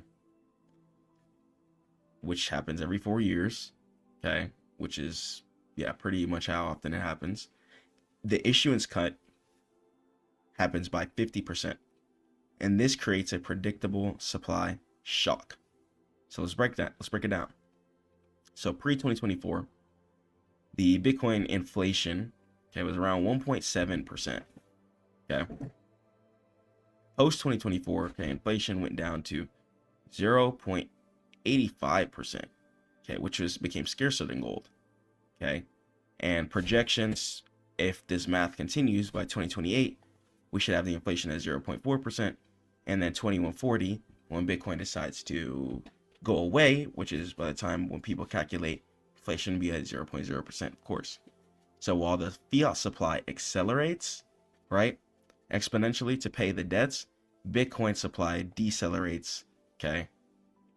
You have to understand that it happens because it's a limited currency, okay? It's limited. It's not something that's going to be here forever. Try and get it when you can. You don't want to be one of those people who regret it and be like, oh man, I should have bought some Bitcoin, and you just didn't, okay? So make your decisions now. Put some money to the side, okay? You don't need to be buying no clothes, McDonald's, no DoorDash, no right now. Buy some groceries, okay? Buy some groceries and grind, okay? Wake up, pray to God, grind, and stay down, okay? Live a little life, of course. Take care of your mental health, but try and put some money away, okay? We got to have this asset flowing, okay? Let's get it, inshallah. So the systematic comparison. So fiat currency, US dollar, man, cash, you know, good old dollars. Let's talk about it. So policy, okay? It changes based on politics and crisis, okay? If the US economy is doing well, then that means our dollar is going to be more valuable. If it's doing bad and we have a lot of debt, etc., the US dollar is not going to be as valuable, okay? And that's just what it is. And people will want to run to other assets, which once again, assets are things that turn your money into more money, okay? Because fiat currency, that money, is not as valuable, okay? So they at least want to try and generate more, which makes logical sense. Defense, survival, okay? So unlimited amount of fiat currency can be printed, press of a button. It's kind of just numbers on the screen. Even kind of same thing with credit too. And system, okay, permissioned. Banks control the access, okay? They can tell you no, and they can tell you yes, okay? And the outcome, right? Your savings lose value over time, okay? Due to the fact that it's not growing in anything, okay? It's not in the river, okay? It's sitting still on the rocks, okay? And let's talk about some Bitcoin. So policy, okay, set in stone with code, okay? Can't be changed, which means Bitcoin is gonna have the same intrinsic value baked into it a lot of the times, okay? And of course, there's gonna be chart depending on where the price is at, all-time highs versus a low, for example, okay? But for the most part, with it having that fixed supply, okay, it's gonna remain valuable, okay? Fiat currency, if the US started getting bombed right now, the US dollar probably wouldn't be as valuable, okay? So certain things just are logical with that. So supply, okay, strictly capped, okay, 21 million, and it's very costly to mine, okay? You can't just spawn Bitcoin at a press of a button. You actually have to have a whole logistical system. Okay. Bitcoin is created by proof of work. Okay. The computers have to show math. When your teacher asks you to show work, that's what the computers have to do. So it's pretty much a bunch of computers. Okay. Or it might be one, however much the person has who's mining the Bitcoin. Okay. And what they're going to go ahead and do is look for mathematical equal signs. Okay. They're trying to solve a code. Okay. To give the hash. Okay. And in that, the computer has to keep solving these codes. Okay. And it has to show work. Okay. And that proof of work. And if it's correct, okay, then they're rewarded with a piece of Bitcoin.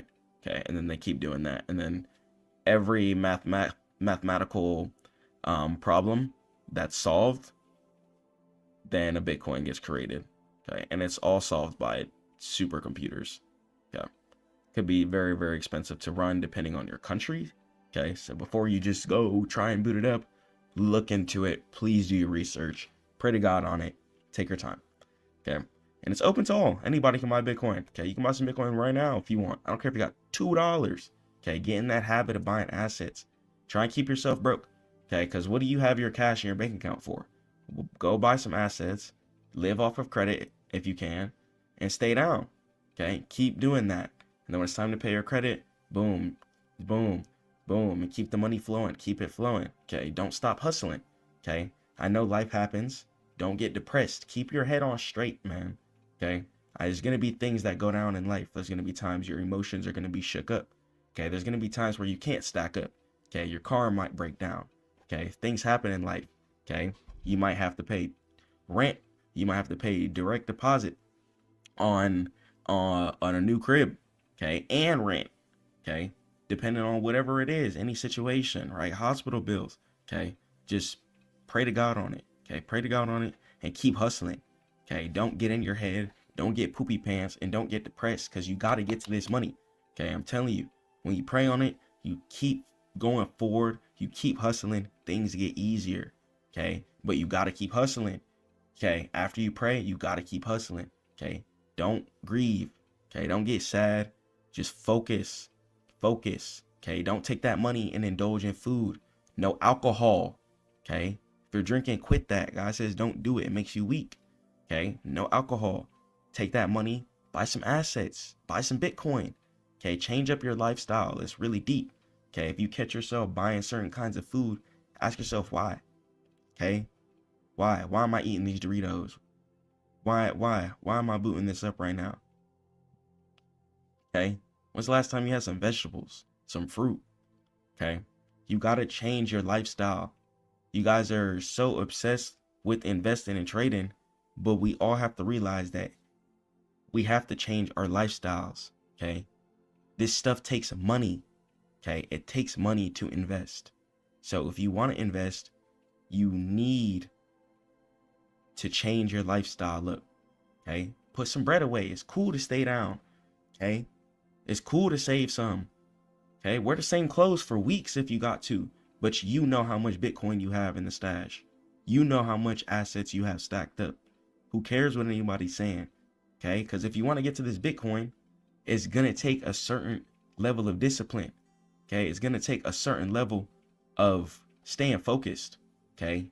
We can't be being lazy when we say we want to be stacking assets. You got to choose. You got to be relentless. You got to be a dog. Okay.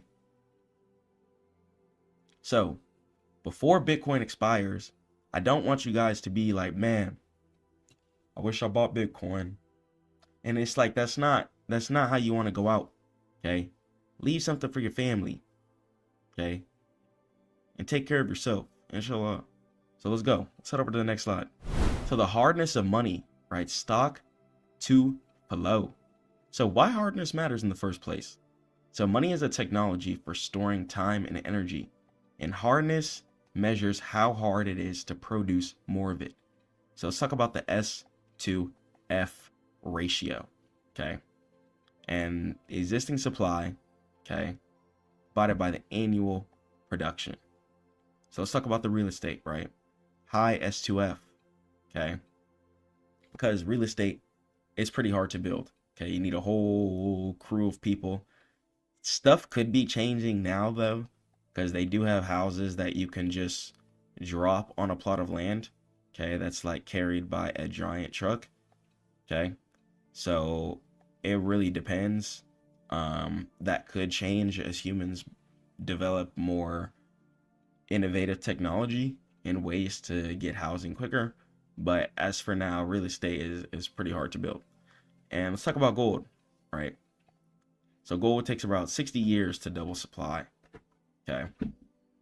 And Bitcoin, okay, it's the hardest asset ever discovered. Ever. Okay. So gold has a 60 S2F. Bitcoin, as of 2025, has 120 S2F. Okay. And if money is easy to produce, right, such as fiat currency, which is unlimited, people won't save it. They're just going to go ahead and dump it and blow it. Okay. And if money is hard, okay, Bitcoin, civilization can save for the future. Your Bitcoin is like your gold. Okay. You should not be touching your Bitcoin. You should not be touching your Bitcoin. You should not be touching your Bitcoin. You should not be touching your Bitcoin. Okay. Keep it in the stash. Keep it locked away. Keep those secret keys locked up. Okay. Don't be touching that Coinbase card. Don't do it. It's not worth it, guys. Okay. So let's stack it up. Let's stay down. Okay. Spend that credit. Okay. Spend that credit and build it back up. Spend that credit, build it back up. Pay your bills, spend that credit, build it back up. Keep hustling, keep grinding. Okay, spend that credit. Credit. Fiat currency, unlimited, pretty much almost not real.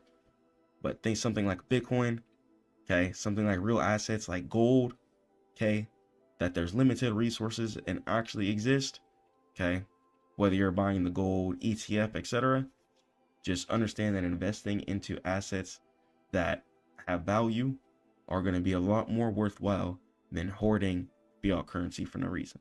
So let's jump into the next slide. So the verdict of everything. Okay, we're witnessing a global competition between two monetary operating systems. Okay, you got the debt path. Okay, fiat requires inflation to service global debt. So your savings are the fuel for the system. Okay, eating it all up. And then you got your true savings path. Okay. Bitcoin, it's an exit valve, okay, a savings technology that cannot be debased by any central authority, okay, and this is not financial advice.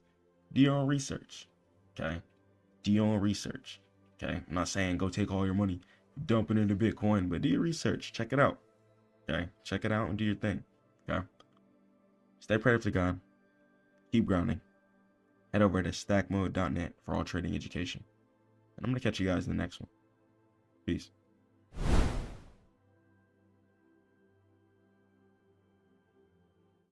I'm gonna be honest with you guys, it's a blessing, but you gotta go hard every single day. Every single day.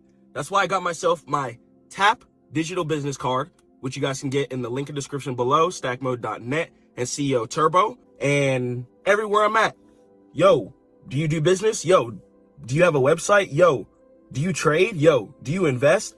Constantly pushing myself, constantly trying to get to the next level, constantly networking with CEOs, working with water companies, working with team leaders, working with entrepreneurs, working with anyone that I can get information from.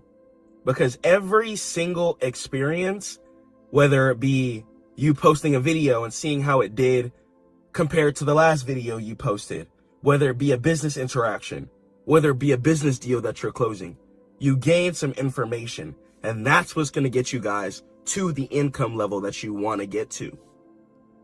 The amount of information that you gain and you're able to process back out into your products, into your information, if you're a teacher or a coach, etc. The amount of information that you receive from the world and that you're able to put back out onto the earth is a lot of the times what's going to get you this success. Are you learning from people's experiences? You have to learn what people are needing. What are people in need of? If people are in need of fun, that's why things like fidget spinners, for example, made people so much money, because it was just a fun, super trendy time. Fidget spinners were really popular. People were wearing the rubber bands, the colorful ones. I know you guys probably remember that. And just finding an ample way in society to A, put a smile on people's faces, or B, solve their problems and solve their hardships. Okay. That is how you're going to get to the next level in business. And that's how you have to think 25/8 every single day. If you're going to quit your job, I quit my job. I had a finance career. I worked 4 years. I programmed credit card terminals. I did sales for them as well too. And I also did tech support. So I had a very, very extensive, long background of working with different types of people, solving different types of problems. And I was able to take all of that information and start the Stackmode network and start CEO Turbo, right? So that's really why I think this business card here, it's just like a credit card, you know, same type of material, not weak.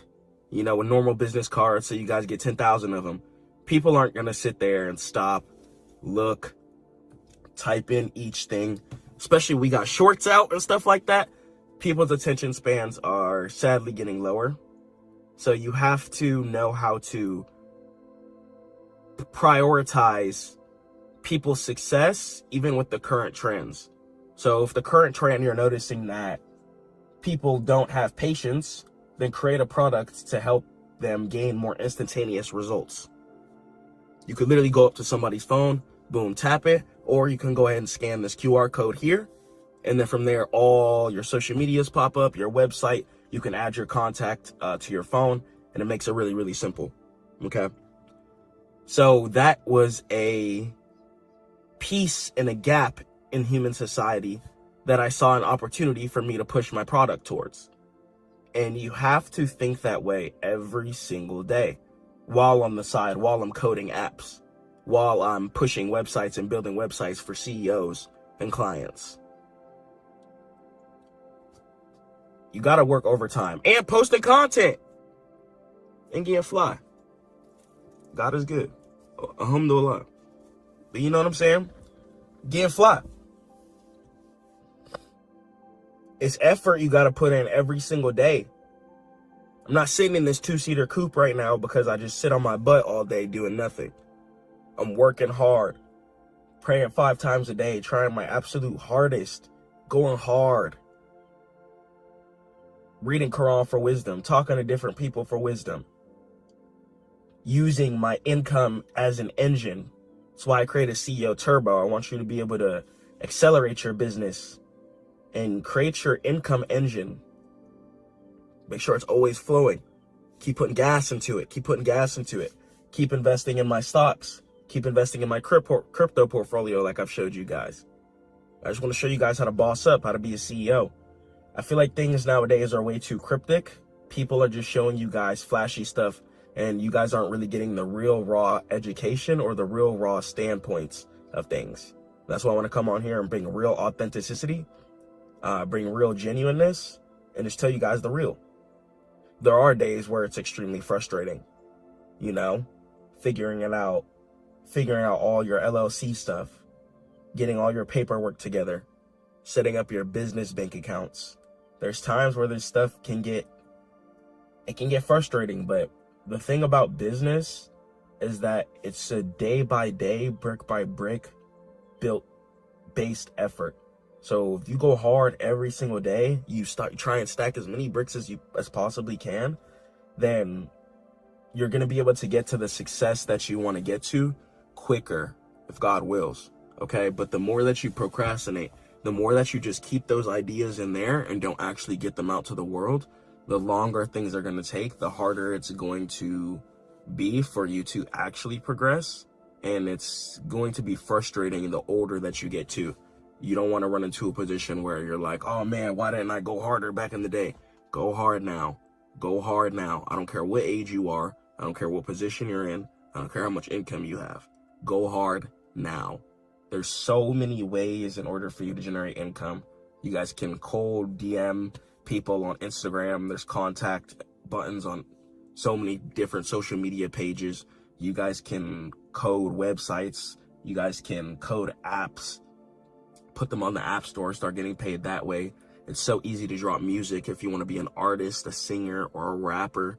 If you guys want to make animations and make movies and cartoons, you can take that route and create a whole brand from there.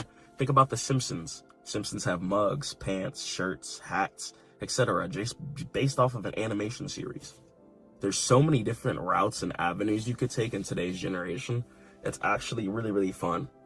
So that's going to be the real raw reality of it, is that there's times where it's going to be hard for sure, but it is fun. Have fun with it. I have fun with this every single day, and it's a blessing. It's a real big blessing from Allah. It's a big blessing from God for me to be able to wake up in the morning, go hard, and just tell you guys some positive information that I pray can help you guys progress your days. And when I look at my reviews, I'm really, really grateful to just see the amount of people I've impacted. Even hearing that people use my education in classrooms is a big blessing. And for me to just be a young African-American male, I come from sleeping on the floor with my mom. You know what I'm saying? Come from living in just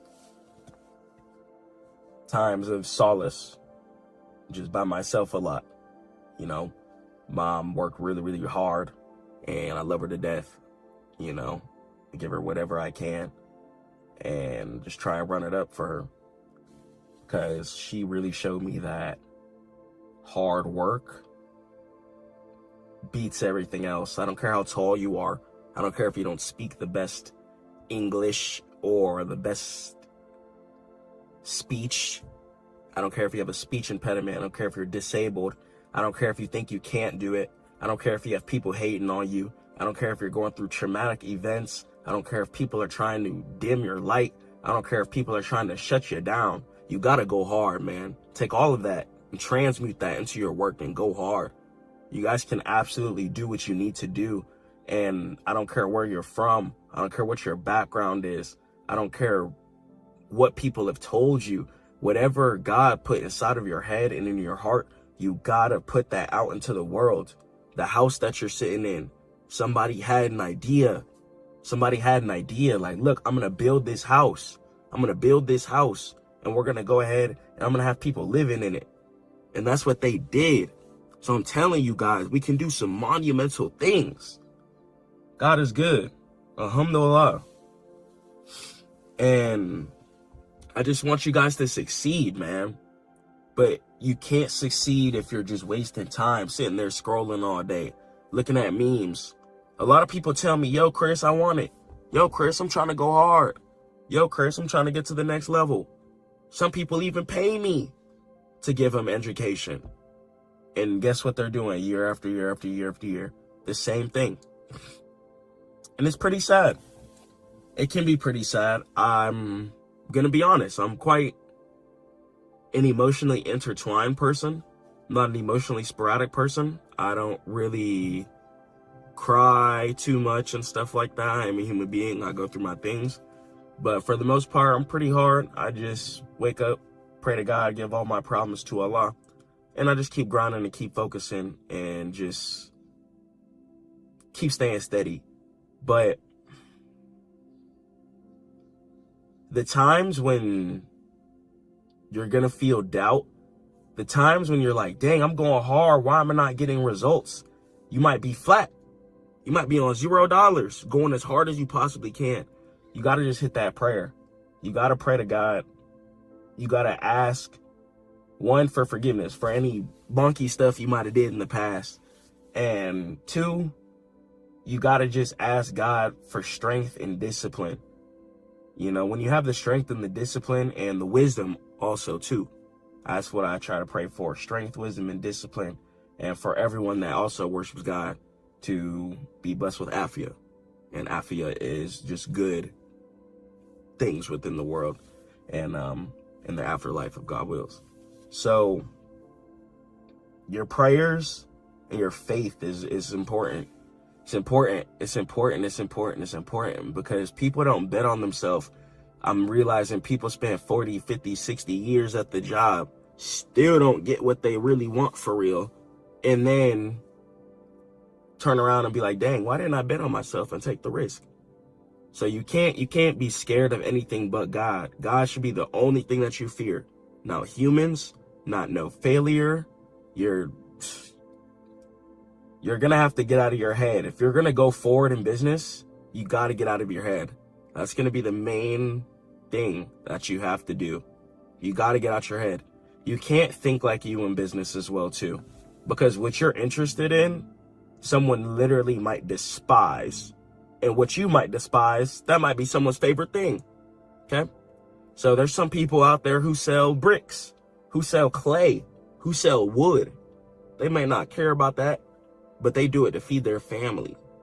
So same thing with drop shippers, for example. A lot of drop shippers who sell lipsticks, who sell couches, etc. They might not be super enthusiasts in that. Some men selling women's products, some women selling men's products, etc. Might not be super enthusiastic about it, but they're enthusiastic about protecting, providing for themselves and their family, so they go hard at it. Keep focusing on their copywriting, keep trying different ad copies, keep trying different strategies out in order to succeed and get to the next level. But understand that we can't progress, we can't win if we don't try things. Too many people are really, really scared to try things, I'm noticing. So if you have a couple of thousands, if you have a couple of bands stacked up, you know what I'm saying? You've been in stack mode, you've been staying, you know what I'm saying, away from your desires, buying random things you don't need to buy. You have a couple of thousand stacked up, quit your job. Quit your job and hustle. But try and build something first. Go to stackmode.net, and if you don't have a website built, I'll build the website for you. Get your website built first. Start watching marketing videos. Start studying business. But one thing in business, though, I can say, just try stuff. Just try stuff. You never know. You never know what's going to pop. Something you might put in max effort for might not pop, but then something you barely tried on might pop and blow you up. You know what I'm saying? And take you to the next level. So you just have to keep trying, and your consistency matters. Even when you're tired, sick, sad, depressed, hungry, you got to keep thinking. You got to keep going hard. I'm telling you, it's a real different game when you jump into your business. You got to go harder than you think. Okay, you got to go a lot harder than you think. A lot harder than you think. No such thing as passive income. Nah, passive income is just bricks stacked up over time. That's all it is. And then money starts coming in on the back end, but you still got to push more forefront for stuff. Say you don't just sit there and do nothing. Like, you got to actually keep advertising, keep pushing stuff. Unless you're doing things like real estate, which you still got to list the house for sale on certain things or put a sign in front of it. You still got to advertise and market is the thing. So creating your products, your software, your website, etc., that's like one side of it. But then your marketing, actually getting everything out there, whether it be it through ads or posting high quality organic content, that is a whole different ball game. Making sure you have good copywriting for all people and all levels to read, whether it be kindergarten through senior age. Okay, people should be able to understand your content. So there's a lot of just technicalities, and that's why I created CEO Turbo, where you guys can book a call with me to actually learn how to strategize and scale your business and get your website designed if you don't already have one, or redesign your website if you do have one. Even if you already have a domain, I got you. Can already just create your new website. We'll get your domain connected and updated, and yeah, get you dominating. But a lot of people too post high quality content or know how to get views, but don't know how to convert those views into money, and then are frustrated, like, wait, why am I not actually getting paid? So when you don't have high quality skills, you don't have any leverage, you don't have any strategic standpoints in order for you to progress or stand back. Say if you're a trader, for example, say if you make good income trading, if you don't have a business on the side, or you don't post your trades, or you don't have some type of group, right? One bad month, right? Or say market's just at all-time highs and you literally can't take a trade. How are you going to keep generating income? Are you going to let all the income flow stop? There's literally times where you can't trade. And that's why I think it's just absolutely ridiculous. So ignore what people think. Ignore what people are talking about. Focus on God. Focus on yourself. And focus on your loved ones and family if you have them. All right. Just go hard though, okay? You got to tune out the noise and the negativity and the distractions. One thing with business too, negativity is going to be poison. It's going to be poison because you don't have a 2 weeks check coming in. You got to generate that. You got to build that from scratch. You got to build that from the ground. Okay, so go hard and keep trying to build that. Okay, and you can't give up. It's actually sad. Too many people I see giving up. Why are you on the earth? Why are you on the earth if you're giving up? What are you doing? Stop it. Like, it's way too many people giving up for no reason. I don't understand. I understand we go through sadness, depression, events, but I don't care if you go through the most traumatizing stuff of all time. Do not give up until God says, okay, boom, it's your time to go. All right. You do not have any jurisdiction to take yourself off the earth, to quit, to give up, or to slow down. You need to go harder. You need to stop being weak if you're being weak right now. Okay? Some of y'all are doing also way too much consuming. I understand learning educational content. Okay? There's business mentors I watch. Shout out like Charlie Morgan and stuff like that. But after that, I'm hustling. I don't sit there and just study. So many people study too much. That's why people get frustrated when they come out of college and then they're like, wait, why am I not getting any money? Because you just spent 5 years studying when you could have spent 5 years studying and getting money. And then you're frustrated. Now, for some people, it works out. But for some people, if you don't do internships, if you don't do programs, if you don't get connections, difficult to get a position. Okay.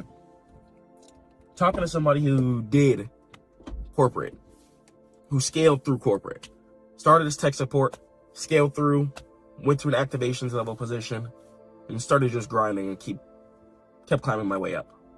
Okay.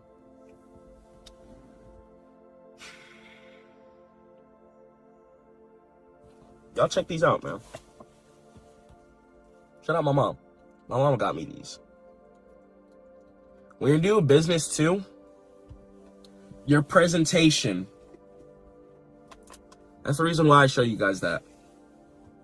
Your presentation is everything. You could literally have one of the best ideas, one of the best products ever. If you do not know how to market, if you do not know how to get it out there, you will not succeed. And that is literally just the straight up truth. Like, if you don't know how to market, you could literally have the best idea and product. But if you don't know how to present your idea, product, your information, your book, whatever it is, your tool, if you're selling gardening tools, it's going to be hard. So you have to go hard on both lanes. And that's where people start building a team with. I personally run both my companies by myself. Maybe in the future, potentially, maybe I could hire somebody. I've had lots of offers. I just feel like it's more efficient when I have the ideas and this control over everything in the forefront. And you can hire people, but what I've seen from other peers, other friends who have successful businesses who do 5-6 figures a month, etc. Hiring people can make things complicated. People might not be as motivated. I don't really like that word because motivated is kind of temporary. People might not be as hungry as you. You got to be hungry every single day. You got to want it every single day. No ifs, ands, or buts. And someone might go through a traumatic event, and that might shatter their whole world. And that is going to slow down your money, and that's going to slow down how much income you're getting. So you got to think about stuff like that too whenever you are working with people, whenever you do hire people. So that's why I try and utilize AI as much as you can.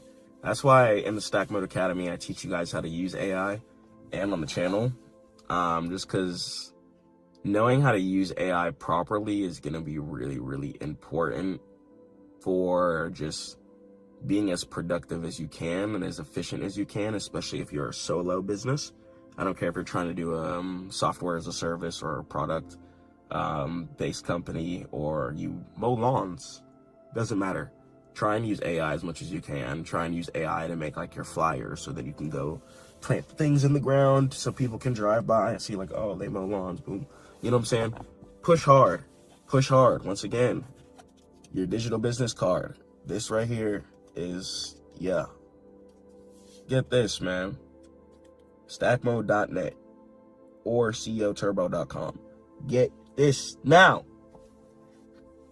If God wills, it's going to help you out and start pushing your business. If you're serious about being a CEO, if you're serious about bossing up, I'm going to catch y'all on the next one. Okay, stay prayed up to God. Keep grinding. And blam! I'm going to break down calls, puts, and even leaps so you guys can understand stock options in a way that makes sense, no confusion, and no headaches. So use call options when you think a stock is going to rise in an upwards direction because you want to lock in the cheaper price today and profit from the move up. A put option is going to be the opposite.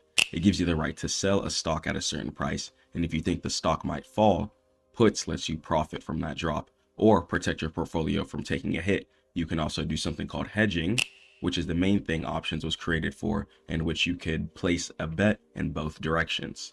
But here's where the beginners miss out. Leaps. These are long-term options, usually lasting 1 to 3 years, and they give you a lot more time, more flexibility, and less stress than those short-term weekly options that wipe people out. Let's go and let's talk about them, and let's jump into it, inshallah. All right, so let's talk about what an options contract is in the first place. Okay, so we'll talk about the rights versus the obligations. So an option is a financial derivative contract, and it derives its value from an underlying asset like Apple or Tesla stock, okay, or Microsoft stock, or even stocks like Google, okay? And it gives the buyer the right, but not the obligation to buy or sell that specific asset at a specific price on or before a certain date, okay? So let's say you bought a ticket for $100, okay? Right? That's how much the actual options contract costed you, okay? And then let's say now the concert were to sell out. Now tickets are going to be worth $500, okay? If you had a call ticket, okay, because call contracts are going to be used whenever you think price is going to go in an upwards direction, okay? So you would purchase a call contract, okay? So that would give you $400 in profit. So if you bought it, okay, if you bought the tickets for $100 and sold them for $500, okay, that means price went in an upwards direction, okay, which means you would have bought a call contract, okay, and that means you would have made $400 on that, okay. So $400 profit would have been what you yielded without ever attending the concert, just because you were right on the fact that prices would have gotten more expensive over time. So if you believe that prices are going to go in an upwards direction and get higher over time and more expensive, then you're going to go ahead and purchase a calls contract. If you're betting that the price of a stock is going to go in a downwards direction, then what you're going to do is purchase a put contract, okay? So if you think price is going to go in a downwards direction, you're going to buy a put. If you think price is going to go in an upwards direction, you're going to go ahead and buy a calls contract. Okay, let's head over to the next slide. So let's talk about the anatomy of a contract in the first place. Okay, the big three terms. Okay, so every single options trade has these three components. Okay, and you got to choose them wisely. Okay, one, your strike price. Okay, your strike price is going to be the specific price you agree to buy and sell the stock at. Okay, then you're going to have your expiration date. Okay, so one of the most important things about options is going to be called the Greeks. Okay, and the Greeks are pretty much going to be time deterministic factors that determine how much profit, okay, your options contract is going to make or how quickly you're going to lose profit.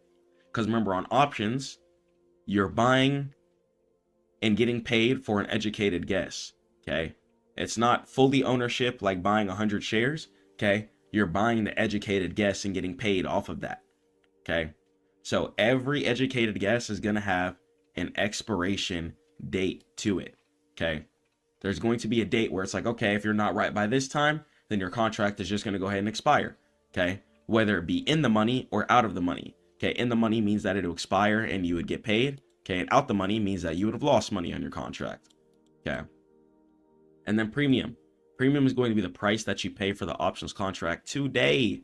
Okay, and to buy the contract, and this is going to be your maximum loss. So the cool thing about options is that your maximum loss is built into it. And on options too, you want to go ahead and try to multiply a lot of the numbers you see by 100. So you might see, let's say you have Apple. Okay, let's say you got Apple here. And let's say an Apple's contract cost 8.70. Okay. All options contracts, in order to get the premium price, okay, you need to multiply the number by 100. Okay, so 8.70 times 100 would equal $870. Okay. If a contract costed you 2.50, okay, is the premium, make sure you multiply that by 100. And a lot of times your broker will tell you how much it's going to cost too. Okay, that's going to mean the contract will cost you $250. Okay, so multiply a lot of the decimal numbers you see in the options world by 100 to get the correct US dollar amount of what you're looking at. Okay, and once again, your expiration dates are going to be really important too. Okay, your contracts don't last forever, so buying as much time on your contracts is going to be ideally the best thing to do and will keep a smile on your face. Okay, make sure you have time on your contracts. Try and stay away from things like 0 date expirations. Okay, 0 date to expire. Okay, if you also hear the term DTE, it stands for date to expire. Okay, so let's head over to the next slide, class. So let's talk about call options. Okay, call options mean that price is headed in a bullish direction. Okay, and a bullish direction means an upward direction. Okay, so that means that you're betting on growth. Okay, you're taking an educated, speculated guess. Okay, that price is going to go in an upwards direction. So buying a call means that you profit when the stock goes in an upwards direction. Okay, so why do it? Okay, leverage. Okay, so leverage on options is the reason why people trade options in the first place. So options contract, one options contract, okay, equals 100 shares worth of power. Okay,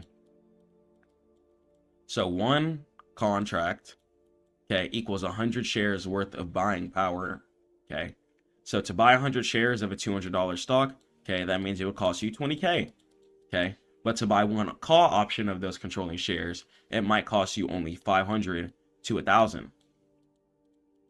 Okay, so this way you're getting the shares power, okay, just jumbled up in a one big contract derivative.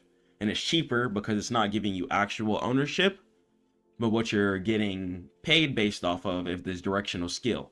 Okay, so if you think that a company is going to drop one of the best products of all time, okay, and it's not at all-time highs yet, and you think price can go even further, okay, then you can go ahead and look to buying a call option. Okay, so if the stock soars, okay, your $500 could turn to $2,000 overnight, okay, giving you 300% gain. That's also the cool thing about options too. How much you lose is baked in. You know exactly how much you're going to lose maximum at all times. If you bought a contract for 5.00, okay, remember, times 100, okay, and that would go ahead and give us $500. Okay, if you bought a contract for $500, the max you could lose, okay, the max loss would go ahead and be $500. $500 would be the absolute max loss. Okay, but guess what the max profit is? Infinity. Okay, so that's the super duper cool thing about options. You can only lose what you purchased the contract for, but you can make infinite. Okay, so if you bought a contract for $500 and it crashed to zero, the stock, okay, you would still only lose $500. But if the stock soared all the way up to $10,000 a share, okay, you would make infinite profit. So that's why people trade options. Let's head over to the next slide. And the opposite and equal end of it is going to be the put options. Okay, just like things that go up have to come down. Okay, options are going to be the same way. Okay, calls is going to be for price going in an upwards direction. Puts is going to be for price going in a downwards direction.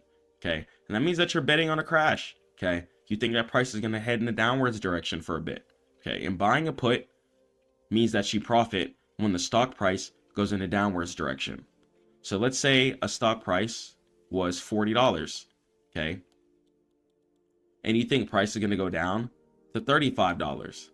Then in this instance, you would go ahead and purchase a put contract, okay? So puts are going to be used for two main reasons, okay? One, speculation. So if you think a company is failing and you want to profit from the crash or heading in a downwards direction, then a put options contract would go ahead and be your best case scenario for this, okay? And then hedging, okay? Very, very important too, okay?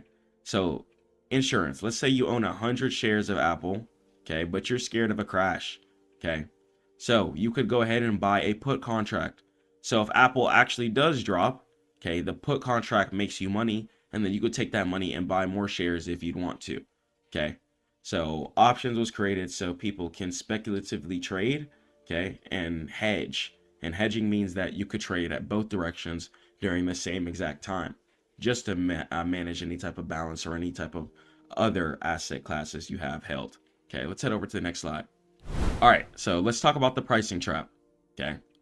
So the times 100 multiplier, okay, it's very, very, very easy to understand, okay? Don't make it a trap, just understand it.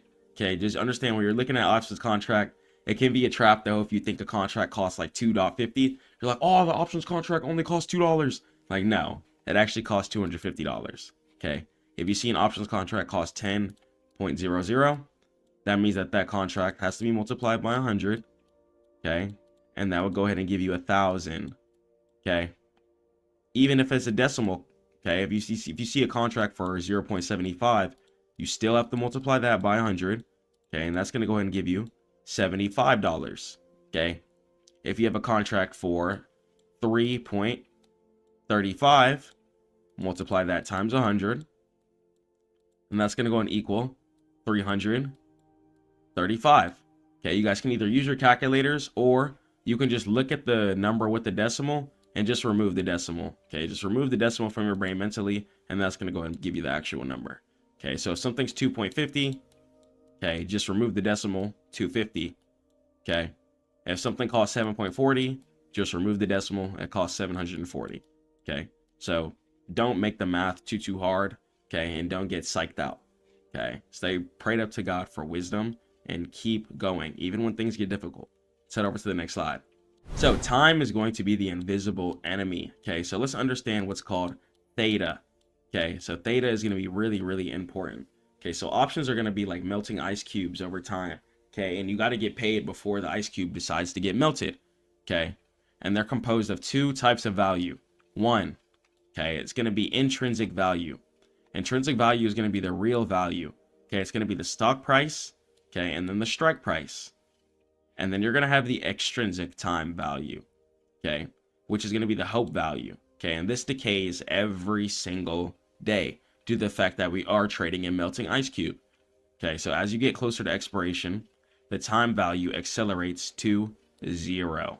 Okay, so if the stock doesn't move fast enough, you lose money, even if the stock price stays the same. So in order to outplay all of this and get around theta and make sure you guys profit, you want to try and focus on what's called leap contracts.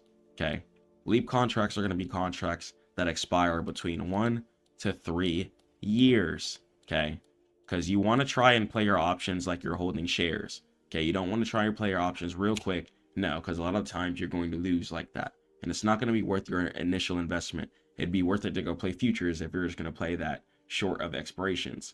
Okay, try to buy 1 to 3 years out and catch big, giant, higher time frame setups. At the end of the video, I'm going to include some chart setups too, so we know when it's time to buy calls or puts. Okay, so trying to buy between 1 to 3 years out is really going to give your trade some time to cook, chef, before it just decides to melt completely and expires. Okay, so now contracts that are expiring later, okay, like 1 to 3 years, will be more expensive, but your theta is going to go ahead and be saved. Okay, because if you have a shorter time frame contract, your theta is going to be getting destroyed by that extrinsic time value that decays every single day a lot quicker. Okay, and that's really just not what you want ideally. So I'm trying to give you guys the easiest time possible. Okay, so try to focus on contracts that expire in about 1 to 3 years, and inshallah, you'll have the easiest time trading options. Okay. Also, another thing with options too, try to buy the contract closest to current price. Okay.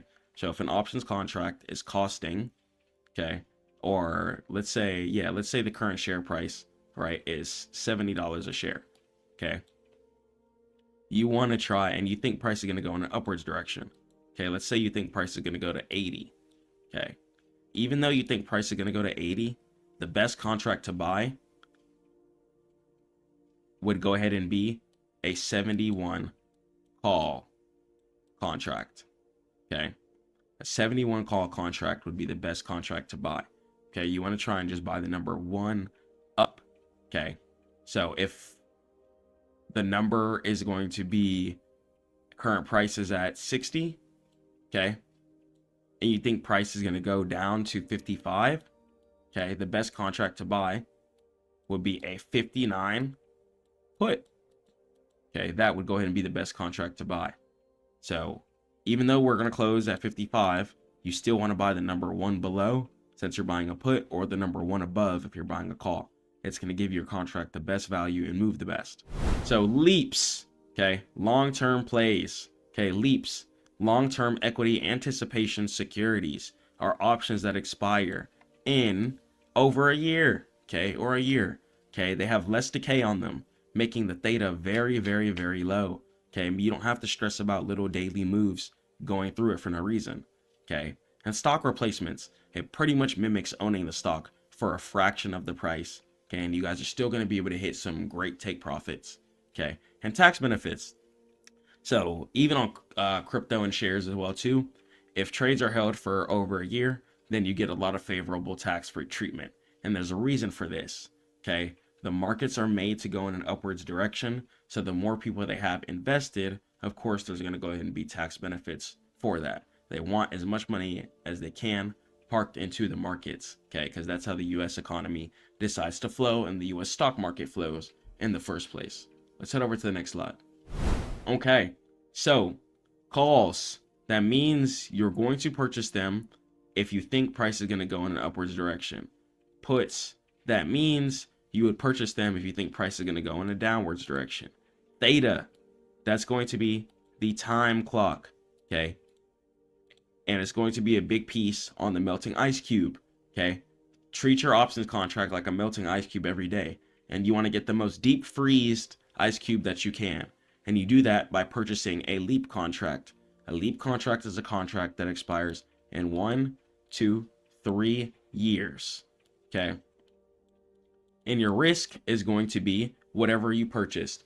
Okay, so if you purchase a contract for 5.00, okay, remember that we got to multiply that by 100, okay, or you could just remove the decimal and that'll give you the number.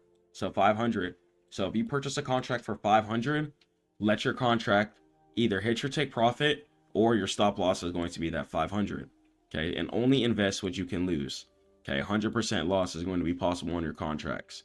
Okay, so try and use your whole contract as the stop loss and give yourself time and play for real take profits. The United States stock market is created to go up. As long as these companies, okay, have more money to hire people, okay, that's going to be more taxes that can be paid to the US government, okay? The more money that they get from stock market funding means the more properties they can build. The more properties that are built means the more property tax that has to be paid to the US government, okay? So as long as these companies and the stock market goes in an upwards direction, okay, and that these stocks are even moving, then the richer the US government will get. Let's go and let's jump into the chart, and I'm going to talk to you guys when to know when to buy calls and when to buy puts real quick. Let's go. So when you are on the chart, you want to start doing your higher time frame top-down analysis, okay? So I'm going to go ahead and start on my weekly time frame, and then from there, you want to go ahead and head over to your daily to your 4 hour, okay? So once again, we purchase call contracts if we think price is going to go in an upwards direction, and you're going to purchase put contracts if you think price is going to go in a downwards direction, okay?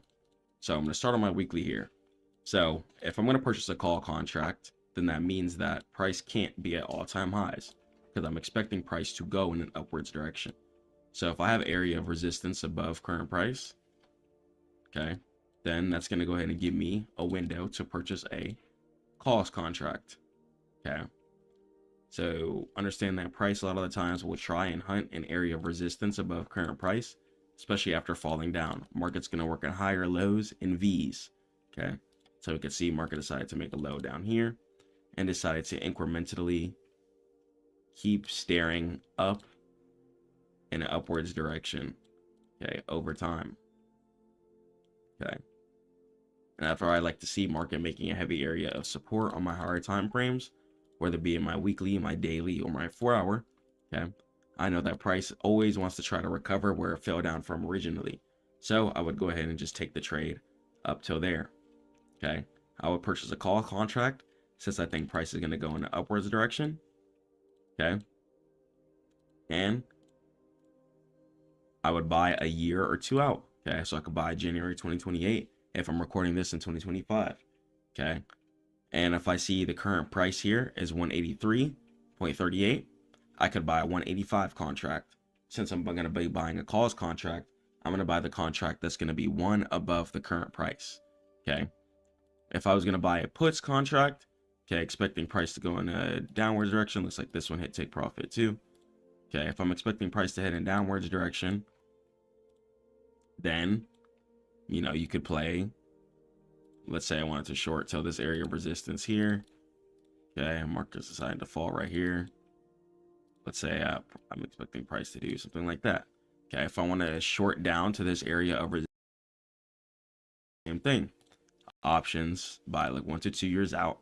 If I think price is going to go in a downwards direction, I'm going to look at current price, look at the number right below it. Okay, so in this case, if current price is 19.39, then I would go ahead and buy the put. Okay, I would buy the put 18, and that would be the best contract to purchase if price is heading in a downward scenario. Okay, so that's it. Make option trading very, very simple. Don't make it too difficult. I have so much free content for you guys. Head over to stackmode.net to learn how to trade options. I'll catch you guys in the next one. Stay prayed up to God and keep grinding.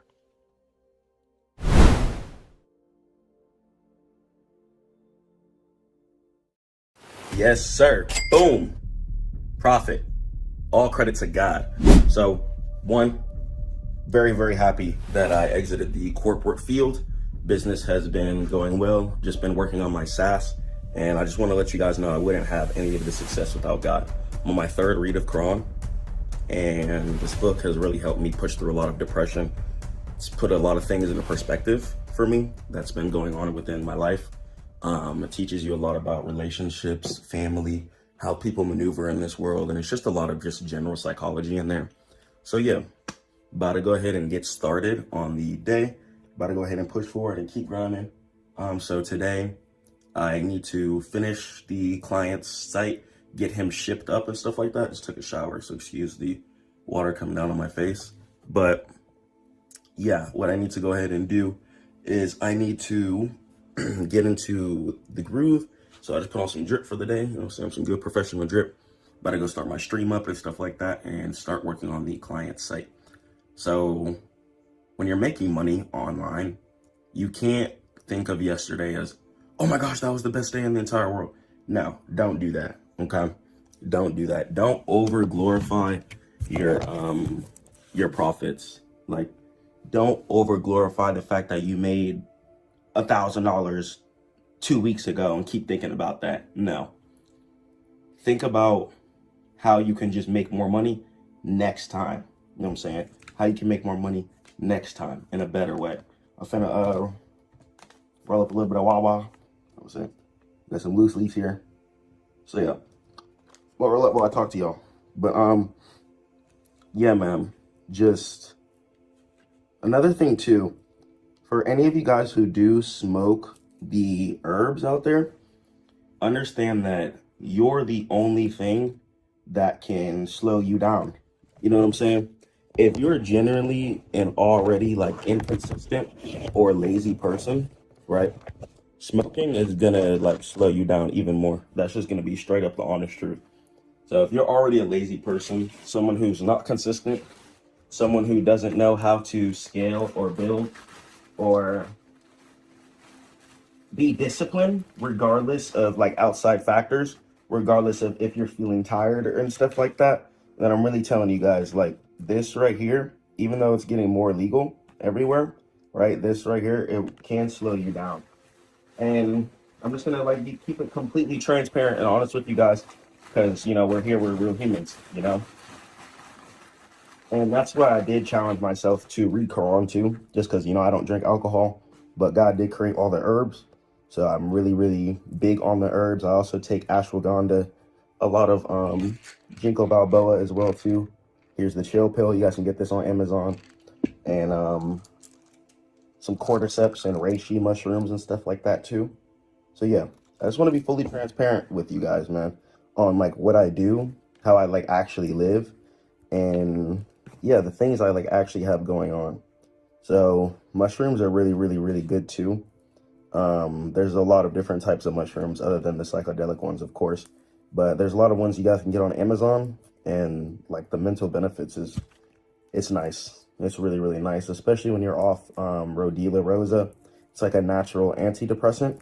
If you guys struggle with anxiety or fear, or if you guys have any like just feelings of the fact that you won't make it, that you won't succeed, you know, a lot of the herbs and stuff like that can really help you out. I've been taking them for a few years, especially like ashwagandha and stuff like that really helps balance out like cortisol and stuff like that. So I just want to come on here and just be real with y'all, man. You know, I just want to come on here and be fully transparent and just be open. You know, there's no more hiding myself.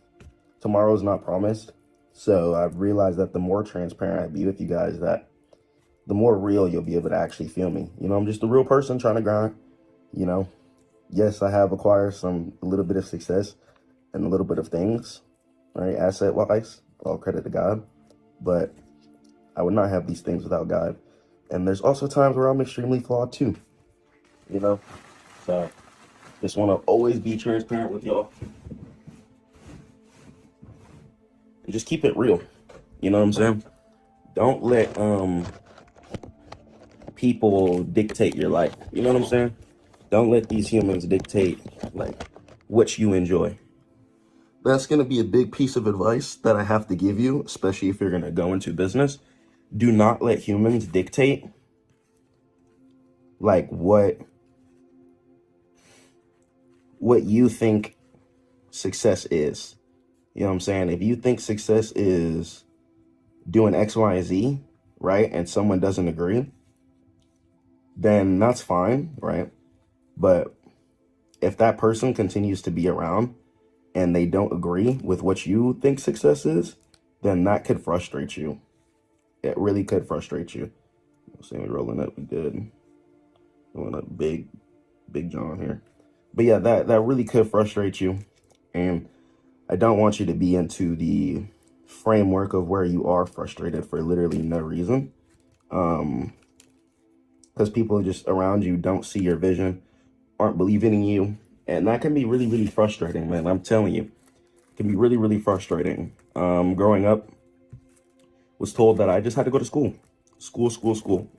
And especially after moving to Vegas on my own, it made me realize like, okay, like you can do what you want to do on this earth. And as long as you take care of yourself and you pay your bills, you're good.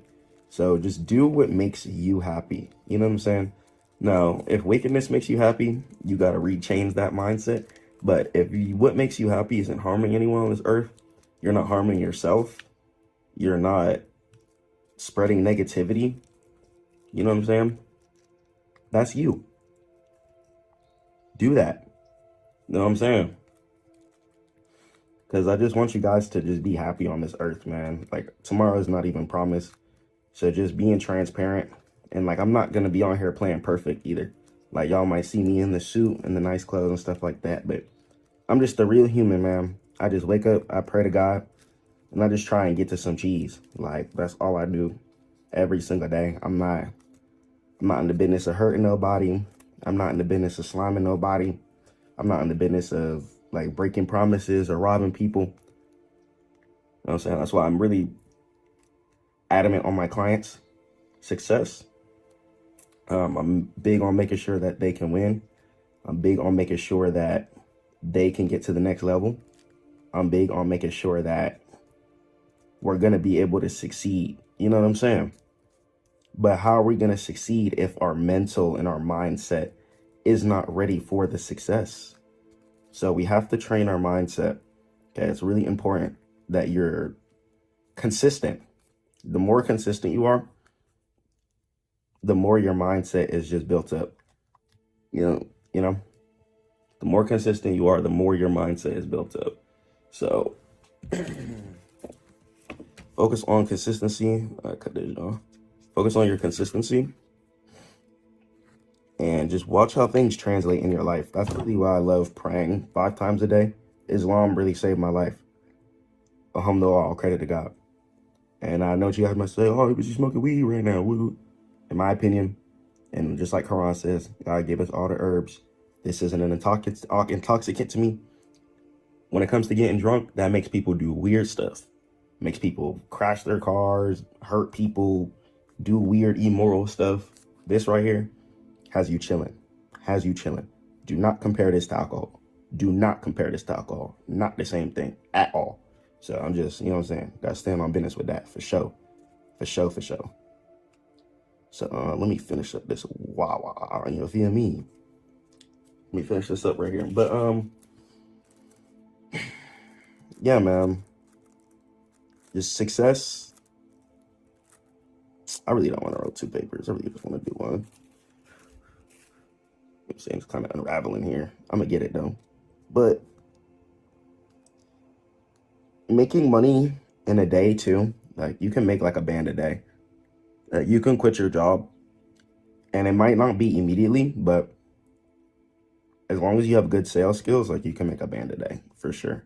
Absolutely. Just depending on what you do. I don't care if it's car sales, even some HVAC guys, you know what I'm saying? No matter what you do, just like scale it up. You know what I'm saying? Scale it up. When you scale, things get a lot easier to come into perspective. You know what I'm saying? So scale your business.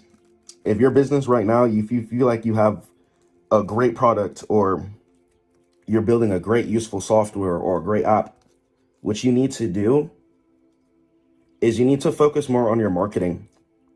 You know what I'm saying? Why is this product or service relatable to people in the real life? So when we start having that mental framework and model and perspective, things change. So think about food, for example, right? We literally need that. So food is a really, really good business to start.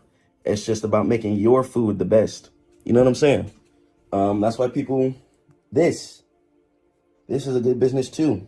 People kind of need this, especially after long work hours, feeling stressed out, feeling drained. You know what I'm saying? There's a lot of factors on why people indulge in this right here. So pinpoint your business to exactly what people need. Once you're able to cross the bridge between someone's need and your product, like if your product becomes the need, then that's how you win. That's genuinely how you win. That's for sure how you win. So you have to make sure that your product becomes a need. Okay, it has to become a need. No ifs, ands, or buts. So I'm about to go hop on the laptop right now. I want to show you guys a little bit of some segments from the call we went over yesterday as well too. And got some juice ready. I'm gonna get on the laptop. So first thing I do after I pray, work out, and shower and stuff like that too, I'm gonna go ahead and mark it. So I like to get these little excerpts done as well too. Sometimes I'll journal as well too in my journal, but for the most part, I'm gonna go ahead and just get on the laptop and start the workday. And I'm gonna go ahead and catch you guys there. Blam. Yeah, it's different without registered agent. You can do your. You can always change it. Your store location should be fine.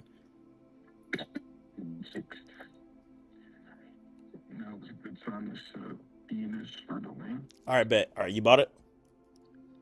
Yeah. All right. That's it. That's it. You're good. You're good. Okay. All right. I'm gonna push the site, and then when the site is ready, I'm gonna give you a call back, and then it'll be really, really simple. You just change like 2 settings, and then your site will be live. Cool. Now we have All right, but do you jarednews.com. need access to the information I just put in there or not? I was gonna just have yeah. If you wouldn't mind, you could always change the password too. Yeah, because they make it really easy now. Before I would have to say definitely yeah, but they changed the setting to where you only have to like click 2 buttons now to make it work now. So it's good. But yeah, I got you though. Bet Is that. that all the information you need? Yeah, bet that. I'm about to get Start straight to recording. work. And then were you able to check out the list? Let's go and we can scan through the list real quick. It's fire. Yeah. And it tracks too. Like it's coded to the network, so it tracks everything that you do. It's not just like a list, it's really interactive, so it's cool. And I know how to make mobile lists, so that was cool. And then you don't even have to do them one by one. You could just scroll through and then click check, and then whichever one you click on, it'll save. Even if you refresh the page or close it and come back later, it'll always save for you. And then like really just breaking down like what you do, like how you just didn't let that guy go, or like how you get them the keys in their hands quickly. Like just little psychology tips like that will pop. Like you'll blow up fast, real fast. I like that. 90 training weapons. Yeah. So that would be like the course. You could call it whatever you want. You could call it like the deal maker No, school. I'm just saying like the full Yeah. collection would be the 90 training weapons. Yeah. 30 minutes, and then you break it down: mindset, tactics, system. Okay, bet. Yeah. It's real cool. My bad, it took me a couple tries. I wanted to make it special. You said what? I said my bad, it took me a couple tries. I wanted to make it special for real.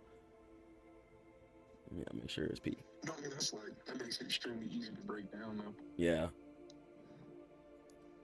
Like then I can do. And the psychology videos will be big, bro. Like why customers ghost and how to fix it. You know, and you fix it by. Is this right here my website, or this is a link? Oh no! This isn't your website. This is it's a custom coded like guide for you that's tracked, and you can use this for your video list. Yeah, your I feel website. like this is showing me how low key I'm gonna want to set up my school. Okay, bet. And I like this template too. Just tell me, feed me ideas like that. Anything you want, I got you. Bet. Because So I like I this. feel like the school could be kind of set into different subsections. Yeah. Kind of how it is right here. Like you got mindset, tactical, and system. Mm-hmm. So like mindset's good, tactics is good, process definitely needs to be its own subset column. Right. Process needs to be by itself because that's very important in the sales industry. Systems, that's going to be more like I would say systems is more like how you set your day up, how to move throughout your day, Okay. and how to have a set schedule set you. Like the biggest reason people fail in car sales, and a lot of people don't know this, is a lack of systems. There's so much freedom in car sales. It's very easy to get distracted, or there's just a lot of freedom. Your own individual business, you just work for a business. So it's kind of like if you're somebody who would fail realistically being a business owner, you'll fail trying to be in sales. Okay. Right. So it's like having a set pair of systems overall for just little shit you have to do daily is extremely important. Right. To keep you on track. Right.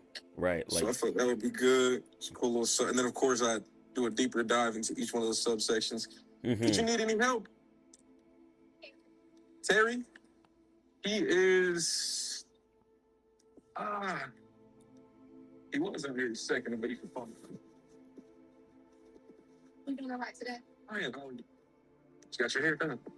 What's going on?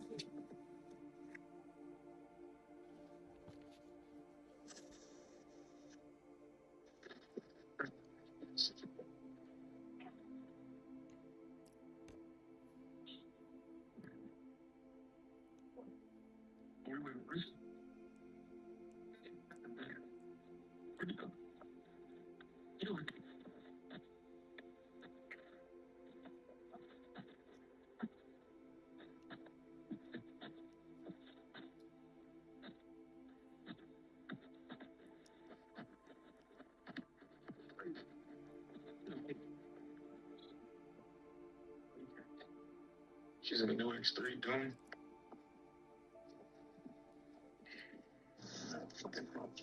Yeah, this is back here.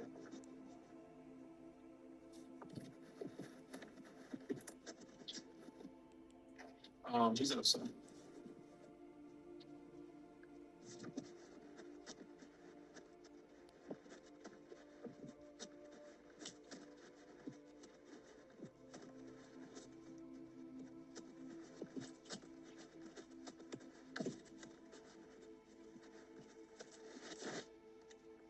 Back to it like I never left. All right, bet that. So I got you. Don't even worry about making the WAP. I'll make it for you. I'll make all the sections for you, and then I'm gonna just give you the login. Say no more. So I got you. Yeah. So is WAP like school? Yeah, what's the yeah, correlation there? yeah. It's better than school. I mean, you could go school. I just hate school because everyone uses school. Like WAP was school before school. But I mean, you could go school, honestly. If you want to go school, we could go school. So actually, the problem with school, I think you got to pay for school. I'm telling you, got ladies just came in the doing X3. What the hell are you?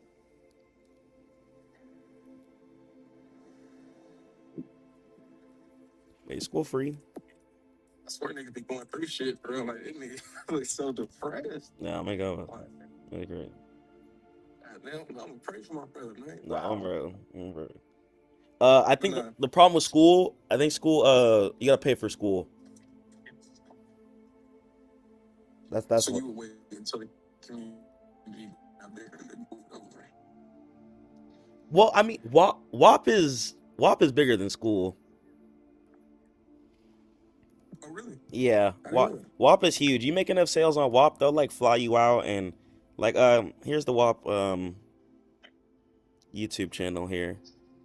They're huge. This is also why like you can get an opportunity for this. School is created by Alex Hermosi and he just like exited it. But WAP actually has like a home team that like really cares. So you'll get a chance to get a video on these, and this is a lot of exposure. So this is why I say go with WAP. Yeah, WAP is just School. Alex Hermosi just like hired some coders to make school. Like as you see, like school doesn't even have its own YouTube page. Alex Hermosi just literally made school real quick, promoted it, and exited it. But WAP, like they really care. They have a real team, family behind it. They'll fly you out and they do cool stuff with you. Okay. So yeah. School is just a money grab for him. Yeah. But yeah. Cool.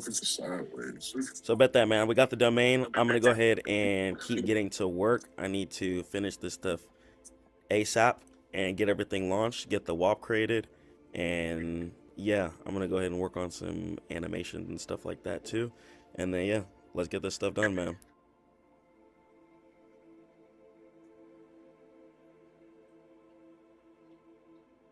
So guys, I wanted to talk about something too while I'm just working and blasting. So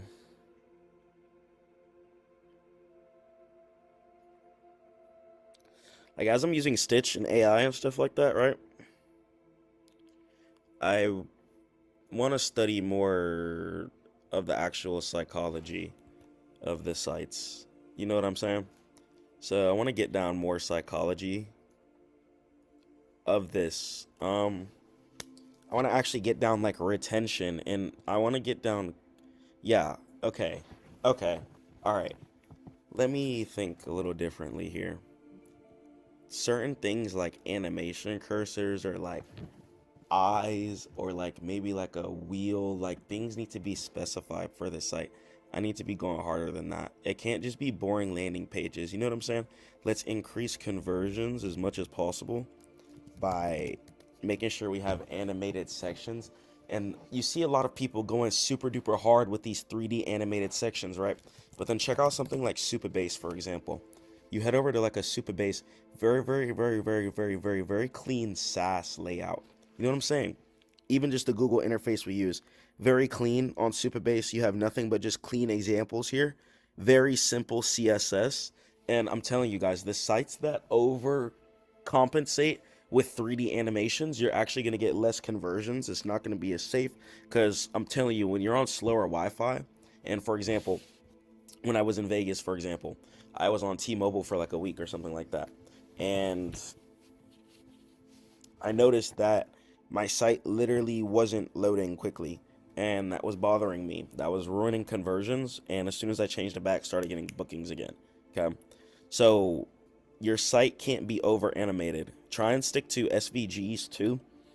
SVGs over emojis are going to be really, really strong, but watch as you see people get into these hyper animated sites, they're actually going to be losing conversions. I want to optimize my site the most for conversions while having interactive elements, while keeping a nice 2D CSS based system, because it's going to be able to load quickly on, like, if someone's in like a different country, right, and you're trying to sell an education system or something to help them make some more income, right, you want to make it to where the site can load quickly for them. Okay, you don't want the sites to be loading slow. That's a really, really, really, really, really, really important thing that people don't talk about. And yeah, I really just wanted to go ahead and break that down and talk about that psychology, or even check out like GitHub. You know what I'm saying?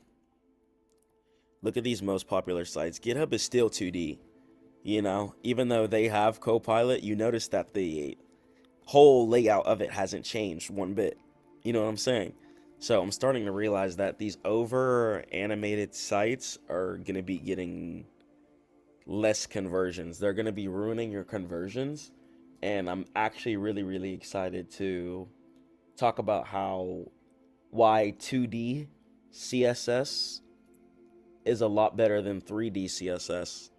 You could incorporate some low resource elements, but I'm telling you, high resource elements, I've experienced firsthand. When you guys are going through that long waiting time, people are going to think your site literally doesn't work, and you're going to be missing out on a lot of conversions for no reason at all. It's going to be really frustrating. It's going to make you angry, and that's not what I want you guys to like run into. So when you're making your site, I need you to think about that, okay? Look at these popular sites that people use. Superbase. What else do people use? You know, Vercel. You know, don't think that these people obviously don't have access to the same projects that me and you do. Of course, they have access to all of these giant 3D animators, but how quickly your site loads is important. Let me see if that even loaded like quickly. You know what I'm saying?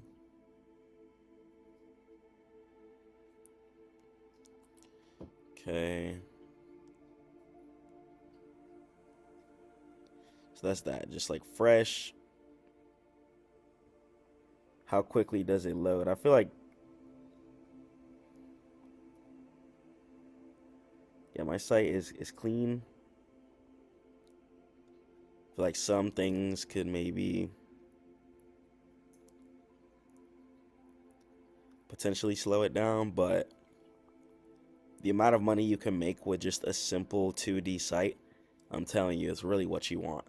I'm telling you. And these people who are going super duper hard trying to make these large scale animated sites, they're not going to make any conversions, or they're not going to make nearly as many conversions as people who stick to the basics.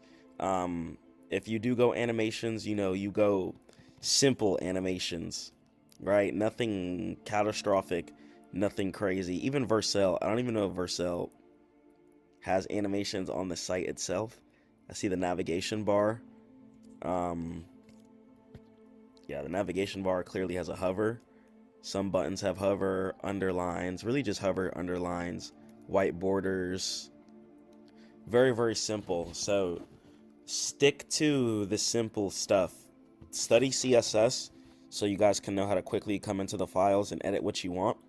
I recommend using commands on your VS Code, right? Like if you want to look for something specifically.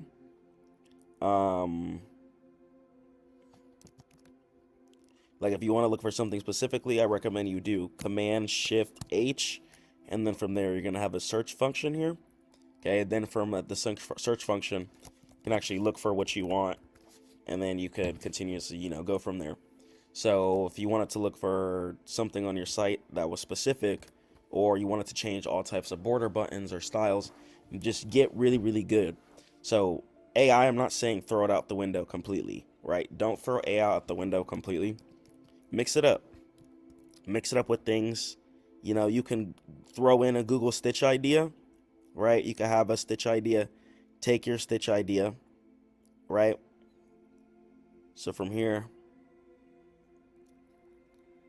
Figma, boom, boom, boom, boom. So here, Project Beef, .zip. See if I download the zip here. I like raw files, honestly. Raw files is really, really strong. Yeah, okay. So Stitch. Now I'm going to throw this in my website section here. Take the Stitch, throw it in my client's website here. Now we do have the Stitch. I'm going to throw the Stitch in my source.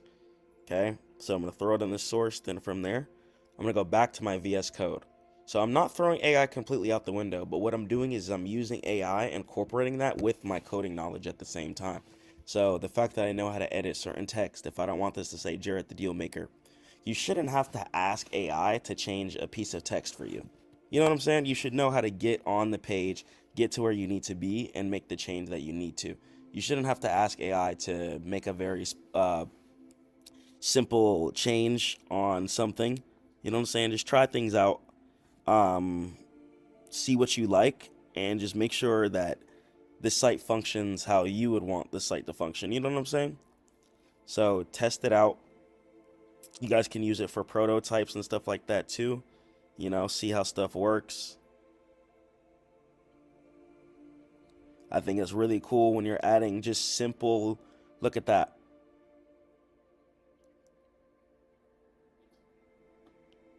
You know what I'm saying? Just simple elements like that. Just attractive. Honestly, I'm throwing like you could still use stuff like 21st.dev, right? 21st.dev is cool. I like it a lot. 21st.dev, shout out them. But I'm telling you, man, these over 3D compartmentalized sections, some of them can be just poo-poo down the drain, bro. Poo-poo down the drain. Sections like this is doing a little too much. That's kind of doing a lot. This is doing a lot. This is doing way too much. This is doing too much. This is like never loading on no one's site. Conversions. This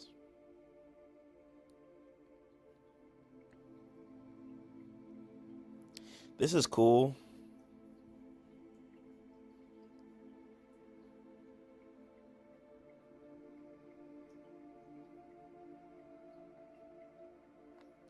I think that's cool.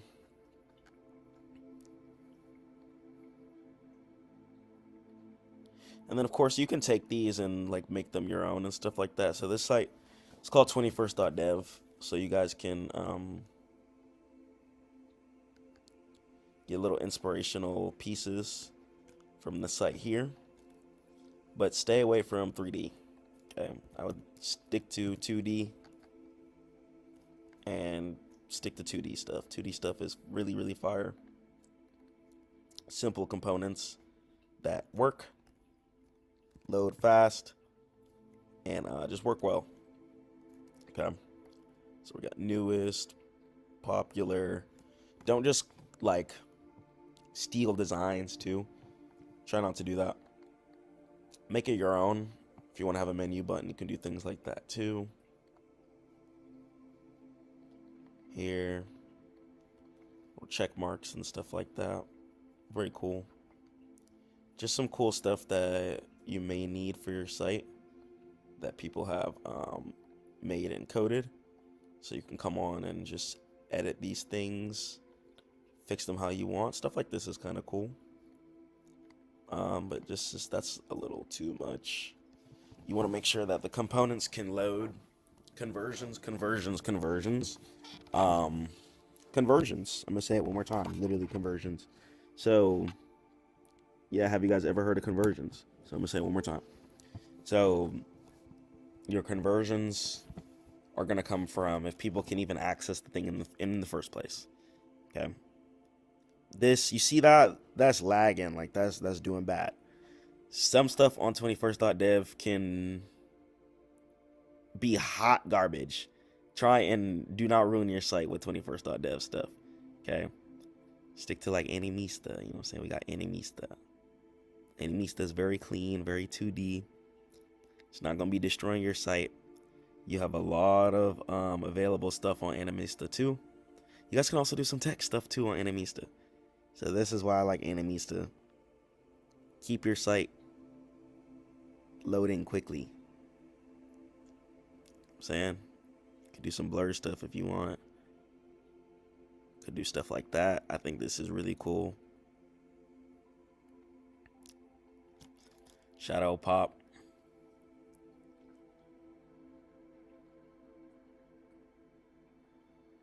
I think this is cool.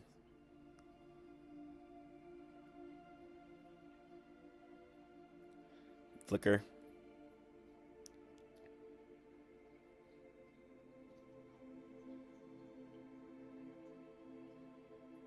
I think this is cool. I like this a lot, actually.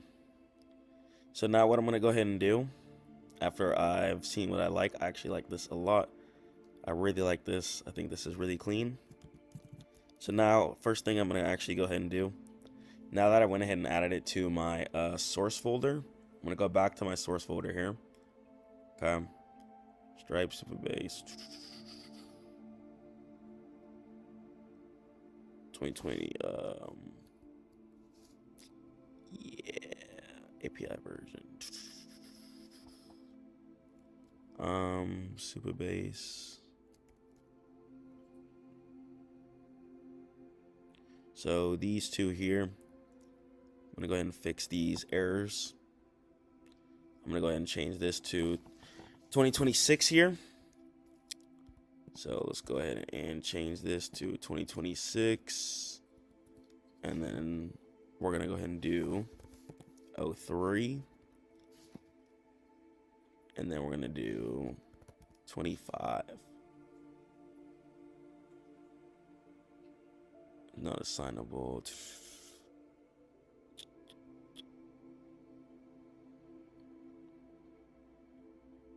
Okay, we're gonna fix this here. Go to the server, TS. Property get does not exist. Okay. .dahlia. Okay, so I was missing the .dahlia here. And then app info NAS name SAS app versions 1. Okay. So we're gonna keep this here. That should fix that. So now the config file is good. A lot of the times you can just right click into your error, click on fix straight up, and that helps too. So we're gonna go ahead and check out server.ts here. So let's check out this error. So I like to just read the errors instead of just making sure like ask AI, just fix this, just do this.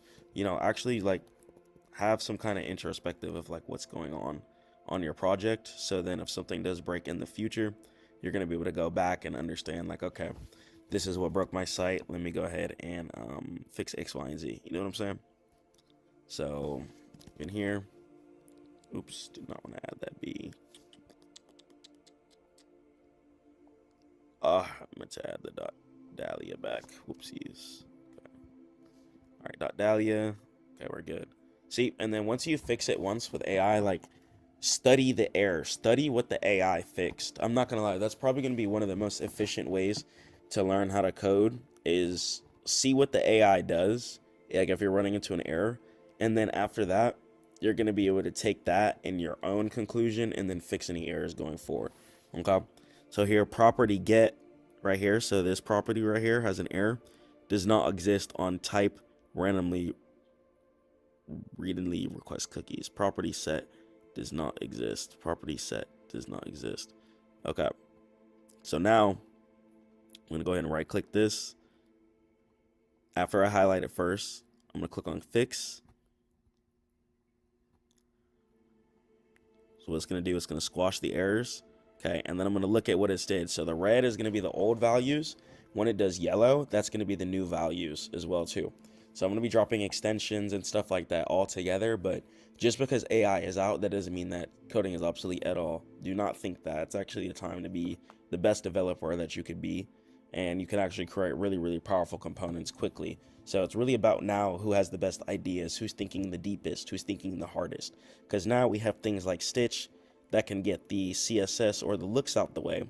And after you're done focusing on the looks, you can actually focus more on the idea. How does everything sync together? How does it all link together? And that's the more engineering part, more of the development part.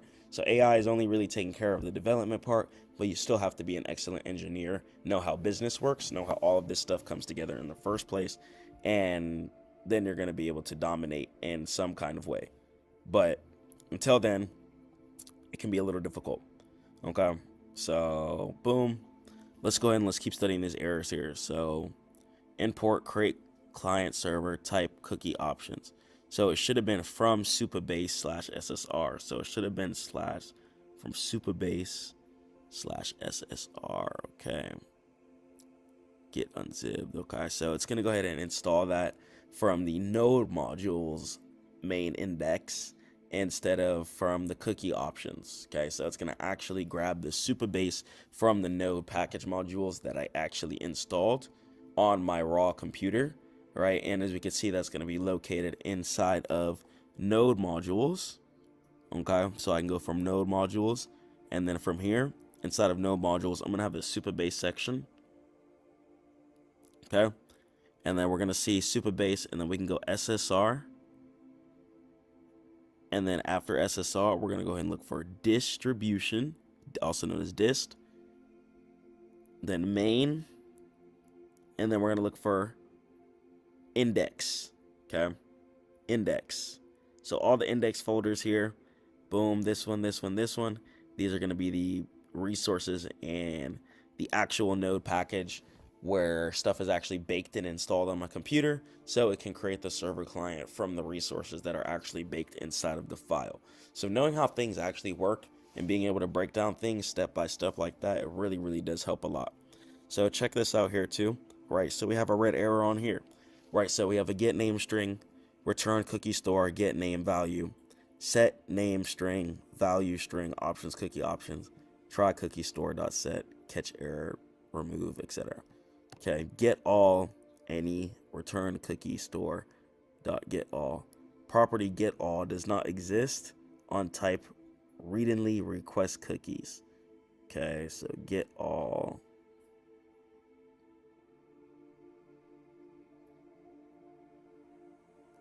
Okay, now get all doesn't exist. Okay.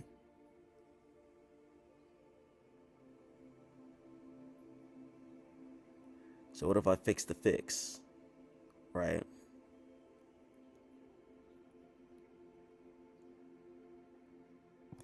Okay, so we're gonna have to fix the fix, right? Set get all. Okay. Now we're running into a new issue here. Okay. Now we have property get all does not exist on type. Okay.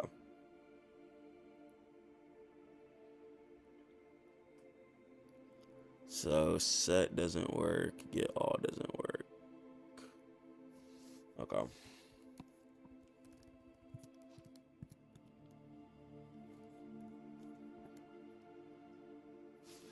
Create.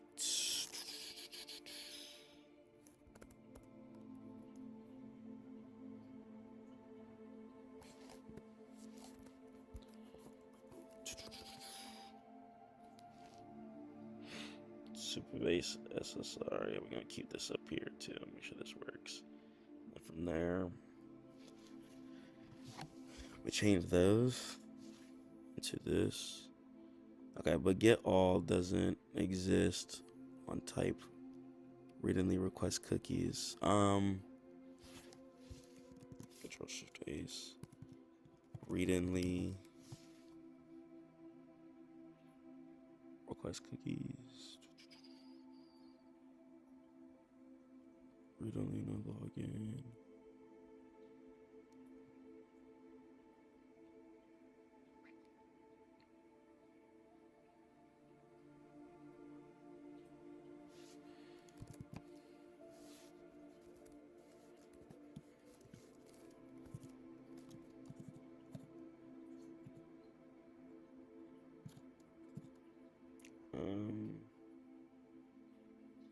I did kind of want to use Geist. I'm not gonna lie. I want to reading the. Okay, so what I'm gonna do. Okay, so if an error is really something that you feel like you can't fix, I like to use the CLI too. I don't really like to use the right side chat anymore. So I'll open a new CLI, right? Command line interface. Okay, I'm gonna open a brand new one. From here, I can go to model if I want to. I can type tab/model, and then in the CLI, you're gonna be able to change. So I'll go to like do 4.1 here. Okay. If you wanted to do 4.1, you could also change like how long you want it for thinking as well too. It's gonna be up to you. So boom, fix this error, do what you need, don't break any other files. Okay, so I'm gonna go ahead and put that error inside of here. I'm gonna go ahead and fix that error. Okay, so I want to make sure that everything's done, and also too, inside of the prompt shop, I'm gonna go ahead and add this too. I have a lot to do inside of the prompt shop. I'm not gonna lie, a lot of work to do for you guys, but this right here, this start project prompt is gonna be really powerful here. Okay, you know, I'm gonna cut it off from here, but this start project prompt, really crazy. It's gonna make sure that you guys have all of the most important startup kits that you need for your site. So you'll be able to go to stackmode.net to get access to this as well too.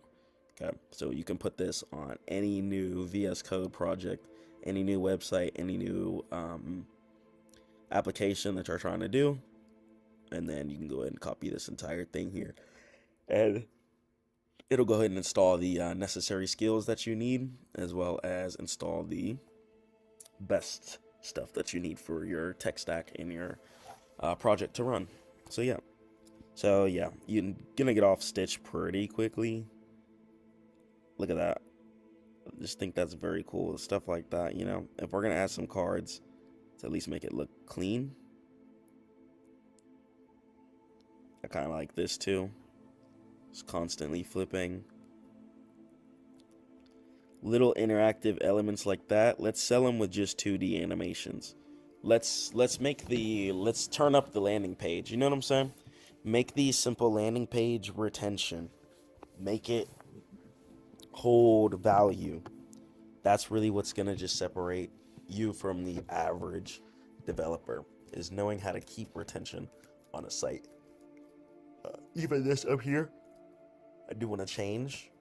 I think if we add something cool here, this could go ahead and increase conversions. So yeah, I do want to change this section up here and just make this a lot cooler. Okay. And I'm really happy I got this MacBook too, man. I'm just able to just record, cool out with you guys, and just do what I need to do, man. It's a blessing. This video is going to be long. I'm excited to drop this one. It's going to be kind of like, not all over the place, but yeah, just giving you guys a real raw introspective, like what I do. Okay, after this, I'm going to go ahead and study these changes. Okay, I'm not just going to approve. So what did it do? Set cookie store. So it did promise. Okay. So set cookie store. It did promise. Right. Promise equals cookies. It left the return create server client alone. Okay, for the process.env next supabase.url. Okay, so it left that alone for the supabase. Cookies get all. Okay, so we cookies. We have a open bracket. And then we did async. Okay, so we did async get all. These open. Then const cookie store equals await equals cookie store promise return equals cookie store. Okay, and then we did an async again. Yeah, very nice fix. Okay, so I'm gonna do yes and approve, and now the error is gone. Okay, so that's where AI is really useful at when you're running into pesky areas, when you could be building or innovating. can quickly resolve things, but understand where the errors are come from and then learn too. So now if I ever run into that error, I have to make sure that things are asynced, to make sure that things have a const in front of it, and I have to make sure that things are organized. Okay. So take what the AI did, learn from it, and then be able to apply that later on. That's what's going to be able to set you apart from good engineers from just really bad engineers. Okay. So from here, I'm going to wait for this to finish here completely. I'm going to close it though.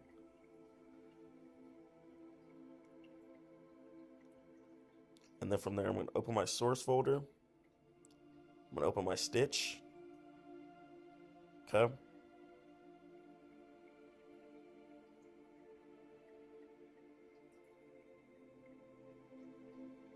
And then I'm going to open a brand new chat. So you want to open a new chat too because of the context window. If you guys don't know what that is, pretty much if you have too many AI chats in one, it can get buggy, stop listening. So just try and do things with a new chat, right? So I'm going to actually do this one in a plan mode. So I'm going to say, take the files from this stitch and optimize the page. Okay. So what I'm going to go ahead and do,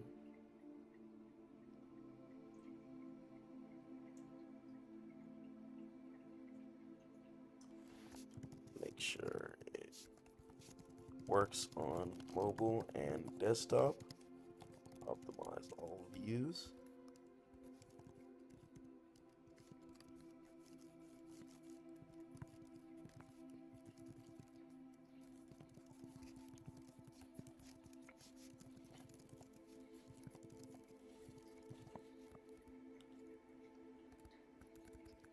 I'm curious. All right, so we're gonna go ahead and just plan that. What does that?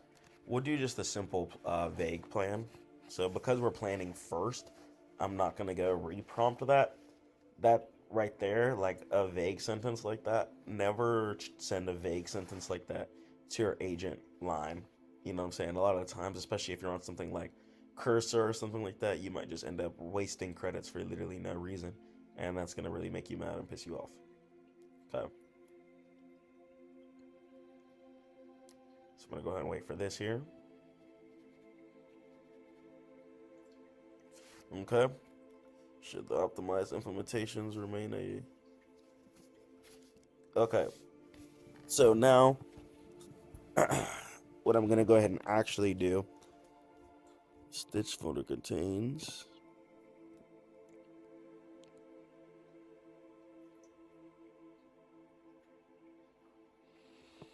Let me open this.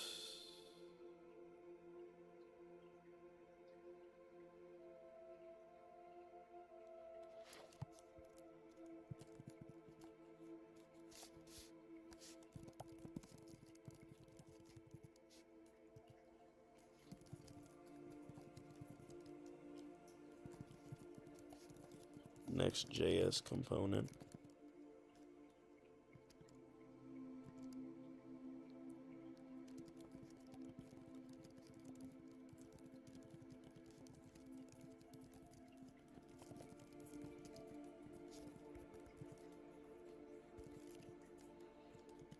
Okay.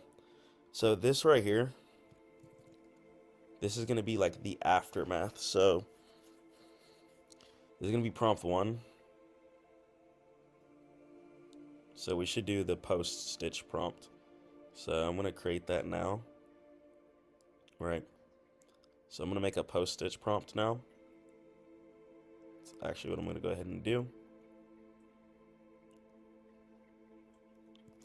So I'm going to take this simple line here. The more specific you talk to the AI, the better it is, and it'll organize it so well.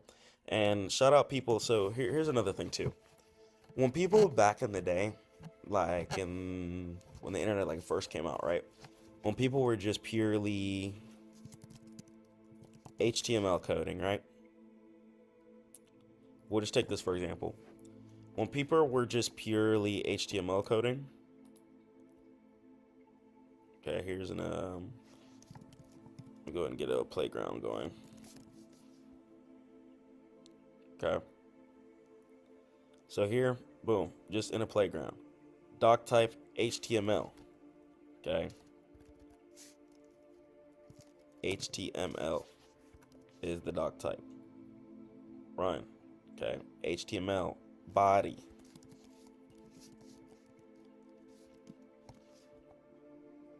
You can go paragraph. Okay. 2. Going hard at all times.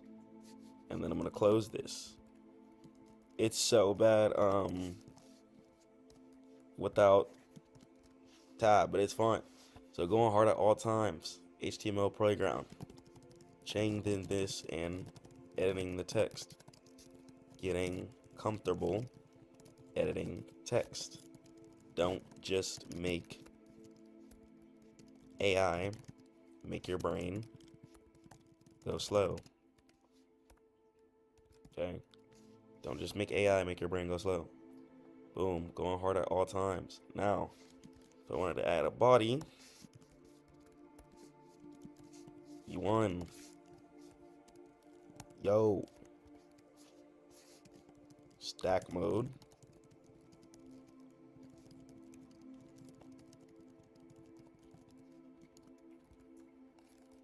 Okay.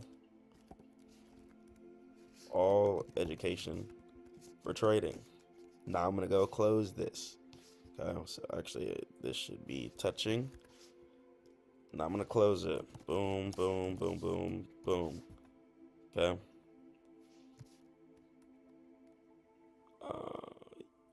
Yep. Let me see. This should work. B2, close. There we go. Run.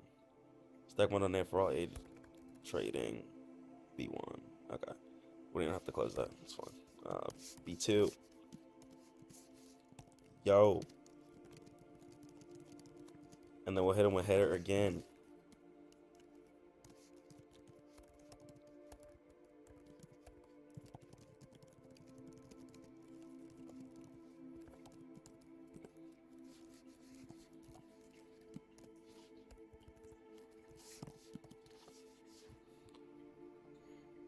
I'm gonna make this header 3. And we're gonna change this. Okay. Boom.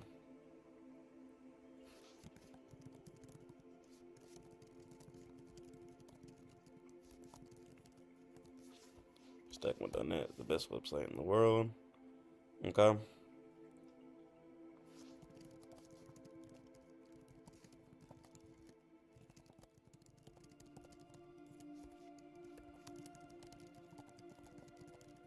Know how to actually edit your files, bro. Okay? It's really, really important. Know how to actually know what you're doing. Okay? Know what you're doing. Then from there, it's going to be a lot easier to just succeed and win. Okay? So just know what you're doing. Know what you're doing. And even when they made CSS, right? Even when they made CSS, I'm sure they were like, bro, what? Like, why would they make this? Right? It's a whole nother level. Now we got CSS. Okay? It's a language inside of a language. Now it's getting deeper. All right? Once again, I'm sure when they made this, they were like, why would we do this? So even if we wanted to go from here, right? Blank. Okay. Doc type HTML. Body. Background color. Okay. So here, background color is black. H1 color white. We'll move this text to the left. Here in the top, here. And then after that, what I'm gonna go ahead, that was crazy. What I'm gonna go ahead and actually do is I wanna go ahead and do this. Okay, I'm gonna do a H2. Okay, I'm gonna do one more. I'm gonna do H2 space open. Okay. Open. And then we'll do indent, color, cyan. Now we're gonna do red. Okay, semicolon. Then again, text, align. Okay, colon, center, font family. We're gonna do Arial, and we're gonna change this to 50 px. Then we're gonna change this to Stackmode.net is the best site in the entire world. And we're gonna make 2 headers here. So now I'm gonna go header 2. So H2. Okay. Going super duper hard. So as we can see, we have the headers and the text separated completely. If I made a header 3, right? If I made a header 3, this is the best site ever. Okay, right? Header 3, I'm gonna close that. I'm gonna come back up here. Okay. I need to close this as well. So after you guys are done with your code, you need to make sure that it's closed. Okay, then run. So as you can see, Stackmode.net is the best site in the world, going super duper hard. Now we have, this is a paragraph. Okay. So now what I need to do is I need to add a color here. So now I need to go ahead and add so we got the font family, but I need to come up and indent, add the color, come over here, change the color to white with one of these. And from there, I'm going to be able to see the paragraph here. So now we have one more error here. This is the best site ever. So now we have header number 3. I noticed that there's no header number 3 on the code over here. So what I would need to go ahead and do is I need to come over here, okay? And then from there, I'm going to go ahead and indent. I'm going to do header number 3. I'm going to do an open bracket. Okay, you always want to do an open bracket. Then from there, I'm going to indent. I'm going to start off with the color. I'm going to do white. Then I'm going to do colon. Okay, with the or semicolon. And then from there, right underneath that, I'm going to do text, align. Okay, and we're going to do center. Okay, then we do normal colon, center. And then font size 40 px semicolon. Okay, and then I need to close this up. So I noticed that the font size right now isn't working, and that's because I'm actually missing a colon. So if you don't see the thing that you need to red, if you don't see the variable that you need in order to change certain things that's in red, then you're not going to be able to understand. So then from there, I'm going to colon. Okay. Text white line center. Let's see. So we're going to go ahead and do font size. Okay. And then I'm going to run. So I'm going to see if the font size is working. 20px. Okay. So font size here.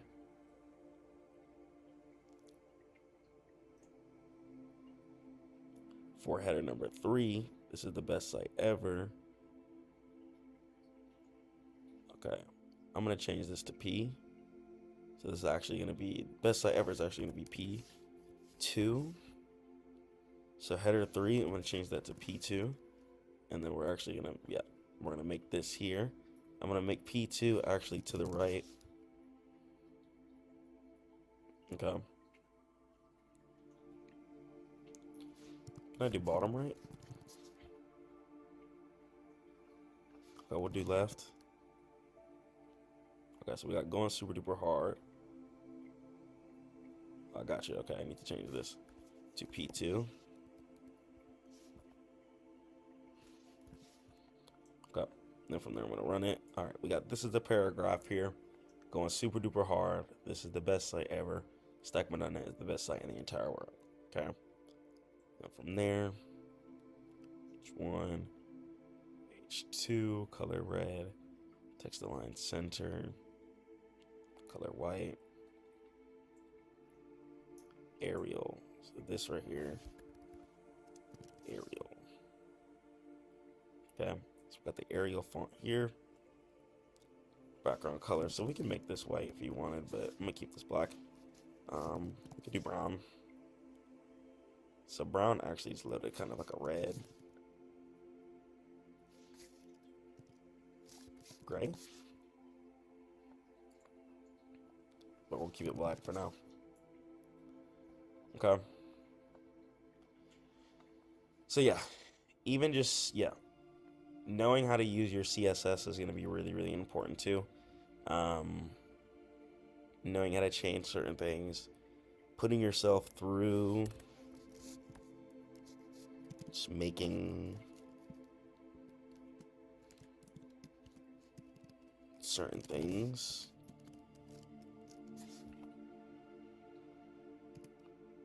To this to be right.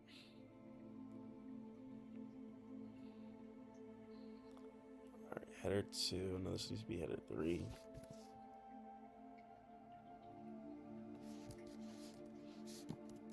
Header 3.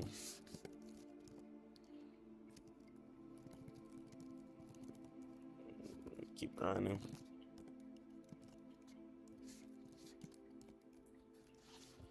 Okay. Header 3. Color. White. Colon or semicolon.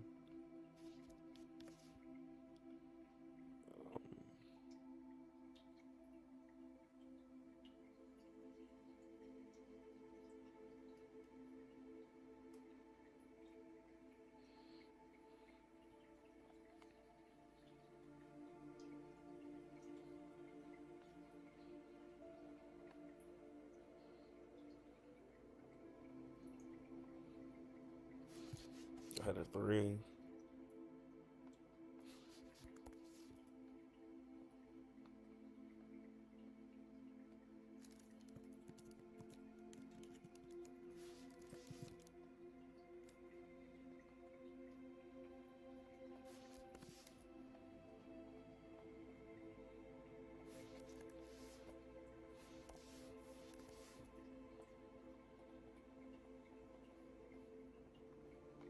Header 3.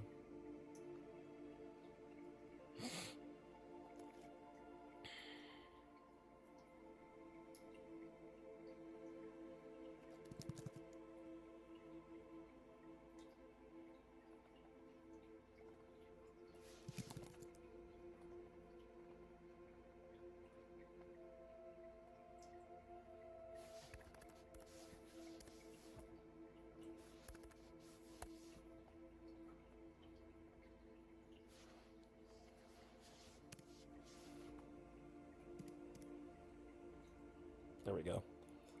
All right. And it's like when you just get the errors down, it's satisfying. It's fun. It's really, it's probably the funnest thing I've ever done. This is more fun than trading to me. Just because you can infinitely create, and the market only exists because of people who created SaaSes in the first place. So knowing how everything works has just been really cool. But yeah, so back to the site. So practice. Don't let AI make your brain mush. Know how stuff actually works. Okay. So what I'm gonna go ahead and do is I need to prompt the prompt. That's what I need to do. So I need to prompt the prompt. So I have this here. Okay. I throw it into my Gemini. Right here. Boom. Then I'm gonna do after my. Okay. We'll do after my. We'll hide this here. After my stitch is in my VS Code, we need a prompt to transfer it into a working site with the above parameters. Okay. So we're gonna go ahead and Next.js.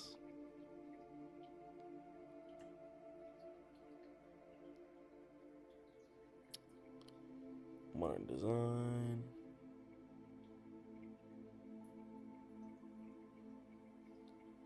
Nice.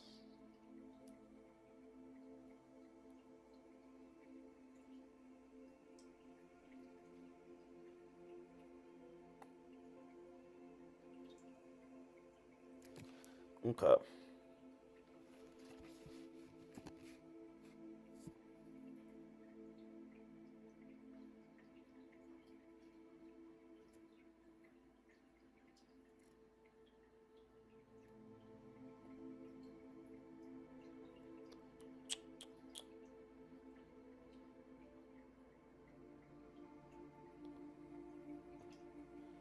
Okay.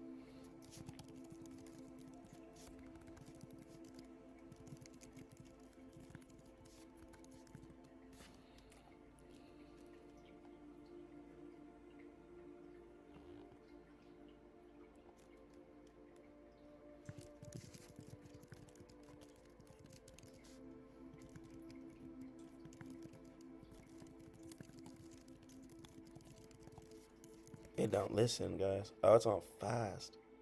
That's why, bro. All right, we gotta run it back.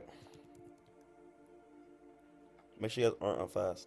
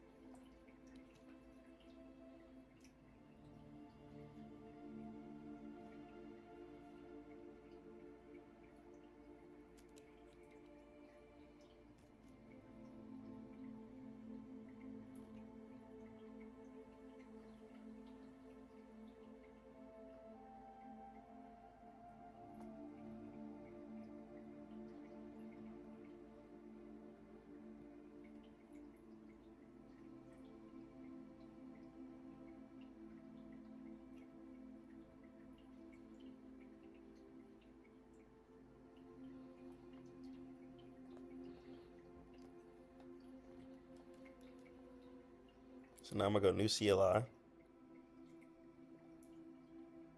gonna grab the stitch. I'm gonna take the whole thing from stitch, right? I'm gonna take the whole stitch. I'm gonna bring it over.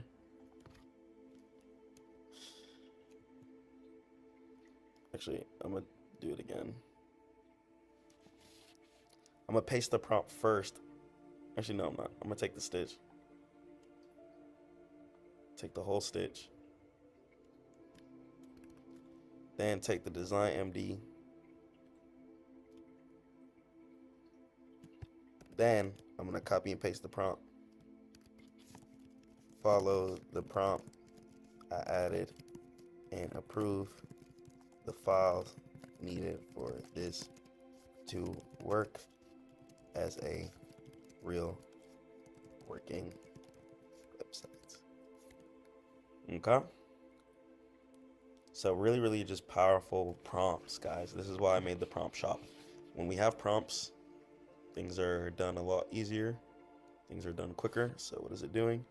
Core system design, source components design system, color palette, typography.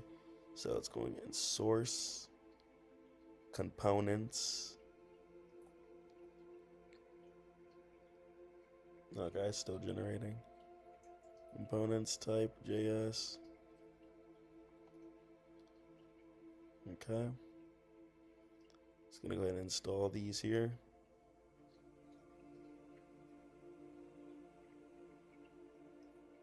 Yes, indeed.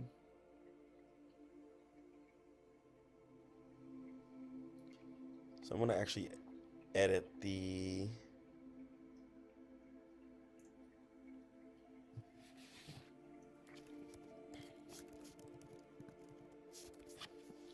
I'm gonna delete that.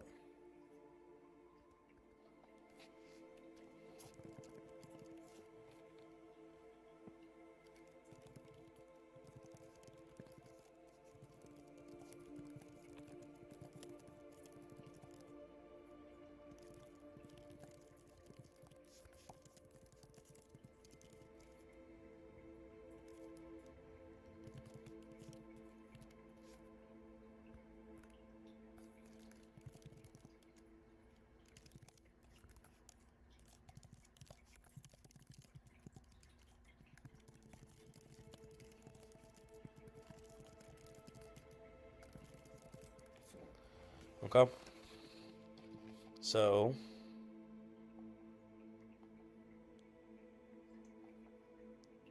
now let's go ahead and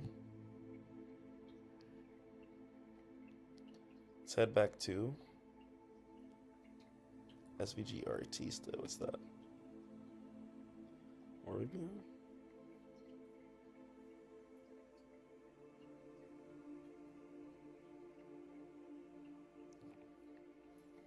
Don't never redo their site, by the way.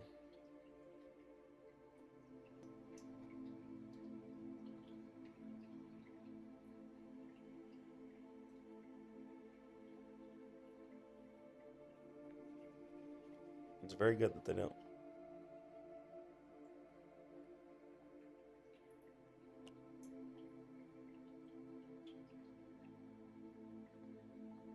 Wow.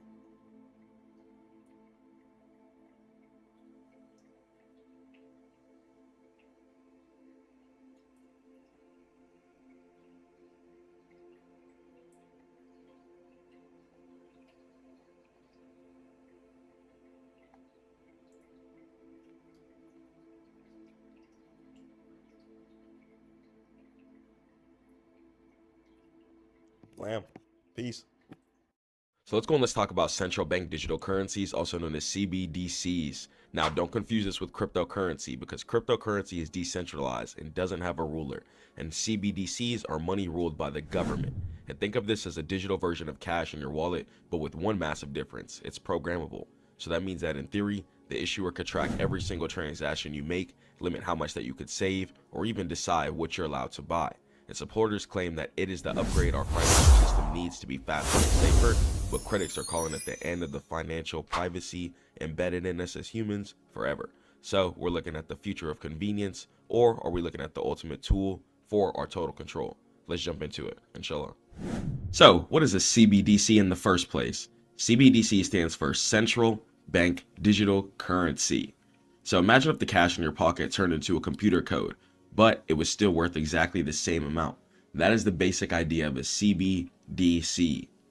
And it's digital money issued directly by the country's central bank. Okay, it's not physical paper and it doesn't come in coins. It exists only on computers or digital wallets.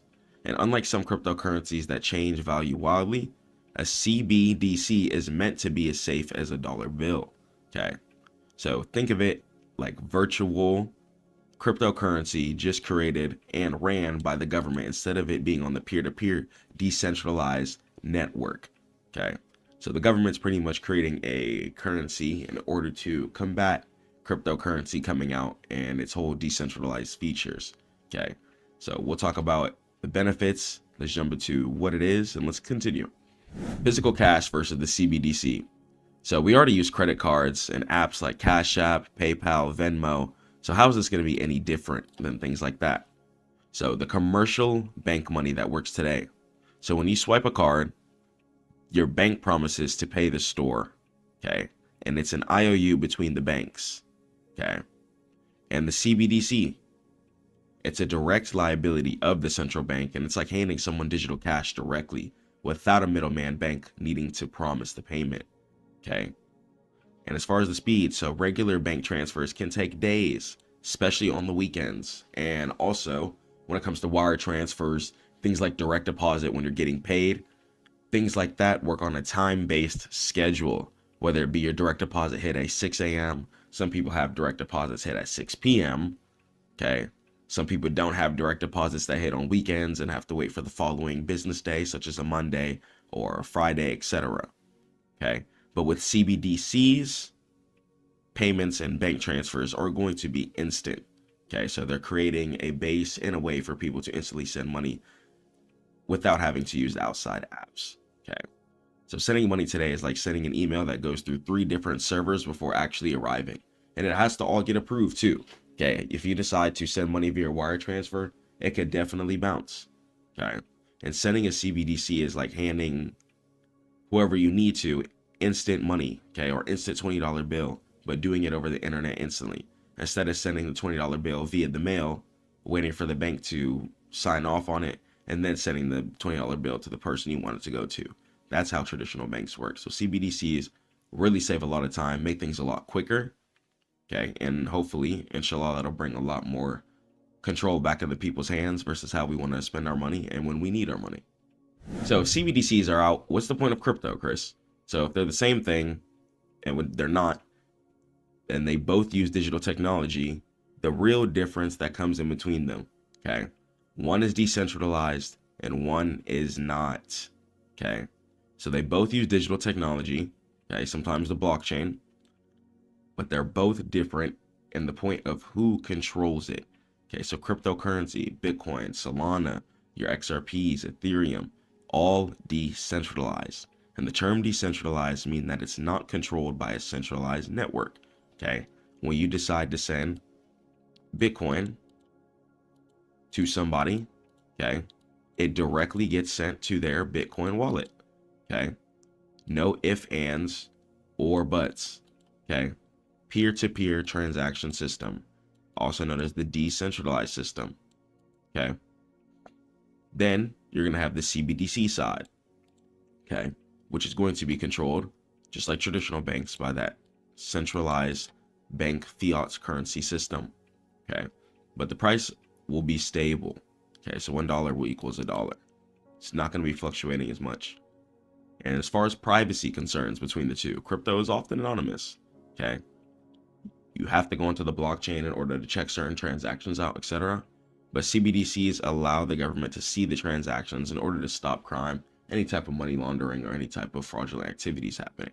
Okay, so think of Bitcoin kind of like a digital gold that you own yourself. And CBDCs are going to be like digital dollars managed by the Federal Reserve. So one is for freedom and investment and speculative purposes, and the other is going to be for stability and spending. Okay, so one's purpose, okay, it's going to be for speculative, freedom, and investment reasons. And the other purpose is going to be for stability, spending, and sending your money how you want within your centralized bank, okay, when you want, without having to use any type of external apps that you may potentially have to get approved for, especially when you already have your bank. Let's head over to the next slide. So let's talk about the 2 types of CBDCs. Not all CBDCs are for regular people, okay? There's going to be 2 main types. One, you're going to have the retail CBDC, okay? So this is going to be just for the day-to-day person. It's used for buying coffee, clothes, paying bills, and it really just acts like cash in an app, okay? And then you're going to have number 2. Other side of it, you're going to have your wholesale CBDC, okay? This is going to be for banks, and it helps huge banks send millions of dollars to each other instantly and safely, replacing the old slow systems. Okay, so retail is like the debit card in your wallet, and wholesale is like the armored truck that moves money between bank vaults. Okay. So really understanding the two different types of services and reasons why is going to help you make some future investment properties, especially when we start seeing banks implement CBDCs more and more due to the fact that they're trying to create some type of competitive edge against the whole cryptocurrency decentralized space. Okay. So why create a CBDC? Okay. Governments aren't just building these for fun. Okay. One, it's for competition to create a space for them to still be profitable in the financial world, especially as cryptocurrency grows year after year after year after year, and people are starting to wake up to what's actually happening and how the currency works. Okay. And the efficiency of everything. So payments become instant and cheaper. So no more 3% credit card fees for shop owners, etc. And financial inclusion is going to come into play. So people who don't have bank accounts can still have a digital wallet on their phone to receive money safely. So that means you can still be able to do jobs and get paid exactly how you want. And in case you get declined by any app such as Cash App, Zelle, or anything like that, you're still going to be able to survive and pay your bills how you need to. And programmable money is what it is. So the government could send stimulus checks that expire if not spent, or can only be spent on food using CBDCs. Instead of having to get checks or use certain cards to spend money, CBDCs could be used to fund government programs to help out citizens. Okay, so during an emergency, the government could pretty much airdrop money directly to everyone's phone without having to mail paper checks and give everyone an essentially virtual card by using CBDCs. Okay, so we can start seeing things transfer away from traditional bank financial fiat currency system that we've been seeing for the past couple of decades into a whole new blockchain involved world. Okay, let's head over to the next slide. So let's talk about the risk and the concerns. So why are some people worried in the first place? So with great power comes great responsibility. Okay. So giving the government total control over digital money has risk. And it's going to be a privacy loss factor that comes into play. So cash is going to be private. Okay. If you buy a candy bar with a $5 bill, nobody knows where it came from even.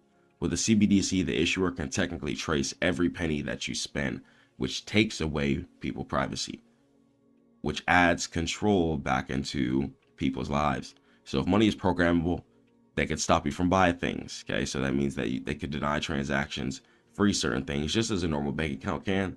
But banks and credit unions have a little bit more separate control from just the straight up government centralized system directly. Okay, so cybersecurity reasons as well too. If the central system is hacked, the whole money system could freeze, or even if it goes down. So let's say a CBDC risk system is running on like a system like AWS. Okay, if AWS were to go ahead and shut down, that means people weren't going to be able to access their funds. Okay, so do you want convenience or privacy? Okay, both things are going to go ahead and have concerns, and a lot of factors are going to come into play. So deciding what you're using your money for and how you want to invest is going to change year after year after year. So make sure you guys are staying on top of things. And as far as compliance for even your own stores, even if you want to take CBDC currency, and we'll see how the things change over the next couple of years. So are CBDCs real yet? Answer is going to be yes. Okay, it's not just a theory. Many countries are already using and testing them. Okay, for the Bahamas example, using the sand dollar. So the Bahamas is the first country to launch a full CBDC. So people use it to pay across different islands using mobile phones. And then we got China. Okay, China using the digital yuan. And millions of people in China are already testing the eCNY. Okay, electronic CNY. Okay, it's just digital fiat currency for China to buy subway tickets, groceries, etc. And then we got US. We got the Project Hamilton.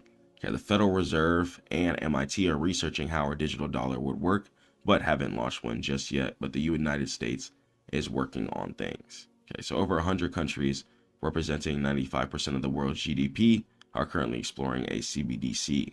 Okay, and this is going to be research done as of 2023, and we can start seeing a lot of things change, especially when it comes to government-funded projects, such as like food stamps, unemployment, or anything like that.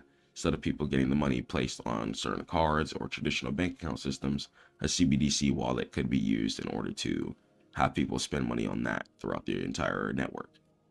So monies came a long way. It came from seashells to gold coins, seasoning, to paper bills, and now we got plastic cards, and now we can just send money digitally with numbers on the screen with our phone.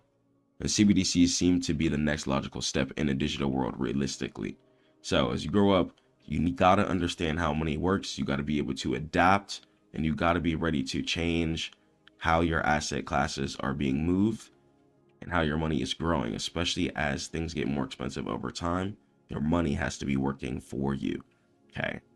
Keep that logical perspective. If the world is going to get more expensive over time, that means that your money can never stop working, especially when we have to do things like use the bathroom, sleep, etc. You have to be getting money while you're doing that stuff. Okay. If you want to be competitive in this world, you got to be getting money at all times. In your sleep, while you're awake, while you're getting money, you should be getting money, and it should be that serious, inshallah. Okay. So CBDCs offer speed and safety, but we must come to terms with the fact that you're going to be losing respect of privacy, but you are going to be getting a lot of convenience as well too. Okay, no more long paperwork, waiting for cards and stuff like that. And a lot of that stuff can be frustrating. Okay, just instant funds that come on a wallet, and we'll really see how it plays out for the future. So stay prayed up to God, keep grinding, and head over to stackmode.net for all trading education. Catch you guys in the next one. Peace.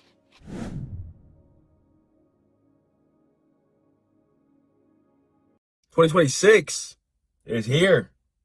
Let's turn up. I want to talk to you guys about a couple of things.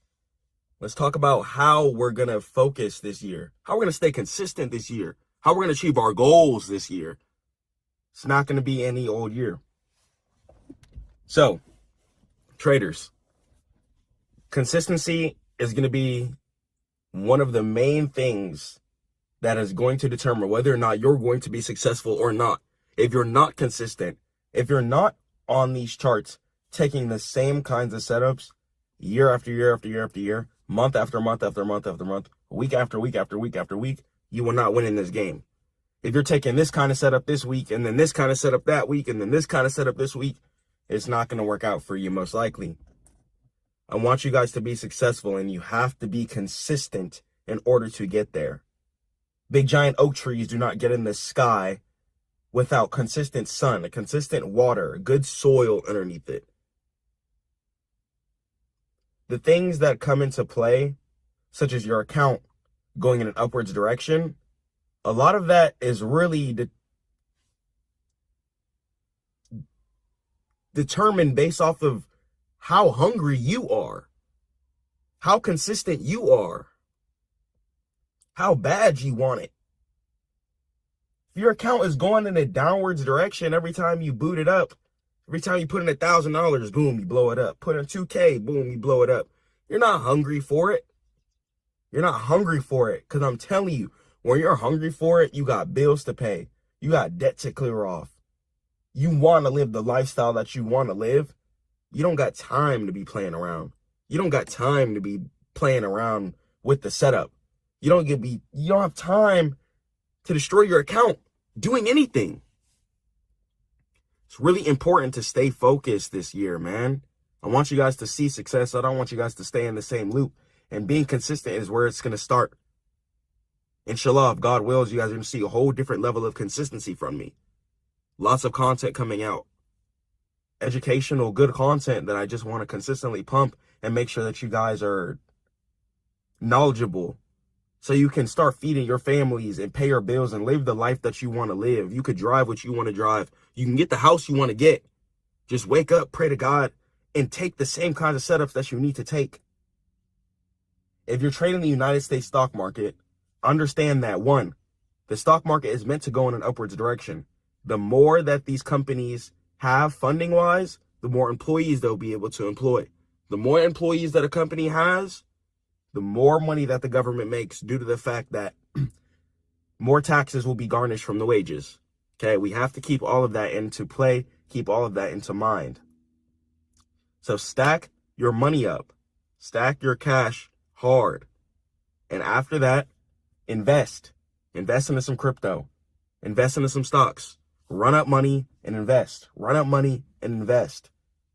Okay, even if you're swing trading, I really recommend swing trading. I don't care if you're on crypto, if you're trading futures, if you're trading Forex, if you're trading options, all instruments. Okay, some of you can get good at day trading. You can run it up, but there's a mental health underlying side to day trading that people don't talk about. There's times I've been able to make some great income day trading. Okay, and there's been times I've also lost some good income day trading. But the times I was able to make some good income, I realized that it just wasn't worth the mental health or the stress. Once I started making equivalent amounts just swing trading, sitting and holding, waiting for the real plays to sit in. And you got to use your higher time frames this year. No more lower time frames. All that 1 minute scalping, that 5 minute scalping. If that's not working out for you, it's time to stop it. If it's not going well for you, it's time to stop it. We can't repeat the cycle. One thing we're not doing this year is repeating the cycle. If you were taking setups last year that weren't working out, stop taking them.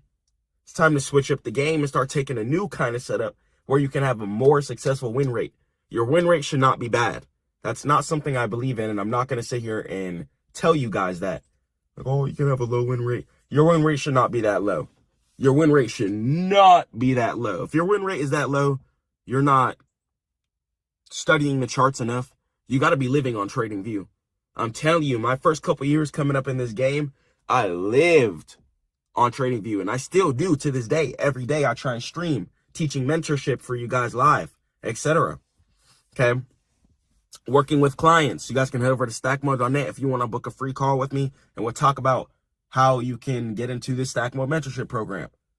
Okay? But working with my clients every day, booking my calls, doing what I need to do, staying consistent, staying focused, thank God, is letting me level up. It's letting me get to the next level. My portfolio is growing. I'm starting to see tons of more positive returns. My swing trades are working out, and my long portfolio is also working out, thank God. So putting your grind forward, don't ever retrace your grind. I don't care how much money you lose. You can go to zero. Don't ever go backwards. Your grind needs, you need to only go harder. Your grind needs to only be forward. That we don't got time to go backwards. All that anxiety, all that sadness, all that depression, we don't got time for that. We got people to take care of. You got to take care of yourself. We waking up, we praying to God, we're working out. You got to work out Monday through Friday. You got to work out Monday through Friday. All that waking up, being lazy, all that getting up late, all that not wanting it, all that taking ghetto setups. We're not taking ghetto setups. We're taking the real setup. If you say you're going to wait for the higher lows to form and close at the area of resistance, that's what you're going to do. Don't lie to yourself and don't sell yourself short. It's time to change things around, and it's time to be more consistent than ever. Nobody is messing with you. You're the one. You got this. You got this. All those people in your ear that are hating on you, all those people who weren't believing in you, you don't even got to pop it on them. But you can prove to yourself, you know what? God made me for a reason. I'm strong. I went through all that for a reason. All those trials and tribulations you went through, all that money you've lost in the past, is over now. Let's turn up. It's time to catch these setups. It's time. It's time. It's time to invest in this crypto. It's time to stack up these stocks. It's time to invest in the correct plays. Okay, cool. AI is the future. What AI stocks are coming up into play? Let me get my money in a position to where I could still catch my swing trades and funnel some of that money into more long-term plays. So my money is always flowing and cycling. I don't keep my money in a checking account. For what? I'm investing. If I'm going to call myself an investor and a trader, I'm here to show you guys that I want to be one of the best financial coaches in the entire world. I'm 22 right now. And after I plan on doing some things, I'm working on the app for you guys right now at the time of this video. Should be out soon, inshallah, if God wills. And I got some more books for you guys. I already wrote one, Key Steps to Profitability. You guys can get that at Stackmode.net. It's free, my free course. And I'm working on some new books too, the How to Stack series. How to get halal money, you know, how to get clean money. I don't want you guys scamming, robbing, doing all that dirty stuff. We don't got time for that. We got to make God proud. We got to make ourselves proud. We got to be happy when we wake up in the morning. We got to make sure people respect us, and we got to respect people. So in order to respect people, we got to all be on the right path. That's all I'm getting on this net, to just try and just convey a little piece of the message that I can. You know, whoever's hearing this, I really care about you. I want you to win. And just know, hard times, I've gone through them too. There's times growing up, living in hotels, lying to my friends about where I live at because I'm embarrassed. Okay? We've been able to come a long way. My first car was an Audi. First car was the Foreign. After that, I bought a little Mustang coupe. You know, even when people, my Audi coupe, it was parked. You know, well, I think it was a sedan. But my Audi, it was parked, chilling. And I went through some hard stuff. They lost my keys. I took it to the little repair shop to fix something. Got scammed for like $9,000 or something like that. That's actually how I started trading a little after that, because I was like, well, I need some income. So started trading after that. And they lost my little keys too. So after that, I couldn't turn on the car and take it to the Audi dealership because the guys at the shop couldn't program the keys even though they lost it. So after that, it was just really frustrating. I looked for the keys every single day. Never found them. Never found them. But I thank God that I didn't. Ended up towing the car to the Audi dealership. Got some new keys. Guess what? Took the car home. You know, was ready to try to get it up and running again. I wake up. I come outside. Guess what, guys? Literally, I wake up, saw my car totaled. And I was like, okay, I just went through all that. Getting stopped in the middle of the highway since the car just turned off after paying us the giant bill in repairs. I just wanted to drive my little Foreign in peace. But during that time, I wasn't the most humble. You know, this is what made me get close to God. I'm not out here just talking about God for no reason. There's things that I've gone through within my own life. And I want you guys to just understand certain mental frameworks and understand where I'm coming from. You know, I don't just think I'm the most perfect person ever. Definitely not that. Only God is perfect. But so I just want to come on here and always be vulnerable, tell you guys my faults, and just be human to human with you guys. You know, I'm not here preaching like I'm better than you guys or anything, and I'm not preaching at all. I'm just trying to convey a good message because I don't want you guys to go through the frustration that I've gone through.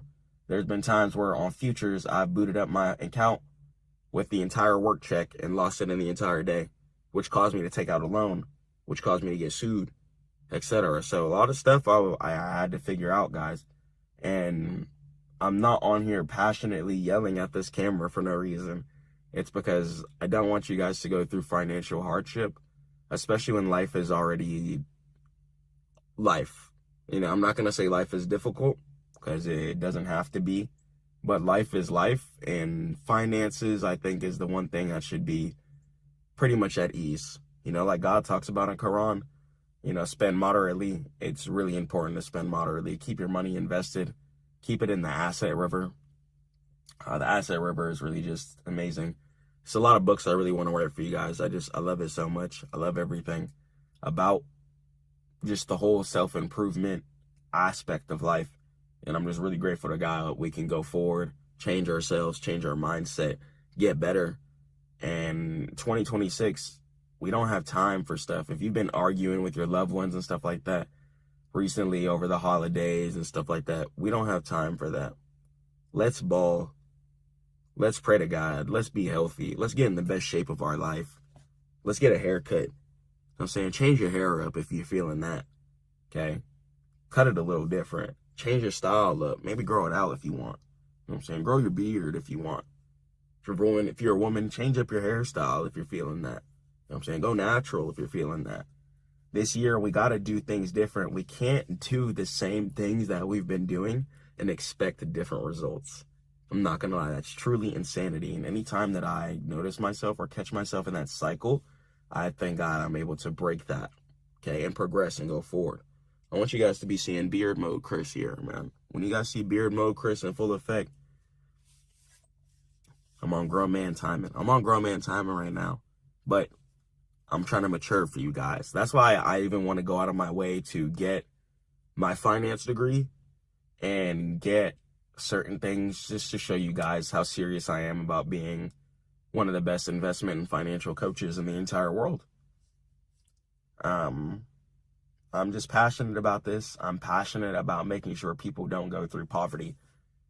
You know, I didn't grow up in the worst environments. It wasn't the most horrific times of poverty, but just having to grow up and be away from my mom, for example, because she has to work to keep a roof over her head, and may God bless her soul for that. My mom, shout out my mom. Shout out you, Mom. I love you. And shout out my mom. And I'm sure you guys can understand too, if you guys just have a hard-working mom who just really tried the best for you. You may have not had everything that you ever wanted, but that's a good thing, actually, because it makes you be more human when you're an adult. Makes you mature, makes you grind, and it makes you be more tenacious. If you're trying to catch these setups and you're trying to be locked in, and if you want what you really want, you have to catch these setups correctly. I'm telling you, if you truly want what you want out of this world, you have to pray to God and you have to be consistent. Because I'm telling you, if you're not right with God, you're going to blow all your money doing stupid stuff or living a lifestyle that you shouldn't be living, which will either lead you broke or dead or in jail. And that's not what I want for you guys. Or prison. And I promise you, I really care about you guys. There's a reason why I give that first call for free. I really care about y'all. I do not want you guys out here messing up, because I grew up with a really good mother. And my mom taught me a lot of avenues and a lot of mental frameworks that helped me be where I am today. So shout out my mom. And I realized that the things that my mom taught me, because of what she's gone through, helps me be the man I am today, you know. And my mom is an extremely strong woman. She comes from raising herself in the Bronx. I was born in the Bronx, New York. But my mom comes from raising herself in the Bronx, from coming from an island to American soil, to just grinding and hustling, to getting her degrees and just really making a life for herself. And watching her do that over the years, it helped me build my standards, you know. Like, I got 2 doors in my car right now. So, you know, but as I mature and become more grown man, you know what I'm saying, I'm in beard mode. I realized I got to get an SUV because I got to think about my family, okay? I got to think about my family, because that's one thing my mom always did, was she thought about her family. And when you keep God first and you're hustling for your family, you're most likely just going to live an excellent life, inshallah. You know, I don't know everything, so I'm not going to say most definitely. But, and not everyone has the best family too. So that's why I'm going to say most likely. I don't know everyone's family situation, but if you have a good set of loved ones around you, even if you have to go out in the world and create your own family, but if you have your own family that you've created or found, or good friends, just good loved ones, cherish them and take care of them and go hard for them. Catch these setups for them. Take these setups serious, guys, please. I'm telling you, you could change everything around you if you just lock in. And I know it's that typical cliche, just lock in and grind, but like, no, it's actually not. It's that simple. The reason why it's repeated so many times is because it's the truth. It's just the truth. Okay, just literally lock in and be consistent. Just be a ferocious animal about your work. Treat people kind and worship God, and just watch where you'll be at by the end of this year. Your work is your setups. Okay, and outside of catching these setups, don't be sitting there looking at every candlestick like, oh my gosh, it's going up. It's going down. It's going up. It's going down. You can't go through cycles like that. That's cringe. And, yeah, you got to occupy your time. You say, I got my ring on. Shout out my wife. You know, she gave me this. But, you know what I'm saying? Even if you want to, you know what I'm saying, have a conversation with your loved ones. Grind hard. You know what I'm saying? Send some emails out. Do something. Grind. Get a job. Like, do some business. Like, literally do anything but stare at the setup tick after tick after tick. Set your alerts at take profit. Analyze if the setup is decent. If it's good, okay. Set your alerts. After that, what you need to go ahead and do is just wait, bro. Wait. Ring, ring, ring. Alert goes off on your phone, and you're decent, bro. Don't trip. Some of y'all be tripping. I used to be tripping bad. I used to be tripping real bad. I'm not gonna lie. I used to be tripping horribly. I used to be on the charts tripping, watching every dollar move. And, like, you can't do that. That's cringe. Like, just go grind. That's why I dropped that other video the other day. Just keep grinding. Literally keep your mind, after you enter your trade, keep your mind off the charts. Like, even if you're making content about investing and trading, like, don't look at the setup. Just keep hustling, keep grinding, keep grinding, keep grinding, keep grinding, keep grinding, keep grinding, keep grinding, keep grinding, keep grinding. I swear, keep grinding, keep hustling. You gotta love it. You really have to love it. And I know there's so many people out there, especially the people watching this channel, inshallah. I know you guys love grinding. You guys love hustling. Do more. Whatever's in here, whatever God bless you with, whatever wisdom God bless you with in here, you might be one of the best shoemakers in the world. We're waiting on you. We're waiting on you. We're waiting on you. I got on my wife's Birks right now. All right? I'm in the car just chilling. I'm waiting on your shoes. The world is waiting on you. Some of you got some of the craziest ideas and you just trap it in here. We're waiting on you. You could drop the best, fluffiest robe in the world. I will probably cop it. I'm waiting on you. The world is waiting on you. The world is waiting on you. And you gotta show up. The world is waiting on you. Stop living in consumerism. I'm not pushing that. I'm pushing investing. I'm pushing being the CEO. I'm pushing being the boss. Because I want you guys to be able to take care of yourselves and take care of your families in ways that you could have never even imagined. You know what I'm saying? As I level up in life and things change, when I listen, you know what I'm saying? When I was 18, broke, in my boy's basement, doing nothing, I ain't have no car, no nothing. I didn't think I was going to be able to do this. Like, you hear that? Like, my car make noise when I turn it on. It's a blessing that I can even sit in a vehicle. Alhamdulillah, all credit to God.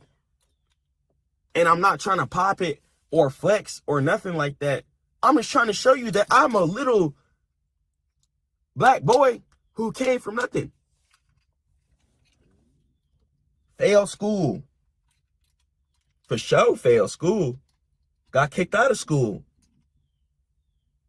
And God gave me a chance to rebuild my life and do this. Got into the IT field. Was able to level up and use that money to start business and start trading. Okay? From nothing. I was the last person to start driving. One of the last people to get a job. Even relationship-wise. One of the last people to do that. And now I'm married. All credit to God. So I just want to let you guys know that if you're in a pot position right now, if you think you're messed up, if you think things aren't going to get better, you got to get right with God. I'm telling you, get right with God and watch how quick your life will change. Everything will change around you. Everything will change around you, inshallah. You start waking up, praying to God and grinding every single day and not wasting your opportunities. Watch. Watch. Watch. Sure, you gonna cop you a watch or 2 or 3. And that's if you want. You can cop one for the whole family if you want.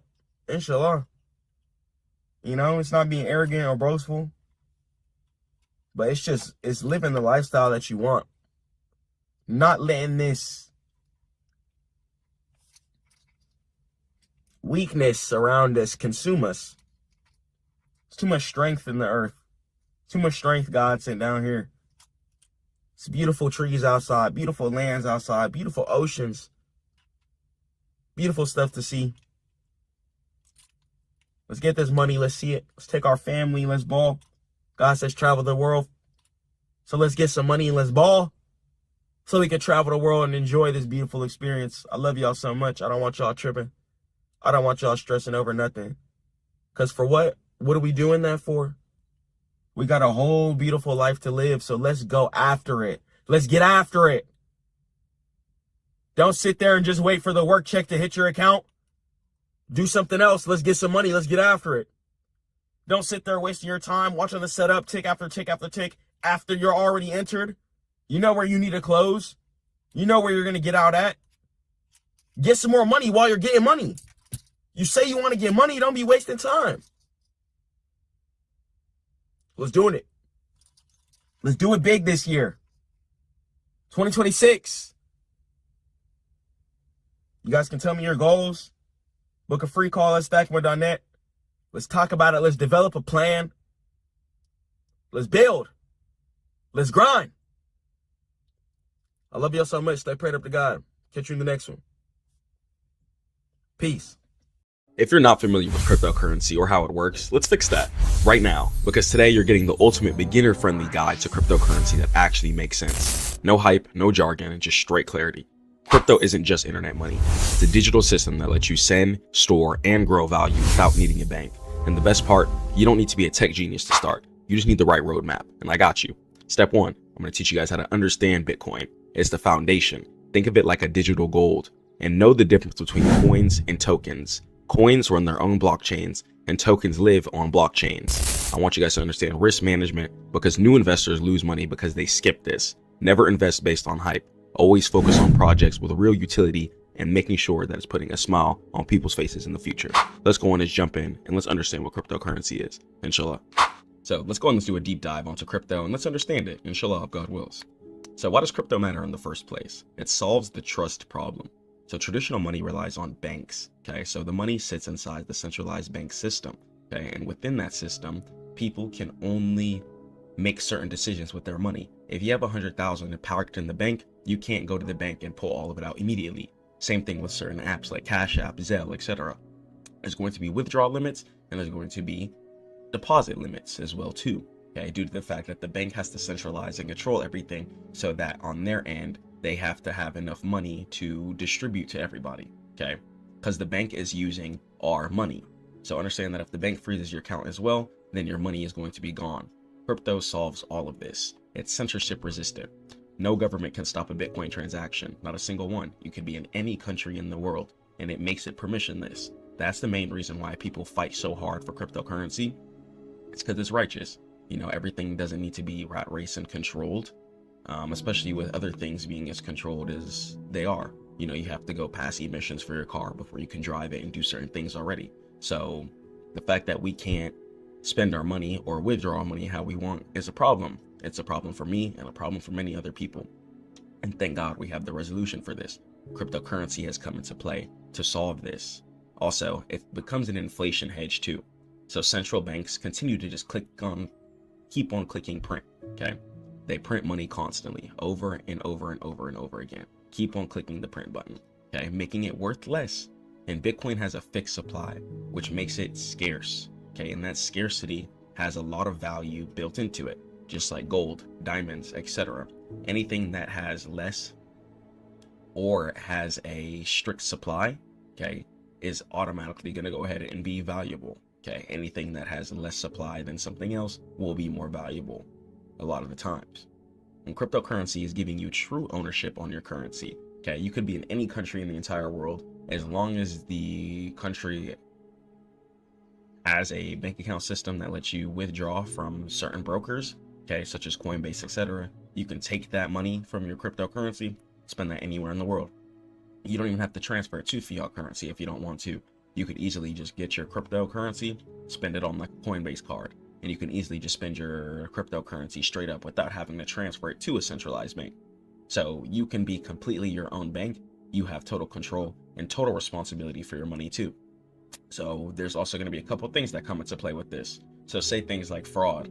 If you make a transaction on mistake, okay, for a bank, you could call them up and be like, hey, I did this on accident. Could this be reversed? And a lot of the time, since it is a controlled system and it is technically kind of their money also, so they have the ability to, you know, pause things, freeze things, and make certain transactions not go through in case ever needed. And that could be in a good thing or a bad way too.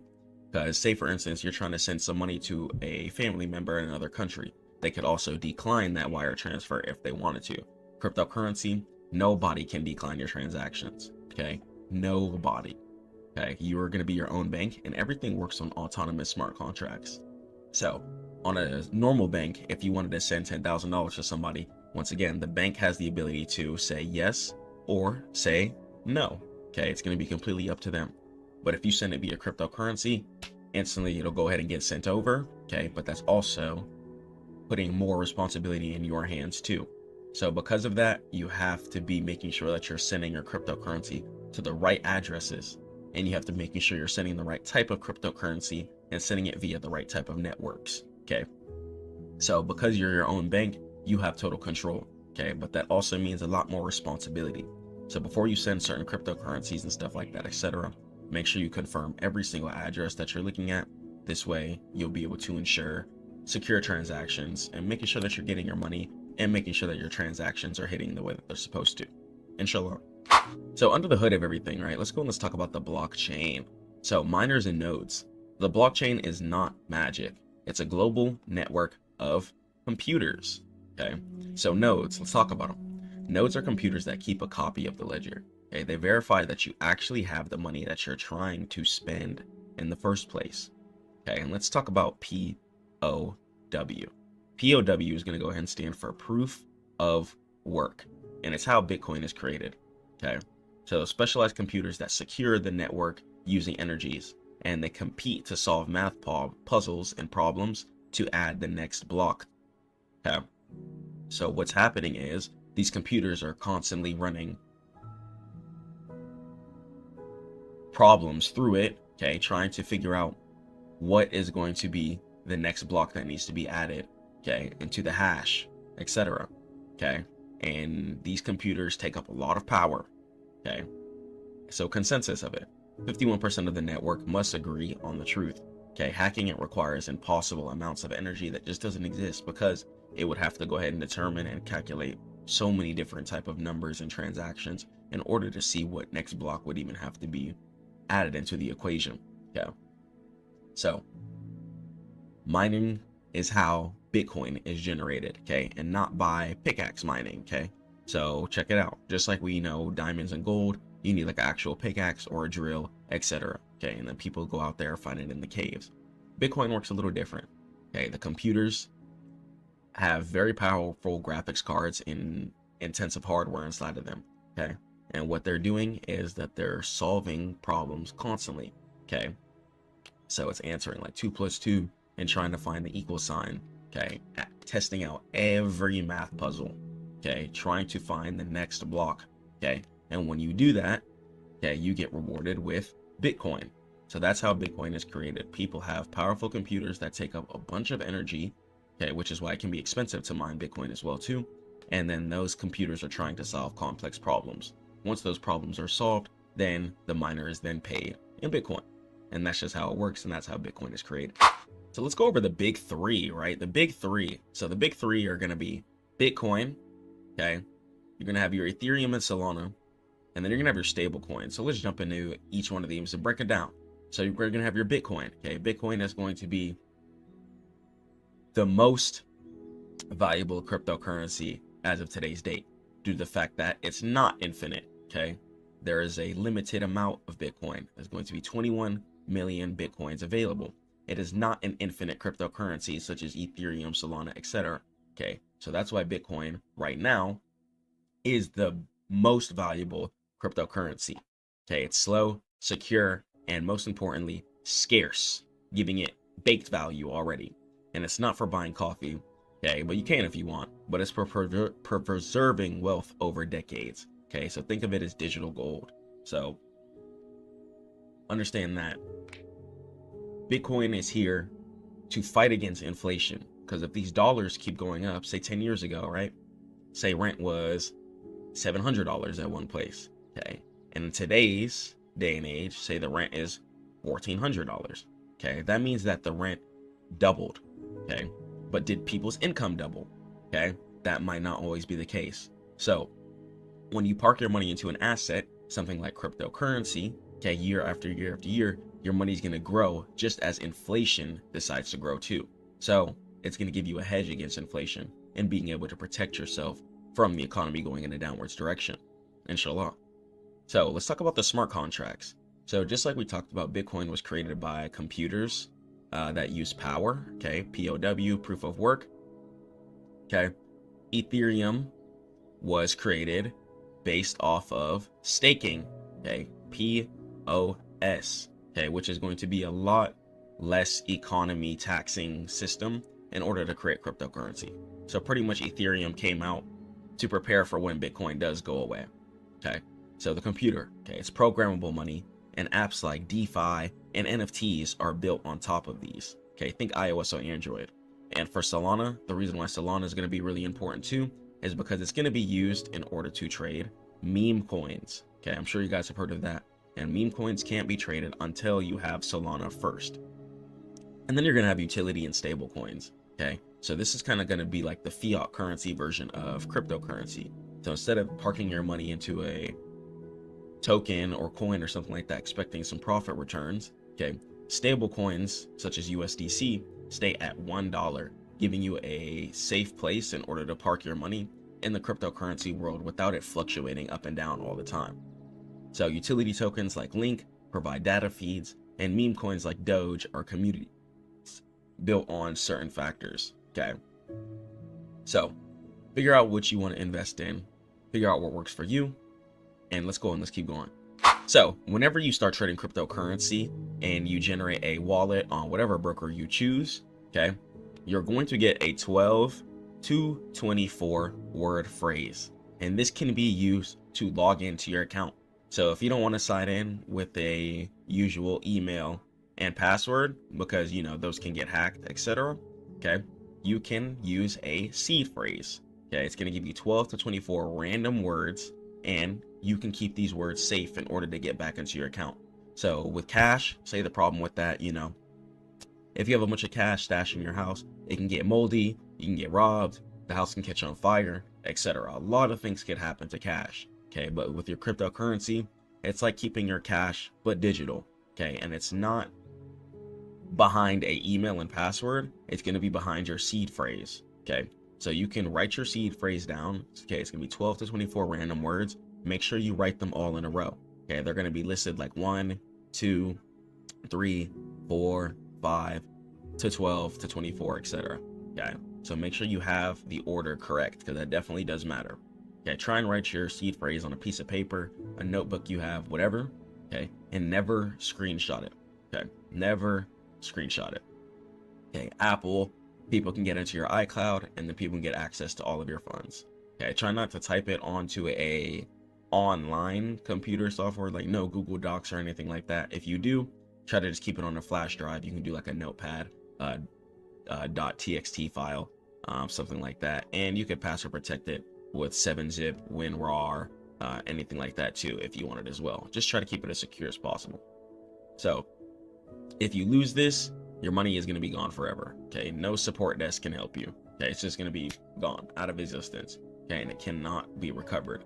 So make sure you guys are keeping your seed phrase secure. Keep it safe, because this is going to be your longevity. This is going to be your money, and this is what's going to take care of you. Okay, you guys don't want to be losing this.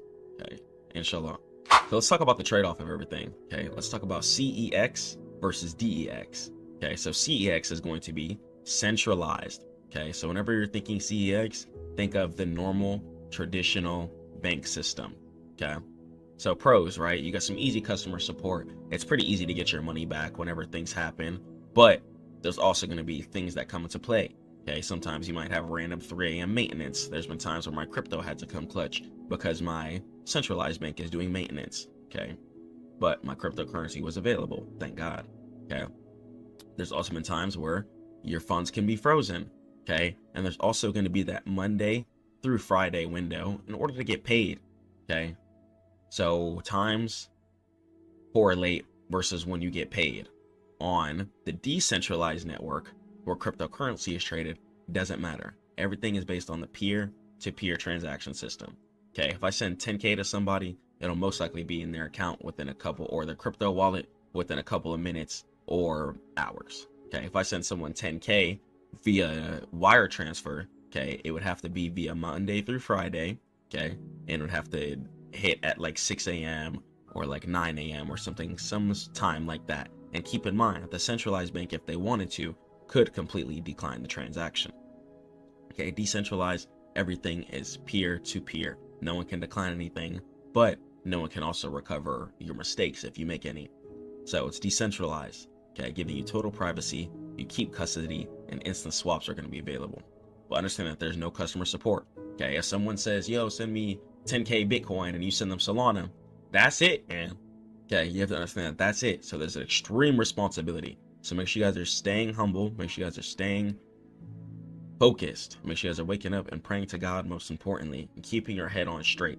Okay, you don't want to be having a moment of franticness or having bad mental health and making an accidental decision where you just lose all your cryptocurrency. Okay, please don't do that.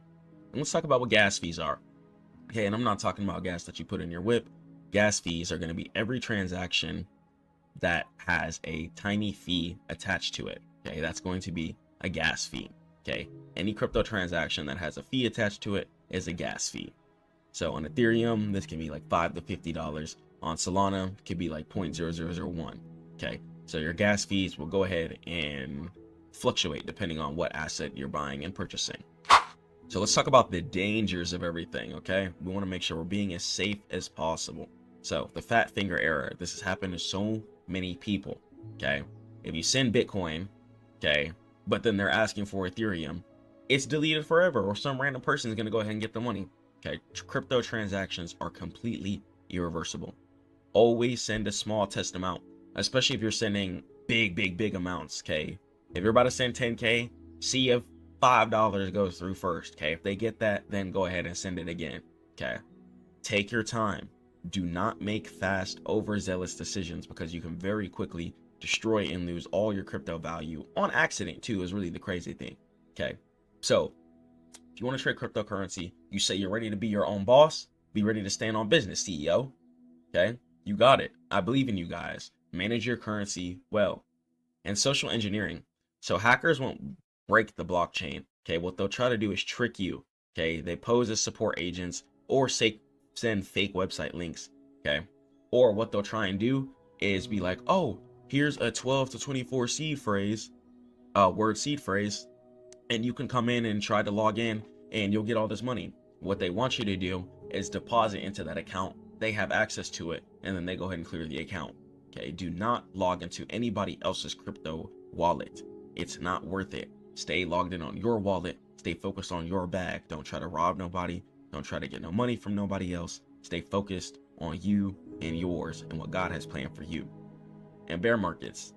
So crypto sometimes has winter cycles, just like the stock market, where prices can drop 80% for certain cryptocurrencies, especially if they're not valuable, and stay down for years. So only invest money that you can afford to lock away for plenty of years, okay? You should be on the brink of almost death before you pull out your money from your cryptocurrency wallet, okay? Try not to pull out your crypto wallet. Try to live off your credit card, okay? And invest all your cash into assets if possible, inshallah. So the psychology behind everything, okay? So time in the market, okay, is going to be a lot better than timing the market, okay? So many people are trying to time the market for exactly what it is every single time. But understand that sometimes you just got to be in the trade for some time.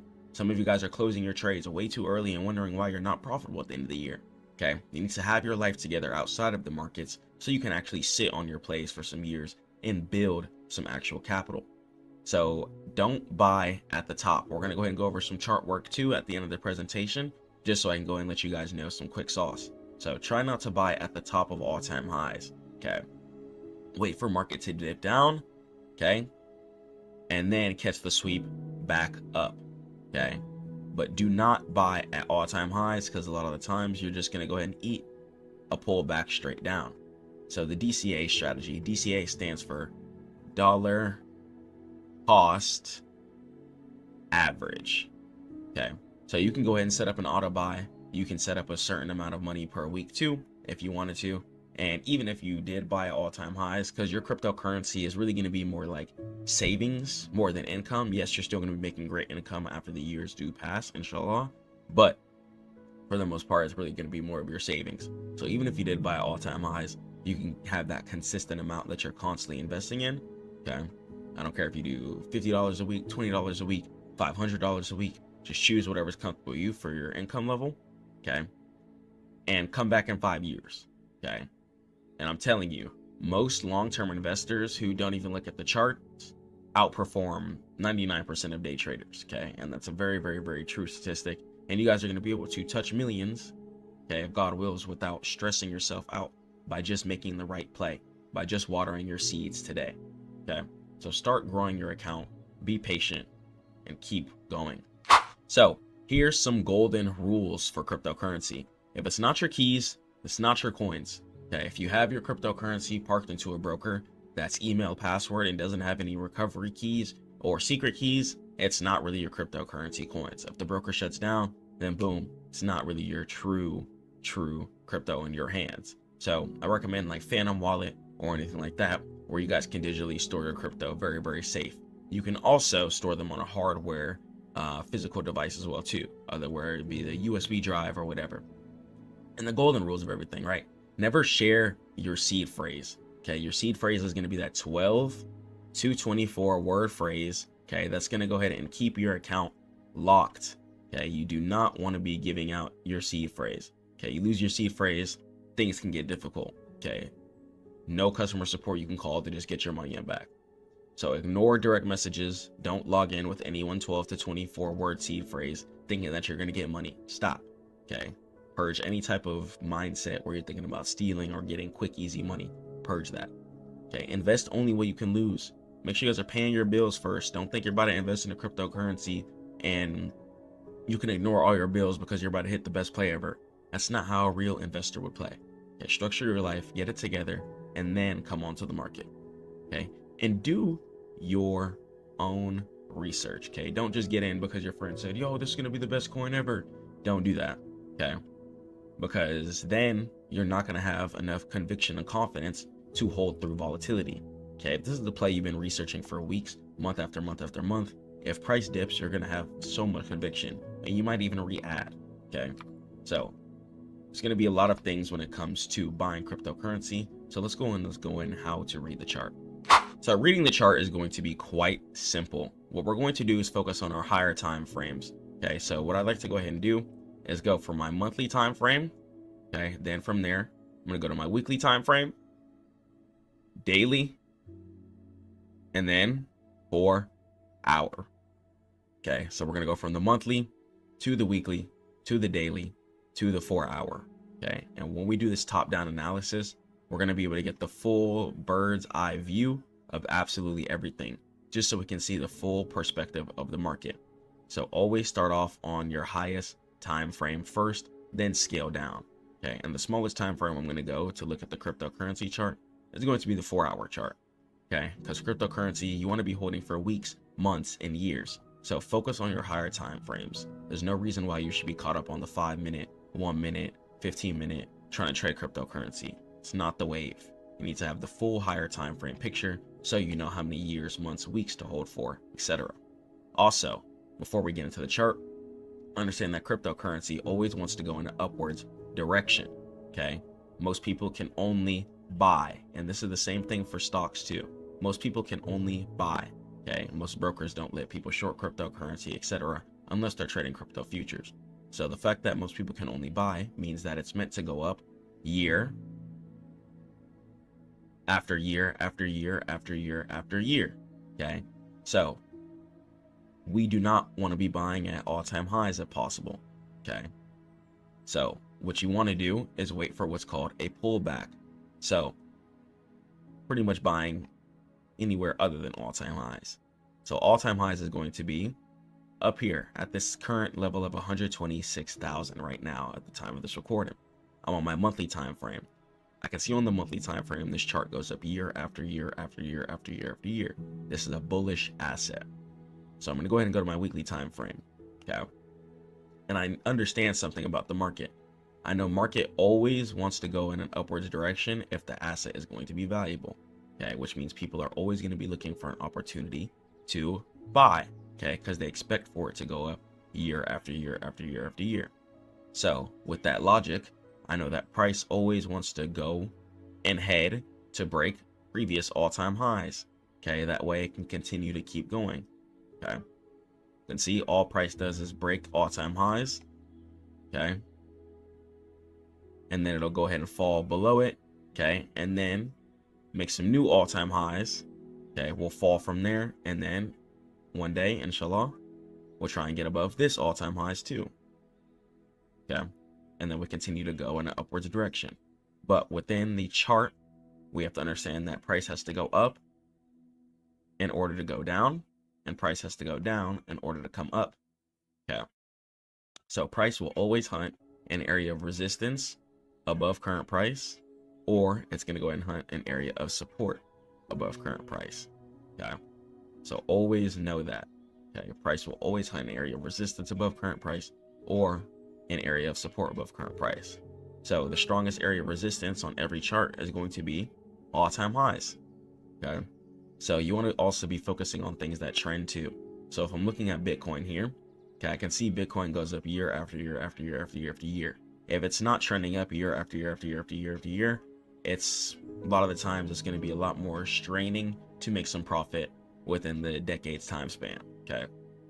So next thing you want to be looking for is the V structure. Okay. So all your setups should look like a V. So here's what I mean by this. So the reason why I say the V is because market will always make the left side of the V for you. Okay. The left side of the V is going to go ahead and be what's called resistance. Okay. So whenever you see market falling within a downwards direction, that's going to be called resistance. Okay. So market will always make the left side of the V. Okay. It'll always make the left side of the V. And it'll also make the bottom of the V. So many people try to predict where market wants to bottom out at. And here's how you know if the true area of support is real. Okay, make sure you're on your weekly or your daily time frame. Okay, and then from there, once you see market deciding to curl in an upwards direction after falling heavily, okay, how you confirm to see if the V is real. So here we have the left side of the V. Okay, we got market trying to make a bottom of the V here. Okay, but we want to see if the right side of the V is real. Okay, so the whole right side of the V, all this whole gap up here to the previous area of resistance is going to be money that we're just waiting to collect. Okay, all of this is just going to go ahead and be money. So all your setup should look like a V. Okay, try to buy when market is curling in a upwards V direction. Okay, all your setup should look like you catching the right side of the V. Okay, so that's how you know when it's time to buy. Try to buy at certain lows. Okay, let market make the left side of the V and let market make the bottom of the V. Okay, let market make the left side of the V and then let market make the bottom of the V. After you're on the daily, you start seeing like 2 to 5 candlesticks going in upwards direction. Okay, that's how you know the support is true. Okay, you don't want to just see one little wick, okay, and see it going up and be like, oh my gosh, it's going up from there. But if you see multiple days in a row, okay, price heading in upwards direction, the chances of this support holding is going to be really, really high. Okay, especially after it dumped down for many, many, many days. Okay, so cool. So that's going to be the full guide on how to trade cryptocurrency. If you guys want some more one-on-one mentorship, head over to stackmode.net. Come on and book a free call. Or you can check out my free course and ebook. Stay prayed up to God. Keep grinding. I'm going to catch you guys in the next one. Let me know what you think in the comments below. Peace.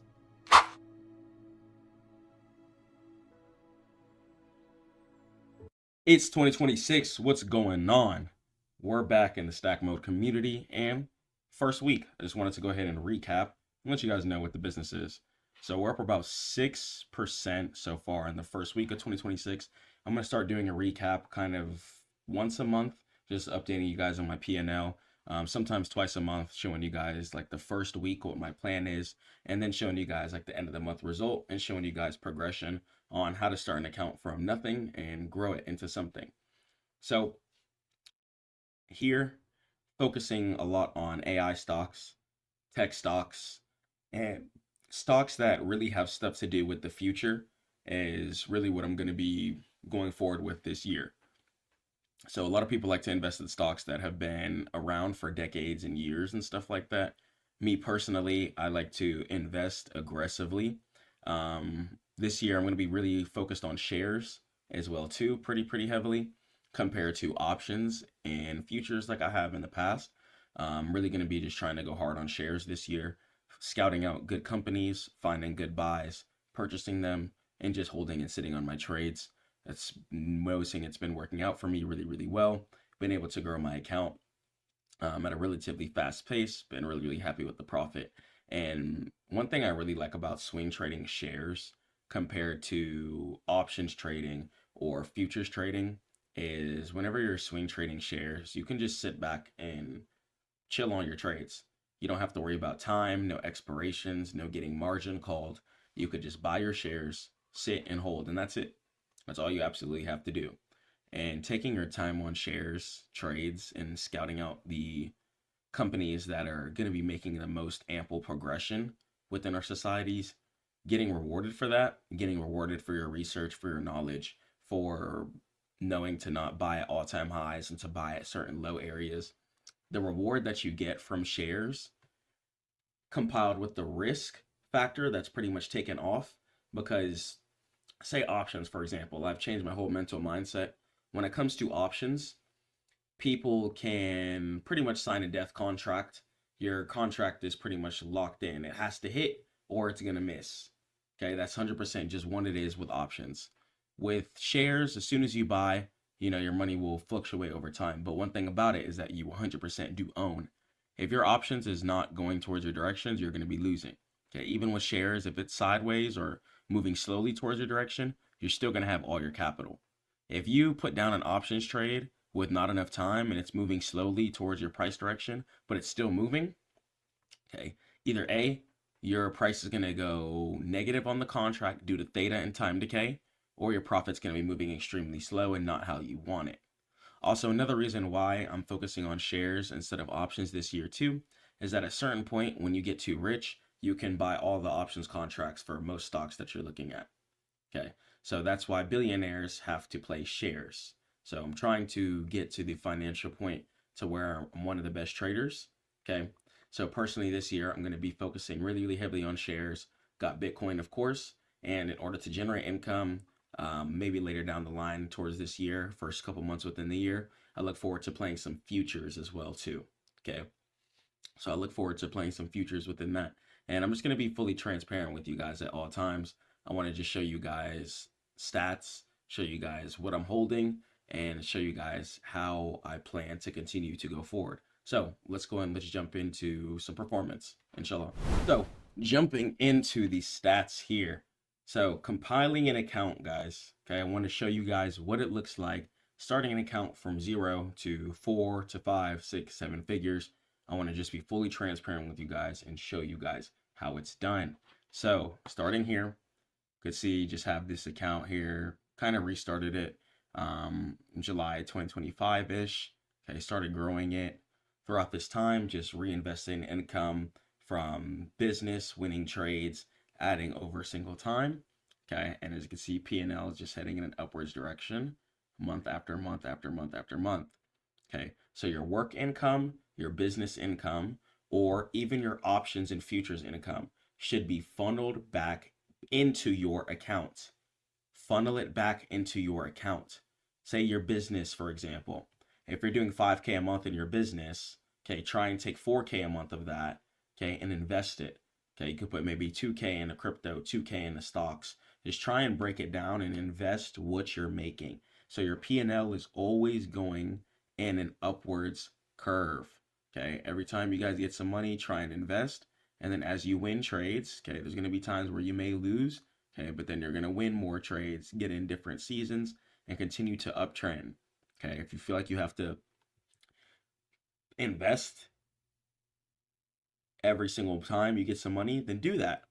Do that. Okay, I'm absolutely addicted to investing. I'm going to keep it 100%. Okay, shares is not something that I played past 2-3 years. Yeah, shares is not something that I've played or really looked at. It's really just been a lot of options in futures. I played options on Robinhood, TradeStation as well too. So I have some stats just spread across everywhere. But as far as Webull, I want to just use it for my shares portfolio. And I just want to be just fully transparent with my portfolio and how I plan to upscale it. Okay. So when you guys are growing your account, right, patience is going to be the number one thing. Okay. It's going to take time for you to know how to identify the setups you need to take. I recommend you guys go to stackmode.net so you guys can get with my trading mentorship, so it doesn't have to take you a long time in order for you to understand what a decent setup looks like. But I went through a lot of unnecessary losses early on within my trading career due to the fact that I was just being uneducated and being impatient and being stubborn. Okay.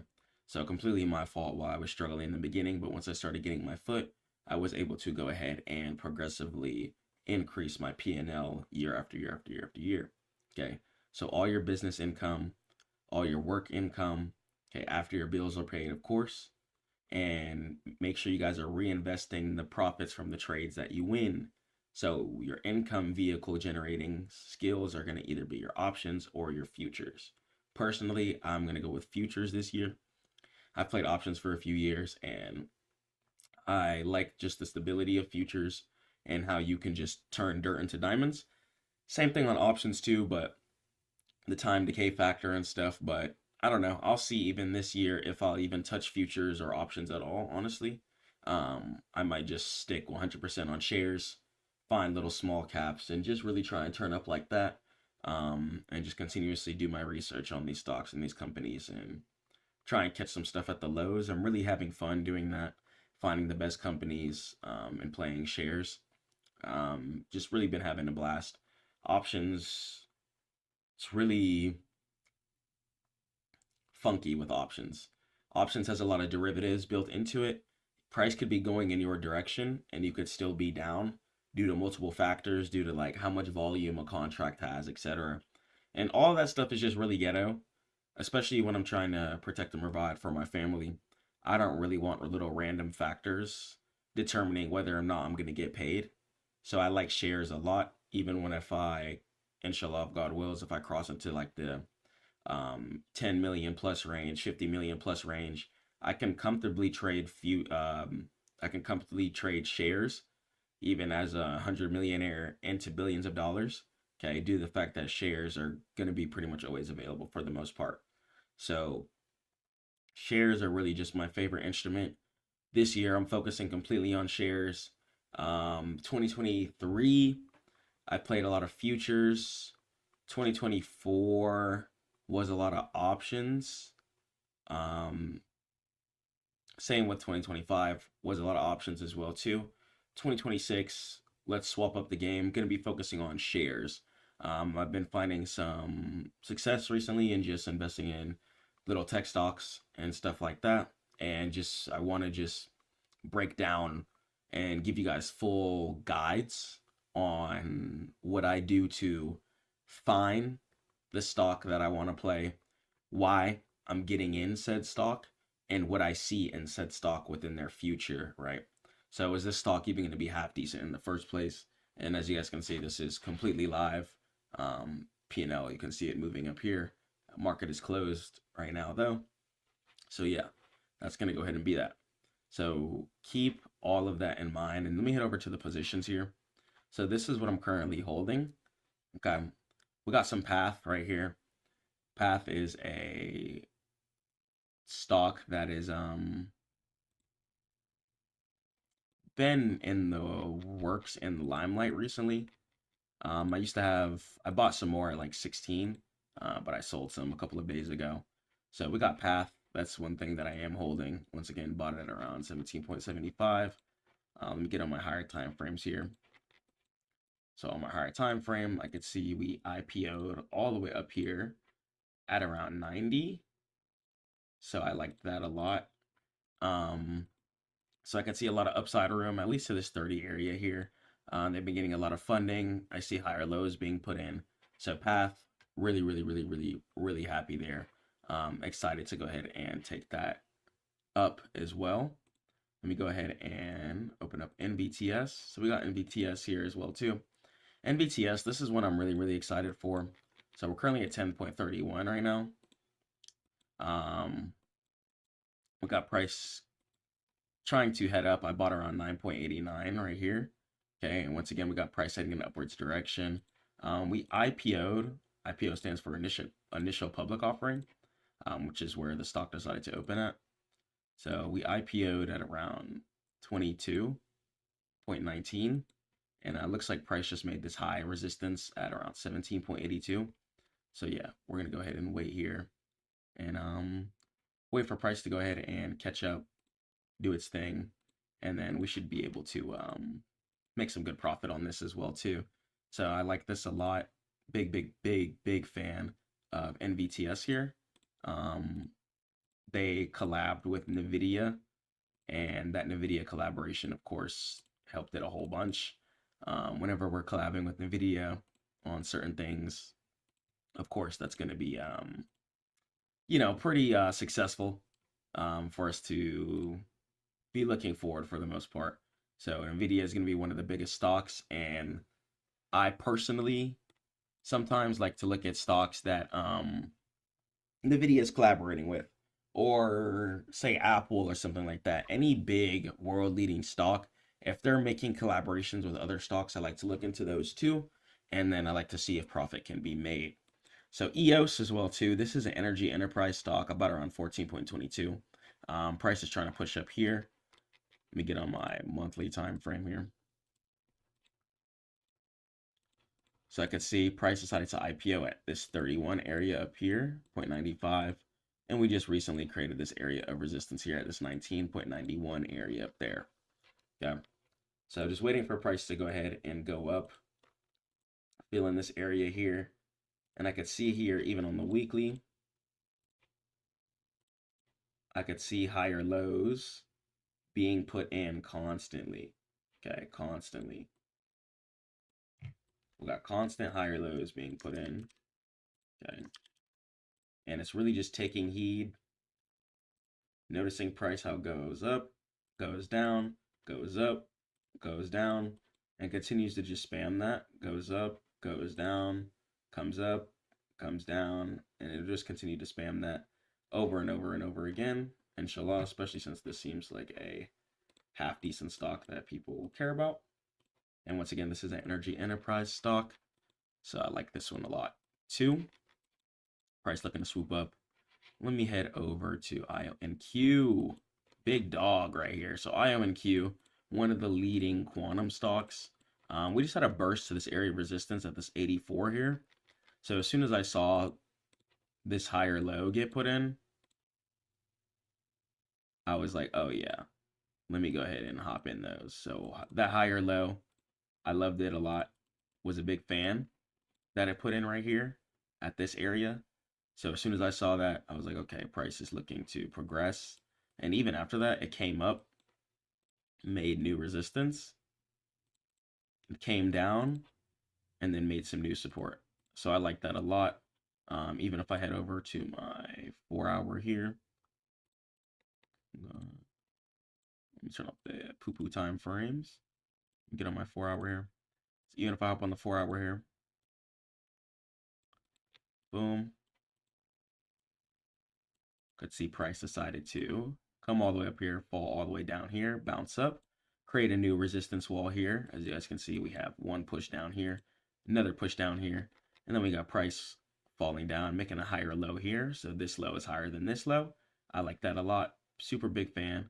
And then from there, we can go ahead and wait for price to come up, smash past this area of resistance, and then after that, inshallah, we should be able to go ahead and catch price upwards right after that. Okay, so it's really just about taking your time, being patient, and waiting for the setup. Okay, remember, you want your gap to be filled to the right. You want market to make the left side of the V, let it fall down, let market make the bottom of the V, and then we catch the right side of the V. Okay, we catch the empty right side of the V. Okay, that's what I want you guys to be doing. Catching the empty right side of the V. Okay, like this. Okay, this is what we're catching. All of this whole empty space between this resistance and this area of support, right? This whole area is nothing but profit. Right? Nothing but profit. All up here. Okay, so 40 plus 40 points left between this area of support and this area of resistance up here. So a very, very, very, very long way to go. Intel, check this out, up crazy on this one here. All right, Intel, I got it at around this 35 area. I'm go ahead and hop up on my higher time frame here just to show you guys why I got in here on Intel. So Intel, I decided to get in this area. Kind of the same reason, even if I'm on monthly here. I could still see price making upwards progression for the most part. Yes, we did fall down and make this low here. Although after this low, I put that into combination with some fundamentals. Since all the tariff stuff was going on, the United States needed their own AI chip making company to make AI chips for them, and Intel decided to partner up with other companies. I believe NVIDIA is included. And as you can see, we're starting to get a lot of bullish reaction looking to fill in this V. So we first had price falling down from this resistance here on the weekly. And then we could see price deciding to come up and fill in this gap area up here. Okay, so just go ahead and let price do its thing. Let it fill up. Okay, and just give it its space, give it its time. Okay, let market do its thing. So that's going to go ahead and be that. As far as Intel, this trade was super duper simple here, and I bought after this little higher low area here too. After I analyzed this higher low area, I was like, okay, cool, yeah, super duper bullish after this. Check on the daily here too. Even after this resistance, we came down, made another higher low. After this higher low here, saw 1, 2, 3, 4 green candlesticks, bought in. So you can see you're getting a nice V fill here. And on my monthly time frame, we can go ahead and head up to this resistance up here and head up to this 40 area up here to all-time highs. I'm praying. Okay, so that's gonna go ahead and be a flip from, let's see, I opened here, so it's about 28 points here. Very great flip. And then Webull here, you know what I'm saying, Webull, they're hating on Webull. We're waiting on this, I'm not gonna lie, waiting on some Webull here. I just keep adding into this. This is gonna be a huge play. Webull is my favorite broker. I'm using this right now.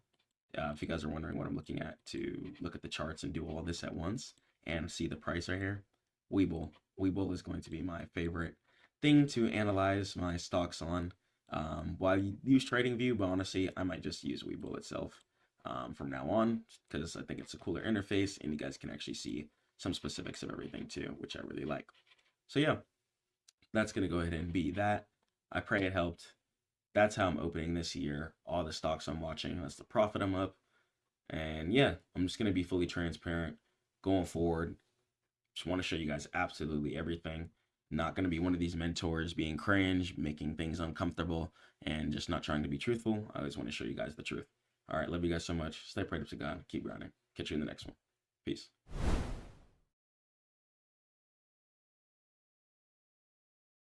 Welcome to the complete system. So it's going to be the full roadmap. And the objective of this, I want you guys to be able to build capital and trade for freedom. So we're going to be able to build capital and income generate using various sources. You're going to have content creation online. You're going to have online business models, which we're going to cover, selling softwares, various multiple ways in order to generate income. And then, just like the companies do, I want you guys to trade with that income. Once you put your income that you've been generating to use on the market, you're going to be able to multiply that income significantly and make a whole lot of money if God wills. So let's go and let's jump into the complete system.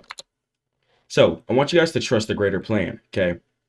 If you're watching this right now, God put it in you right now, all those business ideas, all that drive you have, all that focus that you have, all those things you've been feeling inside of you for years, feeling like, you know, this isn't right. I want to be doing this, that thing that you really want to be doing, that goal that you want to be obtaining, that place that you want to be. Okay. Wherever you want to be, you have to understand that that's from God. God has a plan for us all. And if you're not feeling the need to pursue your goals, then you need to get right with yourself. Okay. Start praying to God. Start taking yourself more serious. Okay. But if you have that strong urge, that strong burning passion to do something that's positive, that could change the world, that could influence everyone around you, you need to do that. Understand that that drive was placed in you for a reason. It could influence the whole world. I want you guys to think of it like this, for example. Take a house, for example. There's so many different factors of houses, okay? You got the people who do the roofs. You got the people who do the flooring. You got the people who do the windows. Each one of these individuals are passionate, most likely, about what they do, okay? And that's what's super duper cool about what we're learning, okay? I just want you guys to take what's in your mind, take what's in your heart, put it into the world, okay? And I just want to teach you guys how you can take whatever idea you have and transmute it into an actual product, into a software, into something that could help many people across the world. Okay. And guard your mind. Don't let anyone shake your certainty. Please stay focused on what you believe in. Okay. If God put it in you to stay focused on that thing, go hard at it. Okay. But you have to understand that you can't let up. And your mission is way too important to be derailed by the opinions of spectators. Okay. Do not devalue your plans. Do not think of yourself different because of what anyone else has to say or because of how other people view you. You get your results, okay? And the only person who can judge you is going to be yourself, okay? And the only thing that could judge you in the entire world is going to be God, okay? So only you can judge yourself. Only you can judge yourself. Remember, if you're in the gym doing jumping jacks, okay, who cares what other people are thinking, okay? But you're the one judging yourself like, oh, what if I look cringe? You're the only human who can judge yourself, okay? And God is not human, and God monitors all of us, okay? Once again, God is not human, and he monitors all of us. And understand that he has placed that plan within you for a reason. You have to go forward with it. You have to trust his timing, okay? You have to get right with your higher purpose. You have to go forward. Put the nonsense to the side. If you're noticing yourself, you're in a lust cycle. If you're falling into certain traps, that's just leading you to a downward spiral, okay? If you're falling to certain addictions, that's not beneficial to your mind, to your health, to your sanity. It's time to cut things off. It's time to do things way different. Those people around you, whether it be friends, relationship-wise, before you guys even start this, you have to be right, okay? If you're going to even think about touching money, you have to be, one, your spirit has to be right, okay? And you have to understand that us as just mere humans, okay? God just made us mere humans. Okay? He's nothing like us. And us as mere humans have to make sure that our sanity comes first, okay? Because believe it or not, even when you touch a certain amount of income, you could still definitely go insane. So your sanity comes from your faith, okay? So trust God no matter what's going wrong. Trust me, there's a reason why people pray to God and why the people who do pray to God are the most successful in the entire world. Okay, take the Middle Eastern billionaires and trillionaires, etc. Okay, you got Jews running of the entire Western Hemisphere, etc. Okay, people who pray to God are successful for a reason, because as a human being, we can't go into survival mode. When you trust that there's always a greater plan and you trust your higher being, and you trust Allah at all times, the unseen, then it's going to be a lot easier for you to go ahead and progress and go forward. And the heart's idea. So that idea is meant to benefit the world, okay? Even if it's a clothing brand, okay? That can give someone a whole new confidence to make them want to be alive for another day. It could stop suicide. You never know what your product could do for somebody. You never know how your product can make somebody feel. So it's just about pushing this out. It's just about getting the content out. And whatever's in your brain, you have to put it out into the world. The house you're sitting in right now, somebody thought of it, somebody drew it, okay? And then put it out into the world. And it was placed there for a reason, okay? Because one, we all need to make sure that we have a crib, if God wills, okay?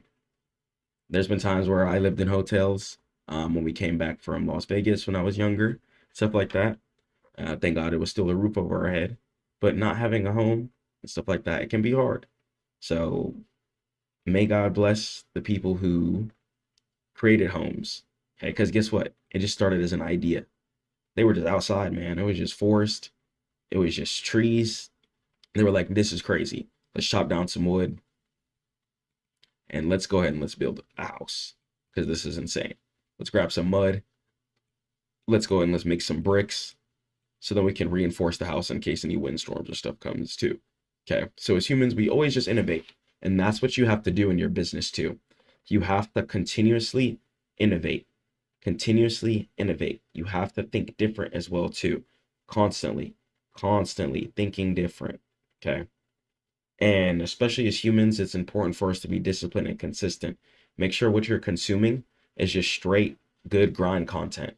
Okay, straight stack mode content, even the music you're listening to.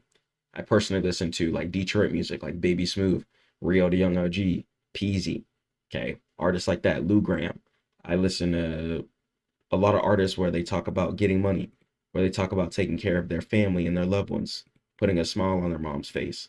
Okay, what you're listening to and what you're consuming, that vibration matters a lot. It matters a whole bunch. And if you want to have unwavering focus, then you have to make sure that you're consuming positive content, listening to positive things.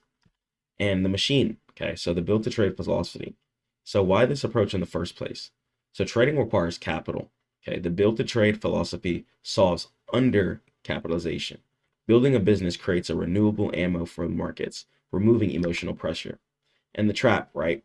Let's say a small account, then you're going to need 100% returns in order for the account to survive. But if you have your business, on the other hand, your business will be paying your bills, and then your trading compounds your wealth. And then you're going to have your ecosystems. Ecosystem A, the builder. So solves problems, okay? Get paid, high effort, of course. We're not here to be lazy, and high control over your business. And then you're going to have your trading environment, which you funnel your income into. So go ahead and build your business infrastructure, whether it be website, coaching, whatever you want to do, content creation, etc. And then from there, put that into your trading environment, and you're going to be managing your risk. Okay, you're capturing value for the money that you already do have, and it's low physical effort, high discipline, and I guess I'll say high mental effort too. But I try and make it as easy as possible for you guys, to be honest. So the stack mode protocol. So optimization execution. So the 5 a.m. advantage. So control your circadian rhythm. The optimization of sleep equals the optimization of performance. So the deep work blocks.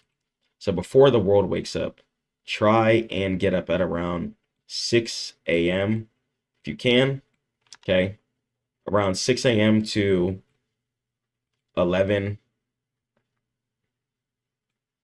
p.m. is honestly a pretty good schedule. It's pretty consistent, and you guys can really keep that up. So I like to do 6 a.m. to 11 p.m. a lot of the times. It's a lot of hours of grind. You get to get your prayers in, work out, take care of yourself, shower, talk to your family, and still get a whole bunch of work done. And then your trading window. Okay, your trading window normally is from 9:30 a.m. or 11 a.m. Okay, the volatility zone. Sometimes I like to enter trades at the end of the day.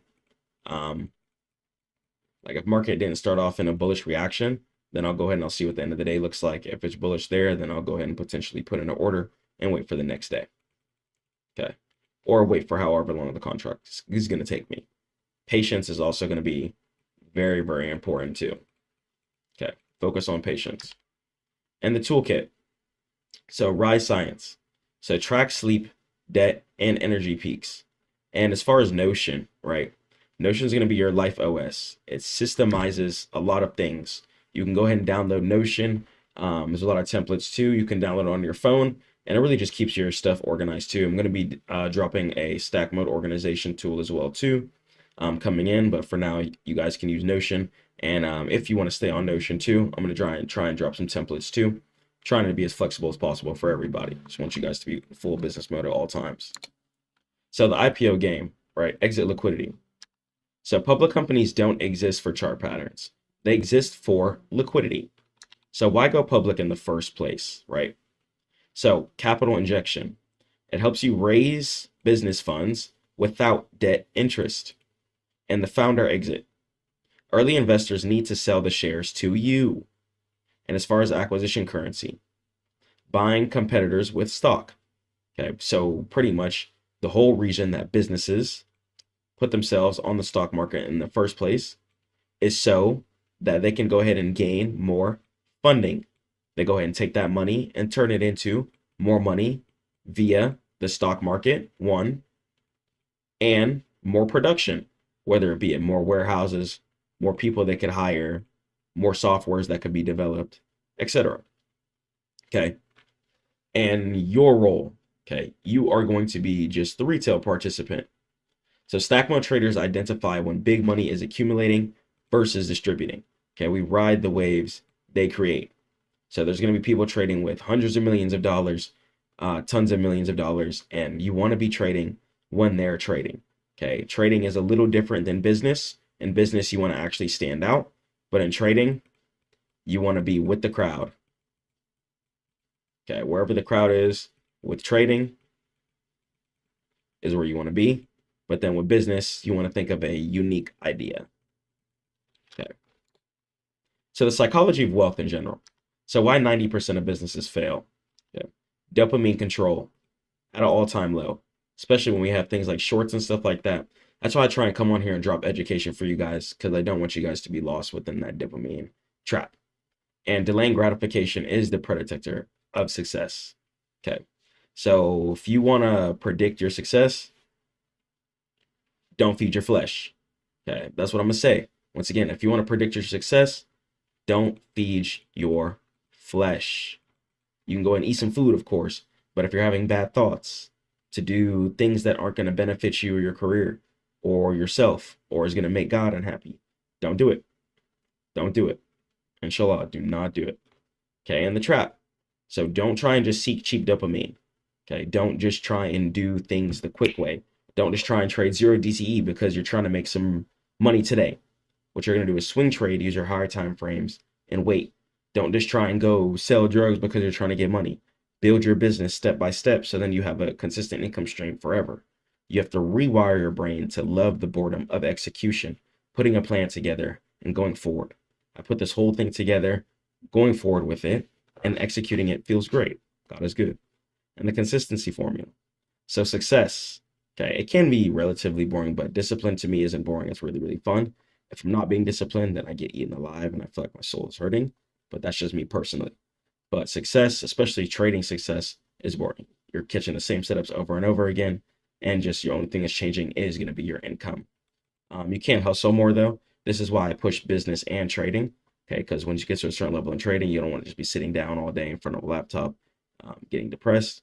So I recommend you guys starting your business so you always have something to show up for, something to be there every day for when others quit. Okay, and focus on the process over the outcome. Fixate on the system, not the dollar amount. And feedback loops. Okay, test, fail, adjust, repeat. And as far as creativity principles, so shift from the consumer. So what a consumer is somebody who's always buying, who's always watching, who's always taking in instead of putting out. Okay, so swap from a consumer to the creator. Consumers pay and creators capture. Consumers react, creators anticipate. So trade with a plan, right? That's going to be creation. And don't just react. It's definitely going to be consumption. Okay, reacting just off of your emotions and trading. Be like, oh, I'm just going to close here. Oh, I'm just going to do that. Oh, I'm just going to overtrade.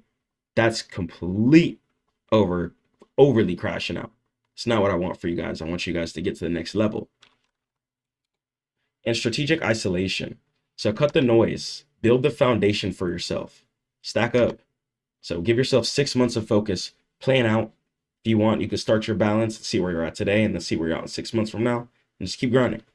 And you can't build the extraordinary while entertaining the ordinary. Okay, if you need to, go ahead and go ghost mode. Okay, disappear to work on your craft, come back stronger and better. Okay, and input hygiene too. Curate what enters your mind. No news, no gossip. Try and do no junk food. No McDonald's. Okay. If you can, there's this place called Restaurant Depot. And you need to get groceries too. Okay. That's really, really going to be important. So try not to DoorDash. Try not to be wasting your money on certain things. Okay. Try not to be consuming so much. Okay. DoorDash some groceries. Don't DoorDash the meal every single day. I'm here to be real. This is going to be one of the realest systems of all time. Okay. Don't DoorDash the meal. Please stop doing that. You're spending a $20. That's ads money. That's money that could be going into your options account. That's money that could be going in your shares account. Please rewire your brain. If you need to, go ghost mode, disappear, come back stronger. And the trade-off, right? 6 months of social comfort for a lifetime of financial freedom. Just go hard, lock in, stay focused, and come back stronger. And the reason why 90% of people fail, right? So the 90, 90, 90 rule. Okay, 90% lose 90% in 90 days. And the root cause is because of emotional insolvency. And the two killers, right? You want the bread today, right? I understand you want the bread today. You can get to it today, but grind first. Get your mind in order. You have to get your mind in order for you to go forward. Okay, and then the panic. Okay, the fear. So don't sell at the bottom. Okay, just forget fear. The only thing you should fear is God. Okay, God is the unseen. Okay, the Lord of all worlds. Only thing you should fear is God. Don't fear nothing on this planet. Don't even fear going broke. Okay, only thing you should fear is God. That's it. And don't be a greedy animal. Even when you start getting in your bag, don't be a greedy animal. Don't start wasting all of your money. Don't start blowing all of your money. You got taxes to pay. You got things to take care of. That's money that could be reinvested back into the business, back into your trading account, so you could hit more trades. Just change your whole mindset. It's time to go hard. It's time to change. And the discipline transfer. So business discipline really equals trading discipline. So as far as your business, don't pivot on one bad day. And same thing with trading. Don't abandon system on one stop loss. Okay, just because you hit stop loss one time doesn't mean that the whole system or the way that you're playing is complete garbage. Okay, how you do anything is going to be how you do everything. Patience, patience, patience, patience. I even got a tattooed on me in Arabic here. Patience and multiple income models is going to be extremely, extremely, extremely important. Have a diversified portfolio. Relying on one income stream is literally fragile. God forbid, let you get into one car crash, one car accident, let your car break down or something like that, and you have somewhere to be and you can't pay. It's going to chunk you. It's going to set you back. So this is what I'm telling you guys. Having multiple income models is going to be the way. You want to have multiple income models in order for you to be successful. Okay. So active. Okay. Do a job. Either get 2 jobs. Okay. Do a service. Okay. You could make websites for people. Even if you don't want to go apply for people, that's fine. You could do freelance work for people. You could scale brands. Okay. Website creation. There's so many different avenues. If you don't want to go apply for a normal job, that's fine. But there's so many active things you could do. You could do cold calling. Okay. Just full-time content creation for people. Okay. Clipping or clipping for yourself. Creating presentations, cheap. Just teaching how you can be successful and just cheating the system. Okay. Cheating the system with your brain, cheating the system with your knowledge. What do you know? Whatever you know, you need to put that out to the world, whether it be it through a product, a software, or a service. You need to be doing that. Okay. If you ever heard of the term SaaS, that stands for software as a service. Okay. PaaS, product as a service. Okay. And then you're going to have your just traditional different methods too, coaching and stuff like that, etc., which is going to be more of just the service itself. Okay. And then your portfolio, your trading account is going to literally be bursting hard, especially when you're funneling that business income into your trading account. You're buying at the right time, which I'll teach you guys going later on to the course. But once you're buying at the right time, you're going to be really, really happy at your results. God wills, I'm telling you. So the flywheel, the way that it goes, right? Active income first, then portfolio, then passive assets, whether it be real estate or shares. Okay, and what portfolio is, that's going to go ahead and be either some futures, some Forex, or options. Okay. Those are all going to be great tools for income generating your income and building your portfolio, and as well as getting you enough money to buy things such as a passive asset like a duplex, which is going to be a home that could house multiple people that would go ahead and pay you rent. So once you start hitting your big trades, especially on futures, Forex, and options, once you lock in with that, it's pretty easy to go ahead and scale from there and get to the next level. And you build it, they trade it. So as far as the symbiosis, so tickers are going to be the real businesses. So when you trade pieces of companies. And as far as the fundamentals, right? Builders understand value drivers. So growth versus probability, hype versus utility, and the earnings report. Okay, so the growth versus probability, the growth is going to be the number that's going to go ahead and show whether or not the company's estimated numbers were going to go ahead and be met. Okay, and then the actual numbers would be like the profitability. And then, of course, you're going to have the actual earnings report that shows you the projected profit, what it actually did, etc. And then the mirror. Okay, so the company manages cash flow. Okay, and the trader manages risk. And the company innovates for revenue, thinking of new ideas, pushing harder, grinding more. Okay, the trader adapts for an edge, waits for different positions. So while you're adapting for the edge, okay, you could be grinding your business. It's literally what you need to be doing. Don't sit there staring at the charts all day. Don't do that. So the complete wealth cycle. So the closed loop of self-sustaining abundance. So generate. So high income skills create sovereign capital, where you can go ahead and keep working on yourself, keep working on your skills, generating income, putting that into the market, and you can get to where you want to be if God wills. And multiply. So trading expands capital rapidly, and preserve as well. Okay, hard assets, fortress the wealth.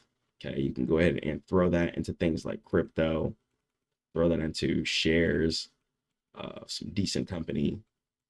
And as far as crypto, I would really just do Bitcoin, to be honest, and some shares. And if you ever wanted to too, you go ahead and funnel that stuff into like options, forex, futures, and take that business income and multiply it extremely, extremely hard from there. Okay, so let's head over to the next point. Let's do it. So if you've ever seen your portfolio down and noticed gas, groceries, etc. getting more expensive, what's the cause of everything? It's going to be inflation. It's the silent thief. And most people think that inflation just means prices go up, but it really means that your money is worth less and it's going down.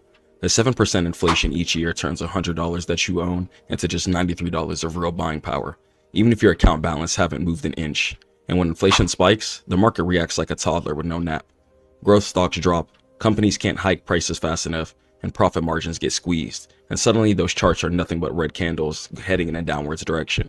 But here's the part that nobody talks about. Inflation doesn't destroy every portfolio equally. It's about what you're invested in. Some assets actually thrive in the chaos. Commodities, real estate, energy plays, and even those boring dividend giants that simply pass rising costs straight to consumers. I'm going to go ahead and break down exactly what inflation is, and let's understand it, class, inshallah. So, the term inflation, you guys might have heard of it in school, around, you might have heard your parents talking about it, seen it on the news, etc. We're going to break down exactly how it causes other prices to go up, whether it be it on goods, etc., and how it affects stocks and stuff like that as well too, and how it can affect your portfolio. So what is inflation in the first place? So too much money and too few goods. So in life, things work off of two things: supply versus demand. So that's how things become valuable. So if there's a lot more demand than supply, then that means that something is going to be valuable because people want whatever it is, which is why it's in demand, but there's not a lot of supply of it. Why? Because people are buying up all of it. Okay, so supply and demand are going to be the two factors that come into play when we're looking at inflation, or even just understanding how humans trade or an economies work in general. So too much money, but too few goods. Okay, so inflation is the rate at which purchasing power drops. It means that your dollar, so your US dollar, buys less today than it did yesterday. Okay, so whatever your fiat currency is, whether you're using the euro, US dollar, etc., inflation is the rate at which the purchasing power drops, meaning that your $100 might not buy you the same amount of goods as it did 10 years ago. Okay, so the demand pool. So everyone has cash and wants to buy the same limited items. Okay, so that's why prices go in an upward direction. And cost pushes. So let's say materials, right, such as oil and wood, they get expensive. So companies raise prices in order to survive. And the result that comes out of play is that, let's say you'll need $1.05 today to buy what cost $1 last year. And then year after year after year, it keeps going up. So it might start off as $1.05 today, but then 5 years from now, that same item could be $2. Okay. So if you're buying an item for $2, what you did for $1 just a couple of years ago, okay, you're now paying double the price. Okay, so unless you doubled your income, then you have to be ready to, one, subside your income for certain scenarios too. So if goods are getting more expensive, but your income hasn't increased, you either got to A, increase your income, or learn how to rebudget your current income. Okay, that's just how inflation works. So for example, just to break it down, in 1950s, let's say a burger, right? Let's say it was 10 cents. Okay, and then today, 2025, 2024-ish, okay, let's say something's $8. That's happening because more dollars have been printed. The more dollars that get printed and created, the less valuable it becomes. Okay, the reason why diamonds, gold, or even take Bitcoin example, are going to be valuable resources is because they are limited. But take the dollar, all they have to do is go up to the printer and keep on clicking print, and dollars will continue to spawn. So yes, we need dollars in order for the economy to flourish and for us to barter at a successful rate. But if humans continue to lead by their flesh and think that printing more dollars will solve everything, then humans will continue to pay certain consequences, such as dealing with more mental stress for having higher real estate prices, higher grocery prices, higher gas prices, etc. So how do we measure inflation in the first place? We got to take a look at the economic news event results. So let's go and let's jump into it. So let's talk about CPI. CPI is going to stand for Consumer Price Index. So for example, let's take a hypothetical basket of goods, eggs, gas, rent, and clothes, right? The government is then going to check the price of the basket of assets that people need in order to see if it got heavier. Okay, so that's what the CPI report is going to measure. A lot of the times after the CPI report occurs, you'll see a substantial move within every single market, whether it be at the crypto markets or the stock market. Okay, and then we're going to have PPI. Okay, PPI is also going to be very important. PPI is going to stand for Producer Price Index, and it's inflation for factories. So if, for example, if it cost Apple more to make an iPhone, okay, then that means the PPI would be up, okay, and they will eventually charge you more, okay, which means that the CPI, Consumer Price Index, would be up, okay. So if it costs Apple more to make an iPhone, the Producer Price Index would be up. Why? Because Apple is the producer. Now, if they're charging us, the consumers, more, then the Consumer Price Index, the CPI, would go in an upwards direction. Okay, so core inflation at the baked center of everything. So CPI minus food and energy, right? Consumer Price Index. So why? Because food and gas prices swing wildly, okay? And the Fed prefers core to see the real trend. Okay, so looking at the core inflation of everything is really going to be a much better statistic to look at when it comes to how the economy is actually doing within the full broad picture. But looking at every single news event, such as the rate changes, etc., are really going to help you give you a good measure of how the economy is standing up and a direction of which the market could potentially head to. All right, let's talk about the melting ice cube with everything. So cash is a liability. Okay, so cash is a liability. Okay, this is Stackmode Chris talking to you guys right now on some personal stuff. Okay, ignore the presentation for just a second. You guys should not be spending your cash. Okay, you need to be spending your cash to pay off credit. That way you're going to be able to get more credit and you're going to be able to spend that. Okay, you need to be investing all of your cash. Okay, you should not be spending your cash. Okay, you have to understand that it's a trap. Even when it comes to certain things like taxes, even if when you start touching M's, 6 figures, 5 figures, etc. Okay, if you just save your money and just sit on it and don't invest your money into something that's going to be bringing you into more income, okay, you're going to be getting destroyed on taxes. Why? Because you're just holding more still cash. You're not benefiting the economy and you'll get punished for that. Okay, so please, cash is a liability. The only reason you should use cash is to clear your credit and to build wealth. Don't hoard cash. Don't hoard cash in your walls. Don't hoard cash in your bank account. Okay, your checking account should be pretty much empty. Okay, because why aren't you invested in the assets? Okay, you should have your life together. You should have your credit card. Okay, you should be able to survive off of that. Okay, when it's time to pay off your credit card, take your assets.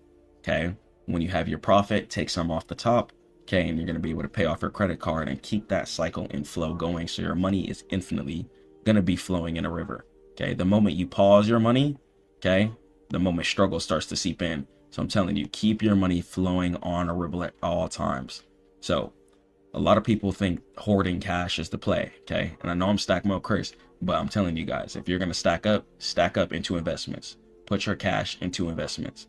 Don't just sit on your cash. Don't be having your money on just to put the money phone up to your ear and post on the gram. Oh, that's corny, okay? Put all your cash into straight assets. I don't care if you do real estate, Bitcoin, stocks, doesn't matter. Some of you dividend ETFs, okay? So many different avenues, whatever you're comfortable with. But I'm telling you, if you want to help your family, even if you die right now, you still want to be making sure some money is being generated. But you can't do that if you just have 100,000 pause in your bank, okay? But if you have 100,000 in an asset, your family could eat forever off of that. You have 100,000 parked in a dividend, your family could eat forever off that monthly income. But if you have 100,000 parked within a Chase account, Chase is just going to take that money and go trade with it themselves. Okay, so understand that cash is going to be a liability under every single scenario. Cash should be used to pay off credit and invest into assets. Don't get trapped. Okay. So let's say, for example, right, and this is why God says interest is haram in the first place. It's pretty much useless. Okay, so try to invest your money into things that are going to give you a positive equity for curve, because things like a 2% APY, APY stands for annual percentage yield. Okay, so trying to put your money into a account that gives you 2% per year, 3% per year, 4% per year, it's pretty much going to be all of the rest of your time. Especially when inflation comes into play, you have to learn how to increase your income. Especially if you're going to plant your income, at least plan it into something that's going to give you a much higher percentage yield at the end of the year. Okay, so any type of small percentage APY account, personally, I'm going to tell you, it's just not worth it, truthfully. Okay. So for example, let's say you had a saving account giving you 4% APY, right? And inflation is hitting at -6% each year. Okay, the real return is going to give you -2%. You're poor. Okay, you're poor in every scenario. So I'm telling you, keeping your cash inside of your bank account is a trap. I'm telling you in every single scenario. If you don't believe me, you can go look at your own economic data. But the fact that things only get more expensive means that you need to up your income. Okay, you need to up your income, and in order to do that, your cash needs to always be moving in the river. If you want to have your cash inside of the desert field, that can be you. But if you want to have an easy time in life, I really recommend you guys put your cash inside the river. You must invest in assets that grow faster than inflation to break even and to even see any type of profit for yourself, your kids, or your family. So get in your bag and use your cash, throw it into assets, don't keep it still. So let's talk about the Fed's brake pedal. So fighting fire with ice. So when inflation gets hot, the Federal Reserve raises interest rates, right? Which means borrowing gets more expensive, mortgages go up, credit cards start going up, okay? And spending starts slowing down. People start buying fewer houses and cars, which means that demand drops, okay? Prices start cooling down. And in the long run, if people aren't buying products, then these products that are created by companies that are listed as IPOs on the stock market would not be benefited from that. Okay, the more products that are being bought for a company means that higher earnings reports are going to go ahead and be reported for those companies. Better earnings reports, a lot of the chances it is for that company to keep breaking into new all-time highs repeatedly, causing it to go in an upwards direction. But if people aren't buying any items from these companies and people aren't being consumers, then the stock market could head within a downturn due to the fact that the money is not flowing in the ecosystem as rapidly as it should be. Okay, so as soon as consumerism slows down, then the stock market within the short term becomes affected by that. So let's talk about impact on tech versus value, right? So growth stocks, let's talk about tech. So a bad effect, right? So these companies promise money 10 years from now. So when inflation is high, money in the future is considered kind of worthless almost compared to money now. Okay, so investors sell tech. Okay, but then you're gonna have like value stocks. Okay, companies that sell certain boring things make cash now, so they perform better when rates rise because they have pricing power. Okay, so it really depends too. When certain economic data reports come out, certain stocks are gonna get a lot more affected than others. Okay, take like a Build-A-Bear, for example. Okay, that's a very consistent stock that goes up year after year after year after year. Okay, and it's not really based off of the future value. Okay, it's just people going to the mall and building cute bears, couples, kids, etc. Okay, but tech stocks, they are focused and based off of intrinsic value due to the fact of what they do for the future and how they innovate the future. Okay, so not saying either one's going to be better than the other to invest in, but when it comes to certain periods of inflation, if no one has enough money to buy certain expensive pieces of technology, etc., then a lot of companies will suffer. But then companies who just sell certain things like food might progress during periods of inflation. So it really depends on what time period you're in, which is what's going to determine what batch of stocks are going to be performing the heaviest. So you might ask me, Chris, how do we avoid inflation? Okay, what do we do? So commodities, real estate, and things like Bitcoin are going to be a really, really good way in order to park your money due to the fact that these things are going to be worthwhile and useful a lot of the times. People are always going to need a house. Okay. The reason why people invest into Bitcoin is because it gives you borderless transactions. And especially now, as times start progressing a lot more, especially US Americans are more open to traveling to other countries. So instead of having to take their US dollar and put it through transfers, just being able to spend that Bitcoin all around the world gives us a lot better suitability as humans. And then we're going to have commodities. You know, you're going to have energy, gold, silver, copper, etc. Physical things that people are going to be able to buy. So let's break down what these all mean. So commodities, right? So commodities. So if the price of stuff is going up, then owning the companies that produce the stuff is going to be a direct hedge. Okay. So any type of gold mining companies, etc., especially, okay, because gold is going to be a asset that especially goes up when economy is in inflation. Okay, due to the fact that it's something that's going to always be useful and it's a limited resource.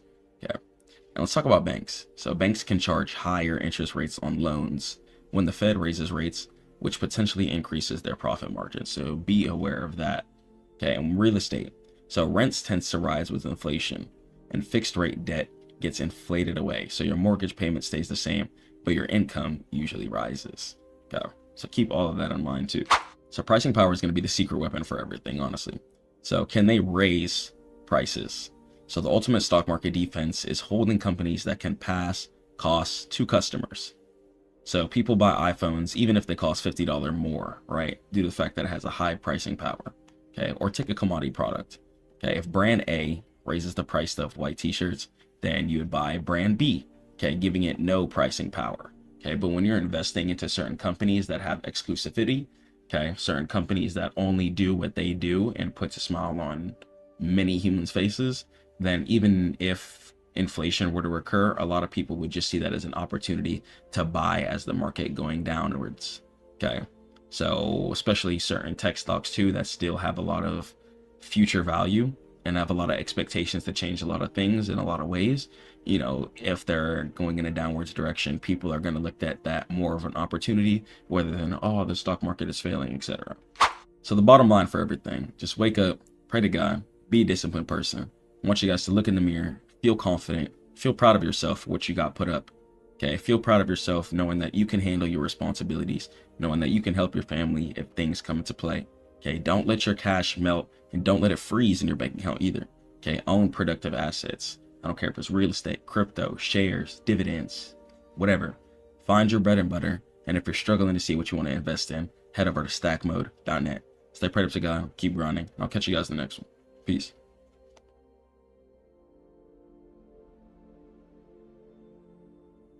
Forget trading the S&P 500 making 1 to 2% a year. Let me show you guys how I hit this trade worth 15% and I gave it out in my group. Let's jump into it. Let's jump straight into the setup. So I like to go ahead and start off on my monthly time frame first, and then I like to scale down. So it's really important that we do top-down analysis. So I'll go from my monthly time frame, then from there, I'll go to the weekly, then I'll go to the daily, then to the 4-hour time frame. And a lot of times the 4-hour time frame, whenever I am trading stocks, especially, is going to be a lot of the times like the lowest time frame that I do end up going towards. Okay, so the 4-hour time frame is the lowest time frame that I goes towards when it comes to stocks. And the reason why I even go down to the 4-hour, otherwise I would really just use the daily if I could, but the reason why I go down to the 4-hour time frame is because of a setting called extended trading hours. Okay, so you guys might have to go to your 4-hour time frame in order to see this. If you're on your daily, weekly, monthly, or yearly, you're not going to be able to see this right now. So you're going to have to come to your trading view settings or whatever broker you're on. Then from there, you're going to be able to click on session.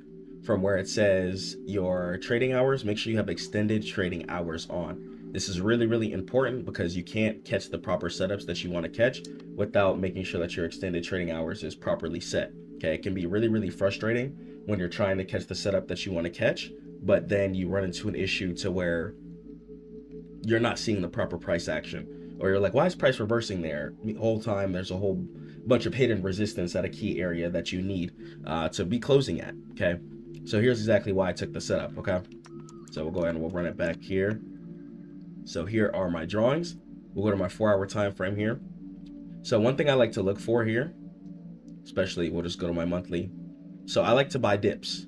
Okay, so when it comes to dips, that obviously means that we're buying low, selling high. That is how I play stocks. Stocks are meant to go in an upwards direction. Please keep that in mind. It's too many people trying to short the United States stock market when these companies run the entire world. These companies are the entire backbone of the entire world infrastructure. The entire world, besides like China, for example, uses iPhones. Okay, the whole world uses Google for a search engine for the most part. So we have to think relatively. Wait, if these stocks crash in a downwards direction, and if you didn't know, there's also laws in place, things called the short sale restriction, for example, where stocks can't flash crash too much percent in a single day. Okay, so you have to keep that in mind whenever you are investing. Okay, stocks are meant to go in an upwards direction. These stocks are not meant to suffer and fail. You have to keep that in mind. Okay, keep that in mind and just keep stacking up your account. Keep growing it, keep putting in money, and keep investing. Okay, but buy at the proper times, especially if you're going to trade stocks. You have to buy at the proper times. Just because you make 10,000 off of one trade doesn't mean like, oh man, I get to sit back and just chill. No, be disciplined, be looking for the next setup, be closing at the proper areas. And let me show you what I did to catch this setup here. So I looked at my monthly time frame and I saw that price recently dipped down. So once again, I like to buy low and sell high. So that meaning when I'm buying low and selling high, what's really, really important for me, okay, is that I see some bullish price action, okay, coming in. So a lot of people like to buy falling knives, and not even intentionally, okay? And what a falling knife is when you're buying when price is just falling down. I like to buy when price is getting bullish. I like to buy when buyers are stepping in. Whenever buyers are stepping in, price has a lot more jurisdiction to burst in an upwards direction. So I don't like to buy at all-time highs. I wait for price to fall down, and then after price makes a solid or key area of support, such as like this whole zone here, for example, where price repeatedly decided to mirror itself, then I could see, okay, price decided to bounce a couple of times here. This is a pretty safe area. Let me check it out on my daily here. Same thing on my daily. I like this zone here. Still looking strong and relative. And then let me get on my 4-hour time frame here too. So I saw that this area of support was reacted off of over here, and I just did some top-down analysis there. We have another area of support here, another area of support here, one here, and one here. And what an area of support is an area where buyers have stepped in. Okay, support is going to be an area where buyers have stepped in. It's very, very, very, very, very important. And I like to look at the MACD volume. I don't really pay attention to the MACD crosses, but you could see here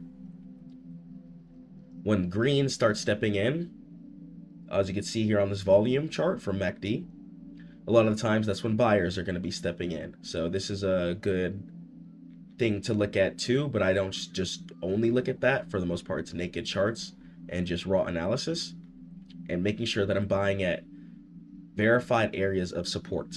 Okay, even price decided to come right here. and make a higher low from this area right here. And then price decided to just continue to progress. Now, Chris, why did you close at this area right here particularly? Okay, great question.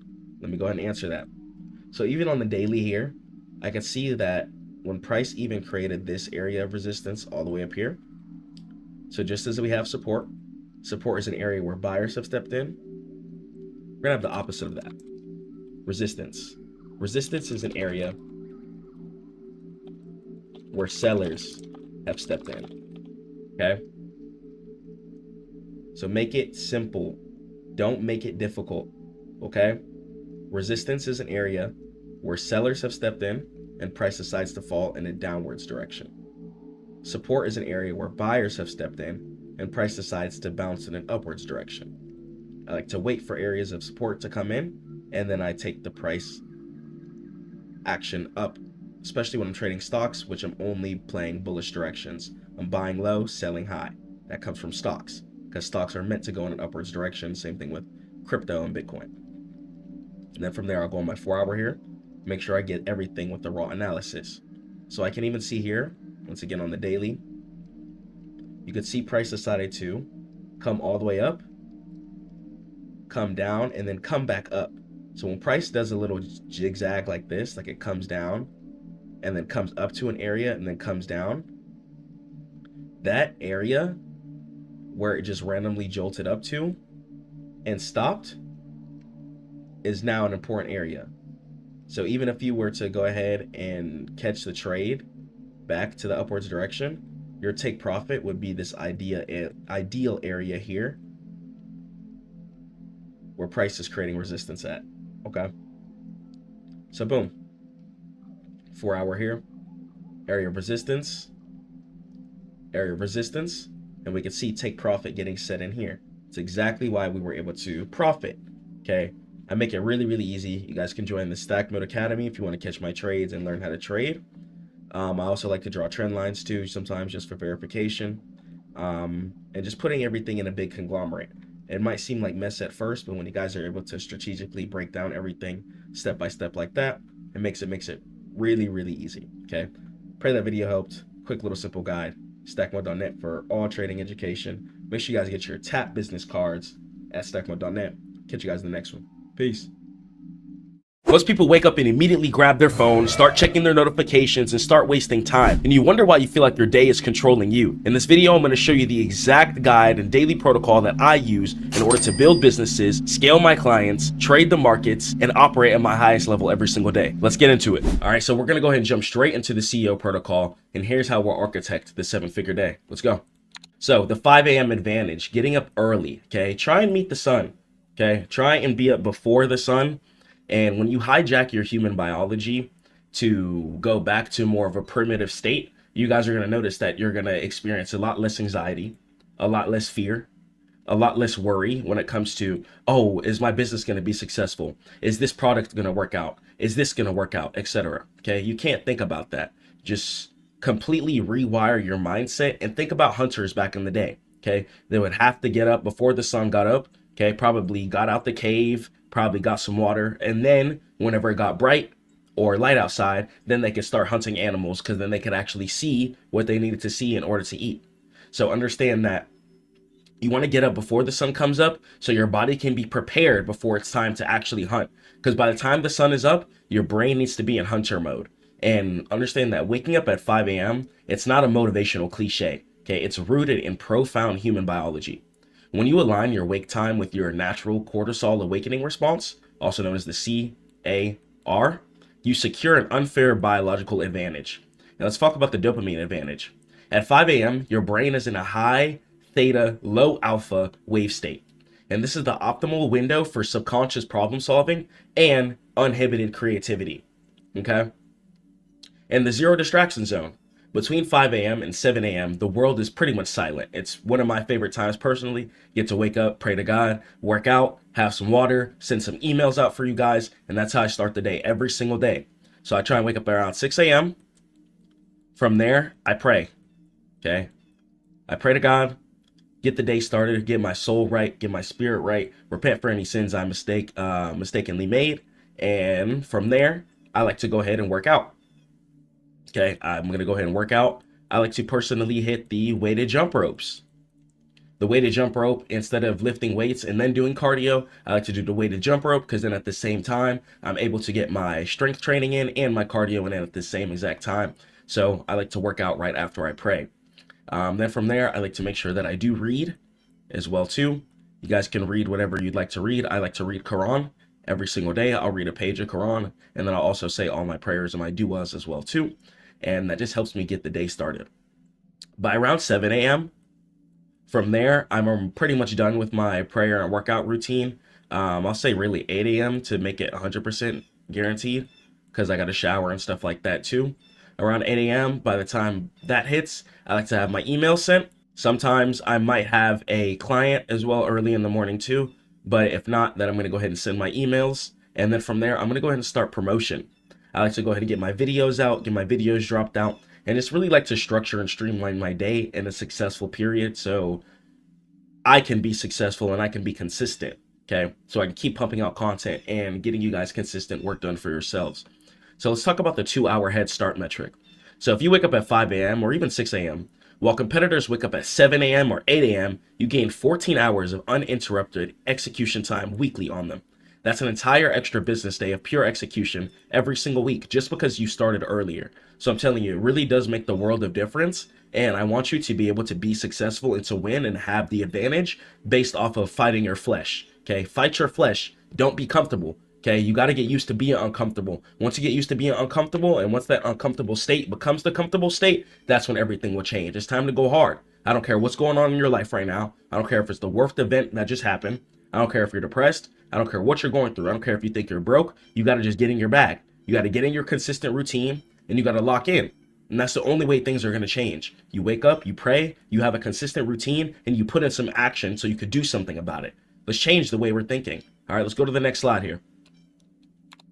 So the 4 morning non-negotiables. So a CEO does not negotiate with their feelings. Before 8 a.m., these 4 pillars must be executed flawlessly to set the psychological foundation for the rest of the day. And that's really what you're doing. Okay, it's not just about getting the advantage over the other person. What you're doing is you're setting the psychological foundation and you're setting the baseline down for the rest of the day and for the rest of your life. When you know yourself as a CEO, when you know yourself as someone who works hard, who doesn't negotiate with their feelings and works hard regardless of whatever's happening in the world, then that's going to be who you're known off of. And when you're not working hard, you're going to be feeling bad. When you're not disciplined, you're going to be feeling bad. And that's the point you want your body and your brain to be at. So when you're not winning, you're not working hard, you're not hungry for it, you're feeling bad. You need to be going harder than ever. Okay, I'm telling you. So your spiritual anchor. So ground the prefrontal cortex every single day by waking up praying to God. Okay, it reduces the amygdala activation, and you must center your spirit before you touch money to prevent emotional reactivity when markets open. Okay, you can't close a deal or hop on the charts and enter in a trade and you didn't even pray yet. That's all messed up. You're thinking way too much about money, and that's going to lead you in a situation to where if something goes wrong negatively, when it comes to the money outcome, it could affect you and it could hurt you. And I don't want you guys to be in that situation. I want you guys to be going hard. You got to wake up every single day and go hard. And let's talk about some physiological triggers. Okay, intense exercise releases brain-derived neurotrophic factors. Okay, literally growing new neural pathways in your brain. It forces blood flow to the brain, overriding morning lethargy. So when you guys are working out, and try and schedule yourself too. Okay, I like to personally work out Monday through Friday. Try and work out 5 days a week. Give yourself 2 rest days. But Monday through Friday are the days I personally like to work out. I like to give myself rest days on the weekend, and then I'm back to it. Back going hard. And creative output. Your highest creative energy is going to be in the morning. Film your scripts. You have to record your content, post your content before 11 a.m. Your content should be posted before 11 a.m. At least try and do a promotional run, some videos, post on all platforms, etc. Posted before 11 a.m. Okay, this is going to be before the other people start getting on their phones, start scrolling, and you guys are going to have high energy. You guys are going to have fresh ideas, and record your voiceovers. Write your hooks before the cognitive fatigue sets in, and then make sure you do what you need to do. Because at night, I'm telling you, it's going to be a lot harder to record when you're drained after taking care of your clients all day, doing what you've been doing. And then at nighttime hits, you're not going to have the energy that you need to in order to promote and pump. Okay. And let's talk about a market scam. So review major news events, check overnight price action, and mark key liquidity zones and analytically. Scan the markets, okay? Scan the market. Do your market analyzations at night, okay? Also do it in the morning too.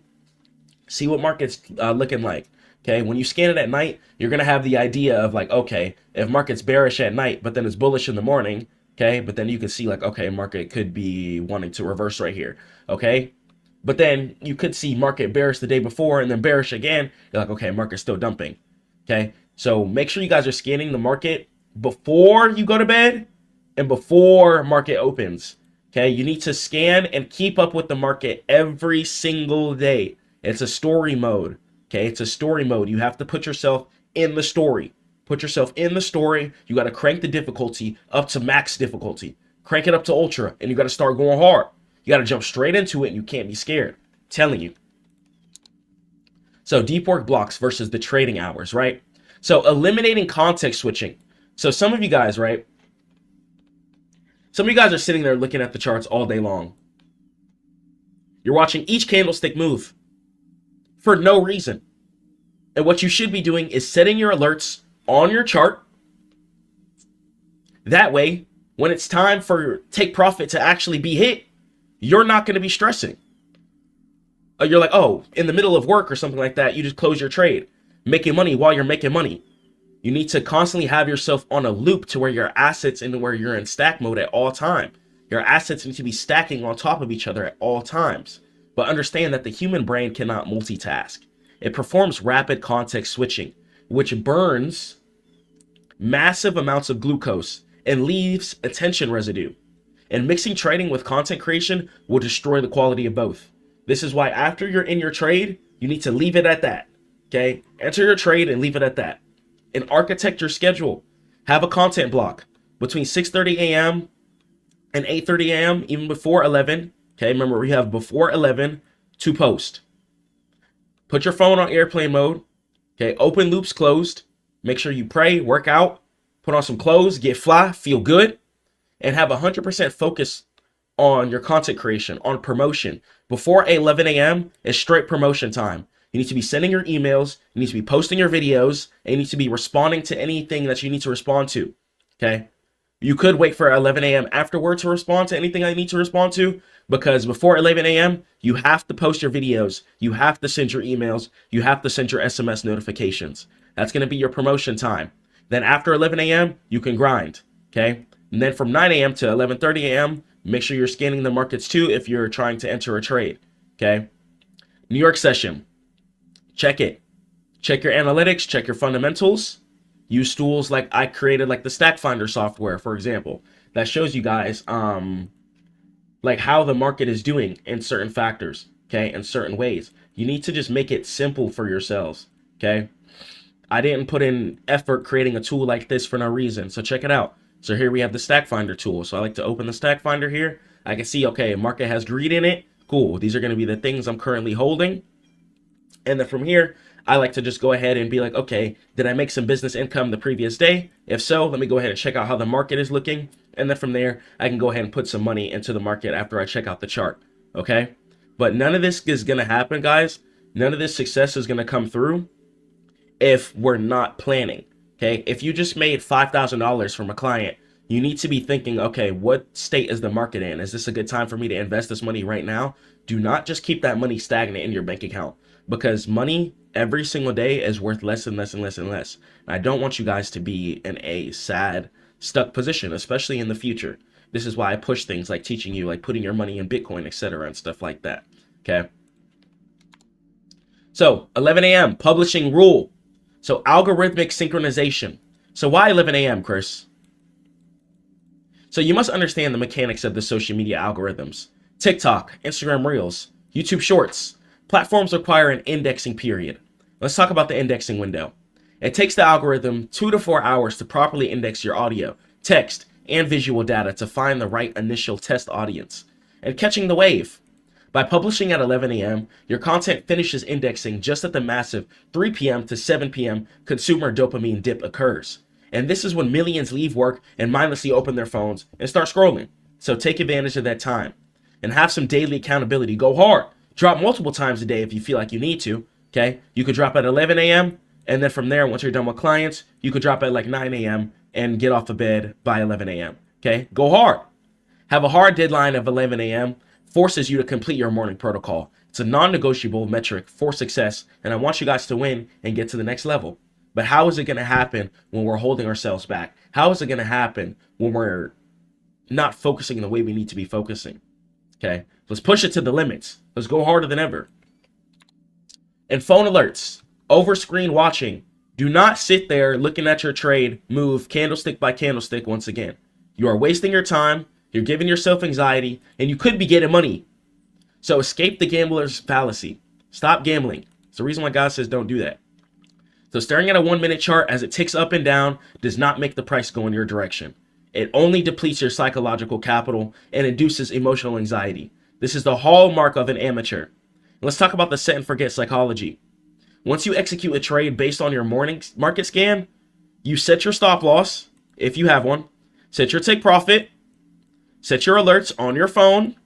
Make sure you have your trading view. Make sure you have whatever broker you have installed. Set your alerts, okay? And instead of watching the screen, wait for your alerts to go off, whether it be your stop loss or your take profit. Who cares? Once you're entered, it's either stop loss or take profit. Who cares, okay? You are not in control of what direction the price wants to go in. Walk away. Let the technology do its thing. Let your analysis do its thing. Let your fundamentals do its thing. Trust the process. And trust me, a lot of the times, you will hit take profit. Especially if you're trading things like futures, the stock market, stuff that's meant to go in an upwards direction, and you're in an upwards-based play. Not saying just sit there and hold forever, but a lot of the times, if you have enough time, you will eventually win. And tool integration, right? The rise science. So quantifying your biology. So you cannot manage what you do not measure. A high-performance CEO tracks business metrics. They also track biological metrics to eliminate guesswork from the energy levels. Waking up feeling like, why am I so sluggish today? Why am I so depressed? Why am I so this today? Okay. Manage your sleep debt. If your sleep debt exceeds 8 hours, your decision-making degrades to the level of someone who is legally intoxicated. You have to be sleeping. You have to be getting rest. You have to be on a consistent routine so you guys are understanding how hard you need to be going. And map your energy peaks. The app predicts your biological peaks and dips, and align your deep work blocks with your peaks and your admin/rest tasks with your dips. Now let's talk about recovery scoring. So never take maximum risk in the market on a day where your neurological recovery is below 50%. Because I don't want you guys to be losing money on a day where you're already frustrated, you're already feeling groggy, because that's going to just put you back mentally. Okay. And the architecture of success. So the protocol is not a suggestion. It's the operating system for operating and scaling to a 7-figure plus reality. Okay. So you got to dominate 5 a.m., execute the non-negotiables, compartmentalize the deep work, publish your videos by 11 a.m., and have alerts over emotions. Okay. And that's going to be the end of module 1.2. Love you guys so much. I'm going to catch you in the next one. Links in the description below. Head over to CEO Turbo, Stackmode.net, or keep watching the videos to just learn. And I'll catch you guys inside in my academy, or I'll catch you at CEOTurbo.com. Peace. Stay prayed to God. Keep grinding. Been using AI for the past couple of months, and I just want to let you know that AI will not automatically make you rich. Okay? It would definitely not automatically make you rich. You still have to be consistent, disciplined, and know how to grasp humans to A, buy your product, book your service, buy a piece of art or something from you, whatever you do. If you sell music, if you sell art pieces, if you sell gym memberships, no matter what you do, understand that it's still going to have to come from a place of genuineness. Because genuineness will always win over what's perceived as the most organized or structured way possible. Genuineness, whatever touches in here, the human's heart. Is your business, is your service, is your product touching the human's heart?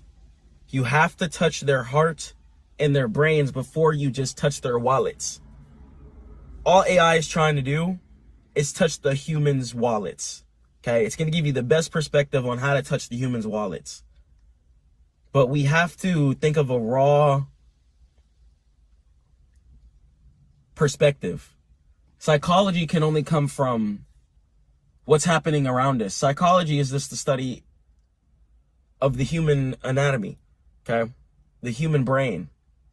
So we have to understand that in order to get the real psychology and the most updated psychology, because also humans evolve, just as diseases do, just as animals do. Humans evolve, business evolves, technology evolves, everything evolves. So in order to get the rawest perspective of psychology, you have to be actively A, doing, and B, talk to people, ask people questions, get people's perspectives, see how people perceive modern changes before you just completely implement and go forward with certain things. Because you might run into an issue down the line to where your business doesn't have a raw value, or your business is just thrown into a pool of other businesses that everyone else is doing too. Why do you think certain food stores and restaurants succeed so often? This is due to the fact that people's birthdays are held at those restaurants. If someone was having a sad day, I know for me, for example, one of my favorite restaurants, El Ranchero, for example, okay? One of my favorite restaurants, I would always pull up there and get me something to eat if I was feeling sad. Now I pull up on halal restaurants, okay? I only eat halal meat now, okay? I evolved. I progressed. My mindset changed. If you guys don't know what halal meat is, it's meat that's only prayed over, okay? Making sure that the animals are taken care of, prayed over before that they're killed, and making sure that they're respected, okay? I evolved. So business will always evolve. Human perspective will always evolve. How can you still have your business, your service, your teachings in a perspective that's in place with the modern day society? And AI will never be, because AI doesn't know that a lot of people are already tired of it. AI doesn't know that it gets flagged when it comes to certain posts. I believe YouTube just wiped a bunch of channels that are purely AI off of as well too. Run off of purely AI, voice, images, text, everything. Okay. So you have to understand, you have to get into the perspective. And of course, AI will be used for things like movies and stuff like that. But a lot of the times too, those are real voice actors behind it. Okay. So I just want you guys to get into the real perspective. You know, I used AI for a couple of months. Used it to drop some products, some certain things. But after using it, I realized that it's strong at certain things like organization, but it's never going to have that raw human feel, connection, or emotion. Okay? And that is what's going to separate between someone just seeing your post or someone just seeing your product and scrolling past it or walking past it if it's buying that product. Okay? Actually investing in that product or service. Actually listening to your mentorship and trusting you as their teacher. Trusting you to do their hair if you're a hair lady or a hair guy. Trusting you to do their nails. Trusting you to get their hair cut. Okay? Trusting you to wear their brand because your brand represents high quality luxury. Giving them a good feeling when they put on your clothes or brand. Understand that business is purely psychology and we have to get into the hearts. We have to get into the hearts of the people. Okay? Get into the hearts of the people first before you try and jump into their wallets. Even when you guys are sending emails, for example, SMS text messages, understand that we have to be sending them organically. Once again, I used AI for a couple of months. Use it to drop some products. Use it to help me out with some organization. But now I'm evolving into the next stage of business. I gained all the psychology that I just used from using AI. And now I'm getting into a perspective where I'm turning back away from it. Okay? I realized I dabbled into it. Didn't want to be, quote unquote, left behind like a lot of people might think. Okay, and instead of just running away from it, I decided to take my time to learn it, jump into it. I understand its strong suits, its advantages, and I understand its disadvantages. So now I have a modern day advantage over the modern day business scalers, for example, since I jumped into actually coding on VS Studio Code using Copilot and putting everything together with the terminal and shipping to Vercel and Netlify and making sure that the code errors are fixed and making sure that the right files are organized in the right place, etc. So I have a real perspective over using AI. I have a lot of videos using presentations where I used AI to organize them as well too, and just put some of the topics behind them that I wanted to teach about. Okay, and then was able to give my own perspective as well too. Figured out certain things, how you could drop HTML coding presentations as well too. So understand that everyone has the same access to the same resources at the moment, but how are you going to tap into the people's hearts? Whoever can tap into the people's hearts, that is going to be the winner. That is going to be who succeeds. That is going to be who gets to the next level. And if you want to get to the next level, I should see you at stackmode.net. For example, we got this digital business card here, okay? Can't rip, cannot break, cannot be destroyed easily, okay? Digital business card. You can get it at stackmode.net. We got a whole shop. You can go up to somebody's phone, tap it. They got all your social media links, your website right there. And you're going to be able to get some psychology baked in from there. So understand that technology is not bad. Artificial intelligence has also been around for a very, very long time. It's just the way that things are marketed nowadays. Understand that a lot of this stuff is old. Streaming has been around for a long time. Technology has been just advancing in different ways. I'm sure when the car first dropped, people were still on the horse carriage. You know what I'm saying? And now people value horse carriage rides as a valuable experience. So you see how things change? So understand that when you go backwards and we do things genuinely, that's going to give the raw perspective. Now, if you use AI, don't go back and just delete a whole bunch of stuff. You don't have time for that. Go forward, come with a brand new perspective. You tried something. If you notice that the results didn't work, come different. That's going to be business. That's going to be music. Don't go emo mode and deleting everything. You don't have time for that. You have to go forward, come different with a new perspective, leave all those posts up. If you have AI posts or AI generated content, AI products, leave all of it up. Okay, leave all of it up. You put the prompt engineering behind it. It didn't just automatically make it for you. So leave all that stuff up. But if you notice that it's not bringing you sales, if you notice that it's not making you happy, if you notice that your engagement is not as genuine as it should be, then you need to go ahead and go back to raw cold emails, raw cold leads, raw cold texting and messaging, and understand that you need to get to the next perspective and understand that people don't really like AI. People don't really like AI stuff. They don't really trust AI stuff, and they want a genuine community. Genuineness is going to be at all-time highs, especially as AI tries to innovate, okay? So I just want you guys to win. I want you to be successful. I don't want you to fail. Stay praying up to God. Keep grinding. I'll catch you in the next one. Peace. Welcome to the beginner-friendly guide to trading futures. I'm going to make it extremely simple for you guys. Futures might sound intimidating at first, but here's the truth.